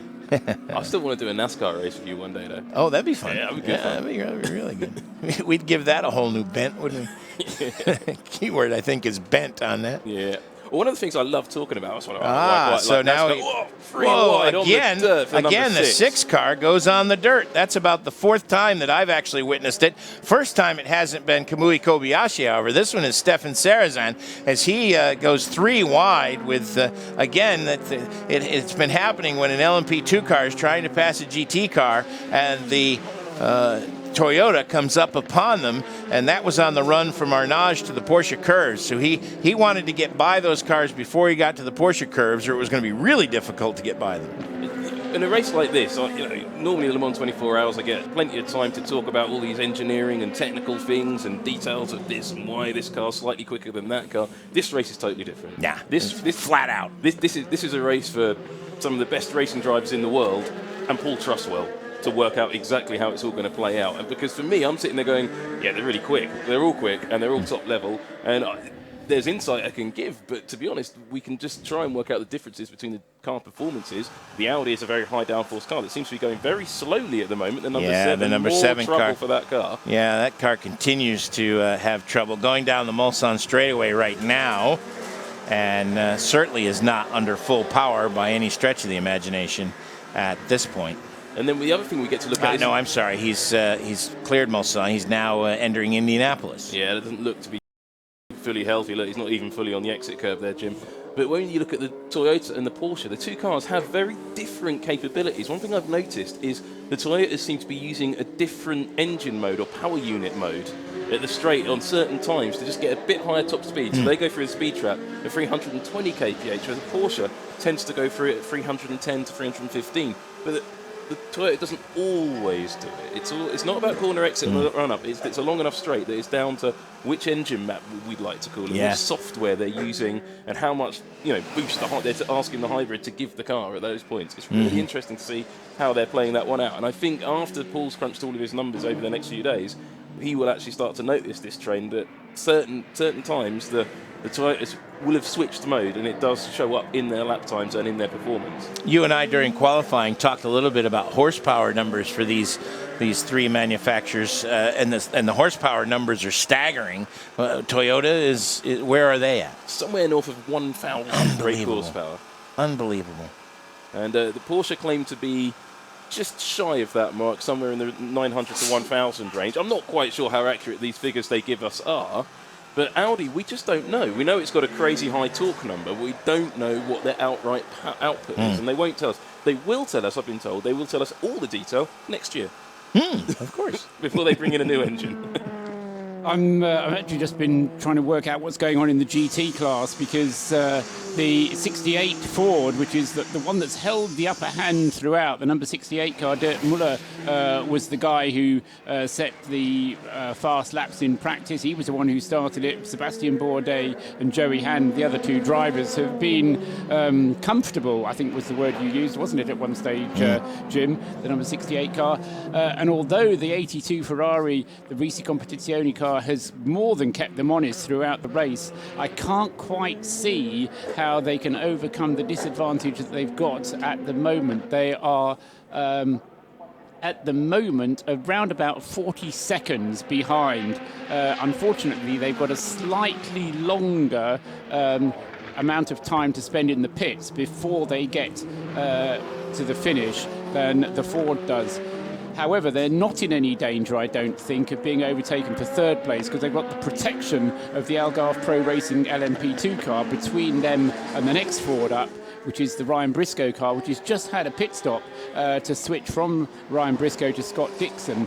And as a result of having that pit stop, Scott Dixon will now probably take that car through to the checkered flag. It'll be one more stop and then a splash, and that will get Scotty to the flag.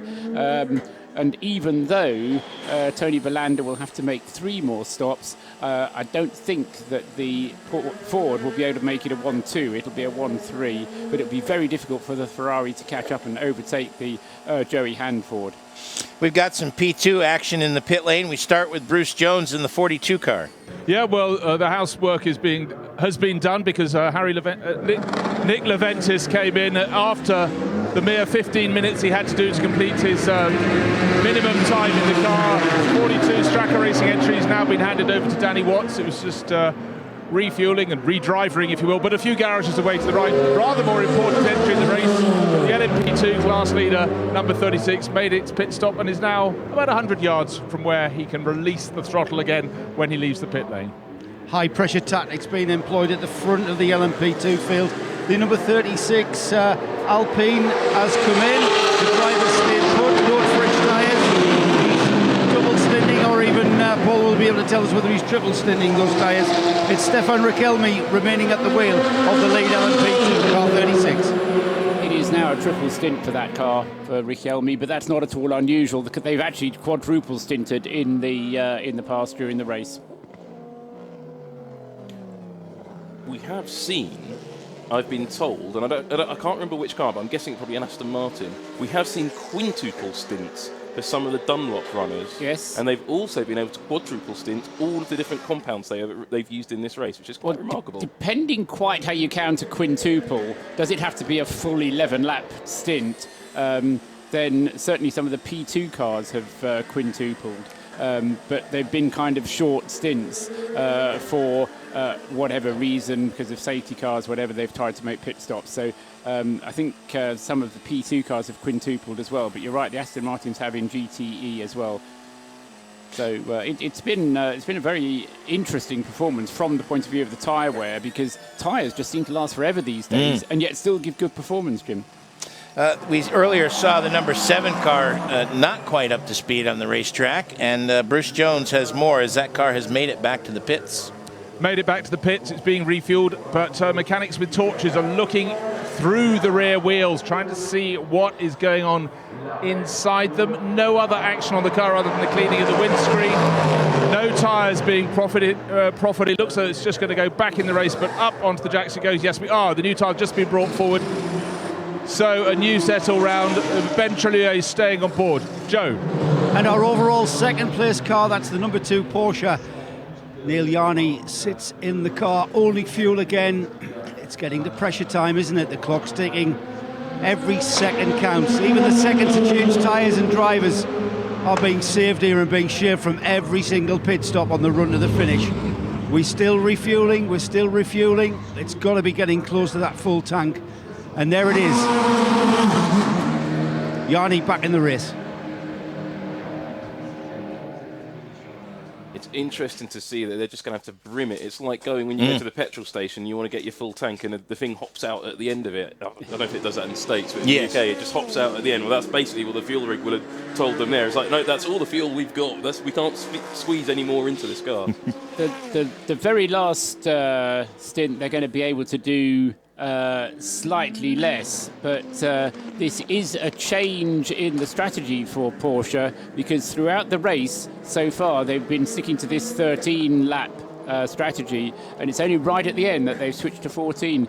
You've got to ask, if 14 laps was possible, why didn't they do it earlier on? Yeah, that's one thing. We'd heard that actually it was impossible for the Porsche to do it. We couldn't work out why. Well, it clearly is possible for them to do it, and no, I have absolutely no logical answer for Whoever that. told you that it was impossible, you need to take them into a very quiet room and ask them very carefully and clearly to explain why not, because it doesn't make sense. It doesn't make sense, absolutely. Unless they've got an absolutely impossible shaped fuel tank where they can't get about 5 litres out of the bottom of the fuel tank. It could be something like that because of the battery shapes and the different components that are all packaged in the monocoque of the car, the chassis of the car, and that's where you find the fuel tank, just behind the driver's But you would bum, think they would have thought of it. I mean, these are some of the smartest brains on the planet. They are, but the fuel's got to go somewhere, and you've got to have a defined tank size. Yeah, and maybe they sacrificed it. You have a maximum defined tank size. That's true. You don't have a minimum defined, but you wouldn't build it any smaller as the leader enters the pit lane for a driver change. Yes, this will be the change of tyres, and Anthony Davidson handing the car over to Kaz Nakajima, I reckon. Indeed is. I saw him in that distinctive red helmet with Nakajima written on the back of it. There he is, getting into the car at the first garage, the old Peugeot garages. And I do wonder, I did ask the question, if Peugeot do come back, as we think they will, in 2018, would Toyota have to move? And Toyota said, no, they're our garages. And I think we will have somebody down in the pit lane at some point. Jim's dispatching the pit lane team down there. I've just overheard in the background. Yes. But they're not quite ready to get there. But Paul, you spotted something. You also got the second place GT Pro car getting into the pit lane as well, the number 82 car. I think Joe is stuck in the middle, so this is the driver change that we expected. And it looks like... are those new or scuffed Michelins going on? I didn't get a good enough look. It looks like they were scuffed. They did look a little bit scuffed there, Jim, which is a surprising thing with 2 hours and 16 minutes of the race to go. they could be just a set with very little wear, not perhaps wanting to put, when you put a brand new tyre on, it's not always perfect. Trouble for the 62, the GT Am leader. Let's head to Bruce.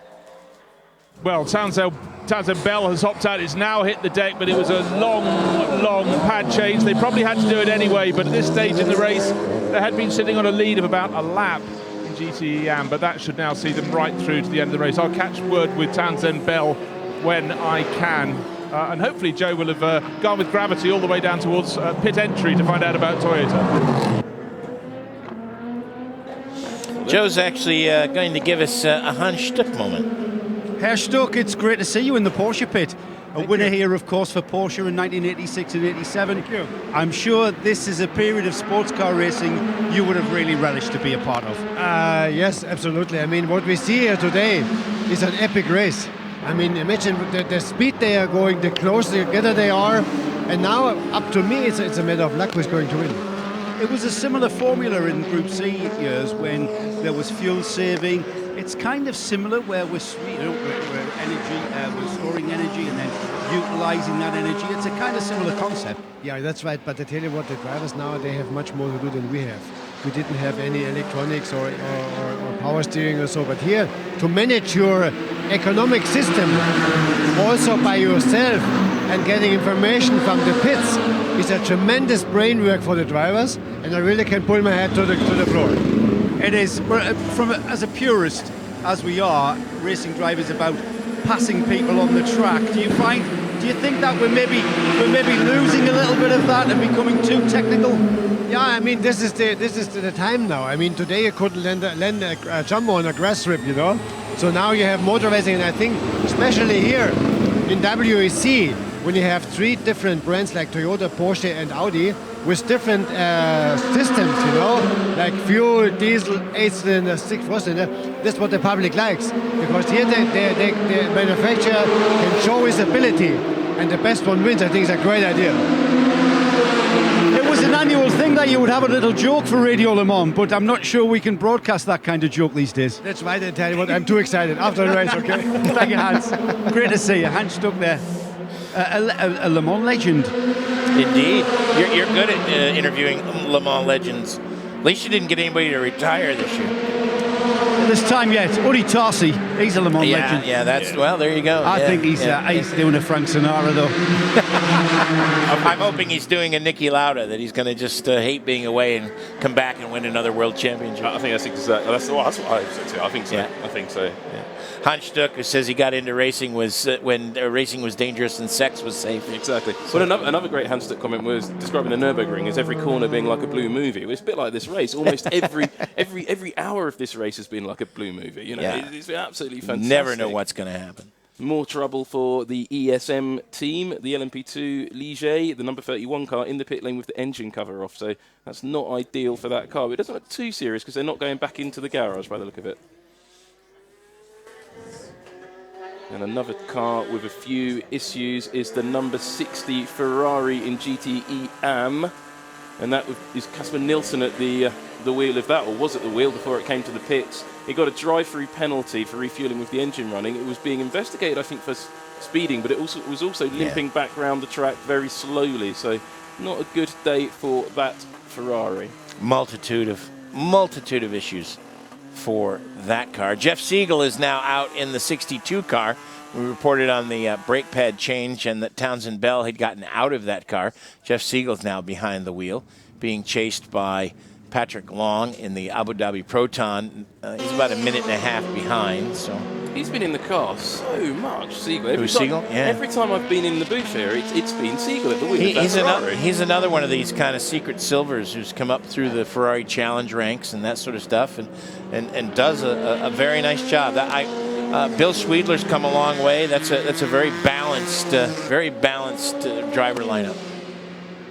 Jeff Siegel actually has done the least laps of any of them out there, but he is in the car at the moment. So by the end of the race, it's probably just that It's perception. He's on the same schedule. He's as on me. the same shift as you, so they kind of combine it. Townsend Bell has inevitably done 100 more laps than anyone else. He's done 124, I think more laps than anyone else in that car.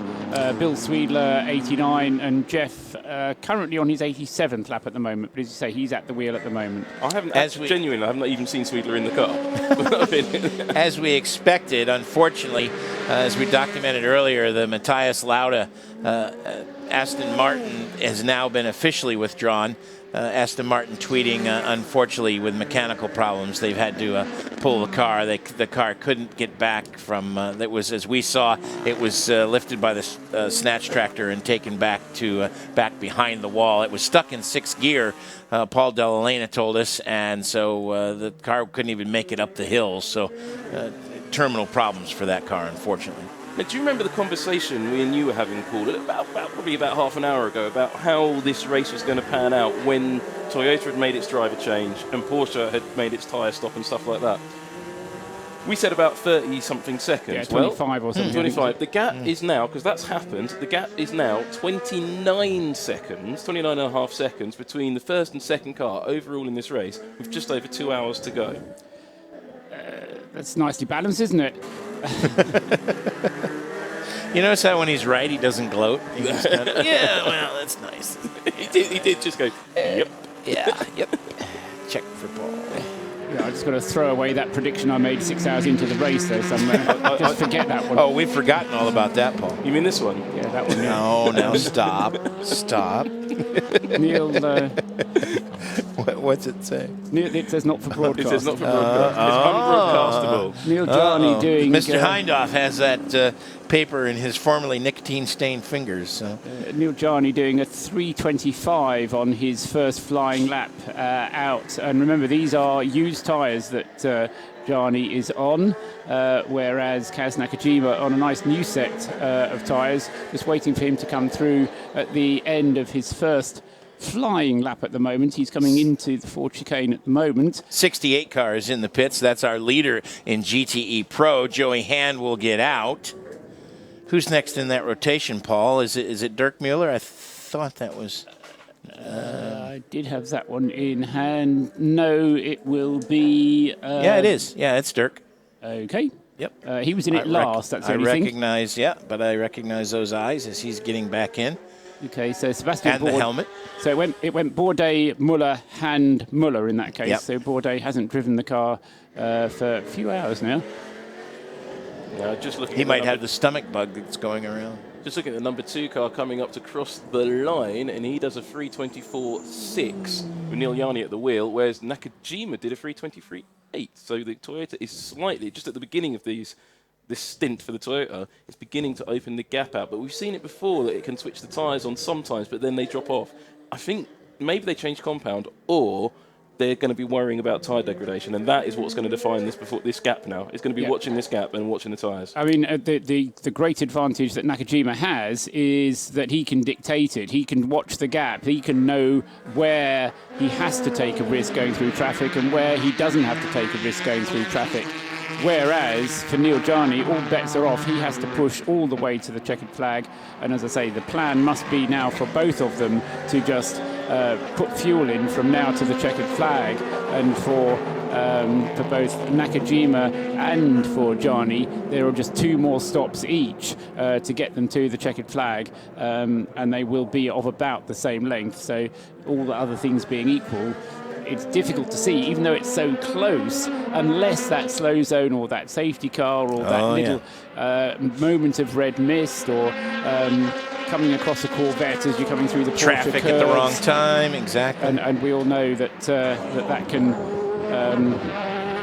cause problems. But the margin right now, 30 seconds from Nakajima to Yanni. I tell you what, these tyres are really amazing. There's another motor race this afternoon, and in that race, it's probably going to be a 2 or 3 stop strategy, and each time they have to change tyres. Here, it's a 2-stop strategy, we know that, but they won't change tyres. And I was talking to guys at Michelin a couple of years back, and they said they could do it, but the demand wasn't there from the customers. They know that they could get a tyre, some of these tyres, to go 6 stints, not 5, 6. I mean, we had the conversation. You can't get the driver to go 6. Is that the problem? Yeah. I can't actually remember now whether it was you or not, Sam. Apologies. I've had so many conversations with people. But I had a conversation at some point in the last 48 hours with somebody about tyres, and they said that Michelin didn't want to feel that they were the limiting factor. Either you had to fuel the car or you had to replace the driver or whatever it was that became the limiting factor. Michelin wanted to have a tyre that wasn't the limiting factor. And any strategy that a team would come up with, they felt that they would be able to develop a tyre to deal with it. And exactly as you say, if it's a six-stint strategy, then if the stints are short and you can get that within your 4 hours of the driver, then why not? I mean, I think they meant 6 full-length stints. That was the point. They don't want to be the limiting factor. They really aren't.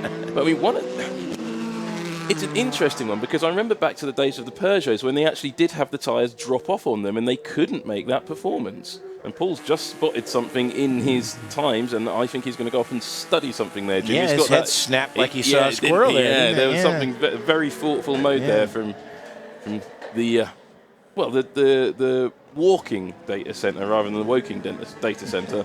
The woking data center, which is walked down to Le Mans exactly.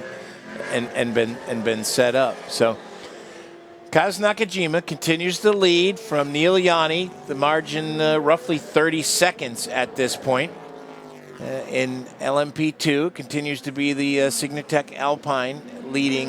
And then in GT Pro, we've had a series of driver changes, as now it is Dirk Muller in the number 68 car still leading, being chased by Giancarlo Fisichella in the number 82 Rizzi Ferrari, and then Scott Dixon has now taken over from Ryan Briscoe in the number 69 Ford. So those 3 podium positions all on the same lap.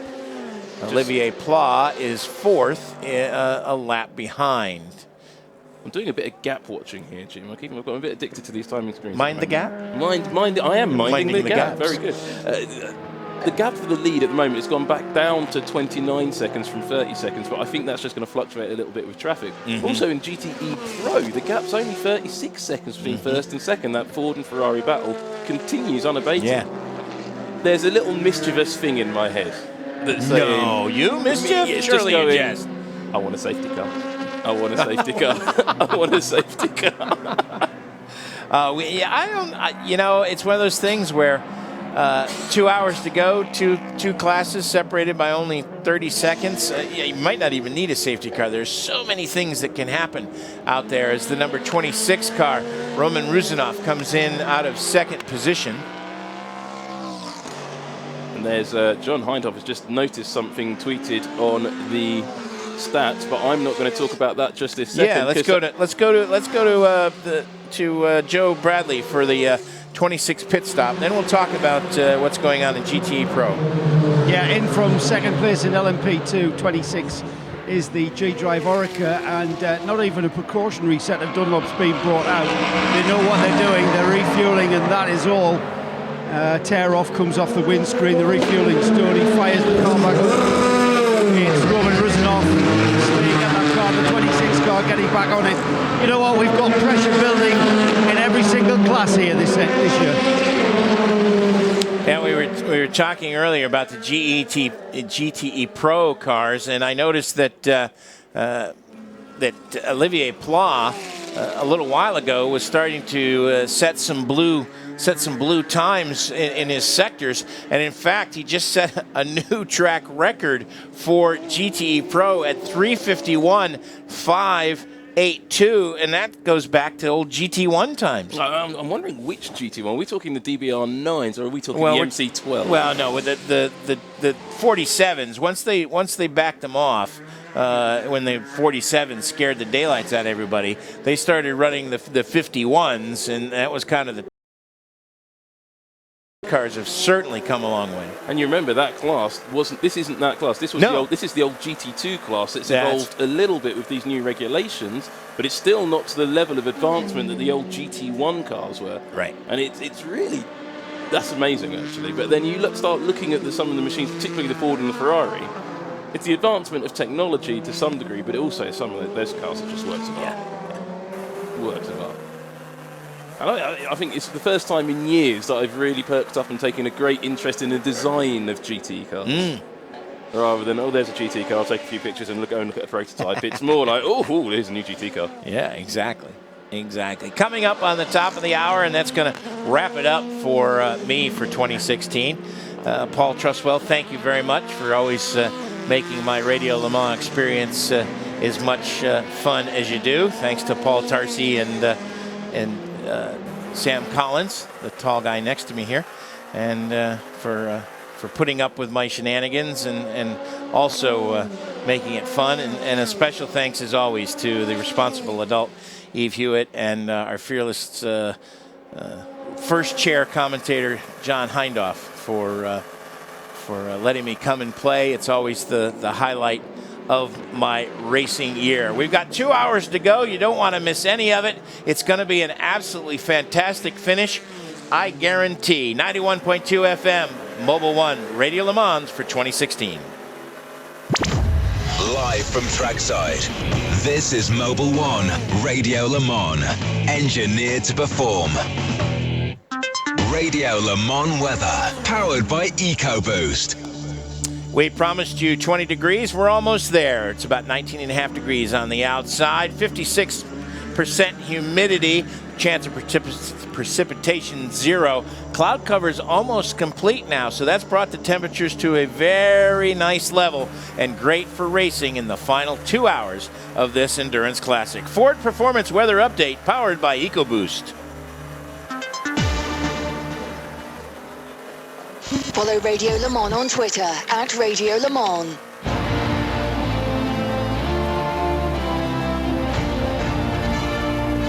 Around the world. Around the clock. Endurance racing direct to you. 24 hours a day. This is Mobil 1, Radio Le Mans, engineered to perform.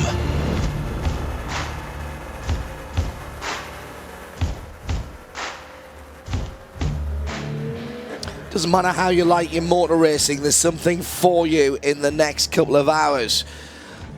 If you've been with us for the majority of the last 22 hours, then we've got ourselves into a really interesting position in all of the categories. If you've got friends who've got a shorter attention span and prefer sprint racing, get them over to the coverage now, because what's gone before really won't matter for them. You can bring them up to date with that throughout the next week. Just sit them down, point them at the coverage, get a timing screen up, and tell them they're about to watch some of the best 2 hours of racing that they will ever have seen or heard. It's the last 120 minutes of the Le Mans 24 hours for 2016, and it's all live here on Mobil 1 Radio Le Mans 91.2 FM. Incredibly, we have got a battle at the head of the field between Toyota and Porsche. Audi a little bit off the pace this year, and we'll discuss that with Sam Collins at the moment. In LMP2, the Alpine has a scant, the 36 Alpine has a scant one-lap lead over Roman Rusinov and his G-Drive team, with Vitaly Petrov in the SMP BR01, a car that will be outlawed at the end of this season, looking for a fairy tale result and one to do with Steve McQueen to the rules makers and put two fingers in their direction. In GTE Pro, the battle that we had expected in some ways, of course, had been manufactured between Ford and Ferrari has come to pass. There's now only one Ferrari in there. Giancarlo Fisichella is in second place, surrounded by the remaining three Ford GTs, with Nicky Team and Aston Martin in the 95 car trying to hold on to the turbo car's coattails. In GTE AM, the Americans have invaded the Circuit de la Sarthe this year, and Jeff Siegel holds the point at the moment, but with less than 10 miles of a lead at the moment. He can't afford to slip up, neither can his teammates ahead of the Porsche of David Hennemeyer Hansen. Good afternoon, welcome along to the final couple of hours. I'm John Hindhoff, and we've got Sam Collins and alongside him, slightly further to the left, only geographically you understand, is Paul Truswell. I want to start with Audi at this point. We'll keep our eyes on the 27.9 second gap between first and second. I heard you talking earlier on about the new Audi. We will look at that car and say that was the first of the new breed. But it's too early, and they weren't ready, and their mentality and their process has been non-Audi and just wrong. They were throwing new parts at that car this week. You just can't do that for this race. It just strikes me that the car wasn't together. It wasn't fully finished, John. And I think when you compare the Audi, which is this hyper-advanced, hyper-detailed, almost single-seater style car, to the Toyota. I remember saying the same things about the Toyota when they turned up with this concept back in, what was it, 2013, 2012? Can't even remember when it came along. That car, this TS050, is a continuation of that concept, which could, according to some, be dated back to the Dome S102, which was also a Japanese-built car. And there's many similarities between those two concepts of the small front bulkhead. Now the design ethos has moved on in a different direction, and Audi has just launched this entire new concept of car at Le Mans, and that thing is just going to be a rocket ship next year. I'll throw this in because it's my job to be controversial and generate a bit of chat as well. There is no endurance single-seater motor racing. There's just no point in attempting it. So why are Audi trying to make a single-seater that will be a 24-hour race car? Surely that is a fool's errand. I don't think it is, John. I think it's just a lot harder to do it. It's a much harder concept to deliver. The car is so complex, so many subsystems. There's so much to go wrong on it. But the fact of the matter is, if you can get those things all working properly, you've built a car that will be pretty much unbeatable next year. Will they be given next year? That's the question. Will Audi be here next year? With the lack of success that they've had this season, and particularly in this race, they've been embarrassed here in a race that is tremendously slow. Their old car would have done better than their new car. One word: vengeance. It's a great driver of force. It's a great marketing tool. We're back for one last blast. We're going to go and take it to Toyota, take it to Porsche, and perhaps even take it to Peugeot. You need to go and pitch that to the Ingolstadt board, I think. Paul Truswell. I don't really want to get into the discussion because I think all right, then we'll move on to the pit. I would like to say that Lucas Di Grassi has served notice because he's just gone faster in that number 8 car than he's ever done before, or anybody in that car has done all race, which shows Audi's He's got approach. within a second of the fastest lap of the race, which is only a 3:21.4. Yeah. Which was a very long time ago by Kamui Kobayashi in the 6 Toyota. And that was in the early evening, yesterday evening. 3:22.274 then for Lucas Di Grassi. So, yes, I know the car has been in the garage for a long time. It's been in the garage for more than an hour, and they've had various bits of rebuilding work done, whereas the cars that are leading the race are much more worn out, in inverted commas. But I think it just serves to defend the point that Sam was making about Audi's commitment to this place. And there's two ways that you can go away from it. You can go away in shame saying we've been beaten, we're never going to come back, or you can come back and say, right, we need to learn some lessons here. And the point I made to Sam earlier on is that Audi actually have to learn how to learn lessons because they've never had to learn lessons. They've come away from Le Mans with a successful car and just had to make it more successful. And what they've had to do this year is to actually start again almost. Even in the years where they've been beaten here by either Bentley or by Peugeot or by Porsche or by even Toyota one year beat them. Peugeot beat them. Toyota nearly beat them. Toyota nearly beat them. It's part of the learning process that you have to learn. I don't quite think that Audi necessarily knows how to do that yet, but we'll see. Guys, it was interesting, John, you saying, why is Audi trying to make an endurance race car out of a single-seater? And when we had those rumours going around about how Audi was going to Formula One, I'm beginning to believe it more and more that one day somebody was walking through the Audi drawing office and saw the early drawings of that car, and then went home and mentioned to the missus, hey, we're designing and building a Formula One car. And then it's just grown from that, because that car is completely designed a la a single-seater Formula One style of race car.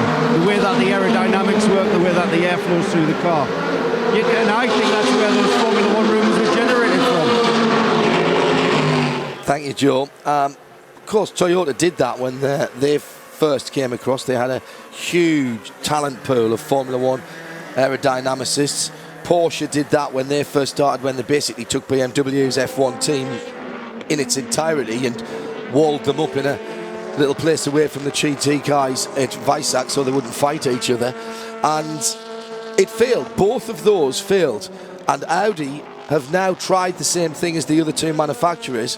Both of them have gone away. The radical front end of the first Toyota we saw at Le Mans, which looked fabulous and was clearly F1 inspired, didn't work here.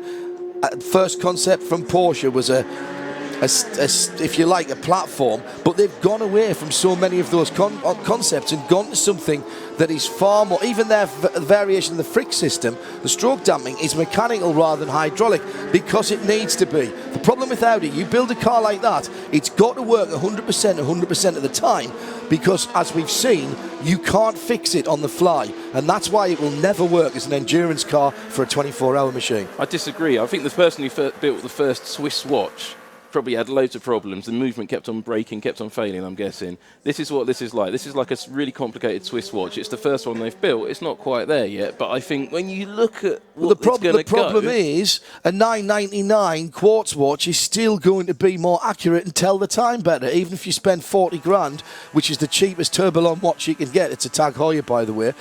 And if you spend that kind of money, a 999 watch does a better job and goes longer. So that's the perfect analogy.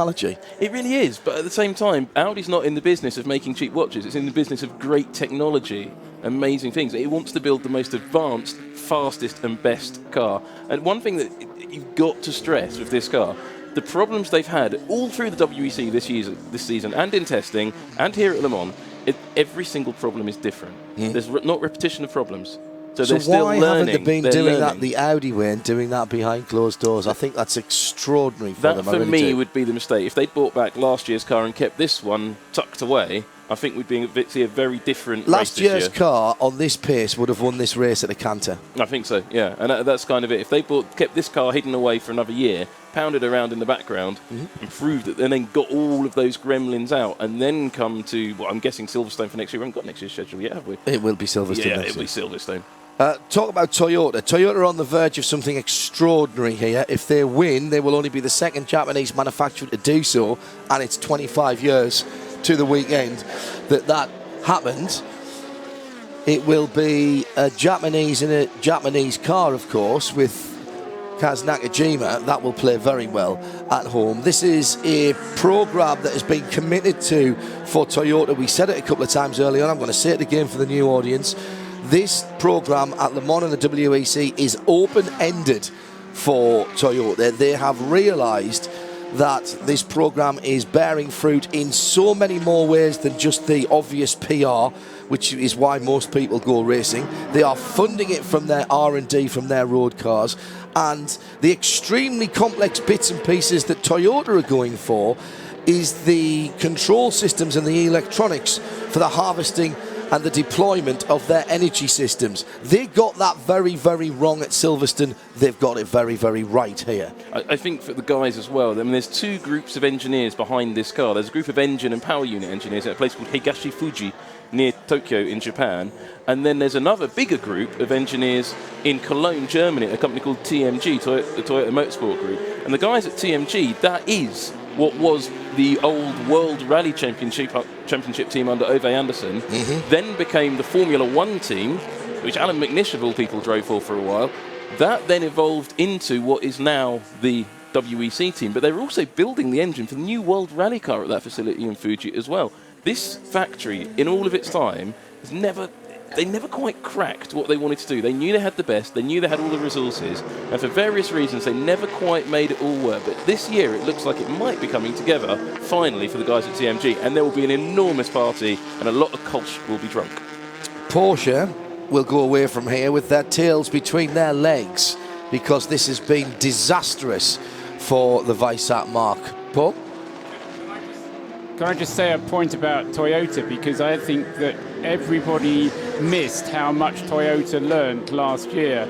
I mentioned it at the time, but they had almost a fault-free run last year. Debris on the track in front of us. At this race last year, Toyota just came along here with a car that wasn't fast enough, but they just got on with the program. They learnt how to operate at Le Mans, and they learnt so much here last year. Well, they'd already made the decision at that point after Spa that they were going to accelerate this program by a full 12 months. So they came here with a different set of parameters, and they used that very carefully. That's a great example of people moving and working on the fly and changing because the end product, the goal, has already moved. It's changed.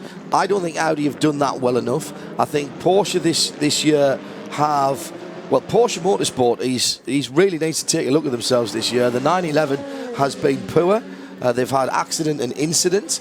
The car here is in second place, but that's not good enough. They expected to come here and completely dominate with those two cars. And if Neil Yardy in the two car wins, if it does win, it's still the wrong car. The World Championship car, the one car, was the car that they were throwing all their weight behind. And so it's still, even if they were to win this, it still would be a bit of a hollow victory for them. I think the Porsche is gone off on a concept they've had since 2014 when they came back to Le Mans in this class. I think they're going to have to come back with something radically different next year. But I think the same is true for Toyota. Let's not forget that Toyota was not designed for the power unit that's in the back of it. There will be, Pascal Vasselon will have on the drawing board, having seen this new Audi, he will have something pretty extreme on the drawing board himself at TMG in Cologne. And I think if this result goes the way it will, they could get a much bigger budget than they've had before, and it could be quite an interesting one. But by far they have the smallest budget of the three teams. In terms of what's going on elsewhere, in LMP2, the balance of performance, the power struggle, call it what you will. I say balance of performance, not in a BOP way, but in a more general way, that we knew was Orica and has been for a long time, has certainly been played out, but it's been challenged because of, you can't balance of performance teams, you can't balance of performance dozy drivers, and thank goodness for that. It's been a very clean run from the 36 car, but that's been run by a very, very good team. That's effectively a Renault Sport run team, and the 36 car continues to lead. The performance of the BR01, the SMP car, is still a very new car. The Gibson, a very old car, in third and fourth place. Extraordinary, and for me shows why the diversity of LMP2 rules as a proper global formula as it is now should never have been messed with. Yeah, I've made my opinion on the new LMP2 rules pretty abundantly clear. I think I said last year, I was so angry at the time that I wouldn't come back to Le Mans next year because I didn't want to, because this is my favourite class, and it's completely ruined it. But I think there might be some easing and some common sense coming into this, and it might be, things might not be as extreme as it seems. Plus, the new engine seems amazingly potent from Gibson, and that could really upset it. LMP1L is the class, the subclass that needs the attention, because when you've got guys like Renault Sport under the Alpine brand and running with a big manufacturer, well, a big race car manufacturer like Signatech running that car, that really should be a car that's in LMP1. And I think they need to look at the regulations to let people not have to run a hybrid car if they don't want to as a manufacturer. Can I just go on, Paul? Just on LMP2, because rather than discuss the structure of it and the future of it, in terms of the race, although the Signatech Alpine has a substantial lead, Stefan Richelme at the wheel of the 36 car, I think it has to make an extra pit stop compared to the number 26 car, the G-Drive racing car. So Roman Rusinov will be coming into the pits Richelme will be coming into the pits very soon, and he will still have to make two more pit stops. He's just been in and out. Has he? He's just done that. And Nico Lapierre's in the car. Right. So Lapierre will be able to get it to the finish, but he'll have to make two more stops to get there. Rusinov, or whoever will take over the number 26 car, also has two more stops from here. So number of stops from here for the two cars is now the same. In GTE Pro, we've got this battle between the turbocharged cars, and Ford continue to find performance through the race in that car, having just broken the lap records, and consistently faster at the moment than Giancarlo Fisichella can manage in the 488. Aston, Corvette and Porsche, with the 15 and 3/4 cars not in the game, makes me wonder what their offerings are going to have to be for next year, and what sort of speeds we're going to see from those cars next year. That's what excites me about that. You can say what you want about Ford, they've played the game. This is not Ford's fault, neither is it Ferrari's fault. The rules are there, and if you can utilise the gaps in the regulations to your advantage, that is as much part of motor racing as taking an extra half a wheel's width over a curb or finding extra space on the racetrack. I think the next set of cars from GM, from Aston, a little bit further away for them because they haven't got a new model till about 18, but we still hear the rumours that won't go away of the mid-engined Corvette. They've already been testing the road car, making it look like a pickup truck, a Commodore pickup truck, a ute, and of course the reversed engine and gearbox on the Porsche. This is exciting times for GT racing. My worry is, getting this quick, where do they fit with P2 and the rest of the classes? Well, P2 is going to get a hell of a lot quicker. We know that already, as the number 67 Ford has more electrical problems, but they've had that for ages. Remember, I was standing in a bar with you in Luton Airport a few weeks back, true. And you showed me a photograph of the new Porsche for next year, the 2017 Porsche GTE Pro car. So they've got a new car coming. On the Jura Technical Thursday show, we had Dave Richards confirm that there's a new Aston Martin GTE Pro car coming in 2018. And in conversations I had with Doug Feehan this week, they are probably not going to go for a completely new car for a little while, but they do have something major update related planned for next year. GTE please leave it alone. Don't allow the 16 cars in next year. I think the 15 cars need to be given another year, for the simple reason that if we've got a little more variety, all right, it's Ferrari and Porsche at the top, but the Aston has been there. The Aston has self-destructed. The 98 car really should have won that class. And the two Corvettes have been a welcome addition. The extra Corvettes have been a welcome addition. I like the AM class the way it is. I don't want to see the new cars in. We're not, for example, going to get any Fords anyway, because Ford have said they won't supply customer cars. So that means, basically, if we're not careful, in 16, GTE AM becomes Ferrari Challenge. Exactly that. Exactly. I'm really disappointed that Ford won't sell any customer cars, actually. I know Corvette do. I mean, they're very sparing with it because they don't build very many, but they do sell them. Well, every one that they've built so far is here. Yeah, exactly. And they probably now need to build another one. But fair point, yes. The fact that Ford aren't going to sell that car, I mean, even if for collectors, I mean, that will be an ultimately collectible car. People like the Robertsons would probably buy something like that. He was desperate for a car like this to be built. Yep. And he committed at the time, last time he was here at Le Mans, and his old GT car is here.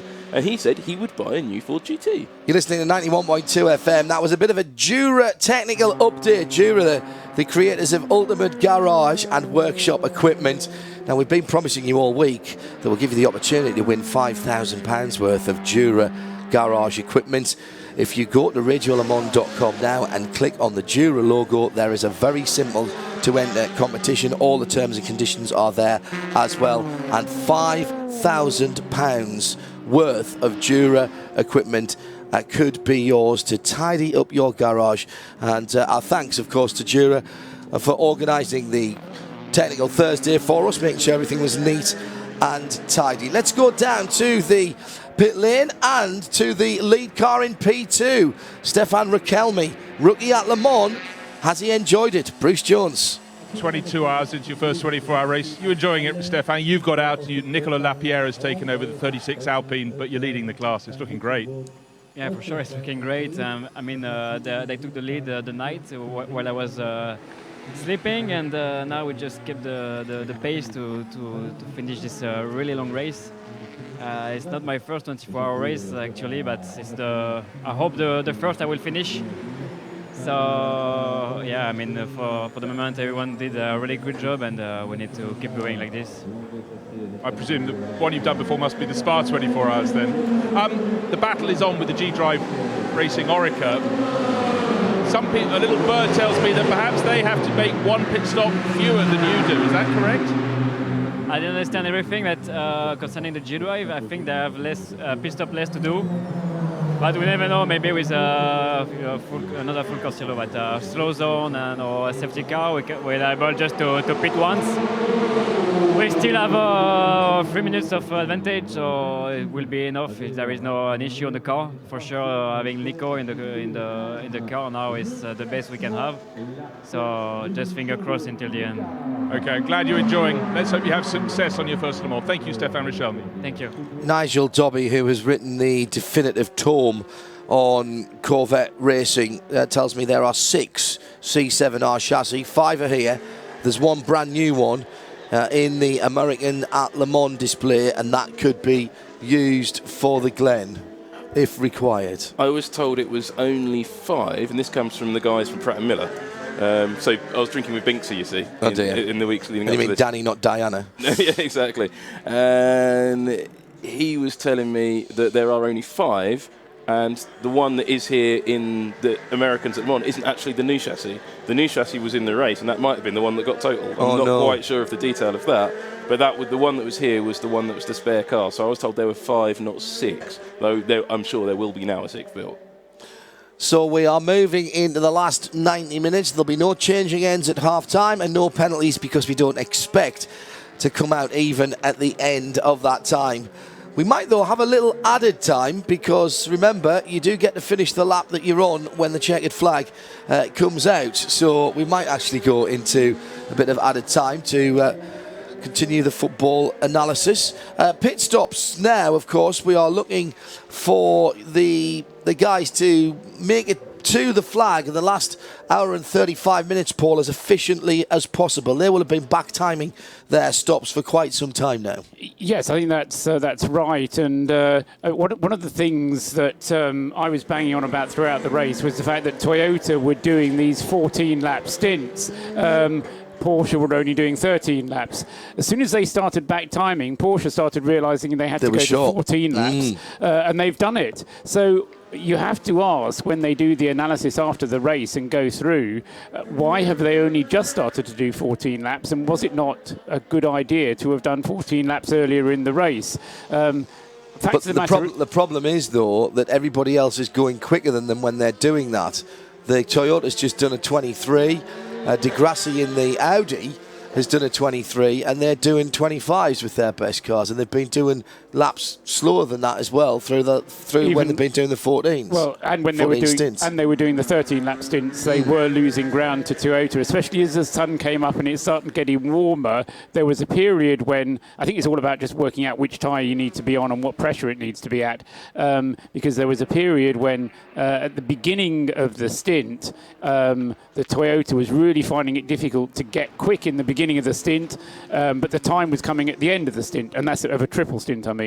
And then they switched over that it was the other way around. Toyota was quick at the beginning of the stint, and then it turned into go slower at the end of the stint. So it's certainly been a race of getting the right tyres, but I think that, Porsche have had their opportunities, but they haven't always taken them. 2 more points coming in via Twitter. Keep it coming to @RSL_studio, or the normal places for us here at Mobil 1 Radio Le Mans. Joe Taylor says, was the Corvette crashed by Jan Magnussen last year repaired, or was it a 6th chassis? It was repaired. If you remember, whilst it was being repaired, and because the schedules worked quite well last year, with the Nürburgring being a bit later after Le Mans, there was quite a big gap before the next WEC. The Labra competition chassis that ran in this race became Jan Magnussen's car in the IMSA series in the States until the IMSA car was repaired, and then it was given a freshen up and sent back to Jacques Leconte and the rest of the Labra team. This is one for you from Benigmatica. Any news from Bando-san regarding the inclusion of Class 1 cars in Le Mans 2024? First of all, we've got to tell everybody what Class 1 cars are. There's 2 championships that will maybe in 2019 combine to create a new class called Class 1. That is the GT500 class of Super GT and the DTM cars that we have here in Europe. Will that will that unification happen? I've got real big doubts about that. But those cars, the GT500 cars from Honda, Toyota and Nissan, are absolutely epic to watch. They are about the speed of LMP1L cars around a track such as Fuji Speedway. And those cars would be great to watch here. I don't think they could survive 24 hours, actually, because they're not really built for it, but they could certainly put a good show on. However, whilst requests have been made to the ACO to do it, the ACO have rebuffed those requests to date. I did an interview with Dieter Gass, who runs Audi's DTM programme at the Prologue, the WAC Prologue at Easter, so much earlier in the year, and he said no problem making the cars run 24 hours. He says the chassis is not an issue in terms of the structure and the rigidity of the chassis. The engine might not look at the moment as if it could do 24 hours, but his feeling is that with very little jigging and poking, it could be reliabilised. That's not a word, I know that. We'll put that in the dictionary. Turned down a bit, as in comes the second place car, Neil Yanni in the Porsche. Well, one of the things that Bando-san and various other people in Japan, the reason I didn't go to the Prologue, of course, is I went to the Super GT Prologue on the same weekend, so I couldn't go to both. One thing I did find out is these NRE engines, these really high-performance 4-cylinder, 2-litre direct injection turbos with really super clever combustion stuff going on in them. There may be a customer version made available to anyone willing to buy them. And so it could be possible that if you wanted to build an LMP1L, you could go and buy an off-the-shelf 700 brake horsepower, super lightweight, super small engine package. And that is a really interesting prospect in terms of car design with the new 2018 LMP1L regulations. It's almost 1:30, 90 minutes of the 2016 Le Mans 24 hours to go. If you're in the States, you can listen to us on Sirius 106 XM 201 and on IMSA Radio. We've been simulcasting across our Radio Show Limited channels on the web at radiolemans.com and here on 91.2 FM. Mobil 1 Radio Le Mans, the denouement of the 84th running of the Great Race is next after our update. The Hourly Update, brought to you by IHG Rewards Club, where keeping you connected matters. Well, we're in for an absolute barnstormer here with Kaz Nakajima and Neil Jarni in the number 3, number 5 and number 2, Toyota and Porsche respectively, still battling it out for the lead. They are the only 2 cars on the lead lap, and they have the better part of 4 laps over Stefan Sarrazin in the number 6 Toyota, which was there, but has had rather too many problems. Bit of a spin in the early hours of the morning that took it out of contention for the overall victory, it would seem. Audi are finding pace, at least Luca Di Grassi is in the R18, the number 8 in 4th position, is down on 3, 4, 6 laps. So some 9 laps away from 3rd position at the moment. In P2, Alpine, Orica and BR01 are the 3 chassis. 36 for the Alpine Works team with Nico Lapierre, former Toyota driver, is heading up that squad and looking very good indeed, but may need an extra pit stop. It's not over. We've seen this in P2 before, where the last pit stop has decided who stands on the top step. It's been a very good race from G-Drive, and Roman Rusinov's decision to buy in talent in the shape of Will Stevens at the moment literally is paying off, as he's in the car now in 2nd place with Vitaly Petrov for SMP Racing in the 37 in 3rd position. In GTE Pro, the Ferrari Ford show continues. Nicky Team 3 laps off the turbocharged cars in 5th position in the best normally aspirated machine. He's now got Johnny Adam, his teammate, in the 97 car behind him, and the Corvettes 7th and 8th. It's the 68 Ford of Dirk Muller that leads by 3/4 of a minute over Giancarlo Fisichella, who just can't put enough pressure on that 68 car. The 82 Ricci machine has been leading for quite a lot of the time through the night, but the Fords have sneaked back through and finding extra pace now that it's daylight. Scott Dixon just going out in the 3rd place car, by the way, in 3rd position, the number 69. And in GTE it's been a proper old-fashioned street fight for the street-derived cars. The gap just hovering on about a lap, with Jeff Siegel getting his hours in now in the 62 Ferrari ahead of the Porsche of David Hennemeyer Hansen, the number 88 car, in 2nd, and just around 36 seconds further back and coming very steadily indeed, Emmanuel Collard in the 83 Ferrari. The Porsches that were up there earlier on, the 86 car, well, that's a great run for the Gulf UK car, and Adam Carroll is in 5th position at the moment behind Rob Bell, who qualified the 61 Clearwater Ferrari in 4th. That's your IHG Rewards Club hourly update. We'll have the final one of our updates for 2016 in 57 minutes time. The Hourly Update on Radio Le Mans, brought to you by IHG Rewards Club. It's about people, not just points. 24 hours a day. This is Mobil 1 Radio Le Mans. Engineered to perform. The thing is, when we do that last IHG Rewards Club hourly update, I'm not sure we'll even then know actually what's going to happen in all the classes, in all the positions, Paul. It's going to be one of those races for... We said it might be an absolute cracker. It has been, perhaps not in the way we expected, as the Pegasus racing car is off at the Mulsanne corner. It's the very lovely, but very enthusiastic, very nice Ines Tattinger, but she really does have an attraction to that gravel trap. Well, that car does as well, actually. I think all 3 drivers now have been in there at some stage. She did it properly. It's with a spin into it, yes. I'm a bit surprised about her pace. I'd expected a bit more from her, and I thought she might have handled the pressure of the event a little bit better. That looked like the left rear wheel wasn't in full kilter there. It was off kilter. Paul Truswell? Yes, completely routine stops for both Neil Jani and Kazuki Nakajima as they come through at the end of that last lap. That means we're on to one more stop for both of those cars. The further we get on into the race, the more when I keep saying all other things remain equal, the more likely it is that all other things remain equal.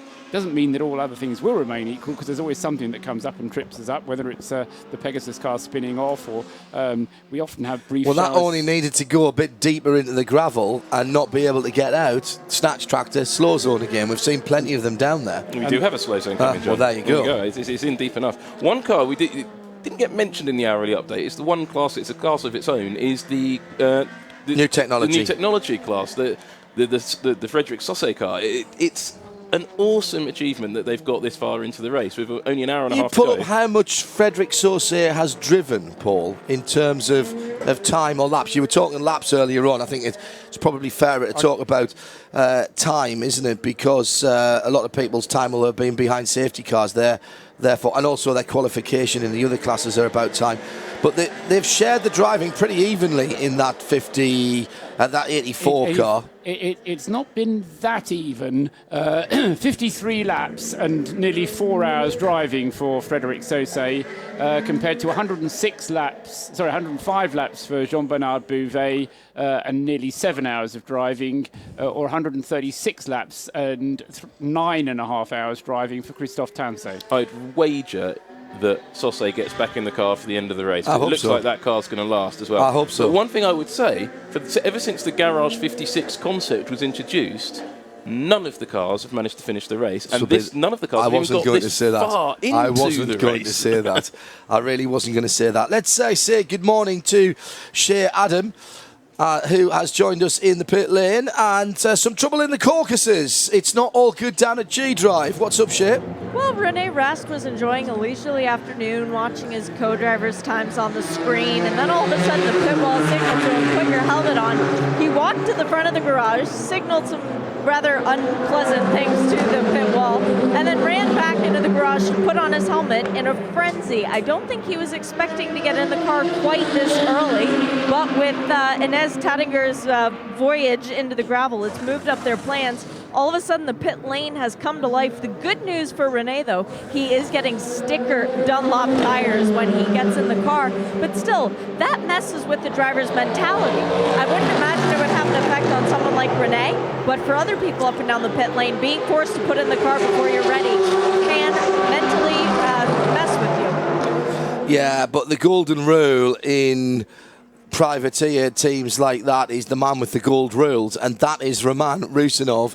And if he thinks there's a chance of chasing down that Alpine, and if he's been listening while he's driving around on 91.2 FM to Paul saying they might need an extra splash, which I'm sure he is doing, or the team is doing at least, then it would be a good idea to put Rene Rast back in the car, Shane. Well, Rene walked out to the car. The car arrived in the pit box. He was ready to go. He had his helmet on. He didn't have his gloves on. He's now taking his helmet off and shaking his head. They have finished the fuel. The tires are not for him. They are not doing a driver change. John, they are leaving in. Is it Rusnov still in the car? It was Rusnov that brought it in, yeah. They're going to leave him in. Rene is walking to the back of the garage. He cannot believe this. Well, so some indecision there then at the G-Drive team. In second place at the moment, Vitaly Petrov, by the way, is out on his penultimate stop in third position. BR01, the SMP car. So the battle of the Russians continues there. It's quite an interesting one with the slow zone out there at the moment. If we were to go green now, it would be a bit of an advantage for the 37 car as Vitaly's on his outlap. Going to catch the slow zone pretty quickly, though, as he comes back around. Mention of Jura there. Don't forget, if you go on to radiolemans.com and click the Jura logo on the homepage, you've got a chance of £5,000 worth of equipment coming up as we end here. And before we go to Michelin Post-Race Tech, it will be the start of the European Grand Prix. And Silverstone have been helping us with our Grand Prix updates this weekend. And if you go to silverstone.com, there's a chance for you to win an extraordinary prize, of which two winners and their guests will get to watch. Basically, you get to be a Formula One driver. You get to be the third driver. You stand at the back and you watch the whole Grand Prix from the pit garage. Extraordinary prizes. www.silverstone.co.uk. You can also find out about the remaining tickets for next month's Grand Prix. And I was right. I hate to say that because it sounds horrible, but I was, so I will. The left rear of Ines Tattinger's car is damaged. Now, whether that's just tyre damage or whether that's suspension damage, I'm not sure. But the tyre itself was outside of the confines of the bodywork. So whether that was cause or effect, of course, Sam, we don't know. And whilst we're going through our partners and sponsors this year, thank you very much once again to all at Audi UK for getting us down here in various of their new range of vehicles, including a couple of Q7s, a Q3 and an A3 Saloon. The team came down rested. To Porsche, Ford and Aston Martin for their support. Also to Mazda for a very nice Mazda 6 Tourer in their 25th anniversary year of winning this race, of course. Our partners here at the track, ACO and Amp Visual, with their help on the technical side of things. Travel partners, a travel destination. Smoking Dog have made sure that the army has marched on their stomachs, and their stomachs have been up to that all week. Thank you, Daniele, Heather, Adrian and the rest of the team. Also the commendatory there. And last but by no means least, Dan the Sticker Man, Stickers 4, who have provided us, and many of you I have seen around the last few days with your liveries, stickers and various creative ideas. Mark Webber in the number 1 Porsche, just an extra couple of blinks to the Australian eyes there. It looks a bit tired behind the visor, and the dolly jacks come out, Shea Adam. It is being wheeled back into the garage. Timo Bernhard is in the garage with his helmet on. He will be getting into the number 1. It's just a question of when the 1 comes back out. Is it going to run the rest of the race, or is it going to sit in the garage and wait until the last possible minute to score points? Well, they've done that before. I would think, Paul, that even with their trials, they'll be all right in terms of the regulation for how many laps they've done. They're sitting in 15th position at the moment, having completed 324 laps. Also, by the way, thank you very much to Sound Decisions for our radio sellers. Ines Tattinger is bailing out of the Pegasus car, which is self-combusting. There is flame at the back of the car. We saw the right rear of that car down, and she was trying to bring the car back, and here is the safety car. I think that flames normally mean safety car. The car was... I know what's happened there, John. She's done it right. She's been limping the car back really gently, very slowly, not pushing it so the tyre's flailing around.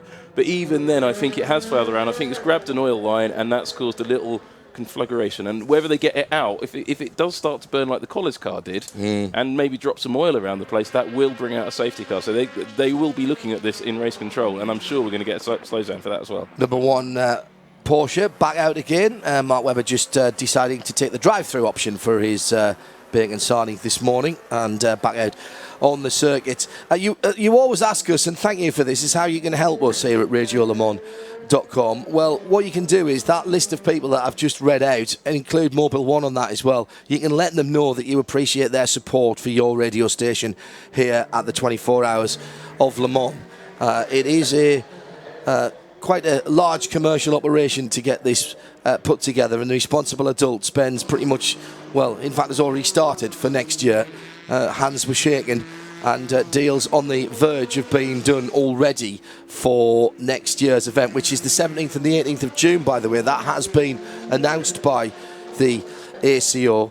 I was tickled by Paul Tarsi as he left us for what he says will be the final time. If he comes back, we will be taking his presents back from him. That's absolutely, because that's going to look great on the wall of my study. But I remember when I was known as the next generation. I'm not sort of fall in between now. But the simple fact is that without our partners, we couldn't be here. Without the ACO allowing us to do this here, particularly at this event. This is such a difficult event to insert ourselves into, particularly nowadays with all of the... A few years ago, when we were the only people here doing what we do, it wasn't so difficult, but now with the increased interest from manufacturers, most of which who are partners of ours, and thanks again to them for that. So there's the thing you can do. Let that list of people know that it's important to you that we're here on site, on FM, and around the world, of course, on our various syndications, and let them know that their money was well spent in your eyes. Paul Truswell. I don't think there is going to be a safety car, Sam. I think it's going to be handled with the local slow zone. It's quite a long local slow zone, though, because I think there was fluids and whatnot falling out of the back of the Pegasus car, which weren't igniting, and so therefore which have just left a trail on the race circuit, which they were going to want to treat. But I think that suspension had gone before Ines Tattinger got to the corner. But that's at least the third time that car has been in the same bit of gravel. The replay's now showing us it's definitely at least the fourth time, John. I think it might even be the fifth. The problem with it'd be a real shame that if Ines Tattinger does finish the race this way, because she has conducted herself for the last 2 weeks fantastically for someone who's so young, and it's her first Le Mans 24 Hours. Yeah, and she raises money for infant heart transplants as well, having needed surgery when she was young. Her godfather is who? I was going to say... I think the surname's a giveaway. Olivia Panis, but... Philip Alliot. Thank you, Graham Goodwin. BBC 2, September the 11th, Sir Chris Hoy from the Velodrome to Le Mans.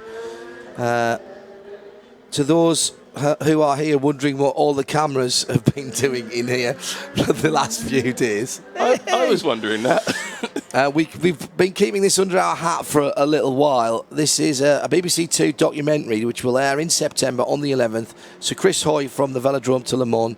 And if you're not watching that, you're going to miss out, because Sir Chris's story to get here is one that is quite extraordinary, and it will, for you lot who are listening now, you will, I am sure, it will strike a chord with you. And that's the 11th of September then on BBC 2. I think we've had more cameras on us this year than most of the race have. There's an official ACO film as well that have had a camera in here all year. I'm really pleased to see that because I'm going to get a DVD of that as well. Yeah. Yeah. Will there be a DVD? Of course there will. Outtakes and everything. I'm getting the thumbs up. Can I give you one more fact about Ines Tattinger? One of the reasons she supports the French medical charity Mécénat is that she was born with a heart defect. Yes, that's right. I think she was something ridiculous, like 3 or 4 days old when she needed surgery, and she's been supporting that charity for a very long time. Only did her first race when she was in her 20s. It hasn't come up through the classic karting background, but has already been a winner in long-distance racing in V2V, in a 12-hours race as well, and is genuinely quick. Led the timesheets at the prologue for quite a long time, and we hope to see her back here at Le Mans and in the ELMS or the WEC. So an hour and 11 minutes to go, and well, it's quite a long slow zone. Yeah, in terms of length, but also in terms of time, because the marshals are having to physically push that Pescarolo chassis back to the nearest sort of available opening. There was a bit of argy-bargy in the Pegasus garage. Clearly, some of the team not very happy with the way the marshals had dealt with it. Well, no, the officials were pushing the crew out to the back of the garage. Really? And Is that what it was? They were pushing him to the back of their own garage. So I thought that was a very strange thing to see. They were pushing the crew members out of their own garages. I'm not something I've seen that before. The problem is at this time, everybody is tired and emotional, and the Pegasus car now out of the way, having moved one of the VW Amrock pickup trucks, which is actually a fire truck, ironically, which couldn't get to it because it would have had to go contra direction on the track, which I'm pleased to see it didn't. Nothing annoys me more. I'd suggest that's the end of the day for that car, because that sort of smoke does look like a burning oil line, and then once that's done, you're not going to get back to the pits from there. It's too far to go. You can't go through the Porsche curves leaking oil. It's just not safe. Sam, you're coming to the end of your extended time with us this year. First of all, thank you very much, and thanks to Andy Cotton from Racecar Engineering for allowing you to be here rather than doing your job of sneaking around trying to get pictures of Goebel springs and Wingle watchets or whatever it was. Whistle whistles. Is it? All right. Okay, is that the next big thing rather than stroke damping? Oh, yeah. Okay. Yeah. You enjoyed it? Oh, it's been fantastic. It's probably one of my favourite years. I like doing this extra stint, actually. It's quite nice. I liked my stints, and it's been wonderful, actually. Do you now go back for the next... Because Racecar Engineering over the last few months, and if you're not a subscriber, you should be, even if you don't understand all of it, and I have to say I don't, I read it cover to cover, just so that I can spout some of it off at times and sound like I know what I'm talking about. You've filled the magazine over the last few months with Porsche, with Audi, with Toyota, with Le Mans features. Do you now go away and do what Paul does, crunch the numbers, but you crunch the technicals and say, right, the Wingle Watsit worked, the Dubry Witsit didn't, and are we going to see that in the magazine in the next couple of months? That's the plan for this week, actually. Paul's actually going to be doing some work for us as well, and we and you need to get Nick to talk about battery chemistry. We do. We're going to combine all that together. Then my next events, I've got a couple of Grand Prix I'm going to be out, so I'm going to be back on the Formula 1 duties again. Then Formula Student at Silverstone. Oh, yes. Which is a great event to attend. So if you've got something to do the week after the British Grand Prix, weekend after the British Grand Prix, head back to Silverstone, UK. And you've got another fantastic event to attend there, and it's a really good one. There's also a Formula 1 test that week as well, so you get double bubble on that. So that's a great event. Then after that, I'm going to the Tour de France.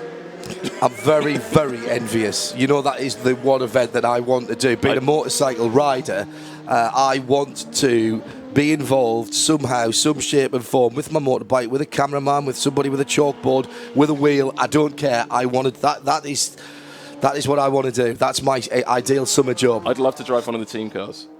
You know, I'd love to do that. But every year I always try and take in 1 or 2 stages of the Tour de France, and this is my whole... I love the technology and the strategy of it. And where are you going this year? Which stages? I haven't decided. There's a few I can get to that are quite easy. So was it pretty cool for you then when our last accommodation here at Le Mans was the Tour de France commentary boxes, those movie cars? That was amazing. But I mean, the one thing that just shows you my real passion is cars, not bikes, is my local town, Stevenage, had a round of the Tour Series cycle race, but I didn't see it because I was here for the test. Yeah. Ironically, I was watching that on French television the week that we came here, rather bizarrely. Sam, thanks very much indeed. The the interaction that we get with you, and therefore the insight that we get with some of the technical things of this that, frankly, we don't often. I think other outlets don't get to talk about. Well, we have a very technically savvy audience. You've only got to see the questions that come in on Twitter and the response that we get to anything when we get you on Midweek Motorsport.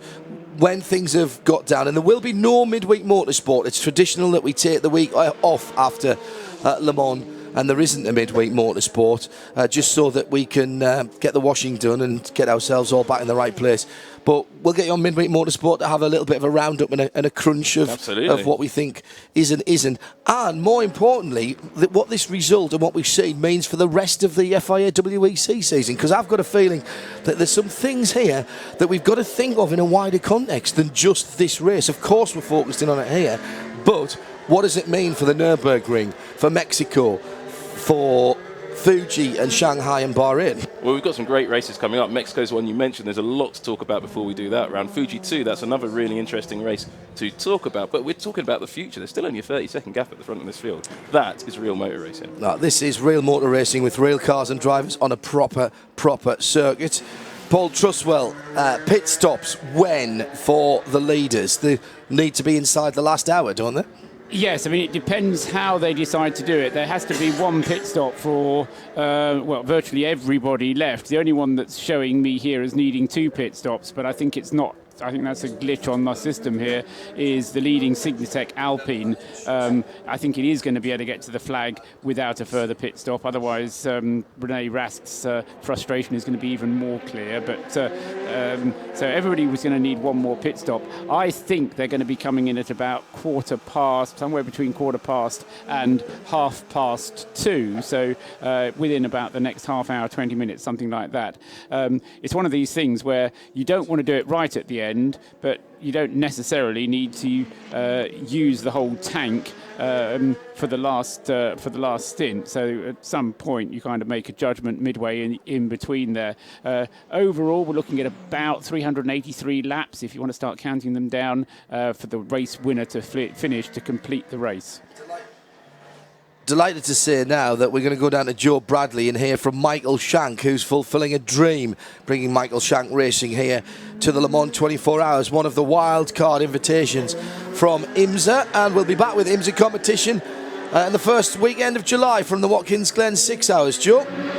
Michael Shank Racing is no stranger to big endurance races throughout the world, mainly America. But Michael, this has got to be a personal box ticked off the bucket list for you, bringing your team here to Le Mans. I've told many people this for the 3 weeks I've been here. It's for someone from me from middle of Ohio in the Midwest U.S. to imagine coming to this world stage. You know, at the introduction ceremony yesterday, it literally almost brought you to tears, as cheesy as that sounds. But you walk behind your car, you're proud of your car. I got 25 people here supporting the car. Thanks to Honda for that. We've had a tough day. We actually led 2 laps in the first half hour, which was great. We had no major problems, but we have little problems that just set us back to include our big penalty we had to take for changing motors. But said that, we're real happy. We're top 10, 15 or 14 overall. First trip to Le Mans. I'm happy. I'm grateful. Thank you. Everything you can imagine. What have you learned, Michael, if you don't want to give us too many secrets? I learned a lot. I learned about the rule. I mean, if we're talking serious, there's a lot of idiosyncrasies that they have in the WEC and ACO that we don't have. And I've learned that I need to be better. I need to be better at it. So if I come back here, I can promise you, me and my staff will be. I mean, it's not that we're horrible, but the little things that make us so good in the IMSA, we just don't quite have here yet. But I still think we did a great job. The drivers did a great job. I couldn't be more happy, and I love this guy, Lawrence Venturi. He just killed it for me today. Michael, give us a little bit of insight. Just give me one example of exactly what you mean. What is one of those things that you've learned, that is? Well, specifically 3 pace cars at one time on the racetrack. In America, we have 1 and we close the pits. That dynamic alone, and when to do it and when not to do it, instincts take over from the U.S. that mean you should pit. You should pit. Well, not here. I mean, and how that exactly goes tricked me several times tonight. Thankfully, my guys behind me help straighten me out, but it makes you overthink it. When do I pit? Do I pit at the right time? One little miscue and you can get lapped in the pits here like this. So that's just one example. Thanks for that, Michael. I'll leave you to go back to work. It's we're getting down to the final hour. Would you have believed that? About an hour to go. Can't wait. Thanks, Michael. Great to have Michael Shank Racing here, one of the big hitters across from the United States, and you can tell by just talking to him how much he's relished that. Keeps popping his head out of his pit perch just to take in and remind himself where he is. And Joey came here last year just to have a look round, which I thought was really, really sensible of him, and get the meter of the place, so that he didn't come this year and basically just spend all week going wow, wow, wow, because that is the danger. We've seen that happen before. So Chris Hoy has been here before a couple of times to have a look at the place, and I think that's so important to get a feel of just how big this event is. You and I both know that we've brought drivers here, and Graham Goodwin has joined me now, editor of dailysportscar.com, and walked through into the pits maybe a couple of hours before the start of the race, and people who have raced at some of the biggest circuits and biggest events in the world, and they go, yeah, oh, and it stops them dead in their tracks, this place. It's one of the conversations I have most often with race drivers who are coming here. It's, what are you expecting this to be like? And what are you expecting to enjoy from this? We've got a problem, though, on the circuit. It's Ben Keating, I'm afraid. Yeah, Ben Keating has looped it on the way up to Dunlop. There's been three major action areas, really, on the circuit. It's been Mulsanne Corner, Dunlop Chicane, and coming out all through the Porsche curves. Let's see if we can have a quick word with Andy Prior before we head into the last 60 minutes. Shea Adam is down at Ford. Andy, there are Ford's leading, but unfortunately it's been a character-building day for the 67. I know that's the one that was the all-British lineup is what we decided to cheer for, but you guys still come out of this with a good standing in the championship. You still feeling okay at the end of the day? Yeah, I mean, you know, it's a tough race. We were very unlucky right from the outset. You know, funny enough, we've closed the gap to the leaders, as you say, in the World Championship. We had a good start to the season, a podium at Spa. You know, we've got Ford 1 and 3. You know, the team have done a brilliant job to get us to this stage. For us to finish the race today will be an achievement. We've also done some work to help the other cars get a read on a direction. We're running everything to the absolute limit, so we're learning a lot for the next year, and that's the key. We're going to take the experience this year and carry it into next year. Back up to 9th in the standings, and most importantly ahead of the two Ferraris, which you guys have been battling so closely with in the World Championship. How much have you learned from today, though, that you can carry forward to the next World Endurance Championship round? Well, we've learned, you know, what Le Mans requires on the car, and the life of the car and components, brakes, tyres, fuel. And these are all valuable lessons for us to take into next year. I've had some great stints today. Pace was good. And, you know, again, I've refreshed my driving. I haven't driven here since 2011, so that was valuable for me, and I think we'll come back much stronger next year. I believe it. And John, when he was here in 2011, it was with Joey and Dirk over in the other car.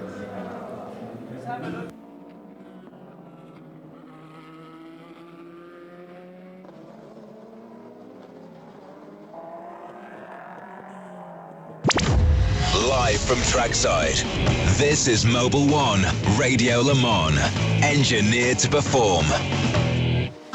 Radio Le Mans weather, powered by EcoBoost. You know, I do love a good story here and building up the drama, but I don't think Mother Nature is going to intervene here. I'm not quite as close to the door as I used to be in our other studio, so I can't stick my head out and have a sniff to see if there's any rain coming. It's certainly not forecast. 20 degrees outside at the moment, and it will stay that towards the end of the race. It'll get chilly tonight, but we're going to have more cloud cover than the last few days, so not as cold as it was overnight last night. And for the drive back to the Channel Ports or on your way home, it's going to be sunshine and showers with a top temperature on Monday of 20 degrees. That's your Ford Performance Weather Update, powered by EcoBoost. Follow Radio Le Mans on Twitter at Radio Le Mans.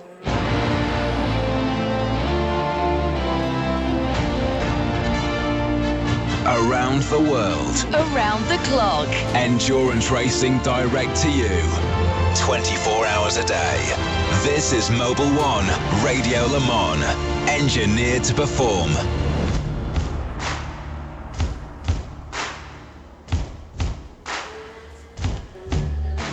Inside the last hour of racing at the 2016 Le Mans 24 Hours, and Paul Truswell alongside Graham Goodwin with me, John Hindhaugh, in the booth. Shea Adam is down in the pit, joining Joe Bradley for the run to the checkered flag. If all things remain equal, then Toyota win the race. But at this place of all places, and in motorsport in general, things staying equal for any amount of time, never mind a whole hour, is not something that you want to bet the house on. Paul Truswell is crunching the numbers at the head of the field. It looks interesting. We're still only 28 seconds between first and second. In LMP2, the battle is raging. They might not be side to side on the track, Paul, but tactically, they're as close as can be. A pit stop from the Nicolas Lapierre car, the Signatech Alpine, and he can't get to the checkered flag from here. And now I can understand a bit. I mean, I always thought that it was going to be tight, but I thought Nicolas might try and just stretch the stretch his fuel window a little bit. But from here, he cannot get to the checkered flag, and to ask a P2 car to run for about an hour without doing won't be able to make it. That means that the number 26 car has a much better chance of catching, unfortunately, Roman Rusinov. I mean, this is where the slow zones do impact the race, because they prevent the closing up of gaps throughout the full length of the circuit. But Roman Rusinov at the wheel of the number 26G drive Orica then is closing in, whilst Nicolas Lapierre has been in the pits. There'll be one more pit stop from the 26G drive car, and it remains to be seen whether René Rast is then given the car for the final stint, or whether Roman will drive it all the way to the checkered flag. He's got enough time to do that, but as I say, there is a realistic chance of René Rast being able to close in on Lapierre, and it could be a really good race, but it depends who gets to drive the car, John. There seemed to be, if you are just joining us, there seemed to have been some indecision about who that might have been. René Rast was stood up very quickly, ran and got his helmet on, was suited, booted, but not gloved, but ready to get in the car as Rusinov came in last time around, but then was waved off, and a new set of tyres were bolted on. The Dunlops onto the number 25 Orica, and sent on his way for the man who has put that together. And we had Dunlop, of course, to our partners this year, and thank you for those great fight packs that they sponsored. I've enjoyed all of those.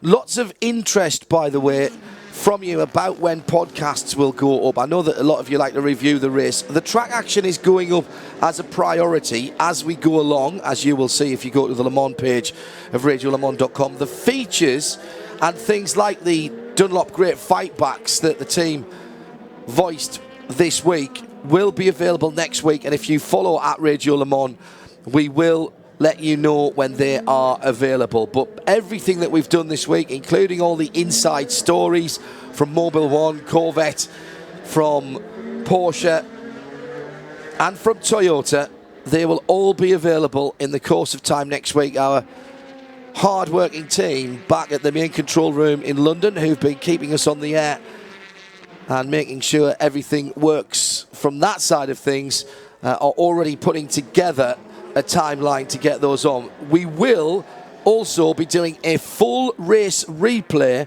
immediately we come off the air after Michelin post-race tech following the checkered flag. And we're inside the last hour now, so I think we can remind you that post-race tech is our show where we discuss what we've seen in the race. The checkered flag means the end of the race, but by no means the end of the debate.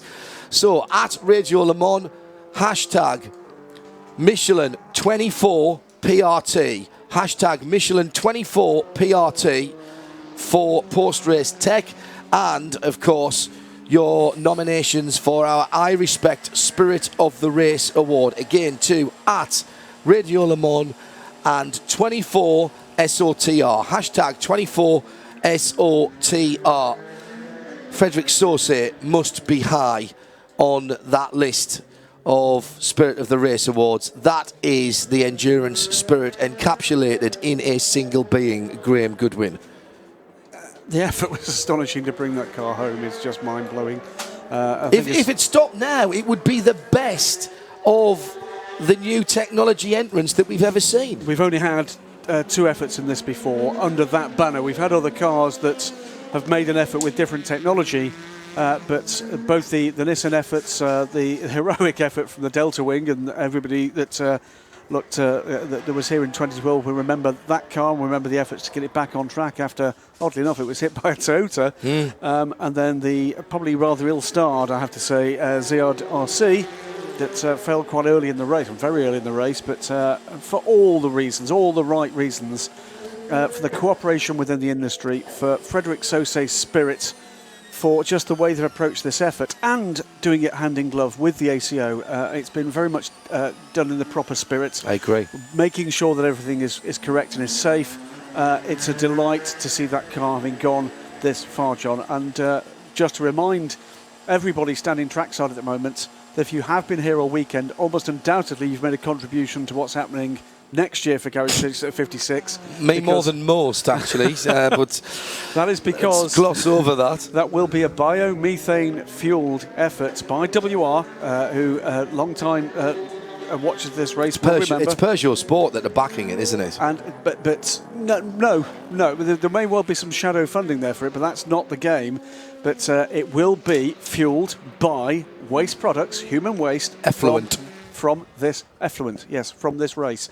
So apologies if you're having your lunch at the moment, but that is exactly what it is. If you're eating chili at the moment, you might want to put it to one side. It might give them a bit of turbo boost in the last hour. There you go. Exactly so. It has been an absolutely fascinating Le Mans 24 Hours. This is actually, for me, John, the most difficult time because there's so much you want to sum up, but you just don't want to jinx it. Just throw a couple of other potential nominees in. We don't tell you who to vote for, by the way, if you're new to this. 24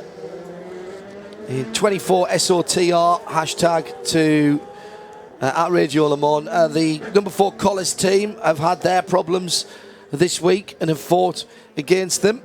The fabulous effort from SO 22, financed by local teams. Sorry, number 22, SO 24. Yes. So those guys are worthy of a mention, as well as some of the individual efforts as well, of course, from drivers and teams. I think Mike Conway's done a fabulous job. He's done Paul's Ironman stint, I think.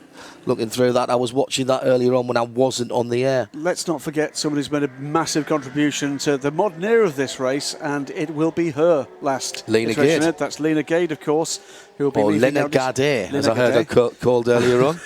But so many of them, and the teams, all of them that have approached this race with the spirit of endurance, teamwork, just respect on track and off, and there's a whole lot of that in this paddock, and it's a delight to see again this year. Joe Bradley has just seen the second place car of Giancarlo Fisichella in and out. Second place in GTE Pro, Joseph. Yes, indeed. Second place, GTE Pro. It's the Rizzi Competizione Ferrari 82. Fisichella in for fuel, and would you believe, a brand new set of tyres. So those tyres have cried enough, and he's mounting a challenge, isn't he? New Michelin rubber on that Ferrari. He's mounting a challenge to the Fords.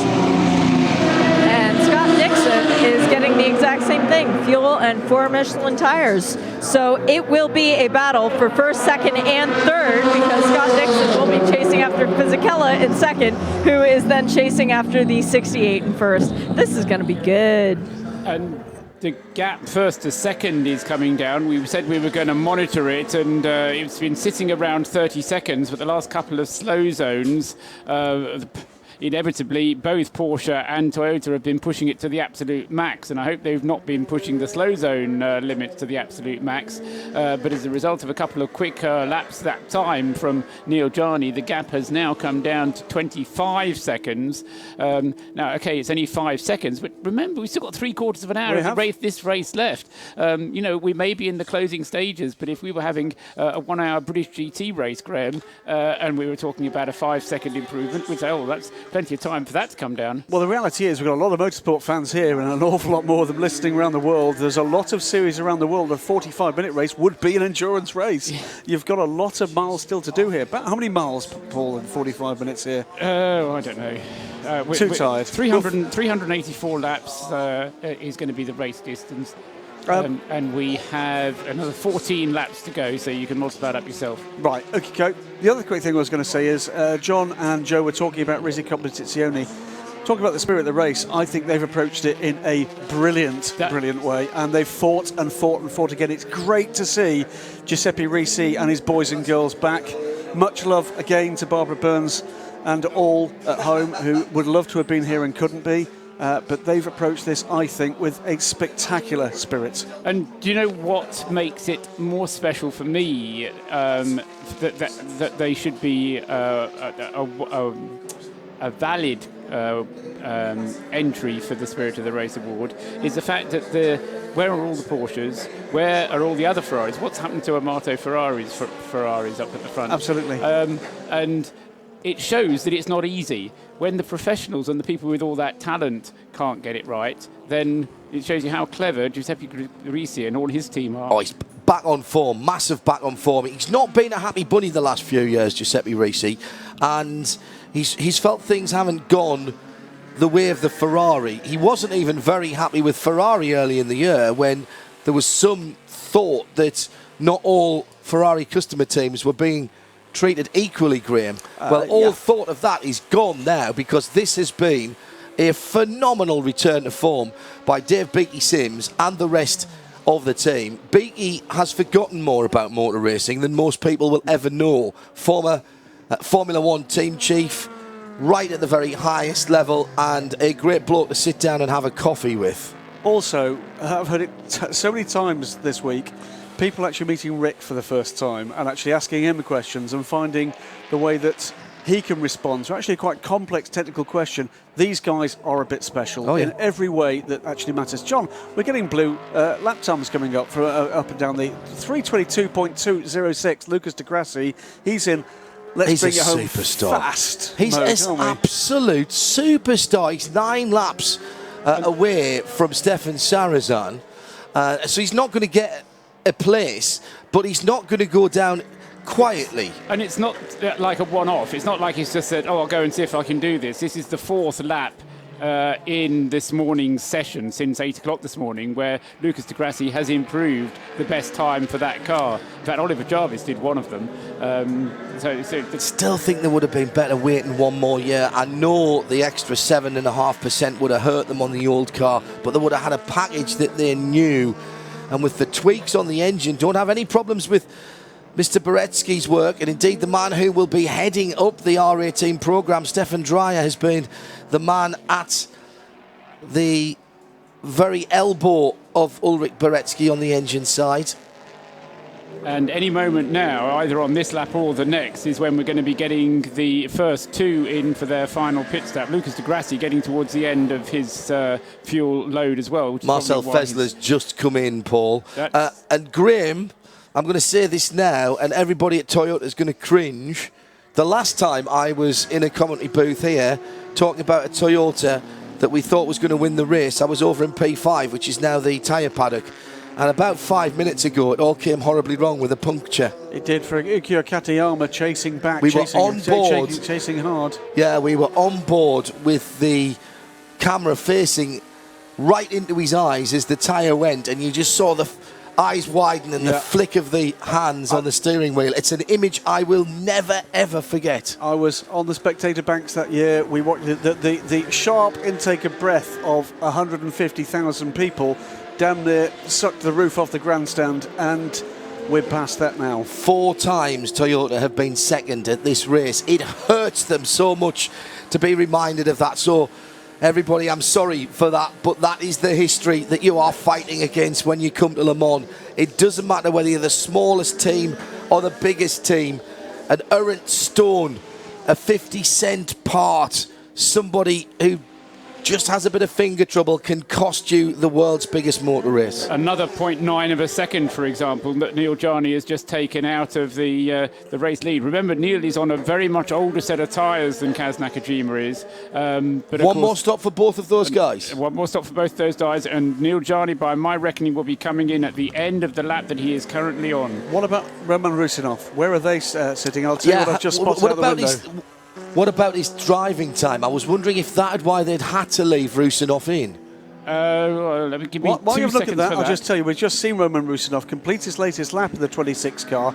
That is now 2 minutes 5 seconds back from the leader, 42 minutes to go, more or less straight-lined the last element of the 40K. Which is why it's the fastest time for that car. Which is why it's the fastest time for that car, a 3:36, 5 seconds quicker than the leader. So he's clearly deciding that this race isn't done yet, and Paul says that Roman Rusinov has now done 6 hours and 10 minutes of driving. So that's why they couldn't. Yeah, that's why they couldn't swap him over. And I'm guessing that's the consternation that Rusinov was probably saying, "Get Rene Rast in." And Rast was shaking his head because he'd been talking to the guys on the pit wall saying he's not done his hours. Yeah.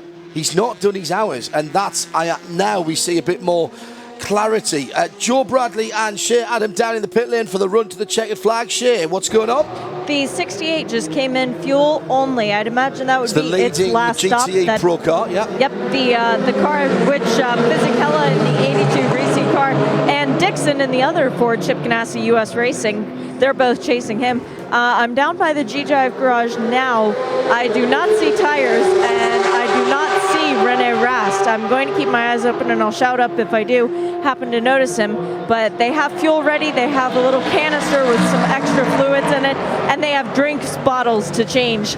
I don't think Rene's getting back in. They did do tyres last time around. Joe Bradley, gonna get onto your knowledge of motor racing as a team manager. You're Toyota and Porsche, you're 25.1 seconds ahead. You both have to make a pit stop. Do you put new tyres on? How old are the tyres at the moment, do we know? Yes, of course we do. Neil Jarni is just going in 9 and 52 laps. The tyres, we've been told, are they've not the limiting feature. Not the limiting feature. No, there's all right. If we're talking about them going off on a fifth stint, if we're really pushing them to the very edge, or if we, the tyres seem to just be so hard that they plateau really early.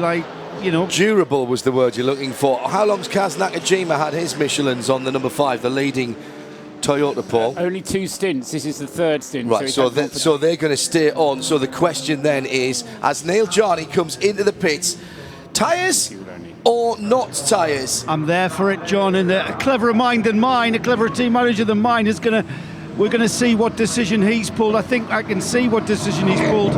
It looks like fuel only, the obligatory tear off on the windscreen for the final time for the number 2 Porsche. The headlights are going to be needed for this one. They are going to be cleaned because those headlights are going to be flashing all the time. But get out of the way of this car because he's on a 1. He's chasing the actual overall win for the 2016 Le Mans 24 hours. The fuel is still going in and it is fuel only. So there's your answer, boys. It was fuel only for the GT AM leader, the 62 Ferrari. And as the 2 leaves us, that's out for the final time, hopefully for it, and it's a race to the flag. Down at G-Drive, the 26 is in. Roman Rusinov will be finishing the race. Rene Rast is nowhere to be seen. He is not sitting in the garage. He does not have his helmet. He is somewhere in the back. They are not doing tires on this Dunlop change because they did them the last time through, but it was a longer than normal stop. That fueling was done well before Roma managed to get the car back underway.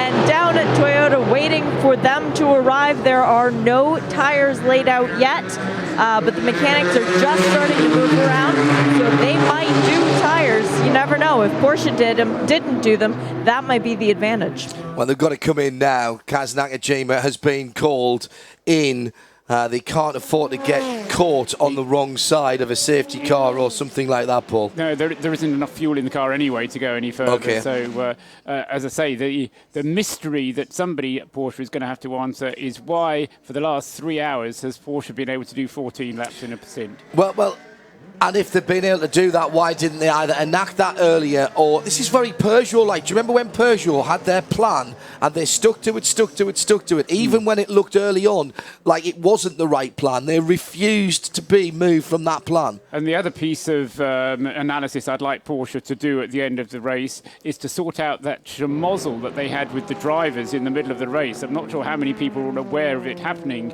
but we had the bizarre situation when Neil Jarni was lined up to get into the car, was apparently, according to our pit lane reporters, was sitting there in a deck chair, and instead of putting Neil Jarni in the car, people were running around, and they got Mark Lieb back in the car. He did a single stint, and then Romain Dumas take over from Mark Lieb, did a single stint, and then handed it over to Neil Jarni for fresh tyres later on.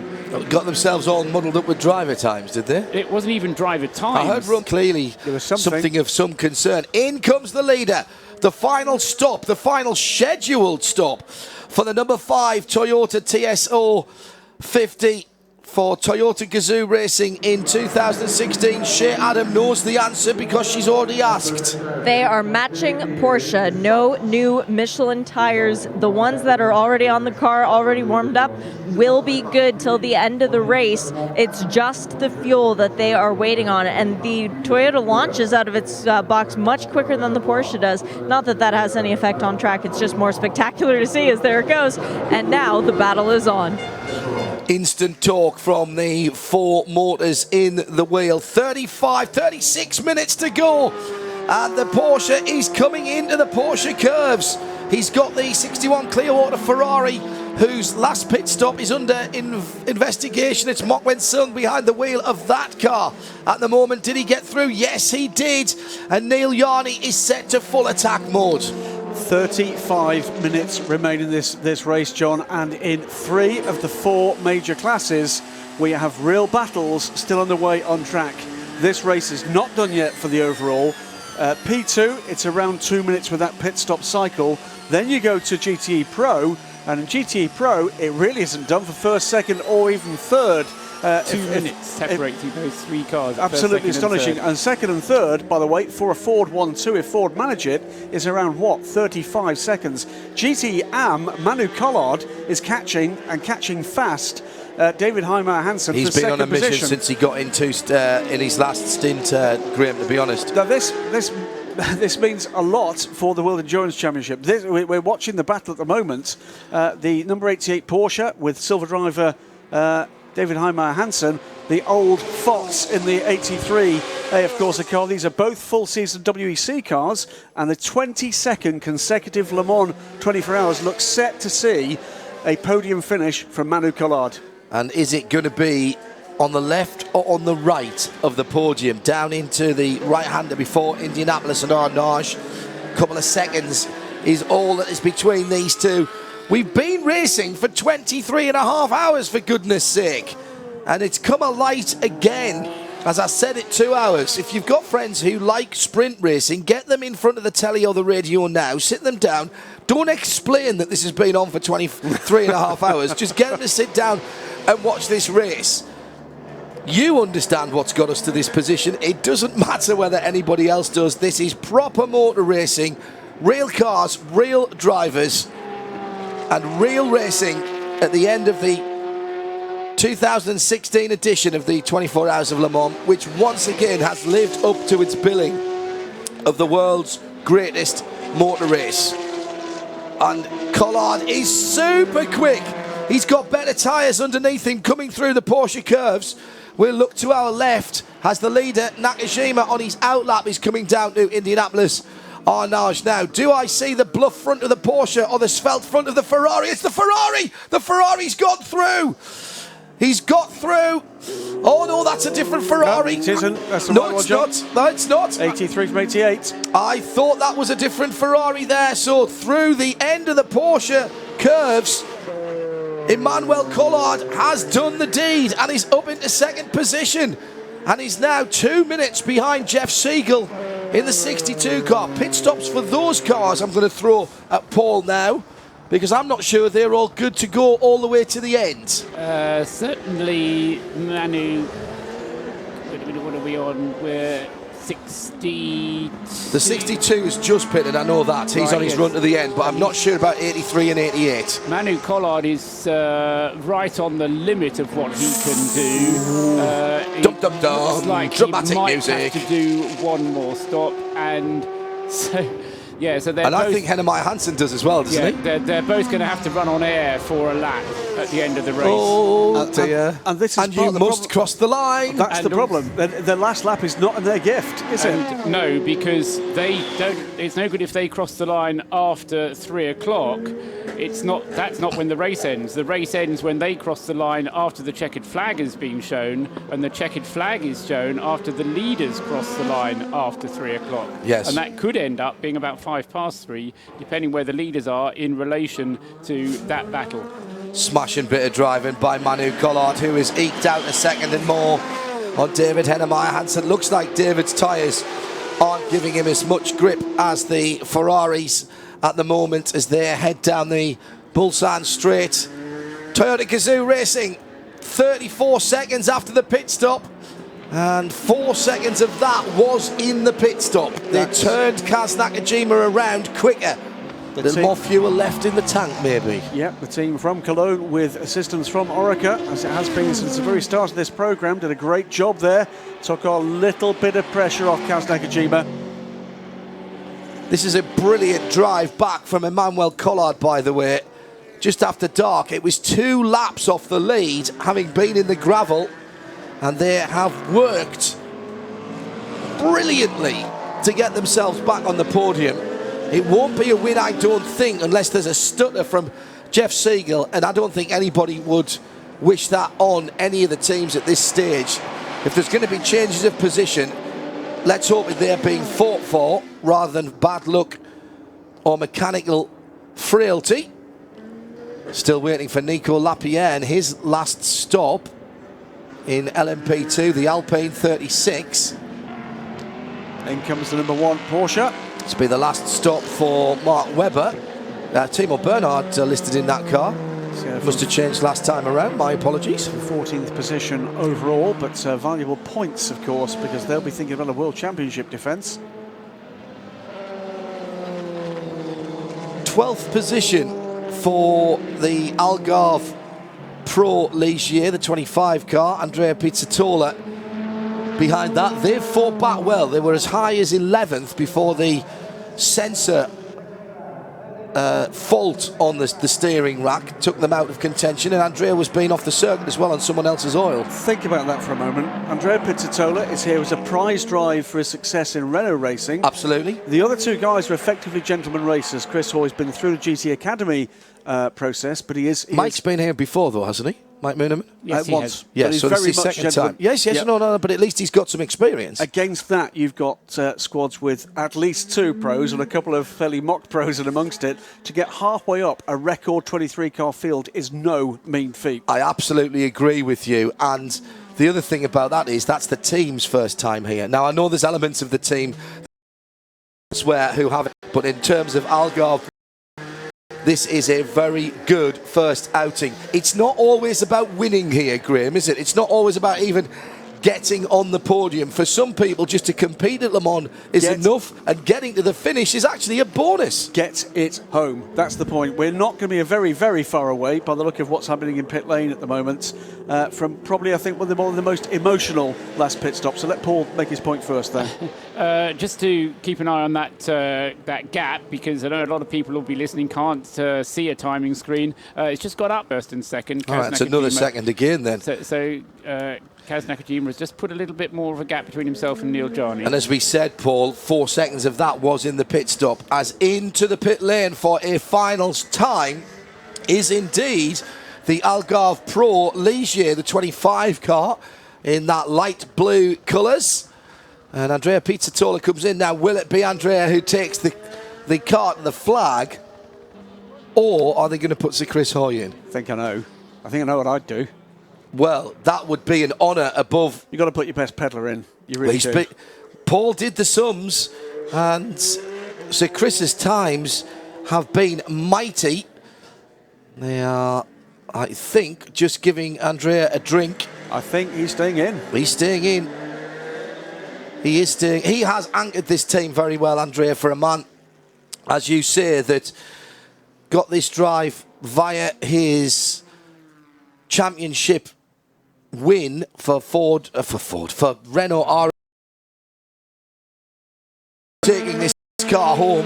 Very neat and tidy pit stop by the Algarve Pro team. Big pressure at this stage of the race, and under a minute for fuel and send. Congratulations to them for what they've achieved here. And don't forget, you'll be able to see on the 11th of September on BBC Two in the UK. I'm sure it'll be on the iPlayer for those of you who are suitably equipped after that. Sir Chris Hoy from the Velodrome to Le Mans. He's impressed all of us cynical old hacks who have watched this. And that's something that's worth watching. End of an era at Audi for Lena Gate. Oh, John. You do it to yourself, don't you? So many stories this year in this race that tug at the heartstrings. As Frederic Saussé is going to be given the last run to the flag, by the way, in the new technology, which is inside the top 40. Bouvet will bring the car in a wee while, and Frederic will be installed. Frederic is suited, helmeted up and ready for the most extraordinary driver change procedure ever seen at the Le Mans 24 Hours. Nicolas Lapierre, meanwhile, is in the pits. And with Shea Adam. He gets a clean windshield. The final tear off, as he won't need any more from here on out. Just fuel, no tires. Fueling is done. He has just enough to go to the end, and he is already back out. Boy, wouldn't it be something if Nicola could do it 2 years in a row? And at the moment, he is the only driver, Graham, who is in the position to do a repeat victory here. It will be new names on the trophy. That's something that I've said before. Of the 4 major classes, he is the only driver who would score a second-class win. Putting aside LMP1 Privateer, where we've got 2 of the guys aboard the Rebellion that have done it, but he's the only guy that would score a repeat class win, and certainly the only one who would do a consecutive repeat class win. And in all fairness to the G-Drive car, that car is not quite a lap behind, but it's over 3 minutes behind. So it's not, as I say, it's just not quite within range. Whether René Rast could have driven it René Rast would certainly have been able to drive it quicker than Rusinov, but whether he would have been able to get the car into the lead, I somehow doubt, but he would have certainly given it a good shot. Marcel Fesler then on to the long straight out of Tertre Rouge, first part of the Ligne Droite Nadier. End of an era, as we mentioned. Lena Gade will be heading to Bentley in a managerial role at Bentley Sport. And all to do with a better company car, I believe.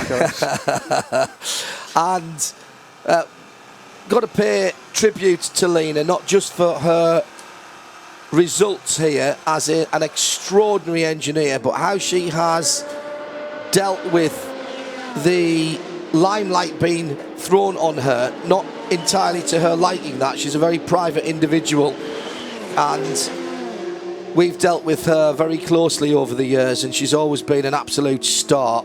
I've had some cracking discussions and arguments with her down the years.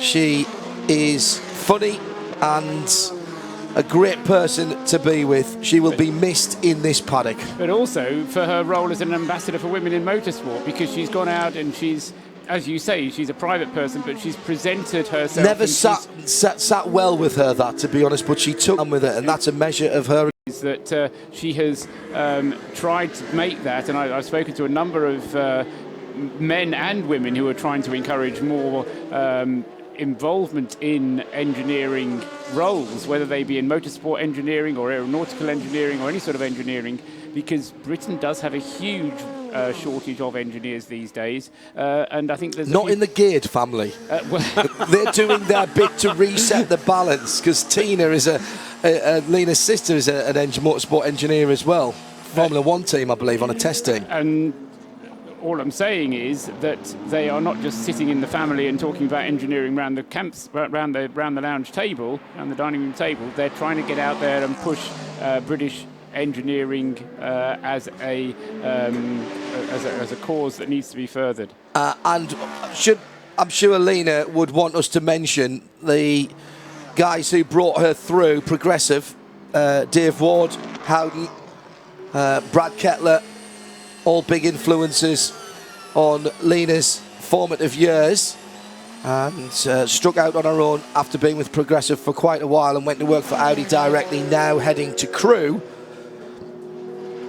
and Bentley. Indeed. Though I think she's going to be working in Germany. Oh, really? I believe so. Okay. Can I just say that the 82 has been pinged for leader lights at the moment, black and orange flag, which means that car's got to come into the pits. Which means that car is going to lose second place. Yeah, that's a travesty. That is an absolute travesty at this stage of the race. And it might be the letter of the law, but people drove round for hours last night, including Porsche, for hours at the start of the race, showing the wrong leader lights. We're inside the last 25 minutes, and they're going to deny Fisichella and Risi Competition a second place on the podium, and depending how long it takes to fix them, a potential podium, and give Ford 1, 2, 3. That is a travesty. Stay out and argue about it later, guys. Do not answer that flag. That is ridiculous. Absolutely ridiculous, and puts the tin hat on the GTE fiasco that we've had over the last 10 days or a fortnight. Yes, I mean, to get second place happens automatically because just by pulling into the pits, because the 69 Scott Dixon Ford is only 30 seconds behind. The next car back a further 5 minutes behind. But certainly after this long, it does seem as a rather strange decision. I made the It's point not consistent, Paul. It's not consistent. Porsches and Audis ran around at the front of the field with the wrong leader lights on one or both sides for a long time. It took over 2 hours to get that fixed. How long as well did we see cars allowed to continue to circulate without responding to the call into the pits for the right-hand lit number board? That was going on for at least 45 minutes. I haven't said this because I thought it was silly, but if we're getting into the range, we should all have rain lights flashing on the back of the cars, and none of them have. And it did say they should have it for the rest of the race. It is still a wet race, and therefore they should still have the red lights. Well, wasn't there there was a thing that came up when I was on a break earlier on, that Eduardo had said that they were optional. That did come up. That did come up. But this is beyond bonkers. This is beyond bonkers at the moment. Can I answer a happier question? Because I suspect this won't be the last time this comes up in conversation. Was asked a question, apologies, I can't find my Twitter feed at the moment, whether or not if Nico Lapierre does indeed get to take the checker flag, whether or not this is the first time a driver has done back-to-back LMP2 class wins. It's not. Tom Kibber-Smith did it in 2011 and 2012 in the transition year between the ILMC and the FIWEC. But that doesn't belittle the achievements, and I'm sure Nico Lapierre in particular, because he's effectively bringing home a Alpine/Renault factory-backed car, and as a Frenchman that will mean a lot to him. It will mean even more to him in a year where his previous team, Toyota, where I'm sure he'd like to be, is taking the overall win. I'm going to say one more thing about the Risi thing. I love that Ford GT. I love the fact that Ford have a huge company like Ford have had the foresight and the corporate nous to go out and build a car for Le Mans and have that small company mentality in the big company. It's what Corvette Racing have dragged GM to over the last 20 years and 99 victories. And it hurts me, and it will hurt Ford, that this is how they've won this race and cleaned out the podium. They don't need the help. I'm sorry, it's the best car in the field. They don't need the help. Enough. They don't need the help. We've had the balance of performance fiasco, and that is the right word that we saw. It's not Ford's fault. It's not Ferrari's fault. No, it's the qualifying was an utter fiasco. But enough, guys. They don't need the help. Among the people who've gone down to congratulate Fred Sauce, Dr. Wolfgang Ulrich, Audi being an integral part of that, and there was a stage when that car might have had an Audi engine actually. Just seeing a picture on Twitter of Wolfgang Ullrich down there. That's the spirit of racing. That's the spirit of endurance. Fred Saucier and Dr. Wolfgang Ullrich, soon to be just the man at the head of Audi Sport and not having to run the R18 programme as well. We have got 17 minutes to go now. 17. And there's some very, very anxious faces in the Toyota pits. The gap remains at 30 seconds, John. Beautifully managed by Kaz Nakajima and Toyota. They turned the car around quicker. Neil Jarney's trying, there's no doubt about it, but he's not getting the times in. He's not pushing Nakajima to go any quicker. And when Nakajima needed to, he dropped in a couple of 23s. But Jarney is trying, there's no doubt about it. I mean, he's pushing as hard as he can, pushing as hard as the traffic will allow him to go. But of course, he is on old tyres now. He's on the 4th stint for these tyres. And I think it's beyond what the car is capable of doing. Right, we're coming into the final moments. We've left this a little bit later so we could get in any drama. There may yet be some, but here, for the final time in 2016, our IHG Rewards Club hourly updates. The Hourly Update, brought to you by IHG Rewards Club, where keeping you connected matters. Just on 30 seconds, the lead between Toyota and Porsche, as once again, the Grand Prix d'Endurance delivers the entertainment and excitement right to the last tick of the 24-hour clock. Stefan Sarrazin in 3rd place for Toyota is 4 laps away from the lead. In P2, the Alpine 36 has been ahead for as long as I can remember and has consolidated that lead after the final pit stops. It will be Nico Lapierre on the run to the flag for the 36 Signatech team. Roman Rusinov will bring home a very, very good run for G-Drive in 2nd. Vitaly Petrov has just come into the pits for a splash of fuel in the 37 SMP BR01. He should be able to hold on, will hold on to that 3rd position. Danny Watts in the Gibson from Stracker. What a great run from the Dell Gibson in 4th position. They will be the unlucky guys off the podium. In GTE Pro, it's Ford that lead with Dirk Muller in the 68 with 336 laps completed. Giancarlo Fisichella is trying to get closer, but at the moment it is he who is under threat. Scott Dixon in 3rd place in the 69, chasing down the 82 Ferrari for 2nd place. It was a couple of seconds exactly quicker last time around. The drama and the controversy is that there's been a black and orange flag for the 82 car because the top light on the right hand side of the leader light is not illuminated, and they've been asked to come and fix that in the pit lane. In GTE Am, Ferrari holds sway with Jeff Siegel ahead of Emmanuel Collard, who stealthed up to the top 3 and then struck like a viper past Hennemeyer Hansen to consolidate now that 83 car in 2nd position. The 88 Porsche of David Hennemeyer Hansen now some 52 seconds behind the 2nd Ferrari. 4th place, the unlucky team there, will be the pole sitters, Clearwater, the Ferrari, and Mok Wen Sung bringing that car home. Thanks very much to the IHG Rewards Club. They've been part of 2016's broadcast here. And don't forget the hashtag, keep in touch, and you can follow them at IHG Rewards Club and the hashtag IHG Racing, and they'll be part of our broadcasts in IMSA and throughout the rest of the FIA World Endurance season. That's the final hourly update on Mobil 1 Radio Le Mans.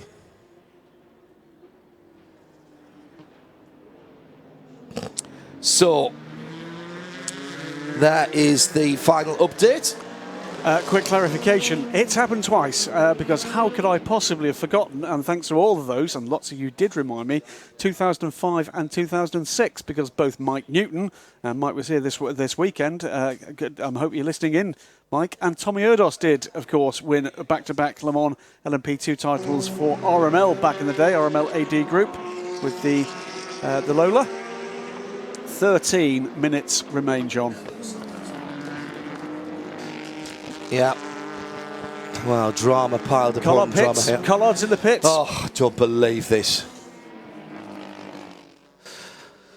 Let's go down this. Well, I don't even know what to say about this anymore. I really, really don't know what to say about this. Right.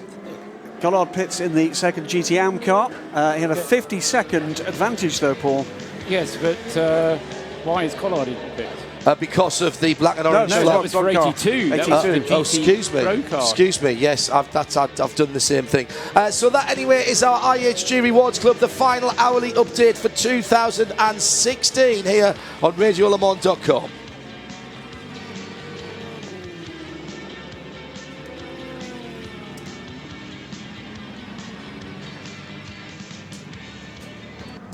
The hourly update on Radio Le Mans, brought to you by IHG Rewards Club. It's about people, not just points. 24 hours a day.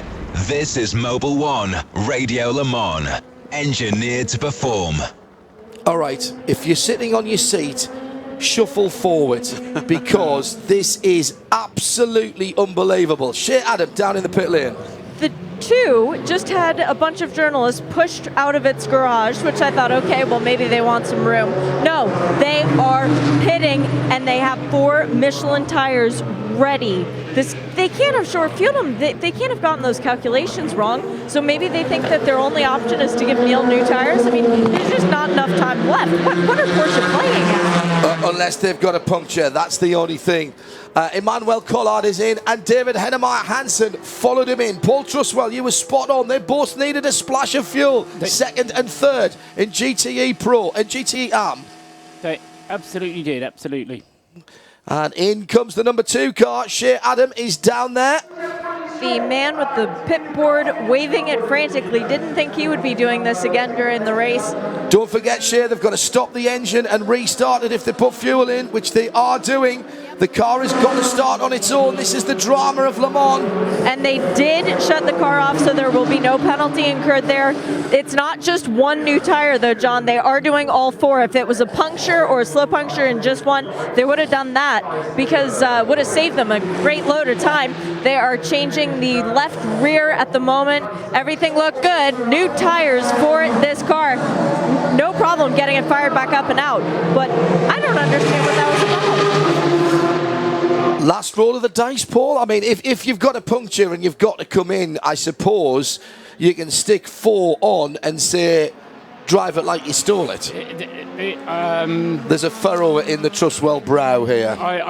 I see no point in that at all, except as a means of politely waving the white flag and therefore being able to get the photo finish a lap behind, because now they are going to fall a lap behind. They'll be able to get a nice photo finish with the two Toyotas with the Porsche sandwich between them, and nobody needs to worry about anybody doing anything funny at the finish. James Ryder says, do you think that Yanni will now set the fastest lap to try and save face, accept defeat, but do it with a fighting spirit? Yeah, I mean, maybe. I like that idea. I mean, I still think something predicated that car coming in. I don't think that's a decision that you would make without there being an issue.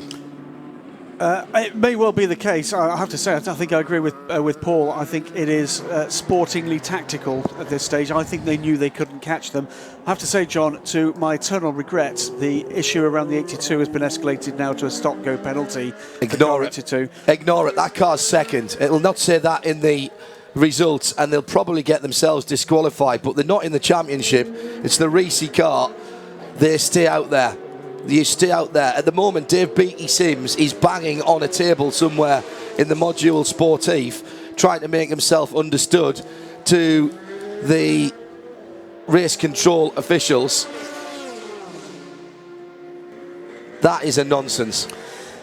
I'm going to ignore it, John. Yeah, me it's too. 8.5 minutes remaining of what has been an absolutely fantastic Le Mans 24 hours. And I tell you what, mate, if Ford had anything about them, they would slow Dixon and Mucker down if he does come into the pits, because that is not the way to sweep the podium. That is not the way to sweep the podium. The only car to have taken the fight to Ford through 23 hours One car, a privateer Ferrari team from IMSA taking on the might of Chip Ganassi Racing from both the UK and the US, and they're trying to nobble them in the last 10 minutes, last half an hour, for an inconsistent decision. If they'd done that for everybody else, I would have had no issue with that whatsoever, but they haven't, and that's what's annoying me. It's the inconsistency, not the decision itself.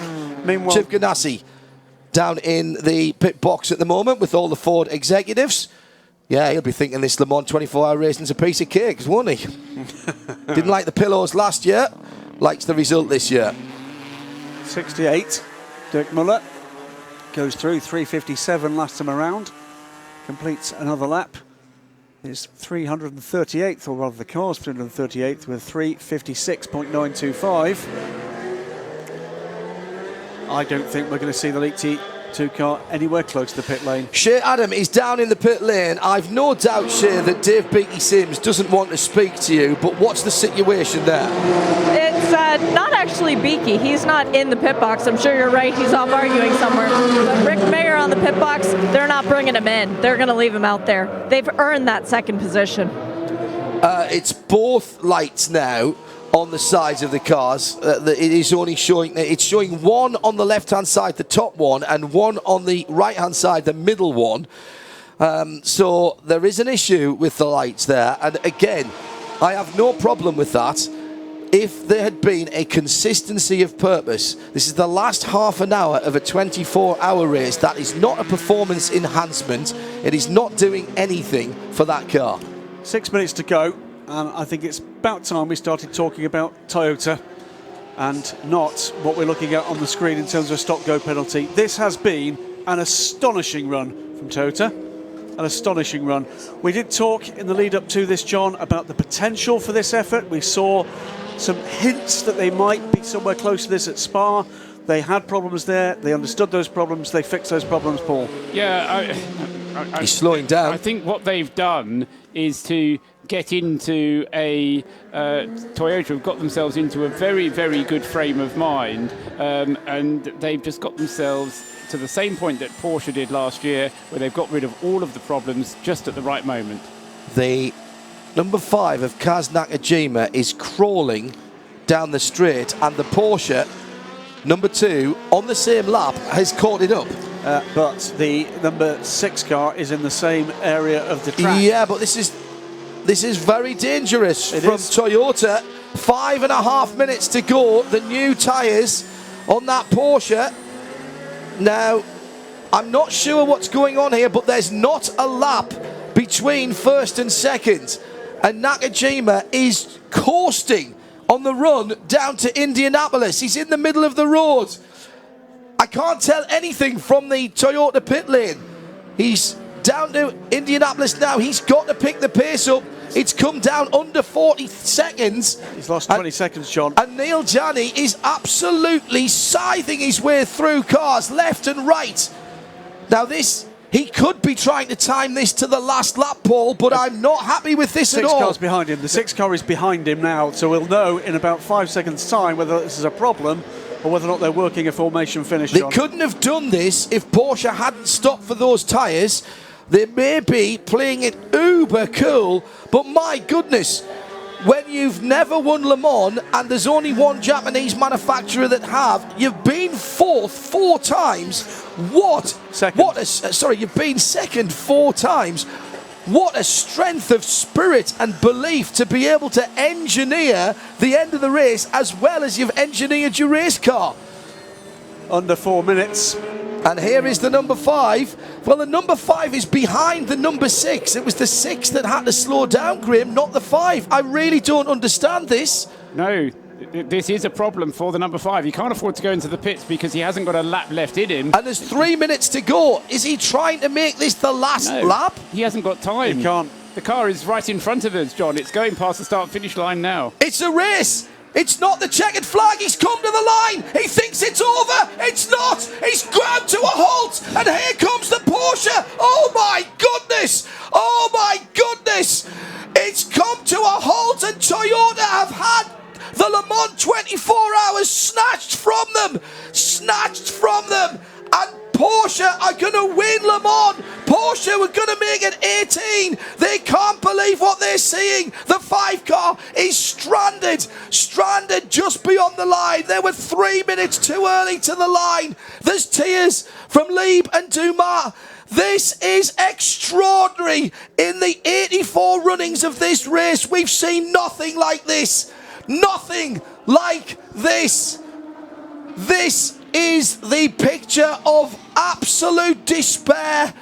The 5 car standing still on the start-finish line. Graham Goodwin, I cannot believe what I've just witnessed. I'm speechless, John. I mean, I cannot believe it. I can't believe it. I genuinely thought that was going to be the formation finish. I have no clue what has happened with that car. It can't be fuel, Paul. It can't be fuel. And it can't. What I don't understand is how the car just ground to a halt like that. We saw it took slowing. half a lap to ground to a halt, Paul. I wonder if he was on hybrid power. But why did it stop where it stopped? Because where it stopped now, it's in absolutely no man's land. It's not going to be. It's not even going to be classified where it is at the moment. They should at least have stopped it just before this. It's restarted. It's restarted. The car's restarted. Well, there's going to be one more lap after this one, but that is a wounded Toyota. There's tears in the eyes of Hugh de Schonack. Rob Leutman behind him. Down to the pit. This has been snatched to it. The last time I saw Hugh like this, he was celebrating a victory with a Peugeot at Sebring, and the tears were tears of joy. It stopped again. Brad Pitt is on the gantry. You couldn't write a movie script like this because no one would believe it. This is extraordinary. Porsche, having made mistakes, having tactically been all over the place, have managed to pull it off with a failure for Toyota in the last 3 minutes. They're not even going to get that car home or on the podium, and it saves, I'm afraid, in these circumstances, I'm afraid, a record for Audi. Absolutely correct. And Audi will be on the podium, which continues an unbroken run for the 4 rings on the podium since 1999. Oh, my goodness. Absolutely staggering. And, well, I feel emotional. What must it be like in that Toyota garage? What must it be like? This is tough times. And of course, Porsche are celebrating. Why Joe Bradley. I was there as that car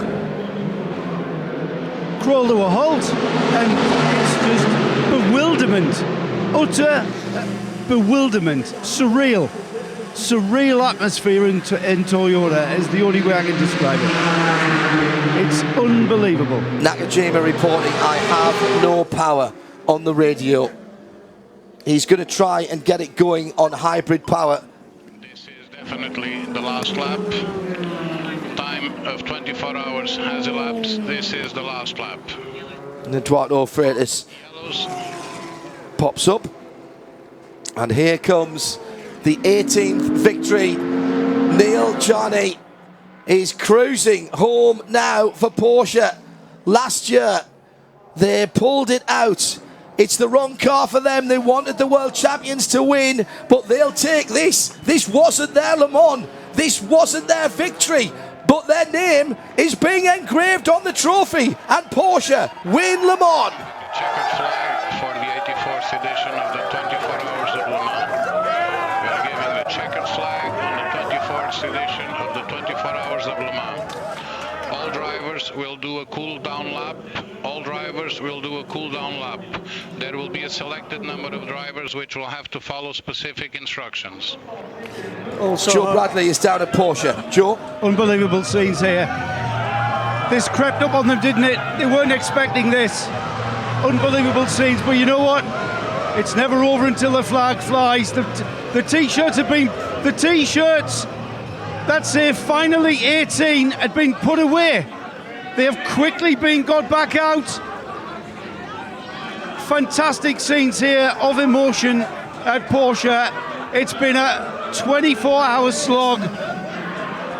What a fight to the finish. I have got not a chance in the world. I can see Hans Stuck there raising his hands. He won for Porsche in 86 and 87. Well, they've won in 15 and 16 now. Dumas, Jarny and Lieb, Le Mans winners.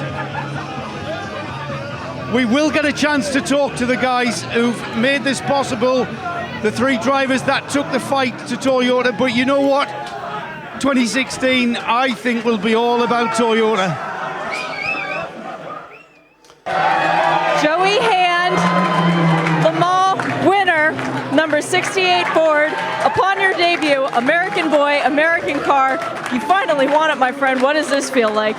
It's great. I mean, this is, it's crazy. Hashtag America. That's what I would say. I don't know. It's, just a lot of people. Just a lot of great people. That's what this is all about.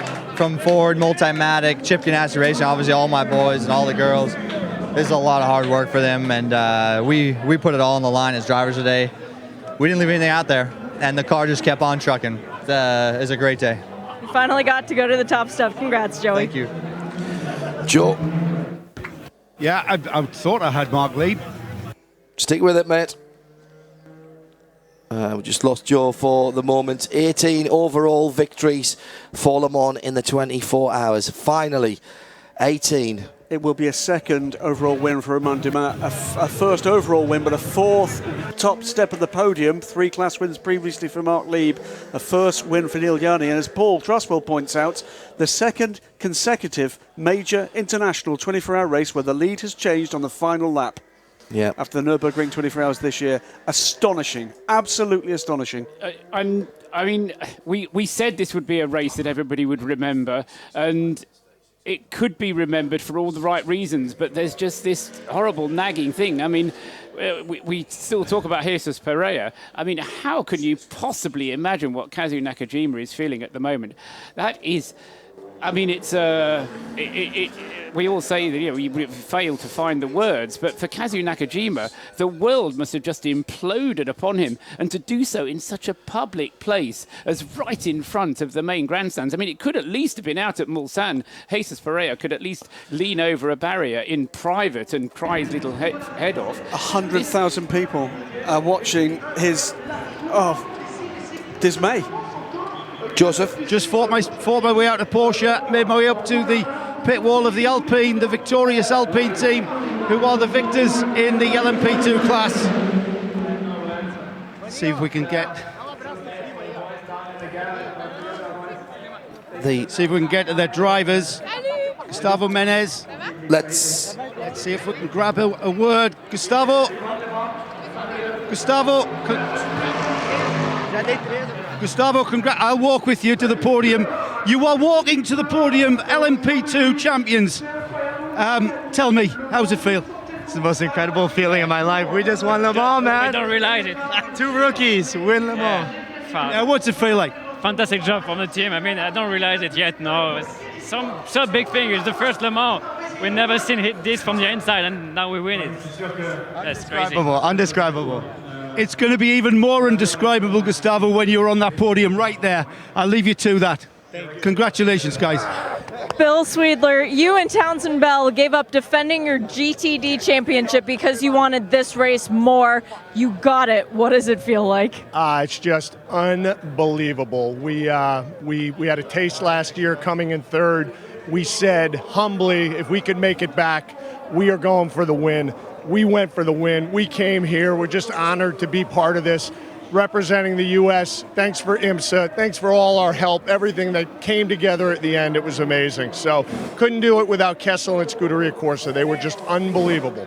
Last year declared a champion of a championship. This year, champion of Le Mans. Congratulations. Unbelievable. Thanks, Shay. Appreciate it. Hans Stuck, you're the only Porsche driver that I can find, and you won here in 86 and 87. Here they are, 15 and 16. Your T-shirts is finally 18. But hey, those T-shirts were put away in a box, weren't they? You better believe it, I mean, the old saying, to finish first, you have to finish first. Well, another proof today. Nobody believed in it. I said, wait. And I mean, my heart stands still when I see Toyota stopping. I feel very sad for them because, I mean, they have shown the utmost. A little thing went wrong, but on the other hand, I am so fucking happy for Porsche, I can tell you. And I did ask him not to swear. Apologies for the language there from Hans Stuck. And up until that point, he'd been so classy as well. I do hope that we get to find out what has happened there, because that is... I cannot even begin to know what they're feeling like. Is the Toyota still coming round, Paul? Is it still actually mobile? It's cleared sector 2, Paul, but it won't make the minimum time, will it? Maximum time, rather. There is a facility for force majeure to allow it to go under force majeure circumstances, as long as it completes the lap. It's difficult, isn't it, these circumstances, not to feel more sorry for Toyota than pleased for Porsche. I can't imagine a worse circumstance to lose a race than that. I cannot imagine it. To actually have the car stop like that when you're in a comfortable lead, where Porsche have behaved classily in that Gave you the opportunity to sort things out. Yeah. And all credit to Porsche for that. Delighted for Mark Lieb, a huge servant for Porsche. Delighted for Romain Dumas, and of course for Neil Jani, who has been consistently one of the quickest guys in LMP1 down through the last couple of years. The team that had no luck last year. Well, my gosh, you'd have cashed those chips in against this result, wouldn't you, if you were the number 2 crew? But for Toyota, a shattering result for them. Here he comes. How very well. Here's the car. Here it's coming round, and there's all kind of celebrations going on. Here comes the number 2 car, the number 5 car, and it will come across the line. And listen to this. As it comes across the line, there is applause. The pit lane has stayed there, and he's back exactly where he was some 11 minutes ago. Joe Bradley has got Judah Shonak. Joe? Not quite yet, but I will have in a moment. He is emotional. Listen to the applause for that car coming home. Seabass will be with Shea in a moment, the man from Le Mans, and is with her now. We'll go to Judah Shonak in a moment. Shea? Sebastian Bourdais celebrating with his family, his wife and his father here. The man from Le Mans, who has driven here so many times before, so many second place finishes, finally has the win. He's just gotten into Chip Ganassi, and a big hug for both of them. We'll see if we can't talk to them both. Sebastian, well, Chip, I've got you now. I said I would come and find you at some point. 3 o'clock Sunday. What a better occasion. Did you ever think that this would be possible? Bring 4 cars and bring 2 of them to the podium? You know, I'm just lucky to have great people to work with and work for, representing Ford 50 years after their historic win here. And now to come back with a great team of people, great partners. I want to say thanks to my team, Mike Hall, Rob Kaufman, Felix, everybody that's involved in this deal from head to toe. I mean, it's just it's incredible. You've won a lot of big races in your time. How does this one rank? Well, you know, this is right up there, I'll tell you, with all of them. The race I always want to win is the next one, so this one's going to go in the books, though, and it's certainly a crowning jewel. I bet you don't mind about the lack of air conditioning and the pillows and nothing good to watch now. France is pretty good to you. France is a pretty good deal. Thanks, Chip. Thank you. Nicely done, Shea, Adam. And Chip Ganassi then takes 1st and 3rd on the road, with Stefan Mucker in 4th, Giancarlo Fisichella for Risi Competition in 2nd place. We will await to see what happens for them, not bringing in the car to have that final penalty. Rather fittingly, Graham, out on the circuit, a lap of honour is not good enough, is it? It's just not even close, is it? This is Fred Sauce coming round. And getting the applause and the salute of the hundreds of marshals and track workers here. And correctly so. Should just endorse what Shea said there. It is indeed true that we've had 3 second places overall for Sebastian Bourdais. This is his first class win. He'll trade those second places against that one, I'm absolutely sure. Think I'm right that Dirk Muller completes a full set of podium steps. He's had class 2nd and 3rd, and now takes a class win. For post-race tech, use the hashtag Michelin24PRT. And that's at Radio Le Mans. And we will go through your questions. Joe Bradley. still trying to get a word with a completely broken, I would think. Let's go down to Porsche. Brendan Hartley from the one car. Brendan, walking to the grid, I know it's not your car that gets to stand atop the podium, but 18 for Porsche. Is that still a team victory, and are you still as excited? I mean, that was pretty emotional end. Brutal for Toyota. Take my hat off to them. I mean, they delivered today, and just mixed emotions. You know, super happy for the team. Disappointed we didn't get to take the fight to them to the end, and obviously incredibly happy for Porsche.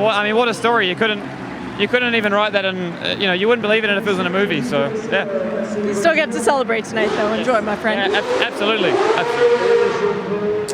Hashtag 24PRT. Hashtag 24PRT. Let's shorten it up so that you can get your questions in at Radio Le Mans. Hashtag 24PRT. Joe Bradley? Yeah, we've had Mark Webber, we've had Dr. Ulrich, and now I get a chance to speak to Mr. de Schornack. Webber went down there, did he? And Ulrich? Yes. That's classy. Mr. de Schornack, motorsport is character building, but this is just cruel.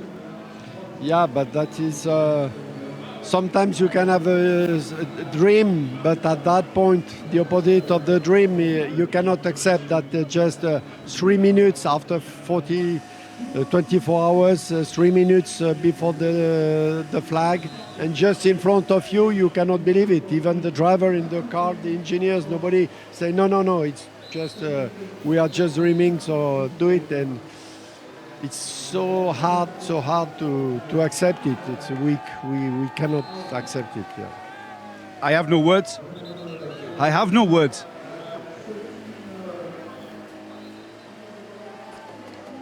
Well, classy for Hugh de Schornack to talk to us, but you know what he always does, Graham? Doesn't matter how controversial or difficult it is. And just making that point again, Mark Webber and Dr. Wolfgang Ulrich going down to commiserate with them. That shows this paddock. The number 5 has been taken from the finishing order on the timing screens. And will not therefore be classified as we currently understand it. Let's have a word with Dr. Ulrich. Apologies if we're all a bit in shock at the moment, but that's because we're all a bit in shock at the moment. I think I have an explanation, John. Potential explanation. Paul? There is a regulation, 1015E. You are not classified. I'll come back to that in a second. Let's quickly go to Dr. Ulrich. Dr. Ulrich, a quick word. I've just said to Monsieur de Schornack that motorsport is character building, but that was just cruel. Yeah, this was really cruel because they did a great job. They've been dominating the whole race. And to end up like this, I think it's really, really tough. It's a part of sport, but it's a part of sport that is mentally very, very, very demanding. It really is. You pick up a podium which continues the string of podiums for Audi. You've been on this podium since 1999, and because of Toyota's bad luck, that continues. But I suppose it's no consolation, really. It's not something that you're even considering. We can be proud of now, for sure not. Challenging race for Audi, this. Yes, it is. A really challenging one. Maybe the most challenging one, besides the one with the 2 heavy accidents. But we have to face that we have to improve, and that's our goal. And now do you concentrate on the World Championship? That's what we're going to do. Yeah, Fight for it. Thanks, Dr. Ulrich. Pat, it's another podium. It's another year. Is this every year since you've had a kid that you get on the podium at Le Mans? Is that the secret? Well, I'll tell you what. I have no idea what gets us onto the podium here, but this place is so emotional, and the end of that race has got everybody on their knees. But to see Mark and Romain just drive by it right now was pretty special. For our program, yeah, 3rd place was a hard fought. 3rd place, we'll take it. We're happy. Porsche, the car ran flawless all day. But man, I'm trying to get my head over just what just happened. As a factory driver, 18 wins for Porsche. That is huge and very much unexpected. How does it feel for you guys within the program? it's really, really close to my heart because Mark Lieb, I met him the first day I showed up in 2003 to the factory. I took over his seat in the junior program, and he took me under his wing, and he's just a brilliant, brilliant fighter. He was not high on the list to be chosen as an LMP1 driver, and he fought tooth and nail for the opportunity, and he's delivered all the way through. Romain has been part of the GT family for a long time before he graduated the prototypes. I enjoyed driving with him in the RS Spider. Just thrilled for those guys. Neil's a great, great addition to the Porsche culture, and wow, I got a feel for the Toyota guys. I know all the Porsche guys do. I just heard Mark talking, but I'll let you guys go on to some more important interviews, but thank you for talking to me. Congrats, and go get your champagne and trophy up on the podium. And I've got to ask really quick, Richard Leitz, you've driven with Mark Lieb for such a long time. Extra special to see a really good friend get the overall win. I told him before the race that it's his year, and I told him that he will... I didn't say it, but he know what I meant, and because I don't want to say it and then it doesn't happen. But he knew that I told him it's his year, and it's really special for him. He deserves this. He's one of the best friends, if not the best friend, and it's difficult to find the words. I mean, there's no one else in the paddock who deserves it more. He worked so hard. He's an engineer. He did his years in GT, now get the drive in the LMP1, and this is for sure the highlight of his career. And I hope he will continue to drive for longer, and he enjoys the moment. And for me, I hope he's happy. Thank you. Paul Truswell, the regulations say 10 minutes max for the last lap. 11:53.815 for the number 5. Yeah, it says 6 minutes for the last lap. But it also says, except in case of force majeure at steward's discretion. Now, whether you count that as force majeure or not, I don't know. But that's up to the stewards to decide, not for me to decide. We're going to find out in a minute when we see the people come out on the podium, aren't we? Well, I suspect they're having because it won't change. It won't change after the podium. A very, very hasty stewards meeting. What happens on the timing screen for Malcolm Mel is automatically triggered by virtue of it being a 6-minute lap. I know that because I know how the software works. That's just automatically triggered. As soon as it goes over 6 minutes, it gets removed, and that won't then be restored until the stewards make their decision. The TV graphics are backing that up. The crowd have not yet been allowed across the track, Graham, as is per usual. I think that's because there's still cars coming round. This is the final car. It's the 84 car, which came back within its testing on the side pod. Without helmet, I have to say. So we'll wait and see what's happening there. But Fred Sose will be taken from the car now. One or two other cars, including what looks like the 55 Ferrari, coming back under tow. Yeah, correct. Now that was a was it a classified finisher? Well, it's not now. If it's come back under tow. It's a classified finisher. Well, that's bizarre, isn't it? But it was a cool down lap, remember. Had probably crossed the line. Okay. A supposition, John, as to what might have happened there. I think you almost got it. You said it was a risky game to lift off for the photograph in terms of time. I wonder if it was a risky game to lift off in terms of systems. No, because he didn't need to. He was behind the 6. It was the 6 that needed to slow down, not the 5. No, the 6 overtook him. The 6 definitely overtook him, John. Saw it in the background, definitely. I think out of Mulsanne corner, I think the 6 overtook him. We only got a brief look at it, but just as they cleared the first sector, the 6 was there in the background. Definitely not an Audi, definitely a Toyota. And I wonder if it's a little bit like the Mansell incident, lifting off and something went wrong. The car wasn't operating to program. And I wonder if that could have been it, that in some way he effectively switched the car off. I'm being told that on the back of the podium, there are 2 German flags and a Japanese flag on the back of the podium. So that would be that car still classified, and therefore Audi's podium run, extraordinary podium run from 99. It would be 1 German flag for Porsche, 1 for Audi, and a Japanese flag for Toyota. Oh yes, you're right. You're right, because it'll be the 6 car. Yep. Yes, the 6 car is finished second. So it has been stricken from the results as far as the podium are concerned. You're absolutely right. We can see that now from the helicopter shot. It was pushed backwards into Parc Fermé, which sits right in front of us, John. It simply couldn't be worse for that team. I can't think of any circumstances at that stage of the race where that could be worse for that team those guys. I mean, look, there's few teams more experienced at endurance racing than the people that are around us in this booth at the moment. Everybody is absolutely stunned. Happened as far back as the second chicane. I have no power. And somehow the car trickled to the line, but no further. 11 minutes for the final lap. They did that at Spa, remember, a much shorter lap to get some points. The crowd now being allowed on the lap will release our 2 pit lane reporters. Hashtag 24PRT, please. Hashtag 24PRT to at Radio Le Mans for the post-race tech.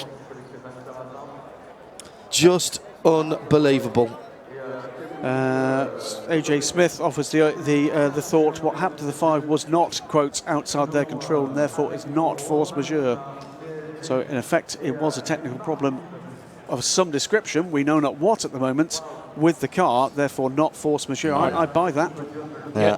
As I say, it depends what you define as force majeure. This race is getting on for being the only one now where you still have to cross the line.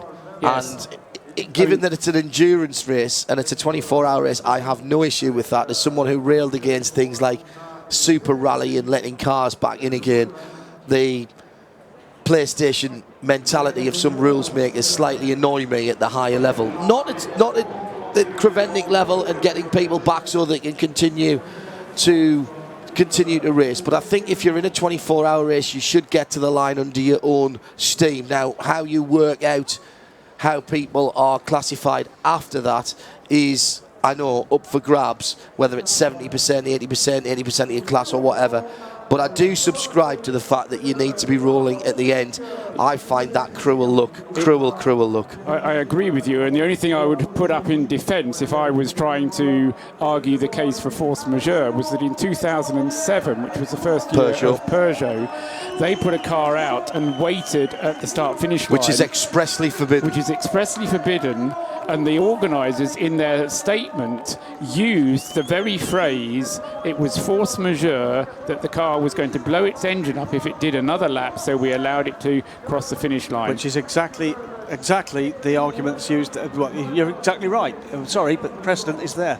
And the only thing that they will then say against me is that was 2007 and this is 2016 and we have a different board of stewards now. Nick Damon makes a fantastic point. There was no World Championship then, and no World Championship points. And that I would then say, okay. I don't think Audi or Porsche would begrudge that car at second place. No, even Audi not being at the expense of Audi being on the podium. No, and but we saw the astonishment and joy in the Porsche garage. Why wouldn't you? You've just won them on. But they couldn't believe it either. They can't believe it. I mean, you saw Mark Lieb's face, and there's a man with a heritage in endurance sport. He knows what these races mean. He knows how tough this is to win, and I've no doubt that one of the very first calls he'll make to his friends at Toyota, and they are friends at Toyota. Stunning. Well, the one thing I can say people are still wandering around in shock. We're nowhere near getting the podium ceremonies underway here because people are wandering around in shock. If you were one of the 263,500 people that were here this weekend, a record Is that crowd, all? That's all. You will know. No, I'm serious. I thought there was more than that. You will have seen something that will be never forgotten in motorsport. Never forgotten in motorsport. That was one of the most astonishing ends to any race, let alone a race of this stature, in history. Full stop. Absolutely. We talk about Jesus Pereira, but that was so much more dramatic. Was that 89? 90? 1990. 1990, Jaguar, yeah. And in any case, the car wasn't leading. It was within 15 minutes. There were so many reasons why it was on the podium, though, wasn't it? And Jesus had had to drive all night because one of his co-drivers had had a silly accident in the warm-up race, which was a Renault 21 Turbo race or something bizarre. And it was a hero story, but it didn't happen in such a public way. The car was only going to be second, and you don't have the whole story of the background of Toyota. And as we've said, Toyota deserved to win this race so much. 4 times second place for Toyota. Now 5. Well, yes, now 5, yes, because the other car will be classified in second position. And Mazda, on the 25th year of their history-making victory, are still the only Japanese manufacturer to have won this race. That is extraordinary. We have a Mazda 6 Tourer with the 787 on the side of it and the crest celebrating that victory, and they must have thought they were going to send the congratulatory email through to Toyota, which I know they would have done because they are racers to the core at Mazda, and they will have been as shocked and stunned as any of us here to have seen the end of that race. Quite extraordinary. On some level or another, I think every single person here, including the Porsche guys, on reflection will think that was just too cruel. That was just too cruel. There's just no way. It is the most bizarre thing I've ever seen in any sport anywhere. Just utterly extraordinary. Didn't miss a beat. Did not miss a beat in 24 hours. Here come the formalities. We'll stay with this for the overall podium. Then we'll head to post-race tech. Hashtag 24PRT to @Radio Le Mans. There are no words. Gerard Neveu and Pierre Fillon.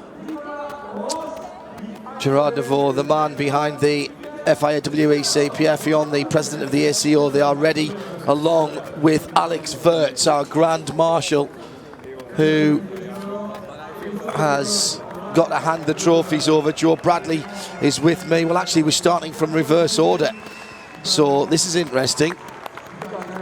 We are going to see what podium is that's coming up. Is this the privateers, the Rebellion guys that are coming up, guys? I think so. Joe Bradley is with us. You went into the garage. It is indeed Rebellion winning the Privateers Cup, not getting the result they wanted in terms of up the general classification. Bradders, you had to force your way into the garage of Toyota. No, not far from it. I was plotted up there, ready for the job of getting a word with the winners, and then the car rolled to a halt. So I actually felt the full weight of what that team went through, and it was quite overwhelming. Very emotional. And here on the podium now, in third place, continuing a podium streak that goes all the way back to 1999. The number 8 Audi crew, Lucas de Grassi, Ollie Jarvis. And here's the Toyota that was second. Loic Duval in with the number 8 crew. The second place crew of Stefan Sarazan, along with Mike Conway and Kamui Kobayashi. It will be the 5th second position for Toyota Gazoo Racing as they are now. And your winners, ladies and gentlemen, of the most extraordinary motor race, never mind 24-hour race, never mind the 24-hour race, Porsche have got 18 victories to their name, with the number 2 crew, Romain Dumas, shaking hands with the rest of the guys on the podium. Neil Jarney makes sure there's a Swiss on the podium again. And Mark Lieb, of course, the third of the drivers. Ralph Juttner is up there for Audi as well. Long-time Yost team member. They almost look embarrassed to be there, but the win is the win. There'll be no asterisk next to it. They pushed, they fought the good fight, and in a race that was by far from being one of Porsche's best, Paul, we're going to hear the German national anthem.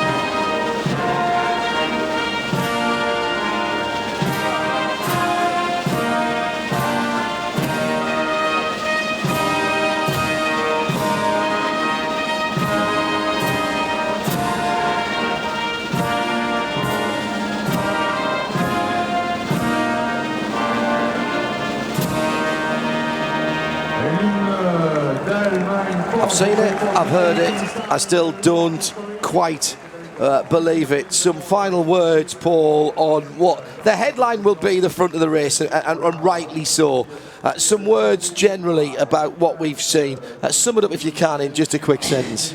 It was a wonderful race until the last lap, and then it turned into a bizarre race because it really truly was. For 24 hours we had a dogfight.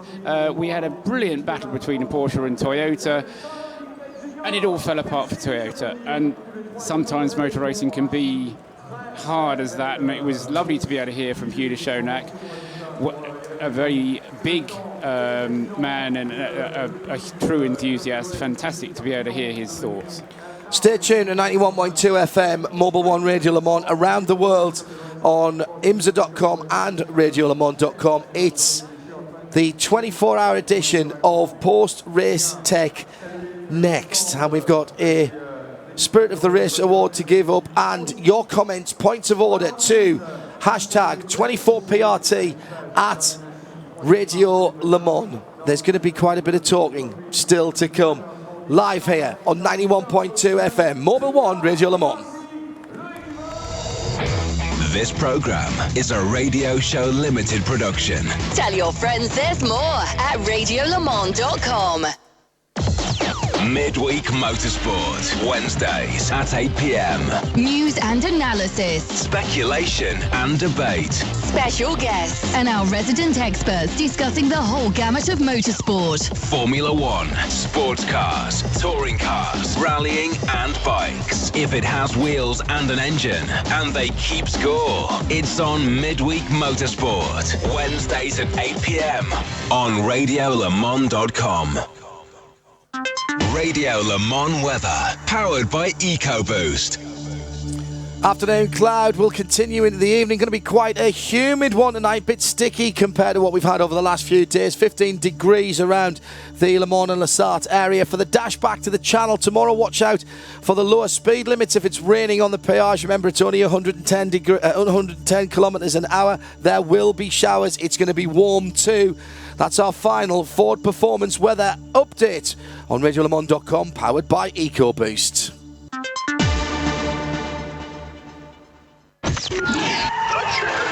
The checkered flag ends the race, but not the race talk. Post-race tech on RadioLeMans.com. Have your say. Ask the experts. Make your point. Post-race tech. The end of the race is only the beginning.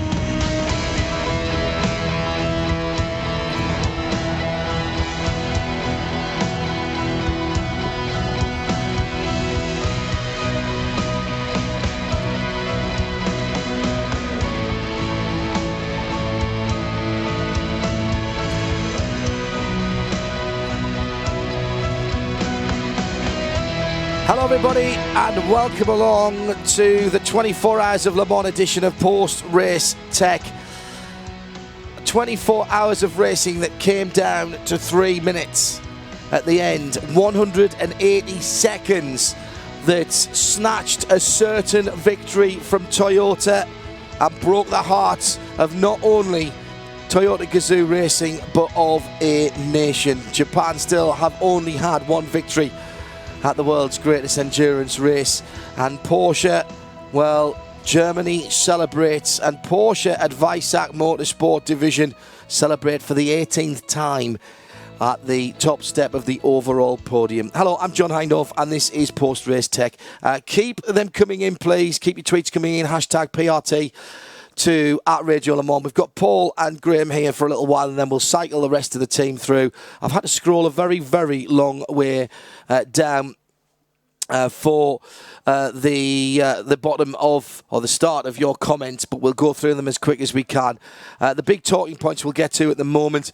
Let's rattle through one or two just interesting little points. Andrew Cooksley said there was a lot of people with problems with their number panels. They got called for it. How do they work? How do these number panels illuminate? Graham Goodwin, is it still the photovoltaic system? It's a low voltage. I'm trying to think of the right word. I'm still struggling here for words, I'll be honest with you. But it's a low voltage flat panel John, and quite often what you'll find is very often it's water in the connectors that will actually be a problem for this.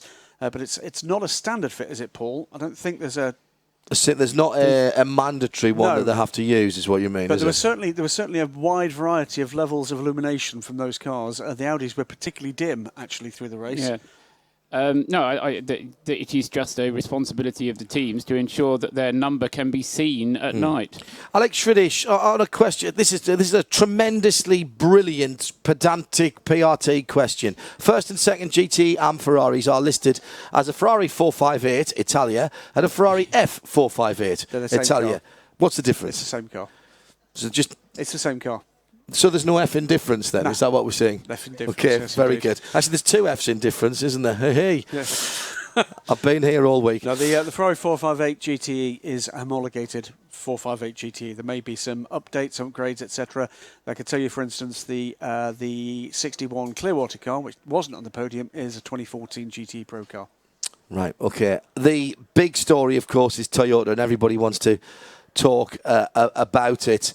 Just remarkable. You guys have had your say. Final say from you two, then I'm going to swap in a couple of other voices. I finally found the words I wanted to say that I've been struggling with for what feels like an hour, but it's only just been a few minutes, which is, and with absolutely no disrespect for Porsche, they didn't win it. Toyota lost it. Yes, I'd agree with that. Paul, a final word from you on this Porsche thing. I'll get Johnny Palmer to jump in. He's standing here. Johnny, you jump onto the guest headset there. Paul? Yeah, I said I like your analogy about it being a great race until it became... Effectively, it was a great race for 23 hours and 57 minutes, and then it became a soundbite. Yes, I mean... It had been a great race, and I, you know, people will say, "Oh, you remember 2016? That was the year that the Toyota stopped at the finish." Well, no, 2016 was the time when we had barely a minute separating the first two cars in every class from start to finish. We had a serious effort from Audi, from Toyota, and from Porsche. We had 60 starters. You know, there were so many other stories, and it all came down to that final kind of, I don't know, this abject with, I'm prostrate with dismal. That's the phrase I'm looking for. I don't know if anybody knows where that comes from, but if anybody knows where prostrate with dismal comes from, then they can quote it. So, I think Andreas Seidel's just talking on the podium. Let's have a quick listen. Good still. He says it feels good still. He was good enough to say that they felt they had won it, in fairness. And Bruno just translating that to the crowd. Johnny, a race. Thank you, Paul. And we'll rotate someone in at the far end if you squeeze along there, Johnny. You've done a heck of a lot of commentating at all sorts of levels around the world. For that to happen in a club race would be extraordinary, would be cruel in some respects. For it to happen in a 4 or 6 hour race would be, you know, ramping it up a bit. But at the biggest motor race in the world, I mean, I literally could not believe what I was seeing. Pretty boring race, really, wasn't it? The number 2 Porsche from pole to the finish. Well, that's what it looks like. That's the danger of the record books, isn't it? Without reading the report and knowing what happened in the race, you know, the fastest car on Wednesday has gone on and won the race. I mean, you've made a big deal about 2016 being the year of the underdog with the Masters, with Leicester City in the Premier League. Who would have bet on that Porsche with hours to go? But the thing is, you've got to keep on going, regardless of, you know, where you think the cars are going to finish. The race might just come to you, whether that be on the first lap or on the last lap. That's why I love motorsport, because you never know what's going to happen. And the response from both Porsche, Audi, and indeed Toyota Gazoo Racing themselves. Standing Yellow, Jim Roller is here, has tweeted at Radio Le Mans with the hashtag 24PRT. Toyota earned thousands of die-hard fans this afternoon. Their grace in the face of adversity is remarkable. It doesn't give them the win back, but they once again behaved as we have come to expect from Toyota Gazoo Racing, whether it's Rob Leutman coming to the front of the garage at Spa to explain why the two cars went out of the race when they had that win on their pocket, whether it was Hugh de Schaunack speaking to Joe. Those guys are racers through and through. Remind me a lot of Mazda, actually, and John Doonan, I know, will be listening over in the States from Mazda Speed.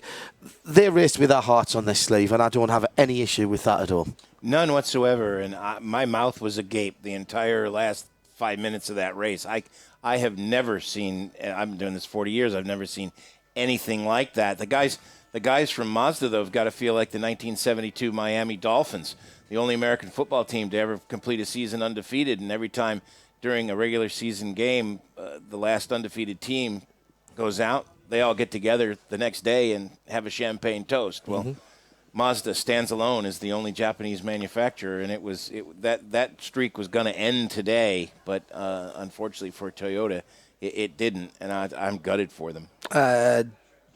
D's Tees Apparel brings this fabulous quote out from one of your countrymen who is an excellent wordsmith, Sam Posey. The hard-earned equity of laps run counts for nothing.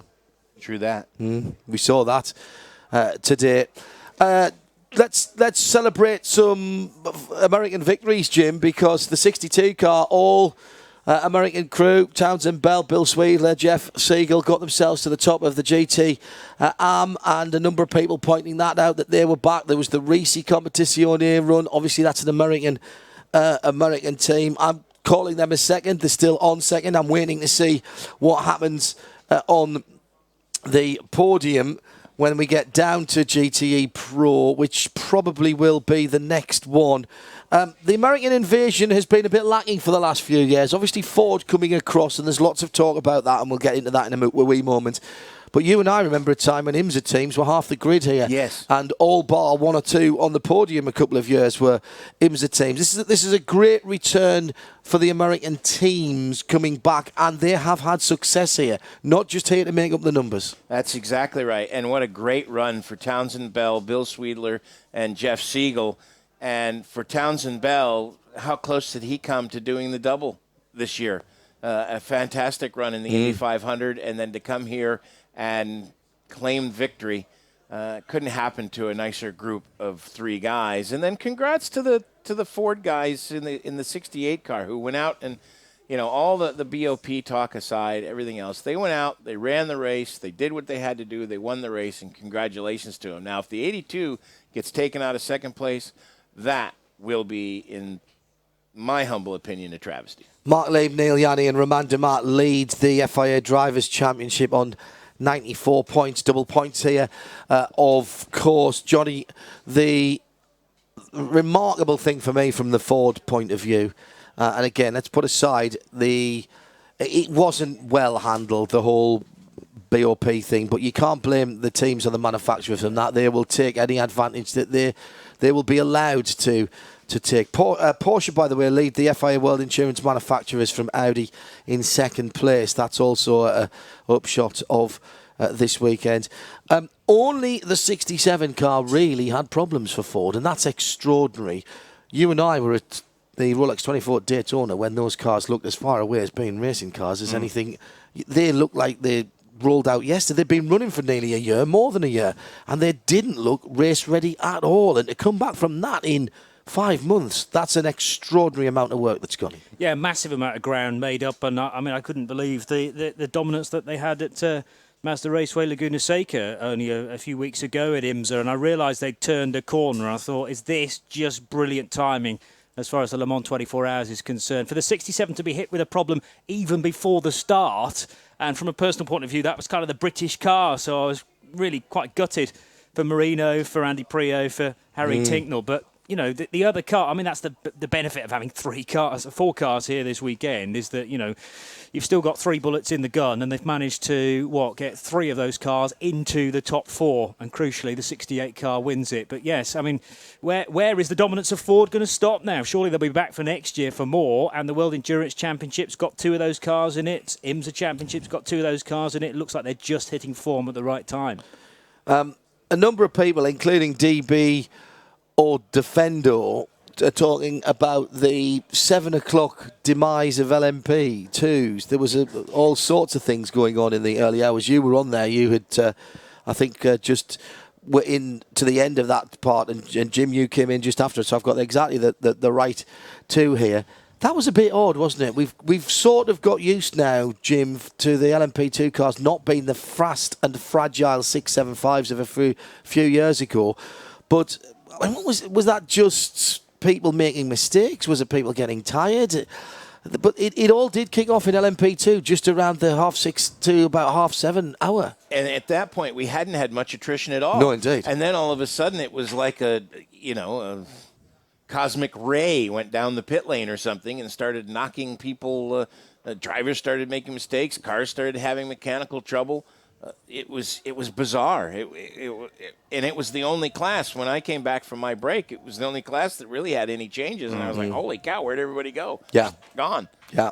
Some oil had been dropped, certainly, at Mulsanne Corner. I mean, Pierre Thirier went at a massive speed, taking out about 5 of those green bollards. The front end of the car came off the Thirier by TDS racing car, and, of course, that effectively finished it off on the spot. It was running in second position at the time. We had one of the ESM cars spin as well. But then at virtually the same time, the class leader and eventually the class winner, the number 36 car, went in the garage for a 3 or 4 minute stop as well. It was bizarre how maybe 4 or 5 cars in the LMP2 class were all hit with issues. But I do think partly the track conditions that had something to do with that. I mean, the Orica 05 in P2, for me, was always going to be dominant, whether it be a purebred Orica 05 or the Signatech Alpine. But I'm pleased for SMP Racing. The BR01 and the spirit to build one of those cars, sadly been sucked out of LMP2. You can't do that next year. So I'm pleased for those guys to be on the podium. They're on the podium now. Here's the national anthem for Signatech Alpine and France.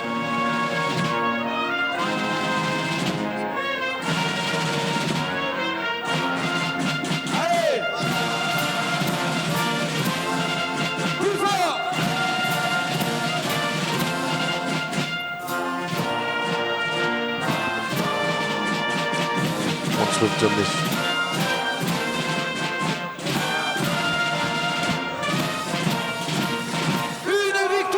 I think that's the only one I got right, the Signatech Alpine. I cursed everybody else that I had tipped. Nick Damon and Shea Adam now join me for post-race tech. Mark at Green Ghost says, do we see GT Pro going the same way as GT1 did? Nick, you were around in those days. You saw the back end of those cars quite a lot and the front end of them coming towards you.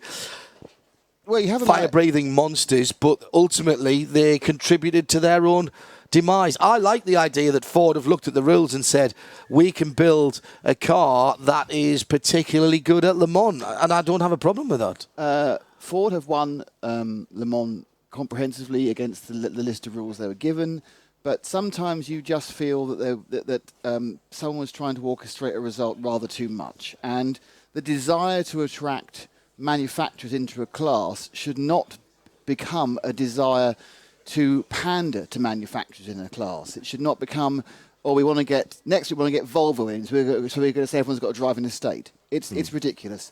And people I feel sorry for, I think fantastic. Ford have won. There's no asterisks in the press tomorrow. They've won. They may well get 1, 2, 3 once the stewards talk about it. People I feel sorry for are the loyalists. Corvette, Aston Martin, who've been literally hung out to dry by the ACO decision that they want Ford's bucks. Okay. Shea Adam, it will come as no surprise to anyone that our spirit of the race for the 2016 24 Hours of Le Mans goes to Frédéric Sauce and the rest of his team for that extraordinary finish, and indeed the whole effort to get that car on the grid. 38th overall, Fred Sauce coming and bringing that car home to an absolute hero's welcome. You were down in the pitch, you saw the effort that's gone in.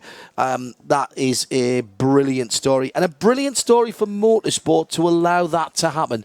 There are places, the ACO have done this for the last 3 years, they allow cars that are outside the regulations to come and be part of the world's greatest motor race. That could be very dangerous. And I don't necessarily even mean in a safety way. It's brave, but it's right, isn't it? And we should celebrate that. It is. And at the end of the day, they don't have a class finish because they weren't running in a class, but they do have a finish. And that's not something that a lot of other cars who ran in this race can say. I believe we had at least 10 DNFs at my last count before heading into the pit lane and before the penultimate lap. He can wear that as a badge of pride now, and hopefully we can see him running in other forms of racing with that resume to sort of stand behind. And just one thing about the previous point, the GT class is based off of win on Sunday, sell on Monday, and you cannot walk into a Ford dealership and buy the car that won. Whilst that sits very poorly with me, as everybody who's listened to Midweek Motorsport knows, the manufacturers in that category signed up to that and signed up to the waiver that meant Ford will not build any street cars probably this year for that car. And by the time, in fact, that the requisite number of street cars have been built that would have made that car legal for this year's Le Mans, it will be next year's Le Mans, if they're even built by then. But the other manufacturers have got no one else to blame but themselves for that, Nick. I'm sure it'll shift many more F100 trucks, by the way. That'll be a big seller. Can I just I've been thinking about similar situations to the end of the race, John. I've actually wrenched one from my memory. The 1997 Hungarian Grand Prix, when Damon Hill, in a complete underdog of a car, was leading with 2 laps to go before a 10-pence grommet went on the car, and he crawled round to finish second, and Jacques Villeneuve snatched the win. And one of my famous interviews with Tom Walkinshaw, a famously bluff man. Tom, how do you feel on air? How the Handstuck do you think I feel? Yeah, absolutely. This from Rod Fitzgerald's an interesting one. Signatech in P2 with a top finishing privateer in 5th position. They actually beat, of course, the P1 Rebellions on that. They didn't get up onto the main podium, but that's because they're in P2, so I understand. He says, so they've got less mainstream media coverage than GT. Is that fair? No, it isn't.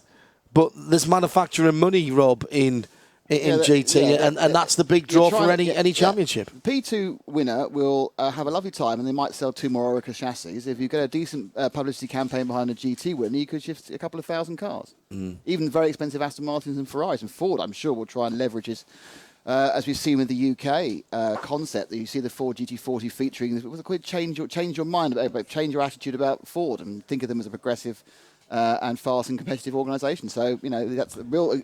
interestingly, Ford actually the GT40 project is absolutely a Halo project because they do have a complete range of cars beneath it. Most of the other people only have Halo cars. Yeah.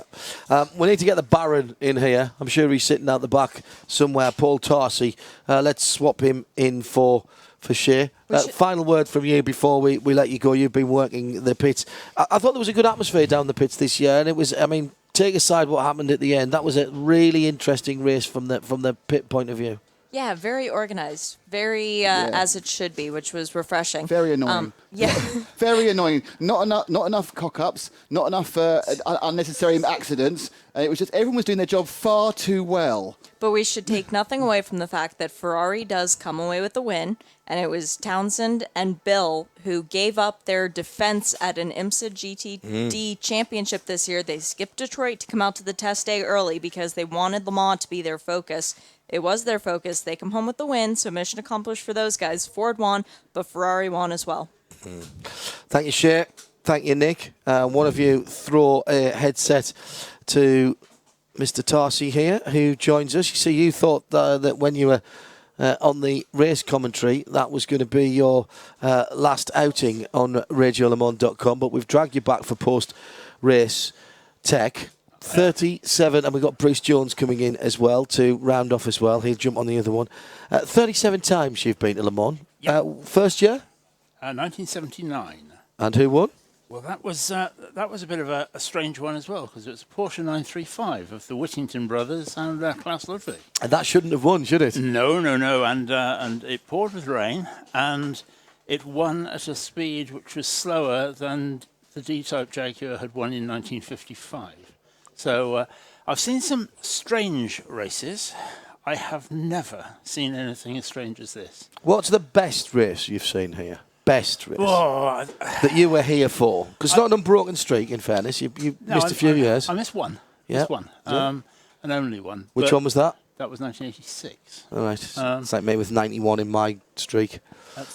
I think, inevitably, as with so many things in life, your first one's the best. And don't forget that was also not only a clear, strange event because a GT car won, it was perhaps something which has been repeated several times over the years since, and that's that we had the big Hollywood star in Paul Newman, who came second that year, didn't he? He did, and the car they were going to win, and the car was actually marooned out on Mulsanne. Dick Barber. Dick Barber. Yeah.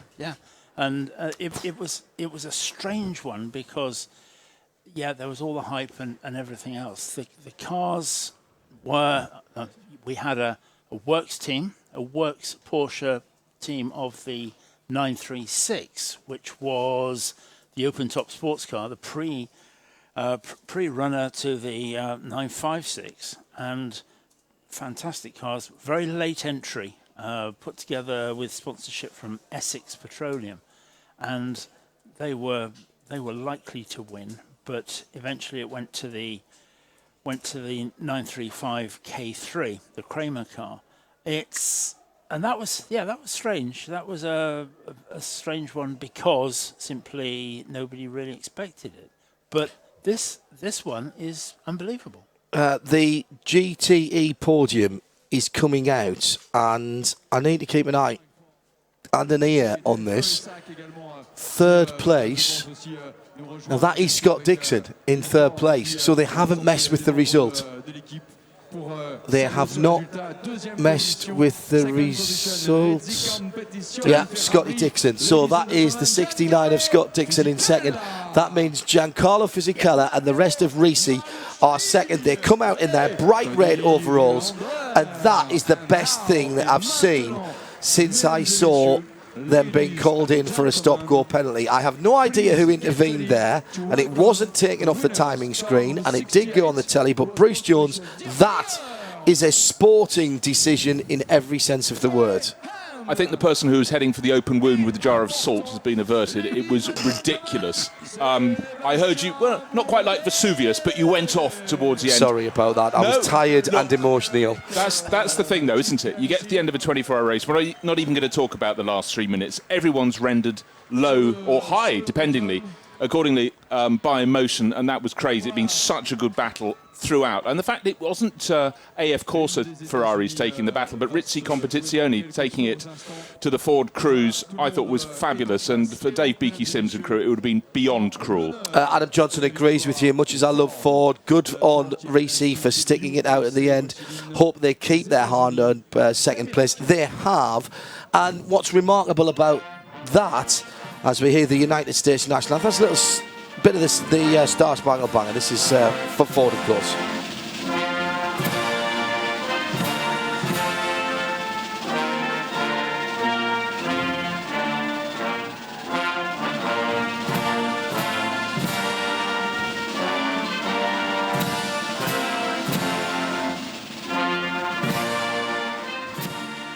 It was the American invasion this year, and Ford have paid off the big investment.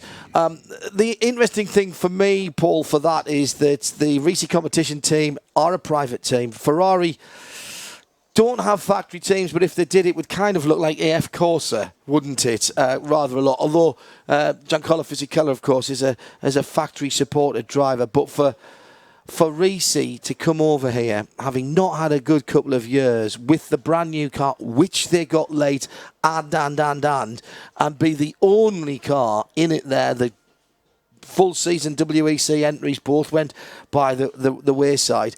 That's a great win. It's going to feel like a win for them, the second place. And it's great for IMSA as well, because that battle continues at Watkins Glen on the first weekend of July, and you'll hear it on IMSA radio. And that's really a very important part of it, that I've said several times over this weekend, I love an underdog, and that was definitely the underdog entry within that. I do, however, think that I'd add one thing to what Bruce said, which is that there are, I think, shades of 1976 at Brands Hatch here. I think if they had said on the podium, actually, the Ferrari has not retained its place, there would have been a riot out there. 100%. And just watching the Ford top brass up on the podium there, my father had his entire working career with Ford, and he was always saying, we're a company that works in cycles. The marketing men do great things. We put out a great image, and then the bean counters come in, and it all gets reined in again. But right now, the marketing men can keep those bean counters at bay, and hopefully we can see them racing for years to come. We don't want them to come in, win, and then leave. But don't forget, this is only a 2-year programme as it stands. There may be something else in the wings. But on that, the whole Ford GT programme was started as a underground, literally, project in secret from the rest of the company, with only 3 or 4 people having keys to the place where it was. So it hasn't changed that much. This is not the change, the sea change that Corvette Racing made to GM. Corvette had been around for a very long time before 1996 when Corvette Racing started. They'd always just allowed their cars to be raced by privateers. The group wanted nothing to do with it.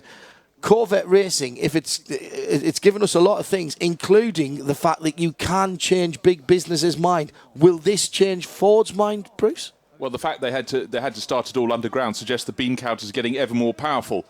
Top marks the people who decided Black Ops are the way to go. We've got it out there. The cars look absolutely amazing. Just hearing the applause out on the podium there. Well, that is a lot of power to the Ford marketing men, I'd say. On ESPN tonight, on all the front pages of the newspapers, it won't necessarily be about Porsche. It will be about Ford. And this will be the biggest. This will be the class win that is celebrated and covered more than anyone else in history, Paul, won't it? I think so, and it's nothing new for Ford. Let's face it, that in the 60s they were doing exactly the same thing. And I agree completely with Bruce that it is, however you like to cut the cake, it's the bean counters who actually will make the decisions, A, to come in, and B, to get out. Yeah, but I tell you what, though, with that victory, there'll be many more, thousands more American fans making the journey across here next year. And just looking at LMP2, we've got many more American teams competing in that, and I think it's fantastic for Le Mans. And anybody listening on IMSA Radio at the moment, we've been simulcasting right throughout the weekend, our race coverage at least. Watkins Glen, all of a sudden, has just added about 15 or 20,000 people, I would reckon, onto their particular gate. This from Gareth Howell, and I had this thought in my mind when I first saw the lead Toyota slowing down. Back in, when was it, 1990-something? I was doing radio in a small box, couldn't see anything, at Cheltenham Racecourse. And it was for the then British Rally, the RSA Rally. And Carlos Sainz, in a Toyota, came to the end of Margam, and the car conked out 500 metres before the finish. And Luis Moya, his teammate, the car was literally in flames, Toyota Corolla WRC. And one of our TV producers, Andrew Williams, had a mobile phone, and he rang me from alongside the car and said, "You're not going to believe this," because Mackinnon had already gone out on the first day, and that probably meant the championship. He hit a tank trap, and Martin Haven waiting around to get the interview for us. And literally, as we put the phone call to air, Luis Moya got out the car and threw his helmet through the back window. And that was another massive. That was a world championship that was stolen away within 500 metres, and it's happened to Toyota again. But it's beyond sad, John, for every reason. But how many years have Toyota been trying to do this? And they've thrown a huge amount of money. But just looking through the whole course of this whole 84th Le Mans, not just talking about the race, the whole test weekend, everything they did in practice and qualifying, they were looking so good, so capable. And they got very near to the end with 2 bullets in the gun. Went down to 1. They had it in their control, and it wasn't as though the car just started to conk out. It just conked out. Yeah. No warning. The team had no preparation. At the end of 24 hours, we're all just like that. Our emotions, but it's all for just the relief. I mean, I was expecting over the final lap to feel massively emotional, not just for Toyota winning, but for Sosei completing his task. And then the whole thing just got blown out of the water. It made you reel. It really did. All of us have just been wiped out by it. And apologies if we're sounding a little less on top of the world than we normally do at the end of this race, but it has taken everybody, including Porsche, by surprise. This is going to take a while to sink in. We're back with more top-line sports car racing the first week of July from Watkins Glen International. It's the 6 hours, the third round of the North American Endurance Championship, also the IMSA Championship as well. Of course, that's over on IMSA Radio. No midweek motorsport on Wednesday because we're knackered, actually. And that means you'll have to do without it. We have the Road to Le Mans coming up, the race coverage, and then the whole of the 24 hours is repeated in its entirety. We might need to listen to that again just to work out how we got to the last 3 minutes and still didn't know who was going to win the 2016 Le Mans 24 Hours. Paul Tarsi, thank you for all the time that you've been with us. Hope you've enjoyed it, and I hope you still think that we're in good hands here and that you'll want to come back and do other things with us, even if it's not at the 24. I absolutely am going to come back and do other things if you'll have me. And I've thoroughly enjoyed my time with Radio Le Mans. It's been great.